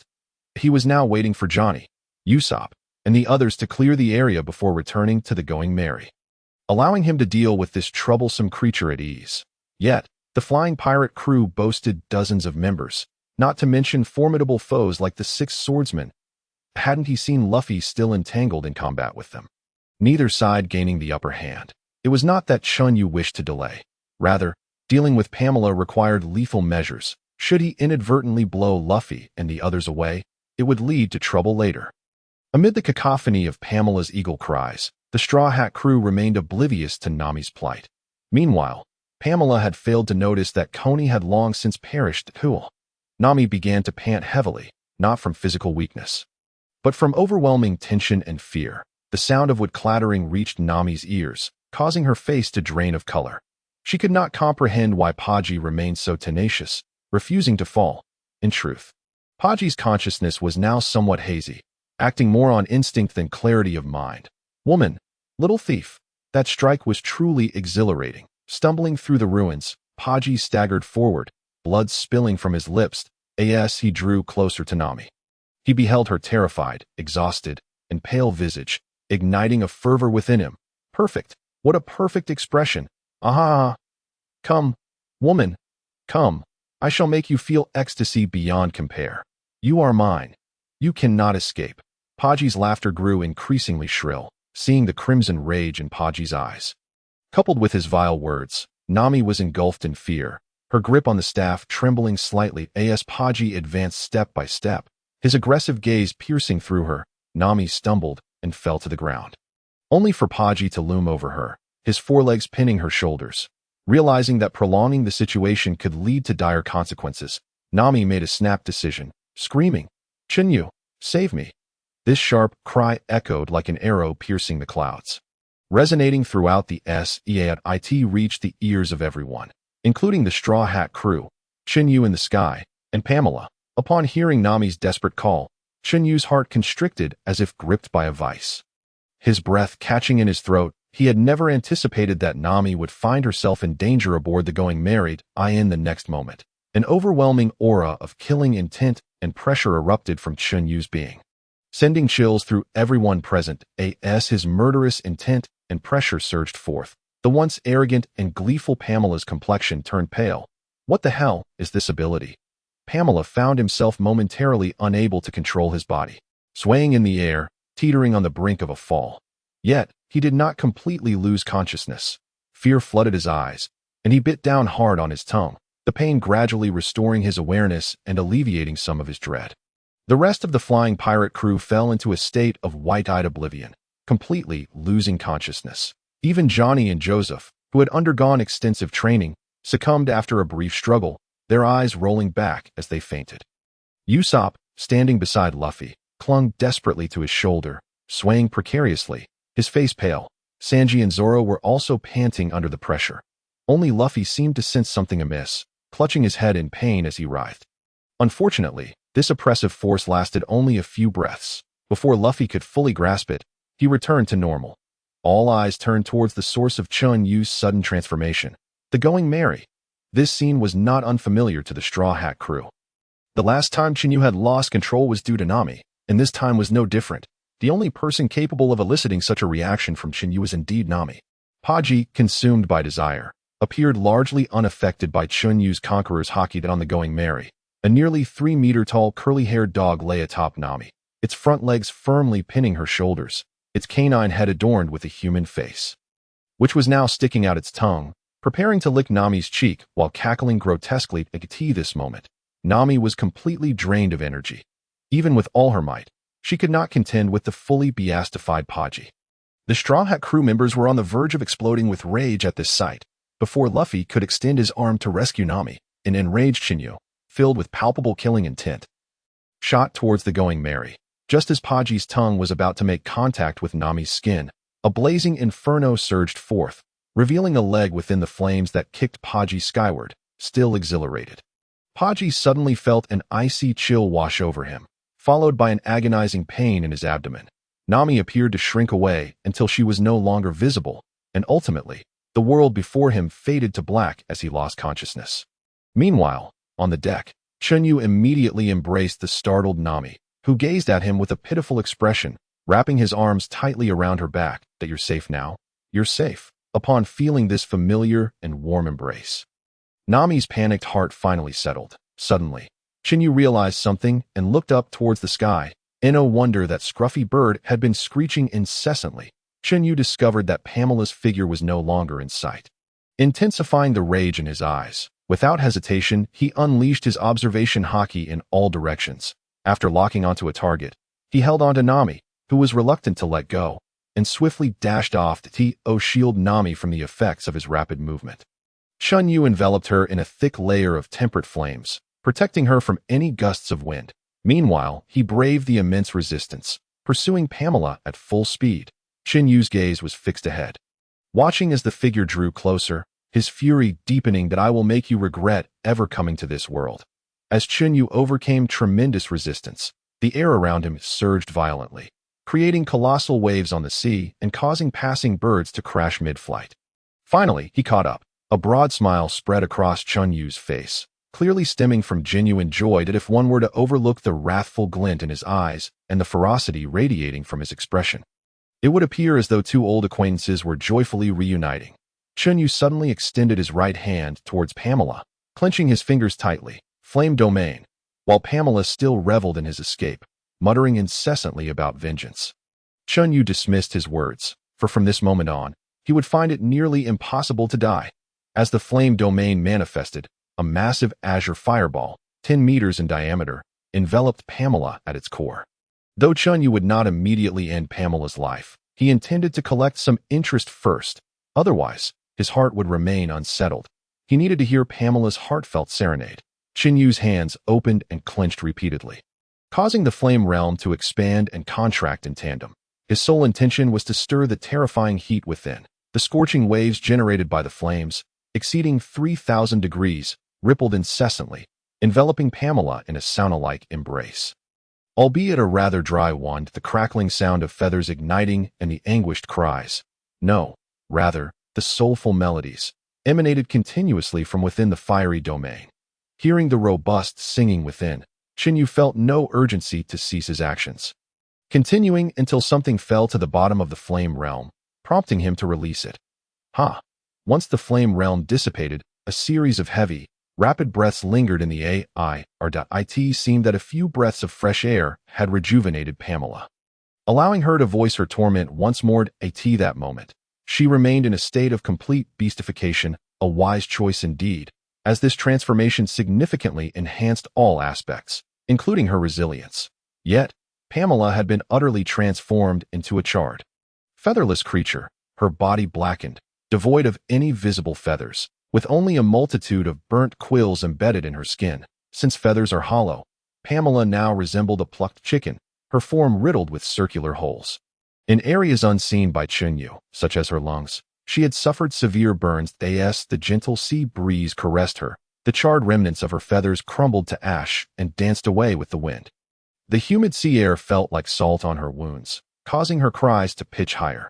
Soon, her skin displayed extensive swelling, and the tips of her wings had vanished, leaving behind only the scorched edges of her wings. It appeared that the contraction of the flame realm had inadvertently brushed against her wings. Listening to the baptism of Pamela's song, Chen Yu felt considerably uplifted. After all, it is often said that music can elevate one's spirit, soothe the heart, and cultivate elegance. It seemed this mixed feathered bird possessed remarkable tenacity and could endure longer. Observing Pamela, who had just opened her eyes and was gradually ceasing her wails, Chen Yu murmured to himself. The moment Pamela opened her eyes, she immediately noticed Chen Yu, who was also gazing at her. Upon seeing the bloodshot eyes and the calm smile on Chen Yu's face, a chill ran down Pamela's spine. Simultaneously, she was filled with confusion. How had Chen Yu caught up with her? Were those emerald flames that surrounded her also released by him? Amidst her fear, endless questions plagued her mind. What kind of fruit ability did Chen Yu possess? How could he be faster than her? After all, she was an ancient type. She no longer roared not because the pain had subsided, but because she had learned to endure it. However, suppressing her pain and confusion drove Pamela, who was already on the brink of madness, to the edge of insanity. What is your ability? Who are you? Why can you keep up with me? Why are you relentlessly pursuing me? Pamela screamed in a frenzy. Because you said you wanted me to understand what it means to be reckless, and I haven't learned yet. So here I am, looking for you.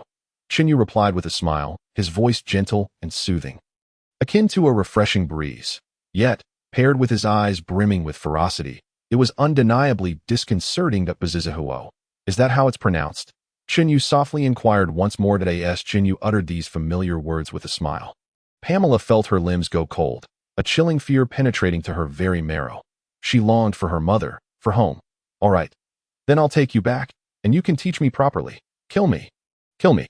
Pamela's fear could no longer be contained, and her emotions shattered completely. Seeing that he had achieved his goal, Chen Yu no longer hesitated. He conjured a rope in his hand, wrapping it around Pamela's neck, and dragged her down from the fiery platform. Pulling her all the way back, in a bid to communicate amicably with Pamela, Chen Yu had caught her with the flame platform after the fiery realm dissipated, maintaining a warm temperature of about 50 to 60 degrees. It felt like the warmth of home. Nami, who was draped over Chun Yu, seemed to be asleep, her breathing steady. Thus, Chen Yu moved cautiously, careful not to disturb Nami's rest. After all, she was an innocent girl, and it was natural for her to be frightened in such circumstances. With no other options before her, she had to endure alone. Before long, Chen Yu returned to the Mary, instructing Johnny and Joseph to find something to stuff in Pamela's mouth. He was merely concerned about disturbing Nami's rest. Subsequently, he removed the fiery protective barrier surrounding Nami. Beside Pamela lay a fainted Paji, indicating that someone had rescued him after Chun Yu's departure. Chen Yu nodded to himself, thinking he would inquire later about who had saved him and ensure they received extra training. He could not neglect those who deserved credit. Keep a close watch on these two. Make sure they don't take their own lives. I won't let them die too comfortably, Chun Yu declared in what he believed to be a calm tone. However, his menacing expression, coupled with his bone-chilling voice, sent shivers down the spines of the Straw Hat crew. Especially Usopp and Luffy. The former was genuinely frightened, while the latter felt uneasy. Luffy's unease did not stem from being discovered for his fake match, but rather from the fact that whenever Chen Yu was angry, he always bore the brunt of it. How could Chen Yu possibly notice that he was slacking off when he was fighting so earnestly? After warning everyone, Chen Yu prepared to head towards Nami's room. Crack!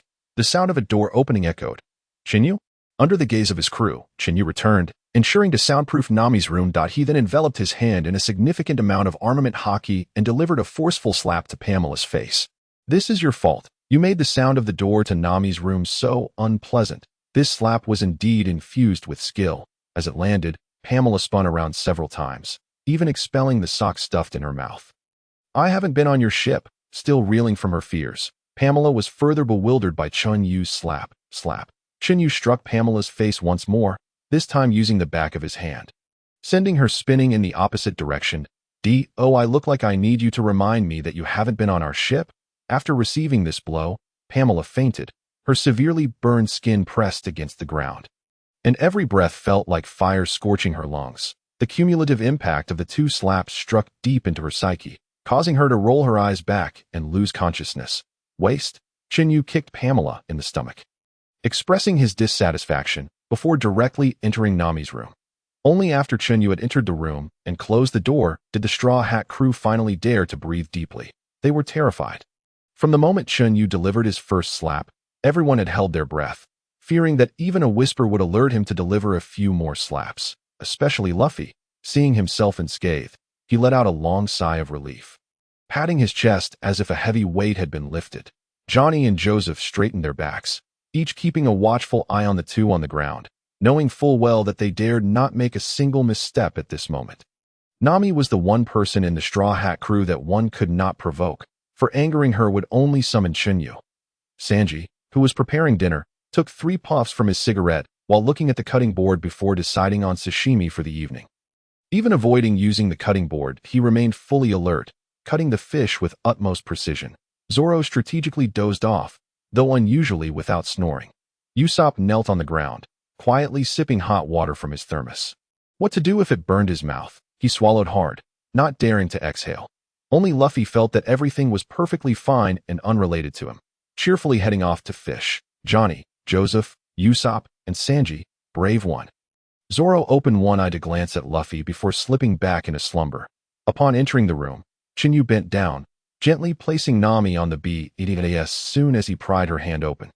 Nami awoke. That I put you down so you can have a good sleep. All right?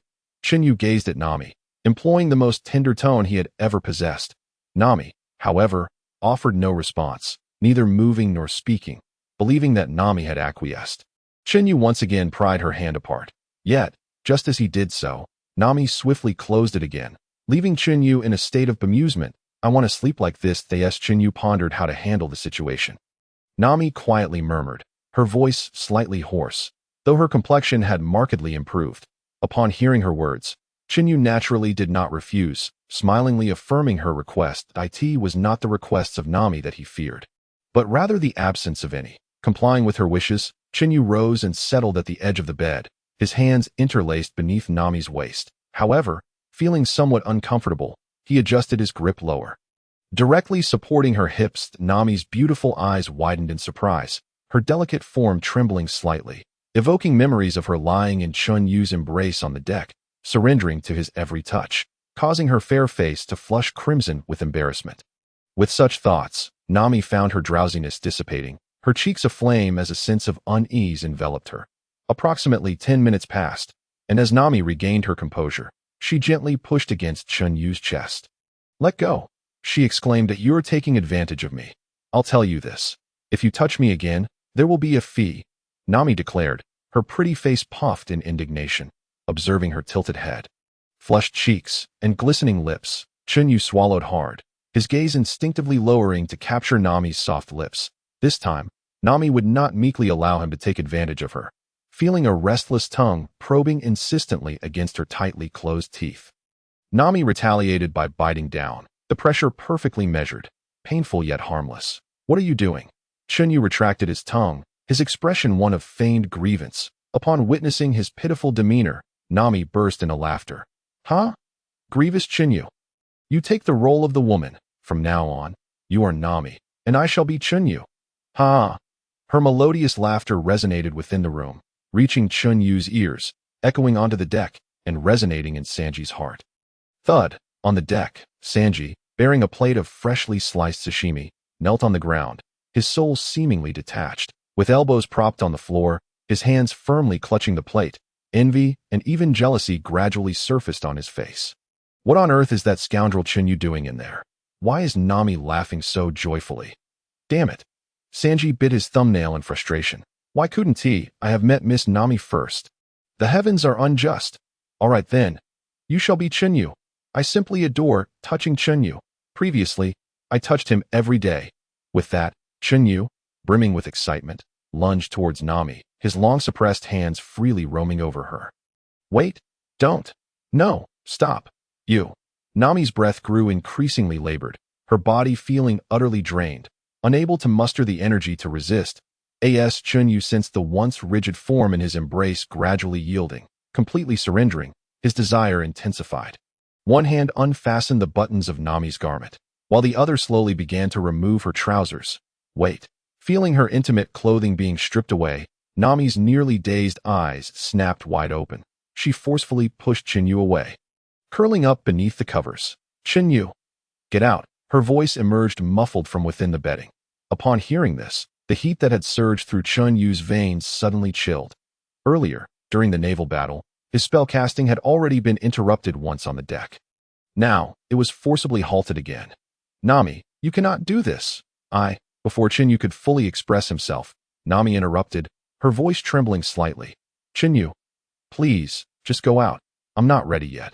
Hearing the quiver in her voice, Chun Yu's heart sank. With Nami expressing such sentiments, what could he possibly do? He turned away in despondence, walking towards the door. Yet, his feeble steps and the droop of his arms resembled that of a soulless entity. Bang! Chen Yu gently closed the door to Nami's room, and then wandered toward a corner of the deck. Upon hearing the door click shut, Nami quickly poked her head out, her face flushed. Her breathing still somewhat erratic. Chen Yu. Nami anxiously gazed towards the door. She knew she was not unwilling, but the pace was far too swift, leaving her utterly unprepared. Stepping outside, the refreshing sea breeze greeted him. Starkly contrasting with the rising temperature indoors, Chun Yu regarded the various gazes of reverence, curiosity, and schadenfreude directed at him from the deck, feeling somewhat overwhelmed. After surveying his surroundings, he discerned that only the corner of the deck was suitable for him at that moment. Brother Chen Yu. Johnny and Joseph observed Chun Yu's despondent figure with concerned eye in the corner. Chen Yu squatted, questioning the meaning of life, while Sanji excitedly danced a little jig nearby. Chen Yu, get out! Sanji mimicked Nami's tone. Hands crossed over his chest, swaying his hips in delight beside Chen Yu. After boarding the ship, it was the first day Sanji had been this joyful. Zoro continued to sleep soundly, while Luffy and Usopp stifled their laughter. Johnny and Joseph's glances flitted between Chun Yu and Sanji. Hey, partner, do you think the girls on the Grand Line are beautiful? Joseph inquired quietly, exchanging glances with Johnny. Huh? Oh, they must be stunning. Big and beautiful. They concluded. After all, how could it be called the Grand Line otherwise? The two continued their conversation while retreating until they huddled behind Luffy and Usopp. If outsiders treated Chen Yu this way, they would have rushed in to brawl. However, they dared not meddle in the affairs of the two older brothers, Chun Yu and Sanji. Chen Yu's forehead throbbed with veins. 1, 2. Suddenly, his fist clenched tightly, delivering a heavy blow to Sanji's forehead with a resounding thud. It was the first time he found Sanji so insufferable, so this was how Zoro felt all along. It must have been tough for him. Observing Sanji, who lay on the ground with a lump on his head, Chun Yu's frustration was momentarily alleviated. You scoundrel! How dare you strike me? Sanji slowly rose, rolling up his sleeves, his expression dark and foreboding. What's wrong? I simply struck you. With your yellow hair, dare to retaliate? Chen Yu raised an eyebrow, puffing his chest as he confronted Sanji coldly. All right then. Sanji's forehead bulged with veins as he discarded his suit jacket, delivering a fierce side kick aimed at Chen Yu's face. On this ship, regardless of whether he could win or lose, engaging in a brawl was definitely the right choice. Witnessing this, Chen Yu did not retreat. Instead, he charged forward, and the two engaged in a scuffle. Luffy, ever the instigator, eagerly cheered them on. Chen Yu, who are you rooting for? Usopp leaned towards Luffy, curiosity evident in his eyes. You foolish Usopp. You really don't know? Of course, I root for whoever wins. Ha! Luffy declared with hands on his hips. Brimming with pride, Usopp, taken aback, found himself momentarily at a loss for words. He never imagined he would be mocked by Luffy. To be honest, he felt a strong urge to hit Luffy, yet he dared not. Who's making all this noise? Can't anyone let me sleep? Zoro's fierce eyes shot open as he glared towards the source of the commotion. Upon focusing, he discovered Chun Yu straddling Sanji, mercilessly pummeling him to this sight. Zoro's drowsiness evaporated entirely, immediately slipping over to Chun Yu's side, one foot after another stepping on Sanji, with a face full of delight and exhilaration, inside the room. Nami walked out with a heart full of guilt. Originally, she had wanted to offer some sincere comfort to Chun Yu, as she too felt she had wronged him. However, upon exiting, she saw Chun Yu on top of Sanji, throwing punch after punch with vigor, looking far from someone in need of consolation. Thus, her guilt quietly dissipated, and she returned to her cheerful self. Boss? X2 upon her appearance, the duo known as the Blade Gods were the first to notice. They immediately greeted Nami with utmost respect. They were well aware of whose leg was the most sturdy on the ship. Nami had long grown accustomed to this. She could feel the affection she received aboard the vessel. Hence, she cherished and trusted this big family deeply. Huh? Who is this?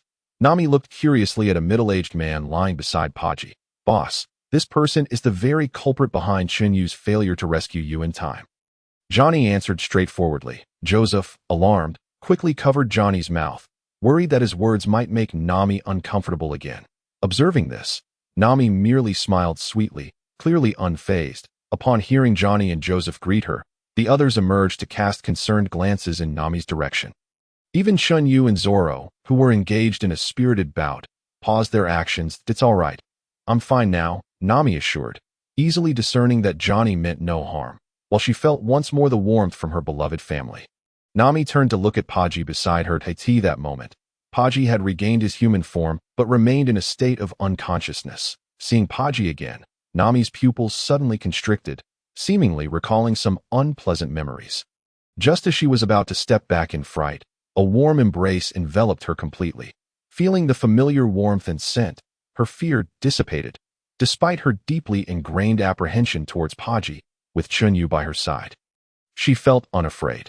Chun Yu refrained from mentioning the earlier events in the room. He aimed to swiftly deal with Paji and Pamela. Because of this, he entirely missed Nami's opportunity for recompense. Bad news. Chun Yu missed it. Good news. Chun Yu was unaware that he had missed it. "Wake Pamela for me." Chun Yu's expression grew increasingly serious as he turned to Joseph and commanded. "Yes, Brother Chun Yu." Joseph strode forward and delivered a hard kick to Pamela's abdomen. Cough, cough, cough. Feeling the sharp pain in her belly, Pamela immediately began to cough violently, the agony tearing through her lungs. Despite holding back for a while, she could no longer contain her anguished wail. "Ah, you bunch of scoundrels, if you dare, just kill me. Of course, we will kill you. But first, you must enjoy yourself a bit. Otherwise, others will say our pirate crew is unkind." Chun Yu's lips curled into a cold smirk as he softly spoke. Attempting to awaken Pamela's memories. Kill me. Hurry and kill me. Faced with that icy smile again, Pamela's will shattered completely. From the moment she was pursued by Chun Yu until now, she felt as though she had been living in hell. If she remained silent, the pain was unbearable, but calling out only intensified it, a torment from within. Originally, she had been unconscious, yet this group of demons had kicked her awake. She wished to simply die. But unfortunately, she could not even bring herself to harm. That how you wish to die? You must believe in yourself. It is still too early. Chun Yu walked slowly to Pamela that he intended to personally watch over her, ensuring she had no opportunity for despair. After all, saving a life is worth more than building a 7-story pagoda. I am doing this for your own good. With that, Chun Yu took out a dagger and a pair of sea prism stone handcuffs, personally restraining Pamela. Feeling her strength drained entirely in an instant, despair deepened on Pamela's face. "What is this? What have you done to me?" Pamela weakly screamed, her expression twisted in agony. It wasn't that she didn't want to shout louder. She was simply unable to muster the strength. "I want to tell you," Chun Yu replied to Pamela before reversing his grip on the dagger, bringing it close to her hand, which was now void of fingers. He meticulously peeled a yam, its juices gradually seeping out. After a while, he removed the skin from another yam and rinsed both in seawater. Then, Chun Yu picked up 2 bamboo stalks from beneath. Starting from the roots, he slowly burned them one by one, alternating between the two. Finally, he gently roasted the tender shoots within the bamboo over a slow flame. Strangely, amidst the endless sea, the sound of a cow's mooing could be heard. However, the sound stopped abruptly, likely as the cow fell asleep. Yet, moments later, the mooing resumed. Evidently, the owner did not wish for the cow to be lazy. Thus, the intermittent mooing, combined with the calls of seabirds, the crashing of waves, and the fluttering of the sails in the sea breeze, painted a lively scene. Eventually, the cow ceased its calls. In truth, Paji had long awakened, trembling in fear at the sound of mooing. Chun Yu saw through this but feigned ignorance, allowing Paji to savor his meal. Just moments ago, Pamela had closed her eyes and declared to Chun Yu, "Cony will avenge me." Could Chun Yu indulge him? In response, he tossed Cony's severed head, which rolled on the ground, finally coming to rest before Pamela, their expressions mirroring disbelief and despair. Spare me, spare me. I am willing to join you. I will be your slave." Paji suddenly began to fervently bow before Chun Yu. Chun Yu did not stop him, and Paji dared not cease. Yet, Chun Yu made it clear, he had not commanded him to bow. His lack of intervention stemmed from a desire to see how long Paji could persist. At the same time, Chun Yu delegated Paji's fate to Nami. Upon witnessing Chun Yu's encouraging gaze, Nami slowly closed her eyes, attempting to confront her inner fears and conflicts. In Chun Yu's eyes, Nami was not someone who would easily be taken advantage of. Having grown up alone, she could not be naive, so he was not worried about her inability to overcome this. Moreover, even if Chun Yu cared deeply for Nami, this hurdle was one she must pass. Was it not? This place was not like the previous world. Here, the law could not protect Nami. Only ruthlessness and bloodshed would enable her growth. Bang! Buggy continued to bow incessantly, observing the Straw Hat pirates disregarding him entirely. A flicker of resentment and malice flashed in his eyes. Though it vanished almost immediately, he could see that this group had never intended to spare him. If he wished to survive, he could only.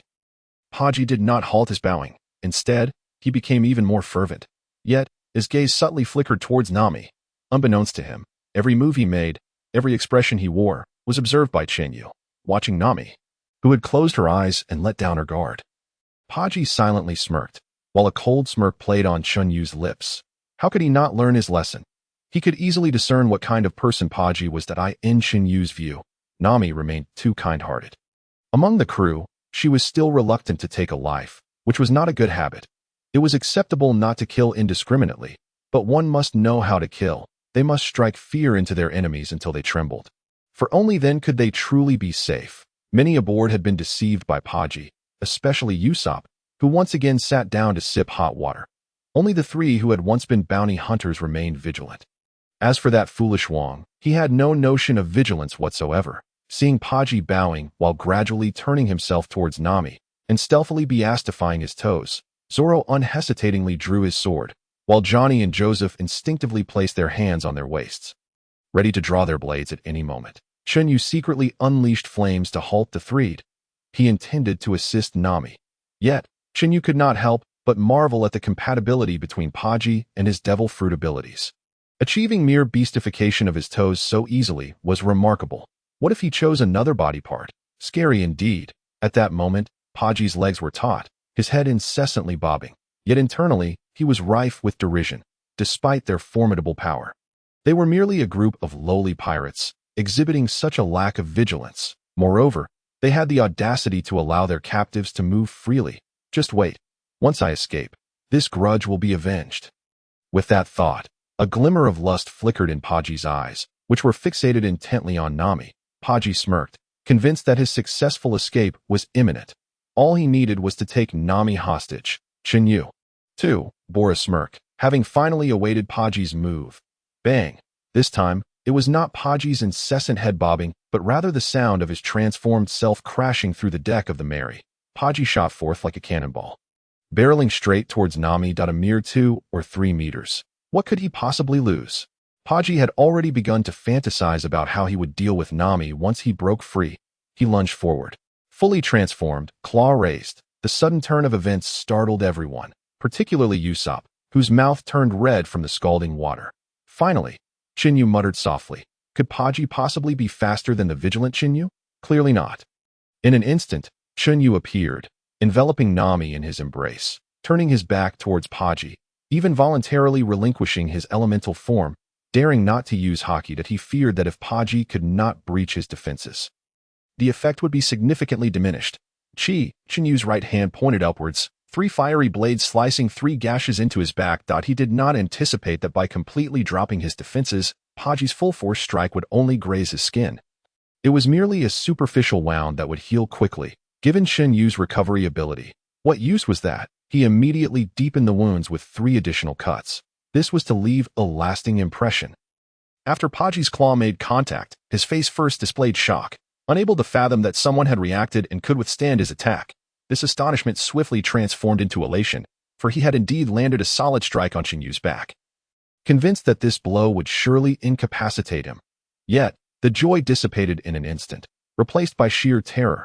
Buggy had not expected anyone to withstand his full-force strike with mere flesh, and that it would only result in a scratch.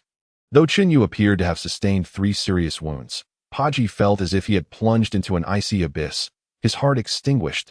He could not comprehend Chen Yu's motives, yet he understood that everything was under Chen Yu's control. He had been played. Chen Yu himself was uncertain of the extent of his defenses. After all, since setting sail, only Mihawk had posed a threat. Yet in that battle, he had not even sustained a scratch, keeping his distance for fear of being taken down by a single sword stroke. In this light, Buggy had inflicted 3 wounds on Chun Yu, regardless of their severity, while Mihawk had failed to injure him.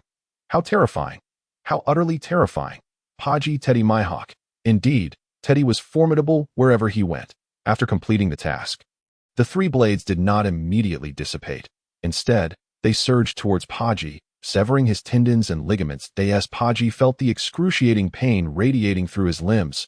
He was about to cry out when a flying knife silenced his vocal cords, leaving him in agony without the power to utter a word. Puffed. Chen Yu seemed to realize that the wounds were not severe enough. He promptly spat out a mouthful of blood, rendering Nami, still embroiled in her internal struggle, momentarily blank, staring incredulously at Chun Yu, who had suddenly appeared before her, blood trickling from his lips. That moment, Nami's observation Haki offered no forewarning. Observation Haki, not even a trivial threat. What was the point of warning me? Yet, Nami's hands trembled. In all her acquaintance with Chun Yu, she had never witnessed him injured, let alone bleeding. Sanji, who was poised to intervene, stood frozen in shock, his cigarette dropping with a soft thud to the ground. His eyes wide with disbelief, he could not help but admire Chun Yu. Even after being struck by Chun Yu moments ago, it did not diminish his respect for him. Sanji, with trembling hands, shakily lit another cigarette. He had witnessed Chun Yu's prowess, so this is how it can be done. Today, Chun Yu had thoroughly opened Sanji's eyes. Until the moment Chun Yu coughed up blood, Sanji remained bewildered by Chun Yu's actions. He could hardly believe that this scruffy dog could inflict harm on Chun Yu. Huff! Sanji's gaze drifted to the horizon as he exhaled a large cloud of smoke, attempting to assuage his inner astonishment. The old man was right. Venturing to sea indeed broadens one's horizons. Sanji pondered deeply, overwhelmed by the revelation. The others did not react as swiftly. They were profoundly puzzled by Chun Yu's self-inflicted injuries. Usopp and the Sword God duo, unable to contain themselves, began to inquire about Chun Yu's actions, only to receive a cold glare from him, silencing them instantly. Zoro, however, did not possess the habit of questioning.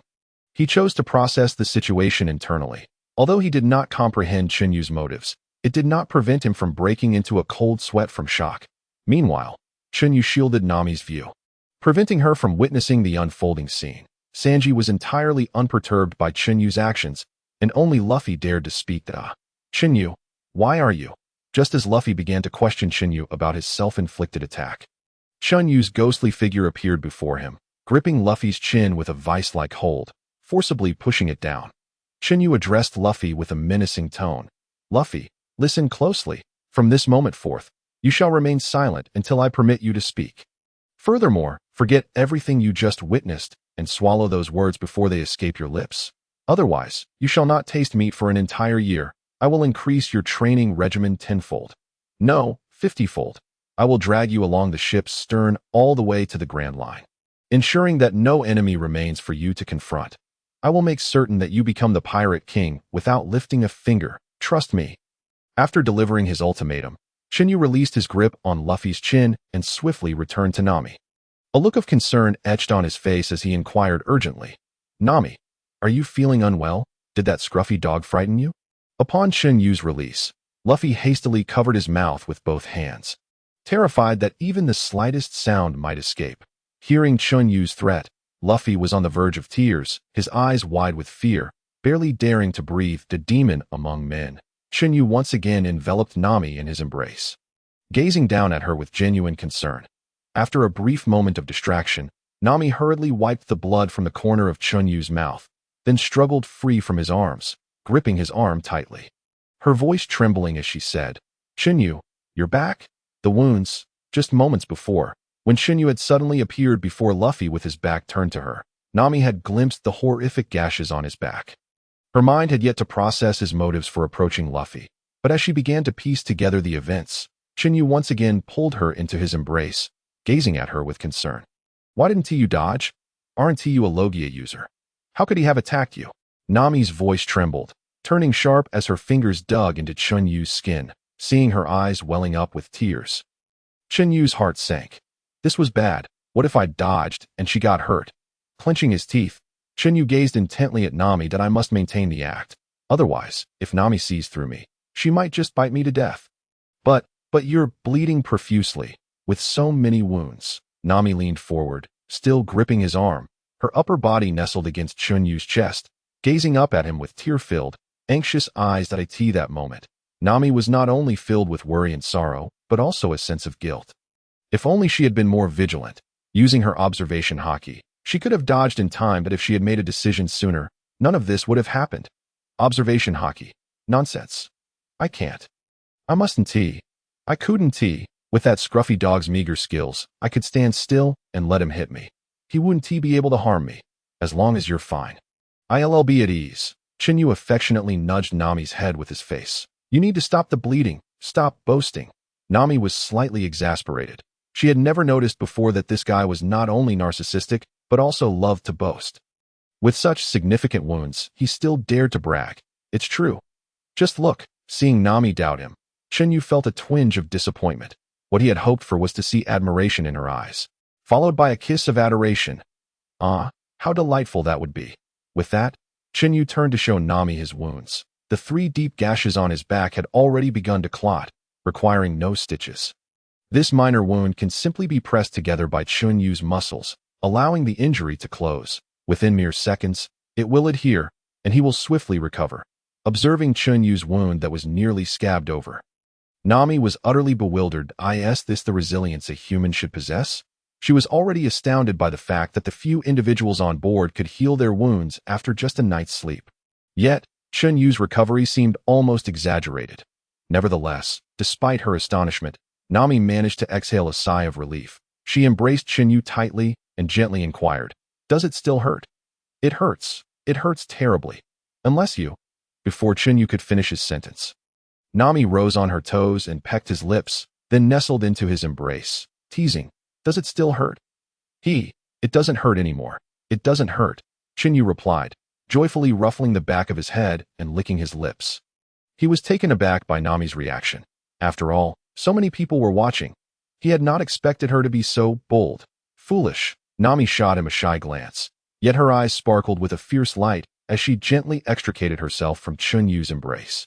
With determination, she snatched the dagger hanging from his waist and strode toward the incapacitated Buggy, her gaze growing colder the closer she approached him. It was this scoundrel who had injured Chun Yu, and he dared to harbor ulterior motives towards her. Chun Yu had never treated himself this way. "You have sealed your fate." Nami's icy glare bore into Buggy, as if she were gazing upon a corpse. With resolve, she lunged forward, swinging the dagger to sever Buggy's 2 bells. Then with another strike, she sliced through his ham.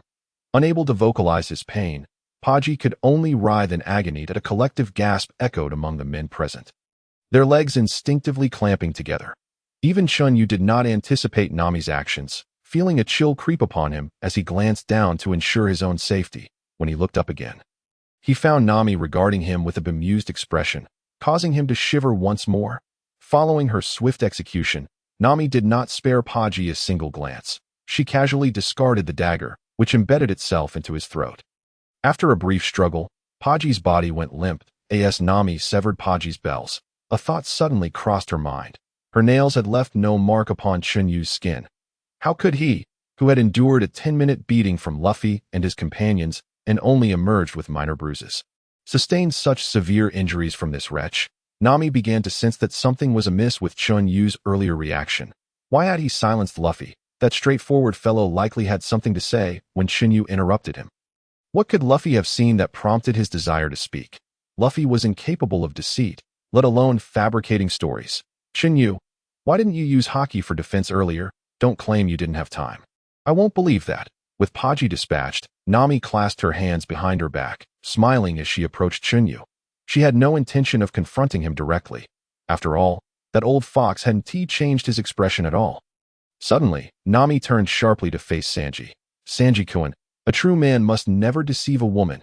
At this, Chun Yu struggled to maintain his composure, casting frantic glances at Sanji, a scene Nami undoubtedly observed. However, she chose not to call it out, knowing that without evidence, Chun Yu would never confess. Sanji was sweating profusely, caught between principle and morality. His plight was indeed challenging. Zoro had opted to feign sleep, while Usopp, Johnny, and Joseph stealthily retreated, fervently praying that Nami would not notice them. Nami's true objective was her beloved captain. Seeing Nami approach Sanji, Luffy silently breathed a sigh of relief, though he kept his hands firmly over his mouth, fearful of making a sound that a liar could never become the pirate king. In a sudden leap, Nami appeared before Luffy, locking eyes with him earnestly. This is bad, Chen Yu thought, feeling cold sweat trickle down his brow. While covering his mouth, Luffy shook his head vigorously, his body drenched in perspiration. He was desperate to convey to Nami not to approach him. Don't ask him. He knows nothing. Nami, did Chen Yu threaten you to keep quiet about what you saw? Nami's smile resembled that of a neighborhood elder sister. Instinctively, Luffy wanted to nod in agreement, but caught himself just in time, instead shaking his head furiously. Then, was it that person who injured Chen Yu's back? Nami gently pointed to the already cold Buggy lying on the ground. Luffy continued to shake his head, perhaps opting to evade Nami's inquiry, merely maintaining the motion. Luffy, are you shaking your head to suggest that Chun Yu did not injure himself? Nami coaxed gently, upon hearing this. Luffy panicked further. No, I didn't say that. I didn't mean that. Don't accuse me. He quickly ceased shaking his head, instead nodding vigorously. Luffy, does your constant nodding imply that Chun Yu harmed himself? Nami pressed further. Luffy was in utter disarray. His hands clamped over his mouth, his eyes wide with panic, cold sweat pouring from him. He was torn between shaking his head and nodding. Luffy, if Chun Yu did harm himself, then you should neither nod nor shake your head. Nami added swiftly, observing Luffy's nodding gradually slow down, simple-minded as he was. Luffy resolved to ignore Nami's questions altogether, opting not to nod or shake his head. However, just as he attempted to remain neutral, he found himself alternating between nodding and shaking his head in fright. At that moment, both Chun Yu and Nami appeared as demons in Luffy's eyes. Oh, I heard you say that Chun Yu harmed himself. Is that correct? Thank you, Luffy. Nami expressed her gratitude to him softly. I didn't say that. It wasn't me. Chun Yu, I didn't say anything. You must believe me. Luffy was beside himself, darting around like a frantic crab. Hearing this, Chun Yu could only helplessly cover his forehead. Luffy had truly done his best, having achieved her desired outcome. Nami remained composed, bending down to retrieve the dagger from Buggy's neck, then gracefully walked toward Chun Yu. Without uttering a word, she brandished the dagger in the air a few times. Though Nami said nothing, it felt as if she had communicated everything. Chun Yu, in a state of retreat, wiped the cold sweat from his brow. What had gone awry? Shouldn't he have received Nami's utmost gentleness and concern? Although she accomplished her ultimate goal and eliminated Buggy, it was entirely different from what he had envisioned. Sanji, still shaken, lit a cigarette for himself. Casting a sympathetic glance at Chun Yu, Usopp and the others shared similar expressions, hiding behind doorways and observing secretly. Luffy continued to run about in a state of chaos. Suddenly, Chun Yu vanished from Nami's sight. And when he reappeared, it was amidst a blaze heading toward Log Town. A line of fiery words materialized in the air. I will investigate the matter of the pink-haired woman and eliminate any potential threats. As the vice captain, it is my duty. Do not wait for dinner. Nami had never intended to put Chun Yu in a difficult position. She would never resort to such measures over this matter. That rascal had fled so swiftly. She had not wished to harm him. Nami huffed in dissatisfaction as she watched Chun Yu's retreating figure. Moreover, he was not even avoiding her affections, yet he employed such tactics. Though she refrained from voicing this sentiment, it echoed in her mind, causing her cheeks to flush with embarrassment. The sea was tranquil that evening when suddenly, a brilliant light surged across the surface, eliciting cheers from the gleeful fish that leapt into the air. Moments later, Chun Yu lightly treaded the air, gazing down at Log Town with a soft sigh. That smoker fellow was indeed persistent. He was likely at Navy headquarters by now. This child insisted on pursuing them. Was he not entirely out of his mind? With his observation Haki, Chun Yu could no longer sense Smoker and Tashiji's presence. Although he lacked information on the pink-haired woman, she had once interceded on behalf of that blonde fellow. Even if the likelihood was slim, he intended to personally inquire with the golden-haired individual. Chun Yu had initially considered asking Smoker to assist in locating that blonde, but they were already so familiar that he felt hesitant to ask. Now it is settled. Everyone has departed, leaving only the option of meandering around the Navy branch office. The fleeting glimmer in the sky flickered momentarily before vanishing without a trace. Once again, Chun Yu appeared at the entrance of the Navy branch, clad in a naval uniform, his cap firmly perched upon his head, boldly striding into the cafeteria. Within, my goodness! How delightful, beholding the self-service buffet before him. Chun Yu was elated. It had been quite some time since he last indulged in a hearty meal, and the revival of his vitality must not go to waste. Ah, sea king meat. Absolutely splendid. A bit more lobster, please. With that, Chen Yu placed a piece of sea king meat and a lobster onto his plate, subsequently carrying away the remaining portions, leaving behind the small plate. Take as much as you desire. One must not forget the virtues of our ancestors. After this, Chen Yu turned towards the dining area. Wow, buddy, are you really going to eat all that? The sea king meat in your hands weighs over 50 pounds. Doesn't he it? And you have a whole basin of lobster. Impressive. A passing sailor gave Chen Yu a thumbs up. Of course, back in my hometown, I could eat like this all the time, whatever is offered. I consume. Chen Yu remained rather optimistic. Ever since becoming the first mate, he felt less reclusive. He found the sailors to be exceedingly friendly, readily addressing him as brother and handsome, which felt quite endearing. Could it be that after consuming the burning fruit, his fear of inadequacy had dissipated? Just as Chun Yu was about to proceed, the earlier sailor called out to him again. Brother, where did you get that large basin? Oh, you mean this? It's from the self-service area's table. I simply took what I enjoy eating, though I didn't take it all. I left a bit behind. You can go have a look. Chun Yu conversed amiably with the young man. Can you take the large plate? Certainly. Why not? Brother, you must be new here, too straightforward. Learn a bit more for the future. Avoid taking unnecessary detours. After swallowing a piece of sea king meat, Chen Yu encouraged the young man. Oh, I learned something? Thank you, senior. Huh, senior. Why are your eyes so red? They are full of blood vessels. It looks rather frightening. The straightforward sailor asked candidly. Alas, that's a complex matter. Let me keep it brief. It is because the beautiful women in the military are all clamoring to marry me, and all the male comrades are extremely envious of me. Ah, so that's why others are jealous? But why are you also jealous? Did you get beaten up? The straightforward sailor inquired again, puzzled. That's impossible. Look at my robust physique and handsome appearance. There's no way I would be defeated. Those who envy me have been too intimidated to retaliate. But senior, I still don't understand why your eyes are red. The sailor scratched his head in confusion.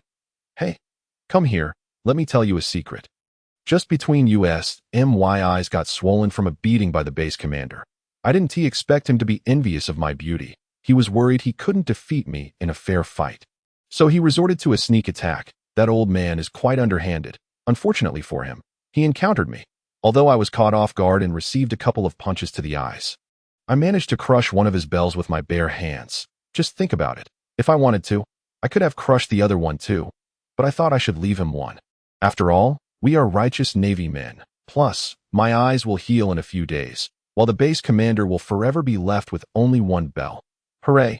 Remember to keep this a secret, for everything else. Figure it out on your own, and if you have questions, come find me. I'm off to eat. I'm starving from all the training. Chen Yu could hardly wait to sit down and enjoy his meal. The sea king meat prepared by the Navy was truly delectable. He planned to visit the headquarters someday to seek out some culinary recipes. All right, senior, you're quite kind. I promise to keep it confidential. Take care, senior. Thus, Chen Yu found a corner and focused on his meal, especially with the sea king meat. After he had savored one basin, he could still go for more. The logistics kept replenishing the dishes, leaving Chun Yu thoroughly satisfied. Were it not for the monotony of the same flavored sea king meat, he could have continued indefinitely. He would return another time, bringing Luffy and Sanji along. The onlookers regarded Chun Yu and the straightforward sailor with peculiar expressions. Truly, one dares to boast while the other dares to believe. One dares to teach while the other dares to learn. Did they not see the discipline notice posted on the wall? It prohibited taking large plates. Violations would result in penalties. By the end of the meal, Chen Yu had consumed half a ton of sea king meat and an equal amount of shrimp, his muscles taut and glistening with satisfaction. He activated his life restoration ability, compressing his muscles back to their original proportions, and banished the blood vessels from his eyes, departing with contentment. Chen Yu's prodigious appetite sparked a sensation throughout the entire branch. After all, it is said that the greater one's appetite, the greater one's potential. Unfortunately, following that night, Chen Yu transformed into a legendary figure, never to be seen again. Some speculated that he had perished, while others conjectured he had been reassigned to headquarters. Moreover, after that evening, rumors circulated that the base commander had been embroiled in jealousy, resulting in one of his bells being crushed simultaneously. A new sailor faced disciplinary action for carrying a large basin of food, adding one more heartbroken soul to the world. After satiating his hunger, Chen Yu donned a new gray suit, complete with a top hat, looking quite dapper, and brandished a cane sword, which suited him remarkably well. As he walked, inquiring along the way, he finally located the office of the newly appointed base commander. Suddenly, a mask appeared in Chun Yu's hand, found from the adjacent room, prompting him to devise a method to remain incognito. Knock, knock, knock. Chun Yu, wearing the mask, rapped on the base commander's office door. Come in. A robust voice resonated from within, suggesting a rather capable individual. Chun Yu entered at a leisurely pace and immediately observed a dark-skinned, middle-aged man with brick-red hair and a prominent mustache. The man prepared to speak. Chun Yu preemptively interjected in a cold tone. I am CP9. I have an urgent mission that requires your cooperation. CP9? The man with the mustache appeared puzzled. He was certainly aware of what CP9 represented, having climbed to this position. Rumor had it that those individuals were exceedingly rude and would never knock. The man squinted his eyes slightly, clearly growing suspicious. Esteemed CP9 officer, may I request you to present your identification? The mustached man subtly tensed his hands beneath the desk, prepared to apprehend this impostor should he dare to present any proof. The CP organization was not known for lacking identification. As a mature intelligence agency under the world government, it was uncommon for anyone to impersonate them, and ordinary individuals would not dare to do so. Even strong individuals would find it pointless. Hence, a culture emerged among seasoned veterans who deemed it unnecessary to present identification to the Navy. They were a direct agency of the world government, possessing their own sense of superiority and considered themselves above the Navy, which was entirely different. This culture naturally persisted over time. Chen Yu found himself in a rather awkward position without any identification. After a brief silence, he suddenly vanished from sight, reappearing behind the mustached man, gripping his neck with a chilling demeanor. You have quite the audacity to question my identity, a mere Navy officer? Have I given you too much face, making you unable to distinguish between the great and the small? Feeling the coldness at his neck, the mustached man turned pale with fright. He could hardly comprehend how Chun Yu had appeared behind him. Completely unprepared, not to mention that he, the head of a mere East Blue branch, was no match for Chun Yu's speed. At present, only Kizaru instilled fear in him, as he regarded everyone else with disdain. Esteemed CP9 officer, my apologies. Please instruct me, and I shall comply earnestly. Though the mustached man's complexion was somewhat ashen, he felt considerably reassured. Rumors indeed held some truth. Chun Yu regarded the mustached man with an odd expression. This fellow seemed somewhat deranged. Or was this the proper way to approach CP9? The movies had not deceived him. Let this be a first and last warning. Otherwise, the head of this branch will be replaced. Yes, esteemed officer, what is your command? The mustached man replied respectfully.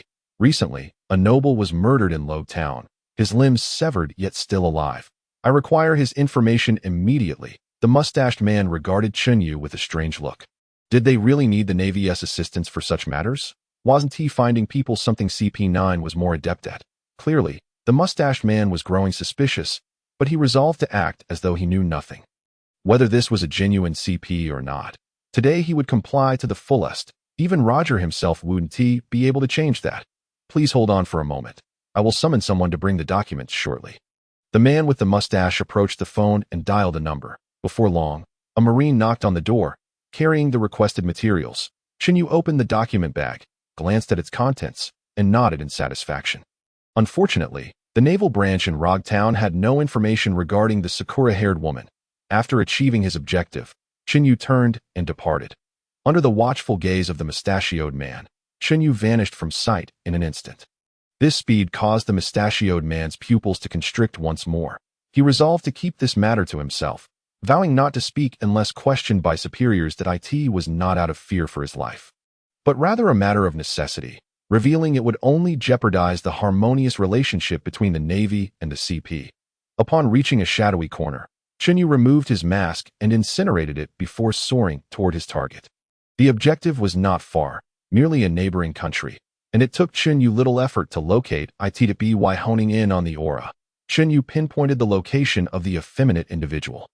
Oh, it seems he is a prince. Chun Yu observed a king adorned with a crown, sorrowfully gazing at the wailing blonde. Beside the king stood a beautiful lady, leaning against him and weeping softly. "My son, how could you be so unfortunate? You are my only child," the lady lamented. Upon receiving the news, the king's expression darkened. While this was not his sole offspring, it was nonetheless the one he cherished most. Enraged that his most valued heir had been incapacitated by what appeared to be a pirate, he immediately contacted the naval headquarters, accusing them of negligence despite being paid if he did not receive a satisfactory explanation. He threatened to lodge a complaint with the world government. "Fear not, my son. I have demanded that the Navy conduct a thorough investigation. I will ensure that justice is served," the king declared vehemently as he gazed at his son. "Oh, what a lively scene. Who are you searching for? Perhaps I could be of assistance," Chen Yu interjected, suddenly appearing beside the king with an eager expression. "Impudent. You dare intrude upon the royal palace," the king retorted. Undeterred by Chun Yu's presence, perhaps due to the arrogance that came with his royal status, he felt no trepidation unless confronted by kings of stronger nations or the world government. Otherwise, he regarded others with disdain. Even the Navy was of little concern to him. Why so irate? Is it that time of the month? "Oh my! Might I have the honor of dining with this lovely lady?" Chen Yu quipped, turning his attention to the woman beside the king. Upon hearing this, the lady was initially incensed, but upon gazing at Chun Yu's handsome visage, her anger waned. What a striking young man! Alas, he must be seeking her out while the king is otherwise occupied. Now, she could do nothing to save him. "You insolent peasant, you seek your own demise," the king bellowed, incensed at Chun Yu's interest in his wife. "Guards, seize this scoundrel." With a command, over a dozen armed guards surged into the room, encircling Chun Yu. "Father, it is him. It is he," the blonde cried out, suddenly feeling no pain as he pointed feebly at Chun Yu. Lacking hands and feet, he was incapable of directing his rage at Chun Yu and could only thrash impotently on the bed. "Silence! I have no son such as you," Chun Yu rebuked the indignant blonde, correcting him. "I meant a wasteful daughter." "Ah, I shall kill you," the blonde screeched, his eyes reddening with fury as he shook with exertion. Disregarding his pain, truly oblivious to the danger, Chun Yu observed the blonde's plight with a cold smile. "What are you all doing? Seize him at once, or I shall have you all executed," the king exclaimed. His patience exhausted, "Seize him immediately. I shall ensure he suffers a fate worse than death, and find his family, friends, and relatives to sell them into slavery. He appears to be a pirate, does he not? Investigate which crew he belongs to, and have the Navy apprehend them at once. The men shall be brought to the palace for my personal torment. The women shall be delivered to my son as playthings. I shall ensure this scoundrel lives a life of misery in his next existence." After a series of venomous threats, the king, panting, sank into a chair. The lady, shaking her head in sorrow, lamented the loss of her son.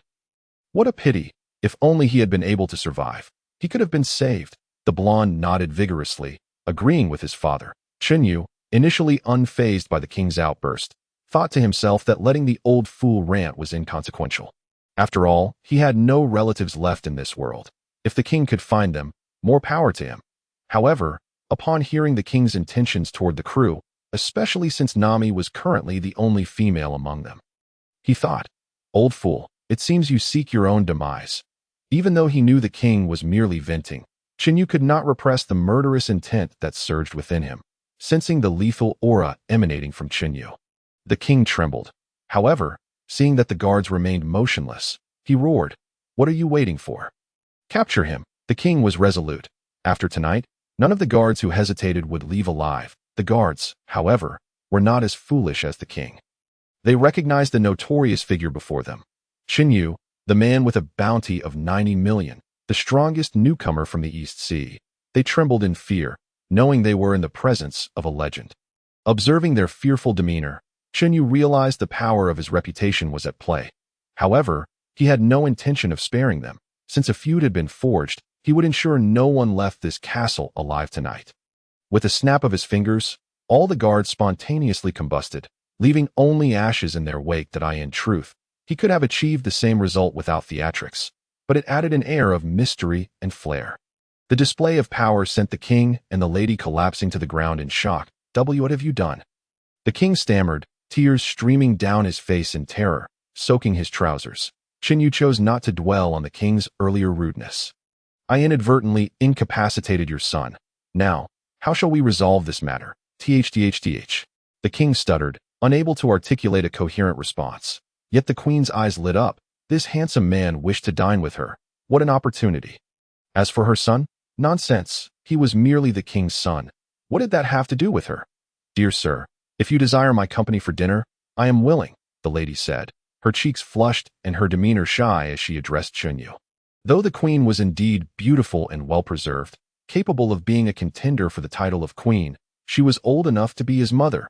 While it was said that such mature women held their own allure, Chun Yu was not inclined to pursue such matters. He had yet to win over Nami. The king's expression turned incredulous, while the blonde stared at his mother in shock.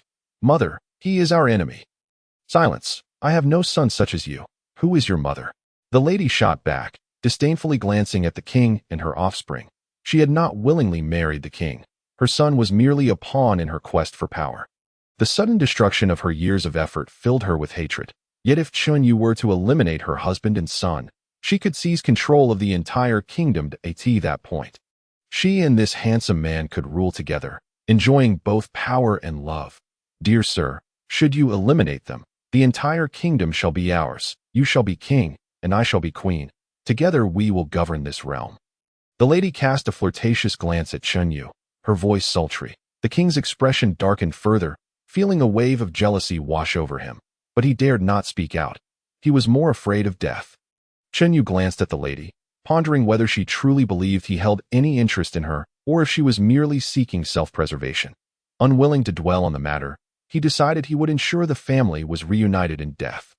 With a hand poised, Wuyo materialized in his grasp, and he placed the blade against the king's throat. Lead me to your treasury. If I am satisfied, I shall consider sparing your life, and I guarantee it by my own standing. The once despondent king's eyes flickered with a glimmer of hope. Very well, I shall take you there at once. The king, once proud and lofty, now exuded a sense of desperation as he meekly led the way. The lady opened her mouth to speak, but was silenced by a glare from Chun Yu, rendering her mute. Initially, he had intended to eliminate the king first, and then have the lady guide him. However, upon reflection, he realized she might possess knowledge of hidden treasures. As he watched the king open the treasury using a unique method, Chen Yu felt a sense of anticipation build within him. This is my treasury, the king spoke reluctantly. These are the treasures accumulated by our nation over generations. Your treasury? Chen Yu once again emanated a murderous intent that enveloped the king, his voice cold and foreboding. No, no, no. It is your treasury. Sensing an icy chill, the king's legs trembled violently, and he immediately changed his tone, resorting to honorifics. Humph. Chen Yu snorted disdainfully, then shot a glare at the king, signaling him to proceed ahead. Thus, the two men meandered through the treasury. Even Chen Yu, with his steadfast composure, felt a surge of excitement upon witnessing the vast amounts of gold and berries, not to mention 2 devil fruits. These 2 fruits greatly pleased Chen Yu.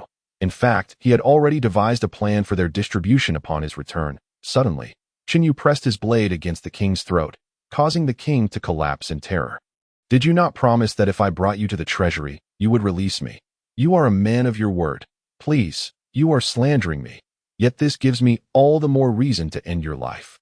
I spoke with the assurance of my identity. Moreover, it was a matter of discretion. Besides, you have been dishonest. What of the other treasuries? The blade at the king's throat grew ever closer, eliciting frantic cries from him. There are none.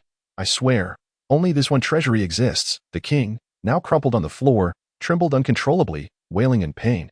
You dare conceal the truth even when death is upon you. Chen Yu raised his weapon high and swung it down toward the king's neck. There truly are none. I assure you. Suddenly, the king's voice was cut off. So there really is nothing left. Look at this. Had you proven earlier that there was nothing, perhaps I might have spared you. Chun Yu slapped his thigh, feigning regret for having slain the king. Initially, he had intended to bluff, but it turned out there truly was nothing left. What a pity. What? You accuse me of being untrustworthy. I jest. I merely meant it was a matter of discretion. Besides, I guaranteed it with my identity as a pirate. Furthermore, I did not intend this. I thought you would claim there were more treasures. Had you said so, I would have ceased my actions immediately, carrying 2 small chests and a substantial cube of gold. Chen Yu reappeared in the room with the golden-haired youth, who was now left in a state of utter despair. What a heartless mother to abandon her son alone in this chamber.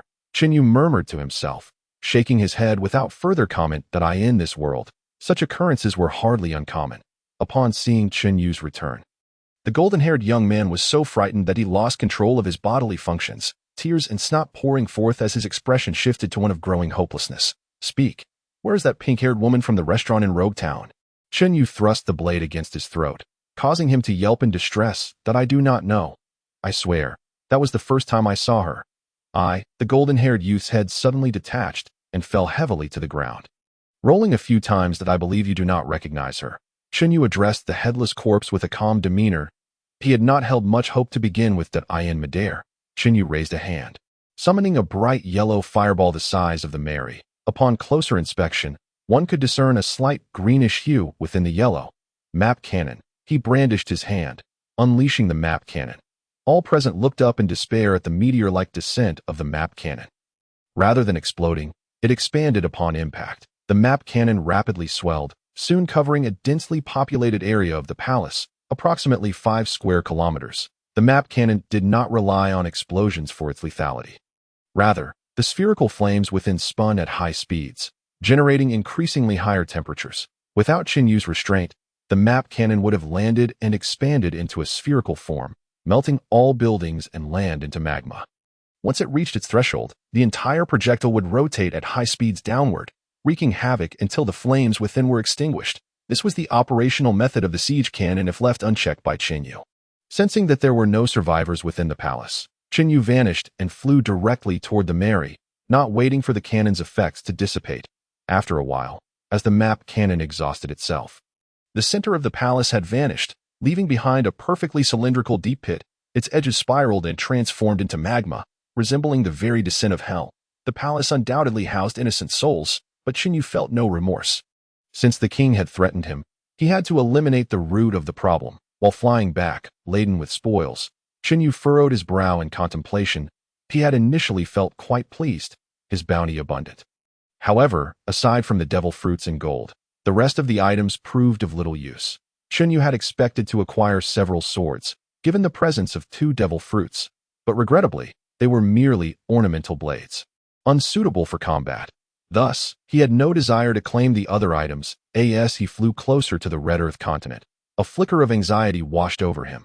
His techniques, including the recent siege cannon, seemed inadequate, lacking in overwhelming prowess. Consider the siege cannon. It was merely a mimicry of a certain meatball, its power commendable, and while it could cover a wider area, it remained unnecessary. The rapidly spinning flames provided higher temperatures and could even serve as a defensive maneuver. However, the density of the flames remained a significant flaw. Even with further compression, it could not achieve a solid state, and compression adversely affected the flames. Fire was inherently a symbol of activity, and the direction he could currently develop remained focused on temperature. Yet, an attack predicated solely on temperature bore its own limitations. Those with stronger Haki could easily withstand high temperatures, at least temporarily, effectively nullifying such assaults. Haki was simply unreasonable. Even little Kaizoku praised Haki highly. You might doubt his character or strength, but you could never question his teaching ability and insight. When he declared Haki to be formidable, it was indeed powerful, certified by Teacher Kai. Thus, it appeared that Chen Yu's techniques posed little threat to these Haki experts, unless they were to exhaust their Haki and stamina. Did this mean he had developed yet another area-clearing technique? Why was Akainu's magma, at a temperature exceeding 1,000 degrees, so formidable? Because of its density. Alongside reasonable heat, and combined with Haki, it possessed astonishing penetrating power. At this point, unless employing Haki, it seemed his techniques could not withstand the onslaught of magma. He wondered if the rapidly spinning flames could counter magma, even if merely blowing it away. Otherwise, when Akainu attacked using his devil fruit powers, would Chun Yu have to reveal his true form and display his Haki? Such a notion would be quite undignified. While evasion was an option, he mainly wished to confront the threat head-on. Alas, it wasn't that his firepower was insufficient.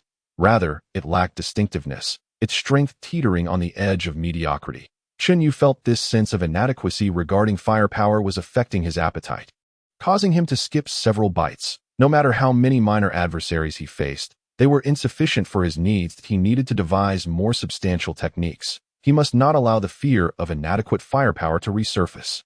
Chen Yu also realized that his conqueror's Haki had seemingly ascended to a new level. He could now actively sense its presence, though he was still far from mastering it. Furthermore, his devil fruit abilities had significantly improved.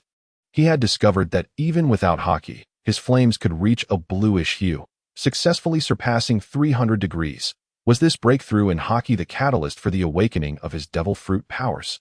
Or had emotional fluctuations triggered this awakening? Should he pursue the path of the volatile mage? Must he cultivate a tempestuous temperament? Or did emotional fluctuations enhance the synergy between his body and devil fruit powers? Indeed, emotions acted as a binding agent, capable of uniting disparate elements. Unable to resolve these musings, Chun Yu decided to seek an opportunity to test his maximum temperature, and at last, he was home, with a sigh of relief. He stepped aboard his ship. As Chun Yu set foot on the bow, the Mera tilted precariously, suggesting that the amassed gold would soon be worth billions. Before long, those aboard the Mera, sensing the change, began to emerge from their quarters. The damaged walls had been repaired by Usopp, though it remained uncertain whether the weather stick had been completed. The first to step out was Nami, who had been engrossed in drawing a sea chart. However, upon the ship's sudden tilt, her freshly drawn chart was utterly ruined, with ink spilling everywhere. Nami emerged, her face flushed with anger. Upon discovering Chun Yu at the helm, she was incensed. Initially, she had decided to overlook his previous antics. But now this new development pushed her to her limits. Clenching her fists tightly, she could hardly contain her eagerness to strike out. Originally, she believed that it would be Luffy, so she came out with the intention of confronting him. Now that it is Chun Yu, it is even easier to deal with. We can settle both old and new scores today, thus avoiding the hassle of revisiting past grievances in the future. How curious! Why does Nami appear to be so furious? Did she not notice the gold behind me? Initially, Chun Yu thought that Nami shared a tacit understanding with him and had come out to greet him. But it seems that something is amiss. Shouldn't someone as money-minded as Nami immediately sense the allure of wealth and rush over excitedly to find him, expecting him to share a portion of the gold? Why is reality so different from his expectations? The contemplative Chun Yu quickly realized that the situation was more complex than it appeared. Is it possible that Nami is experiencing her monthly cycle today? No, that can't be it. What could be the reason? Stepping out of the room, he spotted the gold. Gold. Gold. Chen Yu suddenly wondered if his overly ostentatious descent had caused the ship to rock violently, thus putting Nami, who is on her cycle, in a foul mood. It is said that when a woman is on her period, even a passing dog might receive a slap. I wonder if that is true? Wait a moment, something is definitely off. Even if that were the case, it would not explain why Nami would overlook the gold. The rocking. Hold on. Chen Yu immediately focused his gaze on the ink stains on Nami's hands. As expected, it was ink. This is bad. Anyone who interrupts Nami while she is charting the sea will surely be met with a severe beating. Moreover, Nami's fierceness seems to have intensified. He certainly did not wish to be the first to experience that wrath. Now that he understood the reason, it would be easier to handle. Chun Yu swiftly swept his hair back with confidence and smiled. Flames enveloped the gold in his hands, and soon a resplendent golden rose bloomed there. He took a handkerchief from his pocket to wipe his hands before stuffing it back, holding the golden rose in his mouth. With a swift motion, he appeared before Nami, kneeling on one knee. Darling, do you know why I returned so late? Who cares why you returned late? Nami erupted, not allowing Chun Yu to finish his sentence before delivering a flurry of blows. Subsequently, she strutted back to her room, slamming the door with a resounding bang, leaving Chun Yu at the doorway, his backside exposed, twitching uncontrollably. With 2 black eyes and a swollen face, Chun Yu tremulously raised the severely deformed golden rose, mumbling incessantly, "Why yes, it's because I went to pick flowers for you." The onlookers, observing from the shadows, were drenched in cold sweat. Charting the sea is of utmost importance to Nami. It is her dream, and the greatest obstacle she faces in achieving that dream is the people aboard the ship. A single chart requires Nami to redo her work repeatedly, and sometimes she has to knock everyone down before she can complete her maps in peace. Life restored, Chen Yu's facial muscles twitched slightly, and his swollen face and dark circles quickly returned to normal. Physically, he was back to his former self, but emotionally, he was not. Hence, he dared only to wait quietly on the deck, his breathing noticeably subdued. Nami, undisturbed, finished her work in no time to at that moment. Chen Yu deeply understood why Arlong was so infatuated with Nami. Each person aboard truly possesses unique abilities. Hey! The door swung open, and Nami stepped out. Immediately noticing the large pile of gold, her expression changed instantly. The previous aura of dominance vanished without a trace. Chen Yu, is this gold your way of apologizing? Thank you. I adore it. Today, let us bury the hatchet. I am no longer angry. Nami effortlessly claimed all the gold for herself, causing Chun Yu's mouth to twitch. He had intended to keep a piece for himself in matters of wealth. No one aboard could contend with Nami, including Chen Yu. Once money enters her pocket, it remains there. If anyone disagrees with Nami's distribution policy, they are bound to receive a beating. As for Chen Yu, he must rely on her mood. A bad mood means another beating, while a good mood might lead to some playful antics, especially since she has already deciphered the meaning behind a Jian's words before leaving. Whenever Chen Yu refuses to concede, she brings up a Jian, then resorts to her charming antics. However, Nami only behaves this way with trivial matters. For significant issues, Chen Yu has the final say. Without exception, strictly speaking, Nami is merely a treasure collector. Her money ultimately benefits the ship. Therefore, Chun Yu often entrusts her with managing their finances. On the surface, it may seem like Chun Yu has little money, but in reality, he has a beautiful secretary, does he not? Ignoring Nami's avaricious demeanor, Chun Yu immediately gathered everyone to prepare for a meeting to discuss the distribution of the devil fruits. Chen Yu scanned the room. Even he could not help but nod in approval. This is indeed the backbone of their crew as they venture into the Grand Line.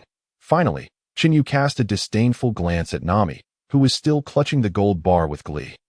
Just how greedy can this child be? Can she even carry such a hefty chunk? Chen Yu's eyes twitched in exasperation before he turned his attention to Joseph and Johnny.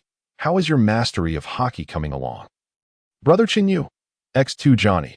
I have already grasped observation Haki, but my control is still rudimentary. The range does not yet match that of you esteemed brothers. My armament Haki is still in the process of honing. Joseph, my observation Haki is on par with Johnny's, but as for armament Haki, I lost my temper and punched Johnny after he snored too loudly while sleeping last night. However, I still cannot control it freely. And your swordsmanship and martial arts? Progressing slowly. X2, we will be entering the Grand Line tomorrow, and we will continue to recruit new members. You are now the senior veterans. When new members arrive, you will also be responsible for their training, so put in more effort. Yes, Brother Chen Yu. X2, as for the rest of you, I am not too concerned, but Usopp, have you continued to refine your observation Haki?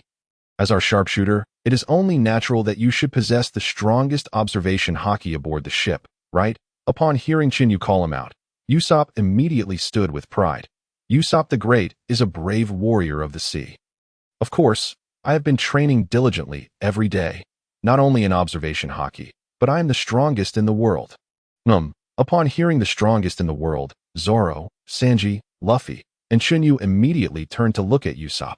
Observation Haki is one thing, but the strongest?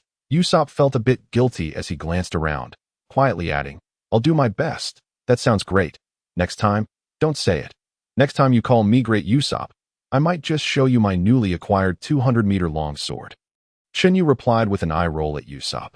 Can you not brag for once? After encouraging him, it was time to bring him back down to earth. Chen Yu pulled out a bound sea bird from beside the gold bar and untied the rope from its beak. He had caught it upon his return. The sea bird. Seeing the sea bird squawking at Chen Yu for a long time, all he heard was a series of caw caw caw caw. Watching the sea bird continue its ruckus, Chen Yu grew irritated and slapped it with a mighty swat, sending the bird flipping in the air. It landed with tearful eyes, gazing at Chen Yu with a look of grievance. Another bird that couldn't distinguish between big and small. After delivering a sharp glare at the seabird, Chen Yu continued, I heard you threw a fixed match. The seabird, Ka? No. Oh, that was my mistake. Then I heard you single-handedly faced off against 6 identical swordsmen, resulting in a battle that shook the heavens and earth, yet no victor emerged. In the end, you were knocked out by me. Correct? Upon hearing this, the bird began to sweat profusely. How does Chen Yu know this? I was being serious. The seabird, Ka. How about I increase your training tenfold from now on? Otherwise, you won't be able to defeat those 6 weaklings.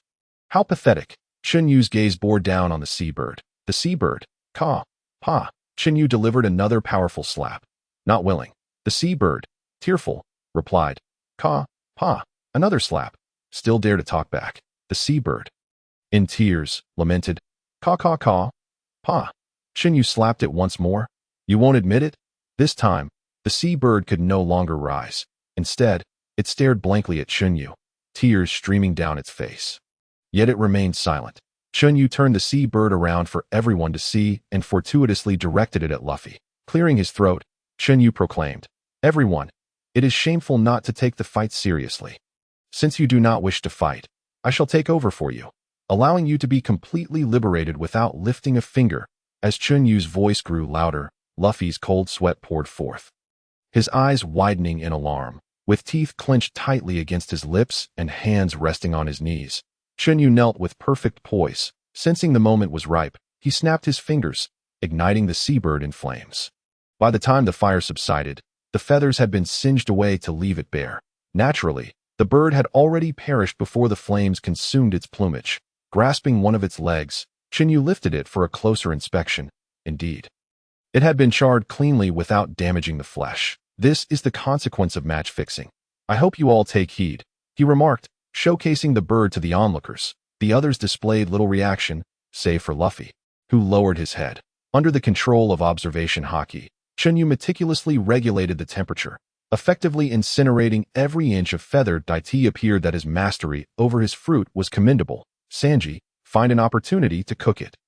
We must not waste it." Chun Yu smiled at Sanji, who readily agreed and placed the seabird behind him. "Luffy, do you think what I just said was accurate?" Chun Yu suddenly turned to Luffy, earnestly inquiring. Luffy fell silent, his hair drenched in cold sweat, his eyes blinking rapidly. Observing that the effect had been achieved, Chun Yu did not linger on the matter. As for Zoro and Sanji, well, let them be. Sometimes, fighting is a form of affection. Next came the main event. Chun Yu retrieved 2 wooden boxes from beside him and placed them before him, his demeanor turning serious as he surveyed the assembly. He respected the wishes of others. Noticing Chun Yu's abrupt solemnity, even Nami returned to her usual self, regarding him with utmost seriousness. "These are 2 devil fruits. I would like to hear your thoughts," he stated, his tone unwavering. Zoro immediately declared, "I will not consume a devil fruit. You know my aspirations." Chun Yu nodded, fully aware of this outcome. Sanji, breathing somewhat erratically, leaned forward, his nostrils flaring. "Is there a transparent fruit?" At that moment, Sanji's entire being radiated anticipation. Regrettably, Chun Yu responded, somewhat speechless. Realizing it was not the transparent fruit, Sanji swiftly regained his aloof demeanor, pulling a cigarette from his pack. "I have no interest in devil fruits." The others echoed similar sentiments, expressing their disinterest. Chun Yu had anticipated this. Moreover, he had intended the 2 devil fruits for Johnny and Joseph, for they were the ones in need. Chun Yu's gaze burned intensely upon Johnny and Joseph. No, all eyes were on them, and the pair appeared increasingly anxious, their breaths growing rapid. They understood what Chun Yu was about to say. "I believe you are all aware that everyone wishes to offer this opportunity to you. What are your thoughts?" Chun Yu was unconcerned with why the others chose not to partake. To him, their abstention was merely an act of courtesy, an offering to the sword god duo. Johnny clenched his fists, his sunglasses slightly askew, his voice trembling. "Brother Chen Yu, you understand the value of devil fruits, don't you? The rest is not for you to ponder. Just tell us if you desire it or not." Johnny and Joseph exchanged meaningful glances, their expressions transforming into unwavering determination. Both rose simultaneously, kneeling without hesitation, their heads bowing forcefully to the ground. Thud. X2 Brother Chen Yu. We wish to eat. Zoro genuinely felt happiness for Johnny and Joseph. With these 2 devil fruits, their strength would undergo a qualitative leap. He trusted that Chun Yu had considered this thoroughly. Chen Yu smiled, unhesitatingly pushing the 2 boxes toward them. However, he had mixed up the 2 fruits beforehand, and now he could not discern which was which. Regardless, both were suitable for them. Both fruits are perfectly suited to you. As for which one you choose, that depends on your fortune. As they gazed at the devil fruits so close at hand, Joseph and Johnny bowed their heads thrice with fervor. "Brother Chen Yu, and everyone, from this day forth, we vow to protect our pirate crew with our lives. We swear upon the Jolly Roger. If we breach this oath, may we not die a good death." Upon hearing this, smiles broke out among the crowd. Even the usually stoic Zoro and Sanji displayed broad grins. This was precisely what Chun Yu had hoped to see.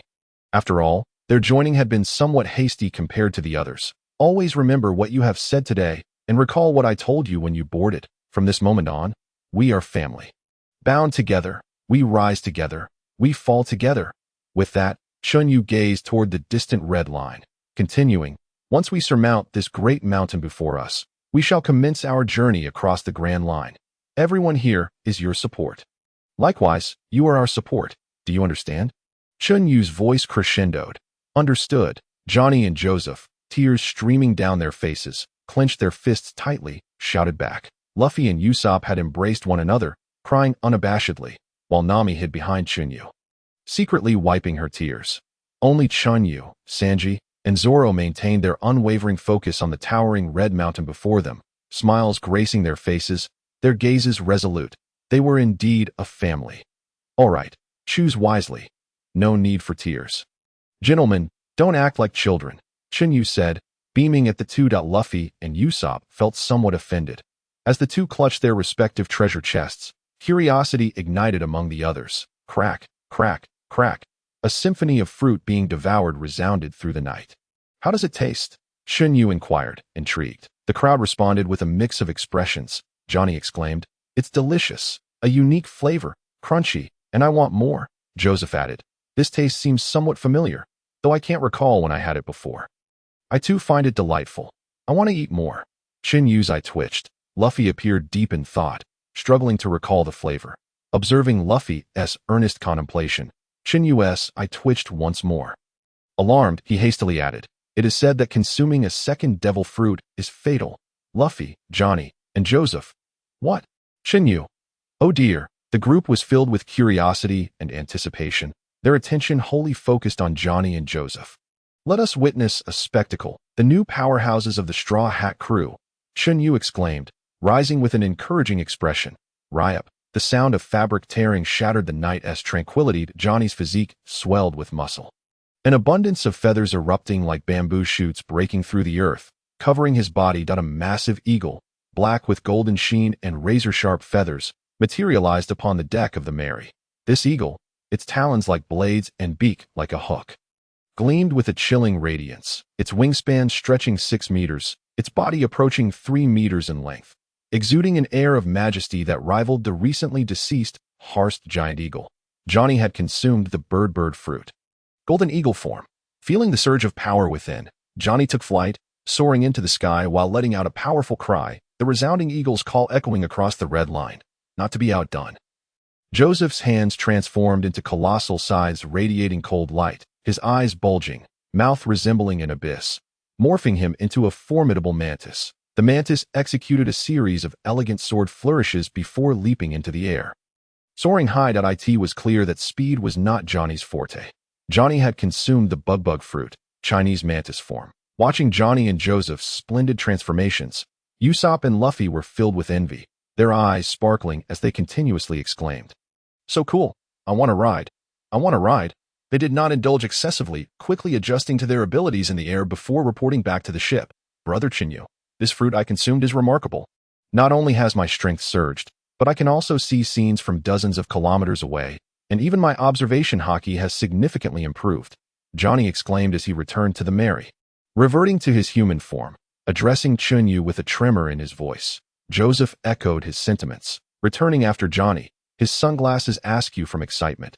"I may not see as far as Johnny, but with the movement of my neck, I have virtually no blind spots. My observation haki has increased tremendously, and my body feels as strong as an ox, especially with my hands transformed into blades. Cutting through stone feels as easy as slicing vegetables." Hearing their descriptions, the Straw Hat crew exchanged knowing smiles. This outcome far exceeded their expectations, particularly in terms of practicality. Chen Yu's grin was uncontainable. "Excellent. Tonight, you have undergone a metamorphosis. Soon, you shall master Haki. You are now formidable warriors." The golden eagle, as he had anticipated, was not the true surprise. Rather, it was the mantis with its dual forms of blades, capable of serving as both a sickle and a cleaver. "Johnny, you must swiftly master the art of partial beastification, particularly in your palms and wings. It is time for you to train in the dual-wielding technique. Joseph, I have a suggestion for you to ponder." Your wings, especially the tips, are extraordinarily sharp. I propose that you wield your wings as blades, and do not neglect the skill of your claws. They too can grasp a sword. The specifics are for you to deliberate. Both of you must quickly master the Haki of armament. Haki is fundamental. After offering his advice to the two, Chen Yu turned once more to the crowd. This message is also directed at all of you. We are about to embark on our journey into the Grand Line, and the true adventure is only just beginning. Upon hearing Chun Yu's words, the reactions of the crowd varied. Some were eager. Some unsheathed their swords, and others adjusted their hats. Yet they all shared an overwhelming excitement. Even Usopp and Nami bore no trace of timidity. Bang! Observing the fervor of the crowd, Chen Yu did not remain idle. He retrieved a stack of wanted posters from the room and slammed them onto the deck. I never had the chance to inform you. Although we are about to step into the Grand Line, our reputation has already spread throughout the world. Chen Yu's eyes sparkled with fervor, his voice rising steadily. All members wanted. Though it may not be a favorable matter, the wanted posters are our pride. We have not yet set foot in the Grand Line, yet countless eyes are already upon us, awaiting us with endless dangers. But does this not align perfectly with our desires, right, Captain? Chen Yu's gaze burned with intensity, locking onto Luffy, his voice resounding. Not only Chun Yu, but all others also regarded Luffy with eager eyes, just as I wished. Luffy clenched his fists, threw his head back, and let out a roar, while the waves crashed furiously against the red line. Echoing with his fervor, Chun Yu was quite pleased with Luffy's reaction. The others glanced between Luffy and Chun Yu, their expressions resolute, fists clenched. They had taken another significant step toward their dreams, as Chun Yu finished distributing the wanted posters. The crowd gasped in astonishment at their bounties, particularly Johnny and Joseph, who, upon seeing their bounty of 17.5 million berries, excitedly embraced each other and began to dance. God of Swords, God of Swords. As Usopp and Nami stared blankly at their exorbitant bounties, Sanji and Zoro had already begun to clash. The curly-haired idiot. Your bounty is 15 million less than mine, Zoro mocked, pointing at Sanji, green algae head. What are you so smug about? In terms of strength, I could kick you to death, Sanji retorted angrily, pointing back at Zoro. Hearing this, Zoro's eyes narrowed, gripping the hilt of his sword and stepping forward. With those feeble kicking skills of yours, I doubt you could even kick someone to death in the Grand Line. Sanji, incensed, immediately unleashed his diable jam, confronting Zoro nose to nose. It seems the Navy has terrible judgment, thinking a third-rate swordsman like you is worth 45 million. Today, I'll show you whether I can kick someone to death. Upon hearing this, Zoro drew 3 swords, ready to face Sanji. Watch out, or I'll take you down, curly-haired shrimp. Ever since Chun Yu returned, the two had already clashed for the 3rd time. However, this time, Nami showed no intention of intervening, her face filled with concern. I hardly ever fight. Why is my bounty so high? 20 million berries. Upon hearing Nami's words, Usopp nodded vigorously, then clutched his chest, groaning in agony. I've caught the disease of dying as soon as I step into the Grand Line. Chen Yu couldn't help but twitch at the corners of his eyes. He truly hadn't anticipated their reactions would be so intense. Could it be that mastering Haki, this superhuman power, does not lead to their arrogance? Was all his prior preparation for naught? Chen Yu glanced at the ecstatic duo, the God of Swords, and then at the timid pair before him, rubbing his forehead in exasperation, pondering how to temper their enthusiasm. These two were indeed difficult to manage for more than 3 seconds. I had prepared to cool them down a bit, ensuring they do not become too inflated. Yet Nami and Usopp were genuinely cautious enough to make my task easier and less laborious. With a wry smile, Chen Yu approached the two, and after a brief moment of contemplation, he showered them with praise, citing Arlong and Kuro's examples, urging them to recognize their own strength and trust in the potential of Haki. Nami, feeling somewhat uplifted by Chen Yu's compliments, waved her hand dismissively, saying, "Not at all. I'm just somewhat capable." Usopp, on the other hand, became even more exuberant, standing on the railing of the Mary and gesturing grandly. Observing the confident crowd, Chen Yu let out a sigh of relief and sat down next to Luffy, who was staring blankly at his straw hat. The true adventure was about to commence. Luffy beamed at Chen Yu. "Chen Yu, I will definitely become the Pirate King. Absolutely. I know, I believe in you. We will undoubtedly become the freest individuals." Chen Yu internally added, "I believe in you more than anyone else." Hey, Luffy, I hope you remember this clearly. You aspire to be the pirate king, the freest person in the world. Chen Yu's expression turned serious again, tilting his head to look at Luffy, initially perplexed. Luffy wondered why he had always been striving toward this goal. However, Chen Yu only spoke in such a manner when the matter was of utmost importance. Thus, Luffy refrained from overthinking it, committing Chen Yu's words to memory. Then donned his straw hat, lowered the brim, and met Chen Yu's gaze with a resolute okay. This simple response was the standard answer in Chun Yu's heart that a night passed in the blink of an eye. And the bow of the Mera was now directed toward the entrance of Reverse Mountain, as indicated by Joseph. Ever since Joseph consumed the Golden Eagle fruit, the Straw Hat crew could worry significantly less. As Joseph believed himself to be the team's scout, often flying around and frequently visiting the lookout, with Joseph's guidance, the crew sailed up Reverse Mountain with remarkable ease. The Mera's steering wheel showed no signs of breaking. And after a smooth journey, the Mera reached the peak of Reverse Mountain, beginning its parabolic descent. Yo-ho!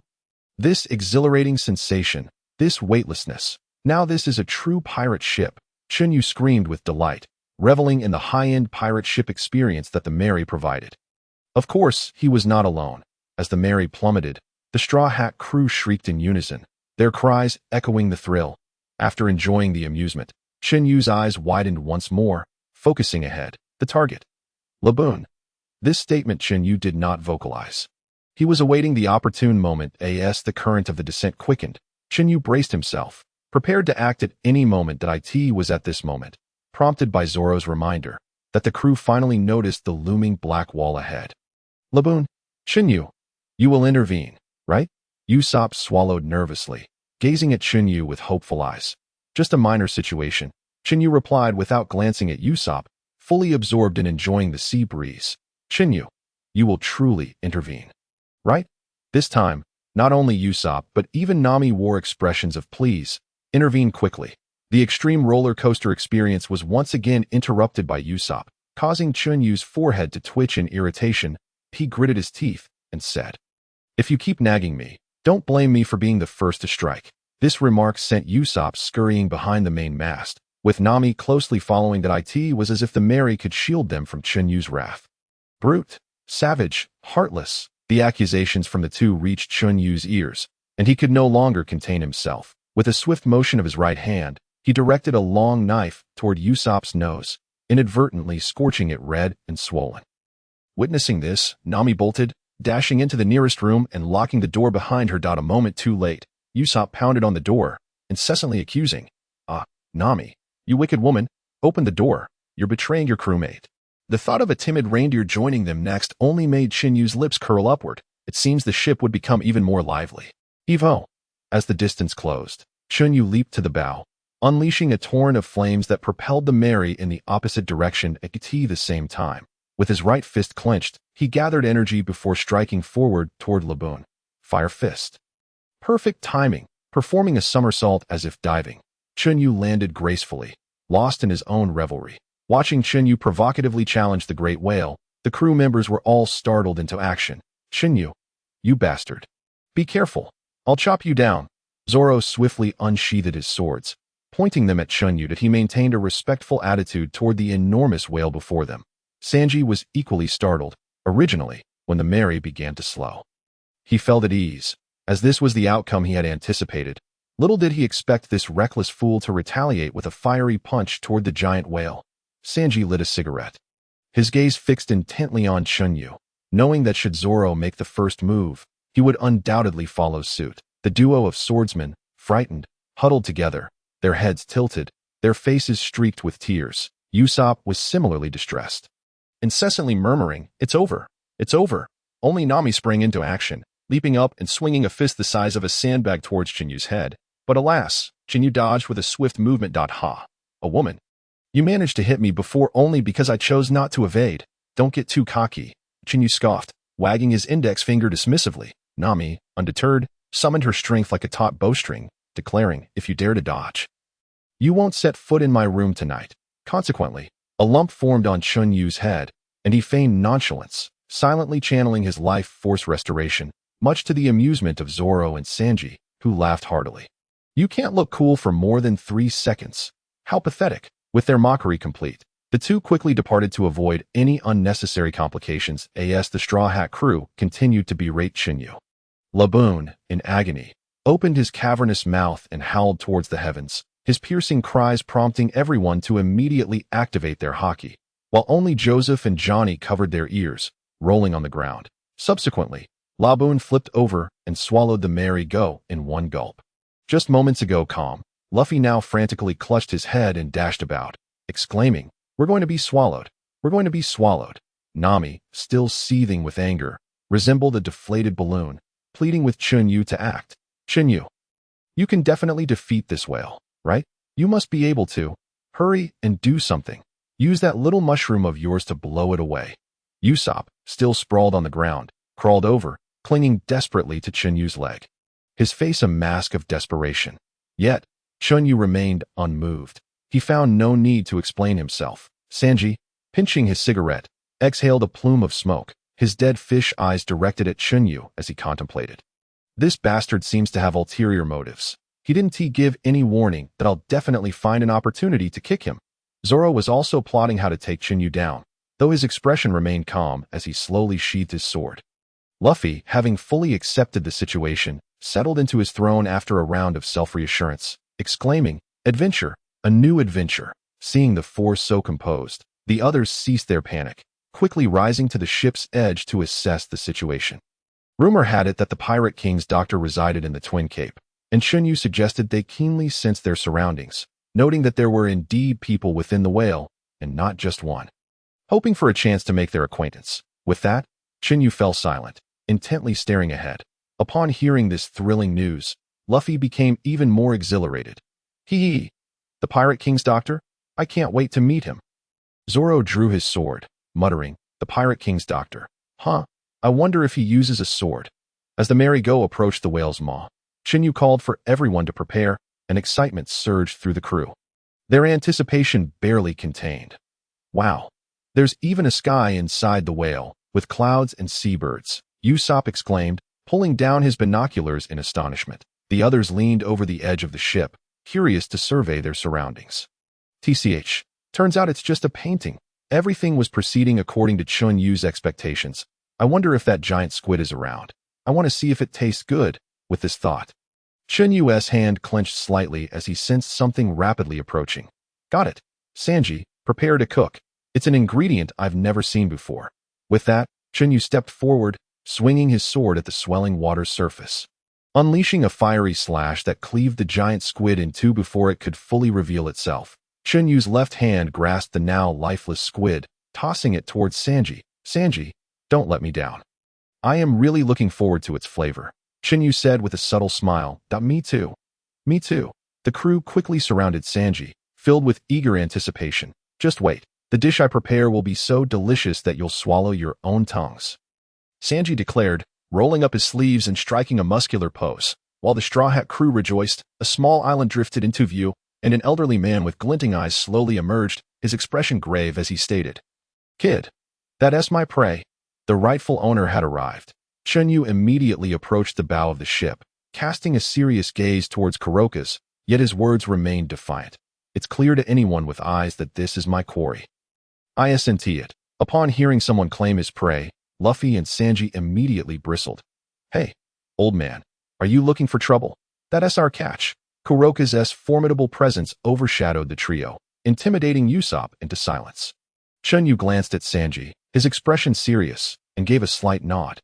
Sanji understood at once. He too sensed the old man's extraordinary aura, realizing that this was no ordinary person, and with Chun Yu's confirmation, he became even more serious. "That I advise you against this? People could die," Kuroka's warned as he noticed Usopp's intent to fire, his eyes narrowing with an ominous glint directed at the crew. He then disregarded them entirely. Sitting down in a nearby chair to read a newspaper, Zoro immediately placed his hand on his sword. Sanji casually unbuttoned his shirt, and Luffy clenched his fists, all entering a state of readiness for battle. Usopp, having learned the old man's identity from Chun Yu, trembled uncontrollably. "You say someone will die?" Sanji sneered, glaring coldly at Kuroka's. "Of course, it's me." Kuroka's replied without hesitation, his tone unyielding. This revelation stunned not only Sanji, but also drew ire from the rest of the crew. who simultaneously exclaimed, "It's you? You're insane." Confident Zoro patted Sanji on the shoulder, ready to take on the challenge, only to be met with frustration as he unsheathed his sword. Soon after, the rebellious Vivi and Mr. 9 were unexpectedly apprehended by the Straw Hat crew. However, witnessing Kuroka's withstand cannon fire with his body, Chen Yu furrowed his brow slightly, realizing that this encounter might yield little in terms of gain. Chen Yu made his way to the kitchen for a leisurely chat with Sanji, who was equally pleased, as the two discussed everything from the Baratai restaurant to Maid Sif's, ultimately arriving at the topic of Fishman Island, both host and guest thoroughly enjoying the exchange. By the end of their conversation, Sanji looked at Chen Yu with an intensity that burned. Having been greatly enlightened by Chen Yu's insights, their discussion made him feel as though he had gained a decade's worth of knowledge. The topics of whips and candles left Sanji feeling somewhat flustered, his hands trembling slightly as he chopped vegetables. In summary, Sanji wished he could pledge brotherhood with Chun Yu right then and there. And they even made plans to visit a fishman CAF together. However, when Sanji served the elephant tuna and giant squid at the lighthouse, the bond between the two men momentarily frayed, as Chun Yu, that rascal, kissed Nami right in front of Sanji, prompting him to sulk on the ground, drawing circles and mumbling incoherently. During dinner, the crew recounted Laboon's tale, and midway through, Chun Yu jabbed a fork imbued with Haki into an unfamiliar rubber hand to prevent it from stealing food meant for him and Nami. He dragged the rubber hand to a corner to vent his frustrations before returning to Nami's side, his face alight with satisfaction as he continued to push Sanji's limits. This time, Sanji learned his lesson. Sitting idly while watching others enjoy their meals was no better than being a sycophant. He promptly rushed to offer his services to the rebellious Vivi. However, Mr. 9 seemed to harbor feelings for Vivi and persistently obstructed Sanji, inadvertently providing him with an outlet for his frustrations. Time flew by swiftly, and since Chun Yu had already confiscated their recording devices, he was in no hurry, waiting for the rebellious Vivi to trigger the next plot point. After the meal, Chun Yu sought out Kuroka's for a brief chat, but regrettably, the old man was indeed a ship's doctor, candidly stating that he had little to teach the crew unless they were to recruit a ship's doctor in the future, at which point he would gladly share his medical knowledge. Kuroka's was so forthcoming because Luffy, that clever lad, had directly asked if he was the doctor from the Pirate King's ship after discussing Luffy's hat. Kuroka's finally let down his guard and engaged warmly with the crew. After the meal, Luffy continued to dismantle the Marigo's main mast, challenging Laboon to a duel before bidding farewell to Kuroka's as they headed towards Whiskey Peak. It wasn't he that Chun Yu disliked the Marigo. Rather, he believed the Sunny was more cost-effective. He felt a pang of sympathy for the Marigo, but he had to consider the bigger picture. The Marigo would not survive the New World, nor could it withstand its trials. Thus, Chun Yu resolved that the Marigo must cease its journey at Water 7. Otherwise, if it sustained significant damage after reaching Water 7, he would be unable to propose a ship exchange. After all, it was not only Usopp who found it difficult to accept at that time. Typically, everyone would rely on Chun Yu to safeguard the ship, and Chun Yu had no choice but to comply. Much like this occasion where the Mary was still intact, with a sigh, Chun Yu lamented, "Mary, I truly owe you an apology, but this is not solely for Sunny. It also concerns Frankie, in due time." He would have to devise a means to bring Frankie aboard. Moreover, there was Robin to consider. No one knew whether she would still willingly accompany CP9. If Robin chose not to follow CP9, there would be no way to ensure Frankie remained unpursued. Damn, with the current strength of their small group, could they really allow Robin to be captured? Robin was also a misguided youth. If she did not endure the ordeal of wanting to survive, would her heart ever be opened? This was troublesome. Just as Chun Yu was lost in thought, the Mary arrived at Whiskey Peak, and the two captured individuals had already jumped into the water to escape. The group successfully partook in the festivities. Yet Chun Yu's mood was far from pleasant. He had made a decision: if Luffy continued to foolishly engage in a fight with Zoro, he would take it out on Luffy to relieve his frustration. "This grape juice is indeed quite delightful." After finishing one cup, Chun Yu promptly ordered another barrel. However, he harbored serious doubts about Ikelim's intelligence. Who would lace alcohol with drugs? Chun Yu scoffed, thinking, does this little bit of alcohol truly intoxicate? Had there been any sedatives, he would not have indulged so excessively. Now, however, he simply could not stop. Observing Chun Yu's remarkable drinking capacity, the bounty hunters felt a pang of regret, and in their exasperation, They called over several ladies to accompany him. Chen Yu, with a clear mind, mused to himself, "Are you truly feeling pity now? I have yet to truly engage." He was eager to witness the extent of their newfound tactics. Yet, upon seeing the gathering of beautiful women, Chen Yu suddenly found the recently consumed alcohol to be quite potent. He could scarcely stand or sit, resorting to reclining on their laps. What could be done? His hands too were beyond his control, constantly yearning to explore. How impressive! This tactic was truly ingenious. To think that I, Chen Yu, with my illustrious reputation, would find myself in such a predicament. How lamentable! How tragic! Chen Yu glanced at Nami, who was feigning sleep, and remarked with nonchalance. Each time a woman beside him lifted his hand, he would inadvertently flutter his eyelids, appearing on the verge of awakening, which caused the ladies to blush once more.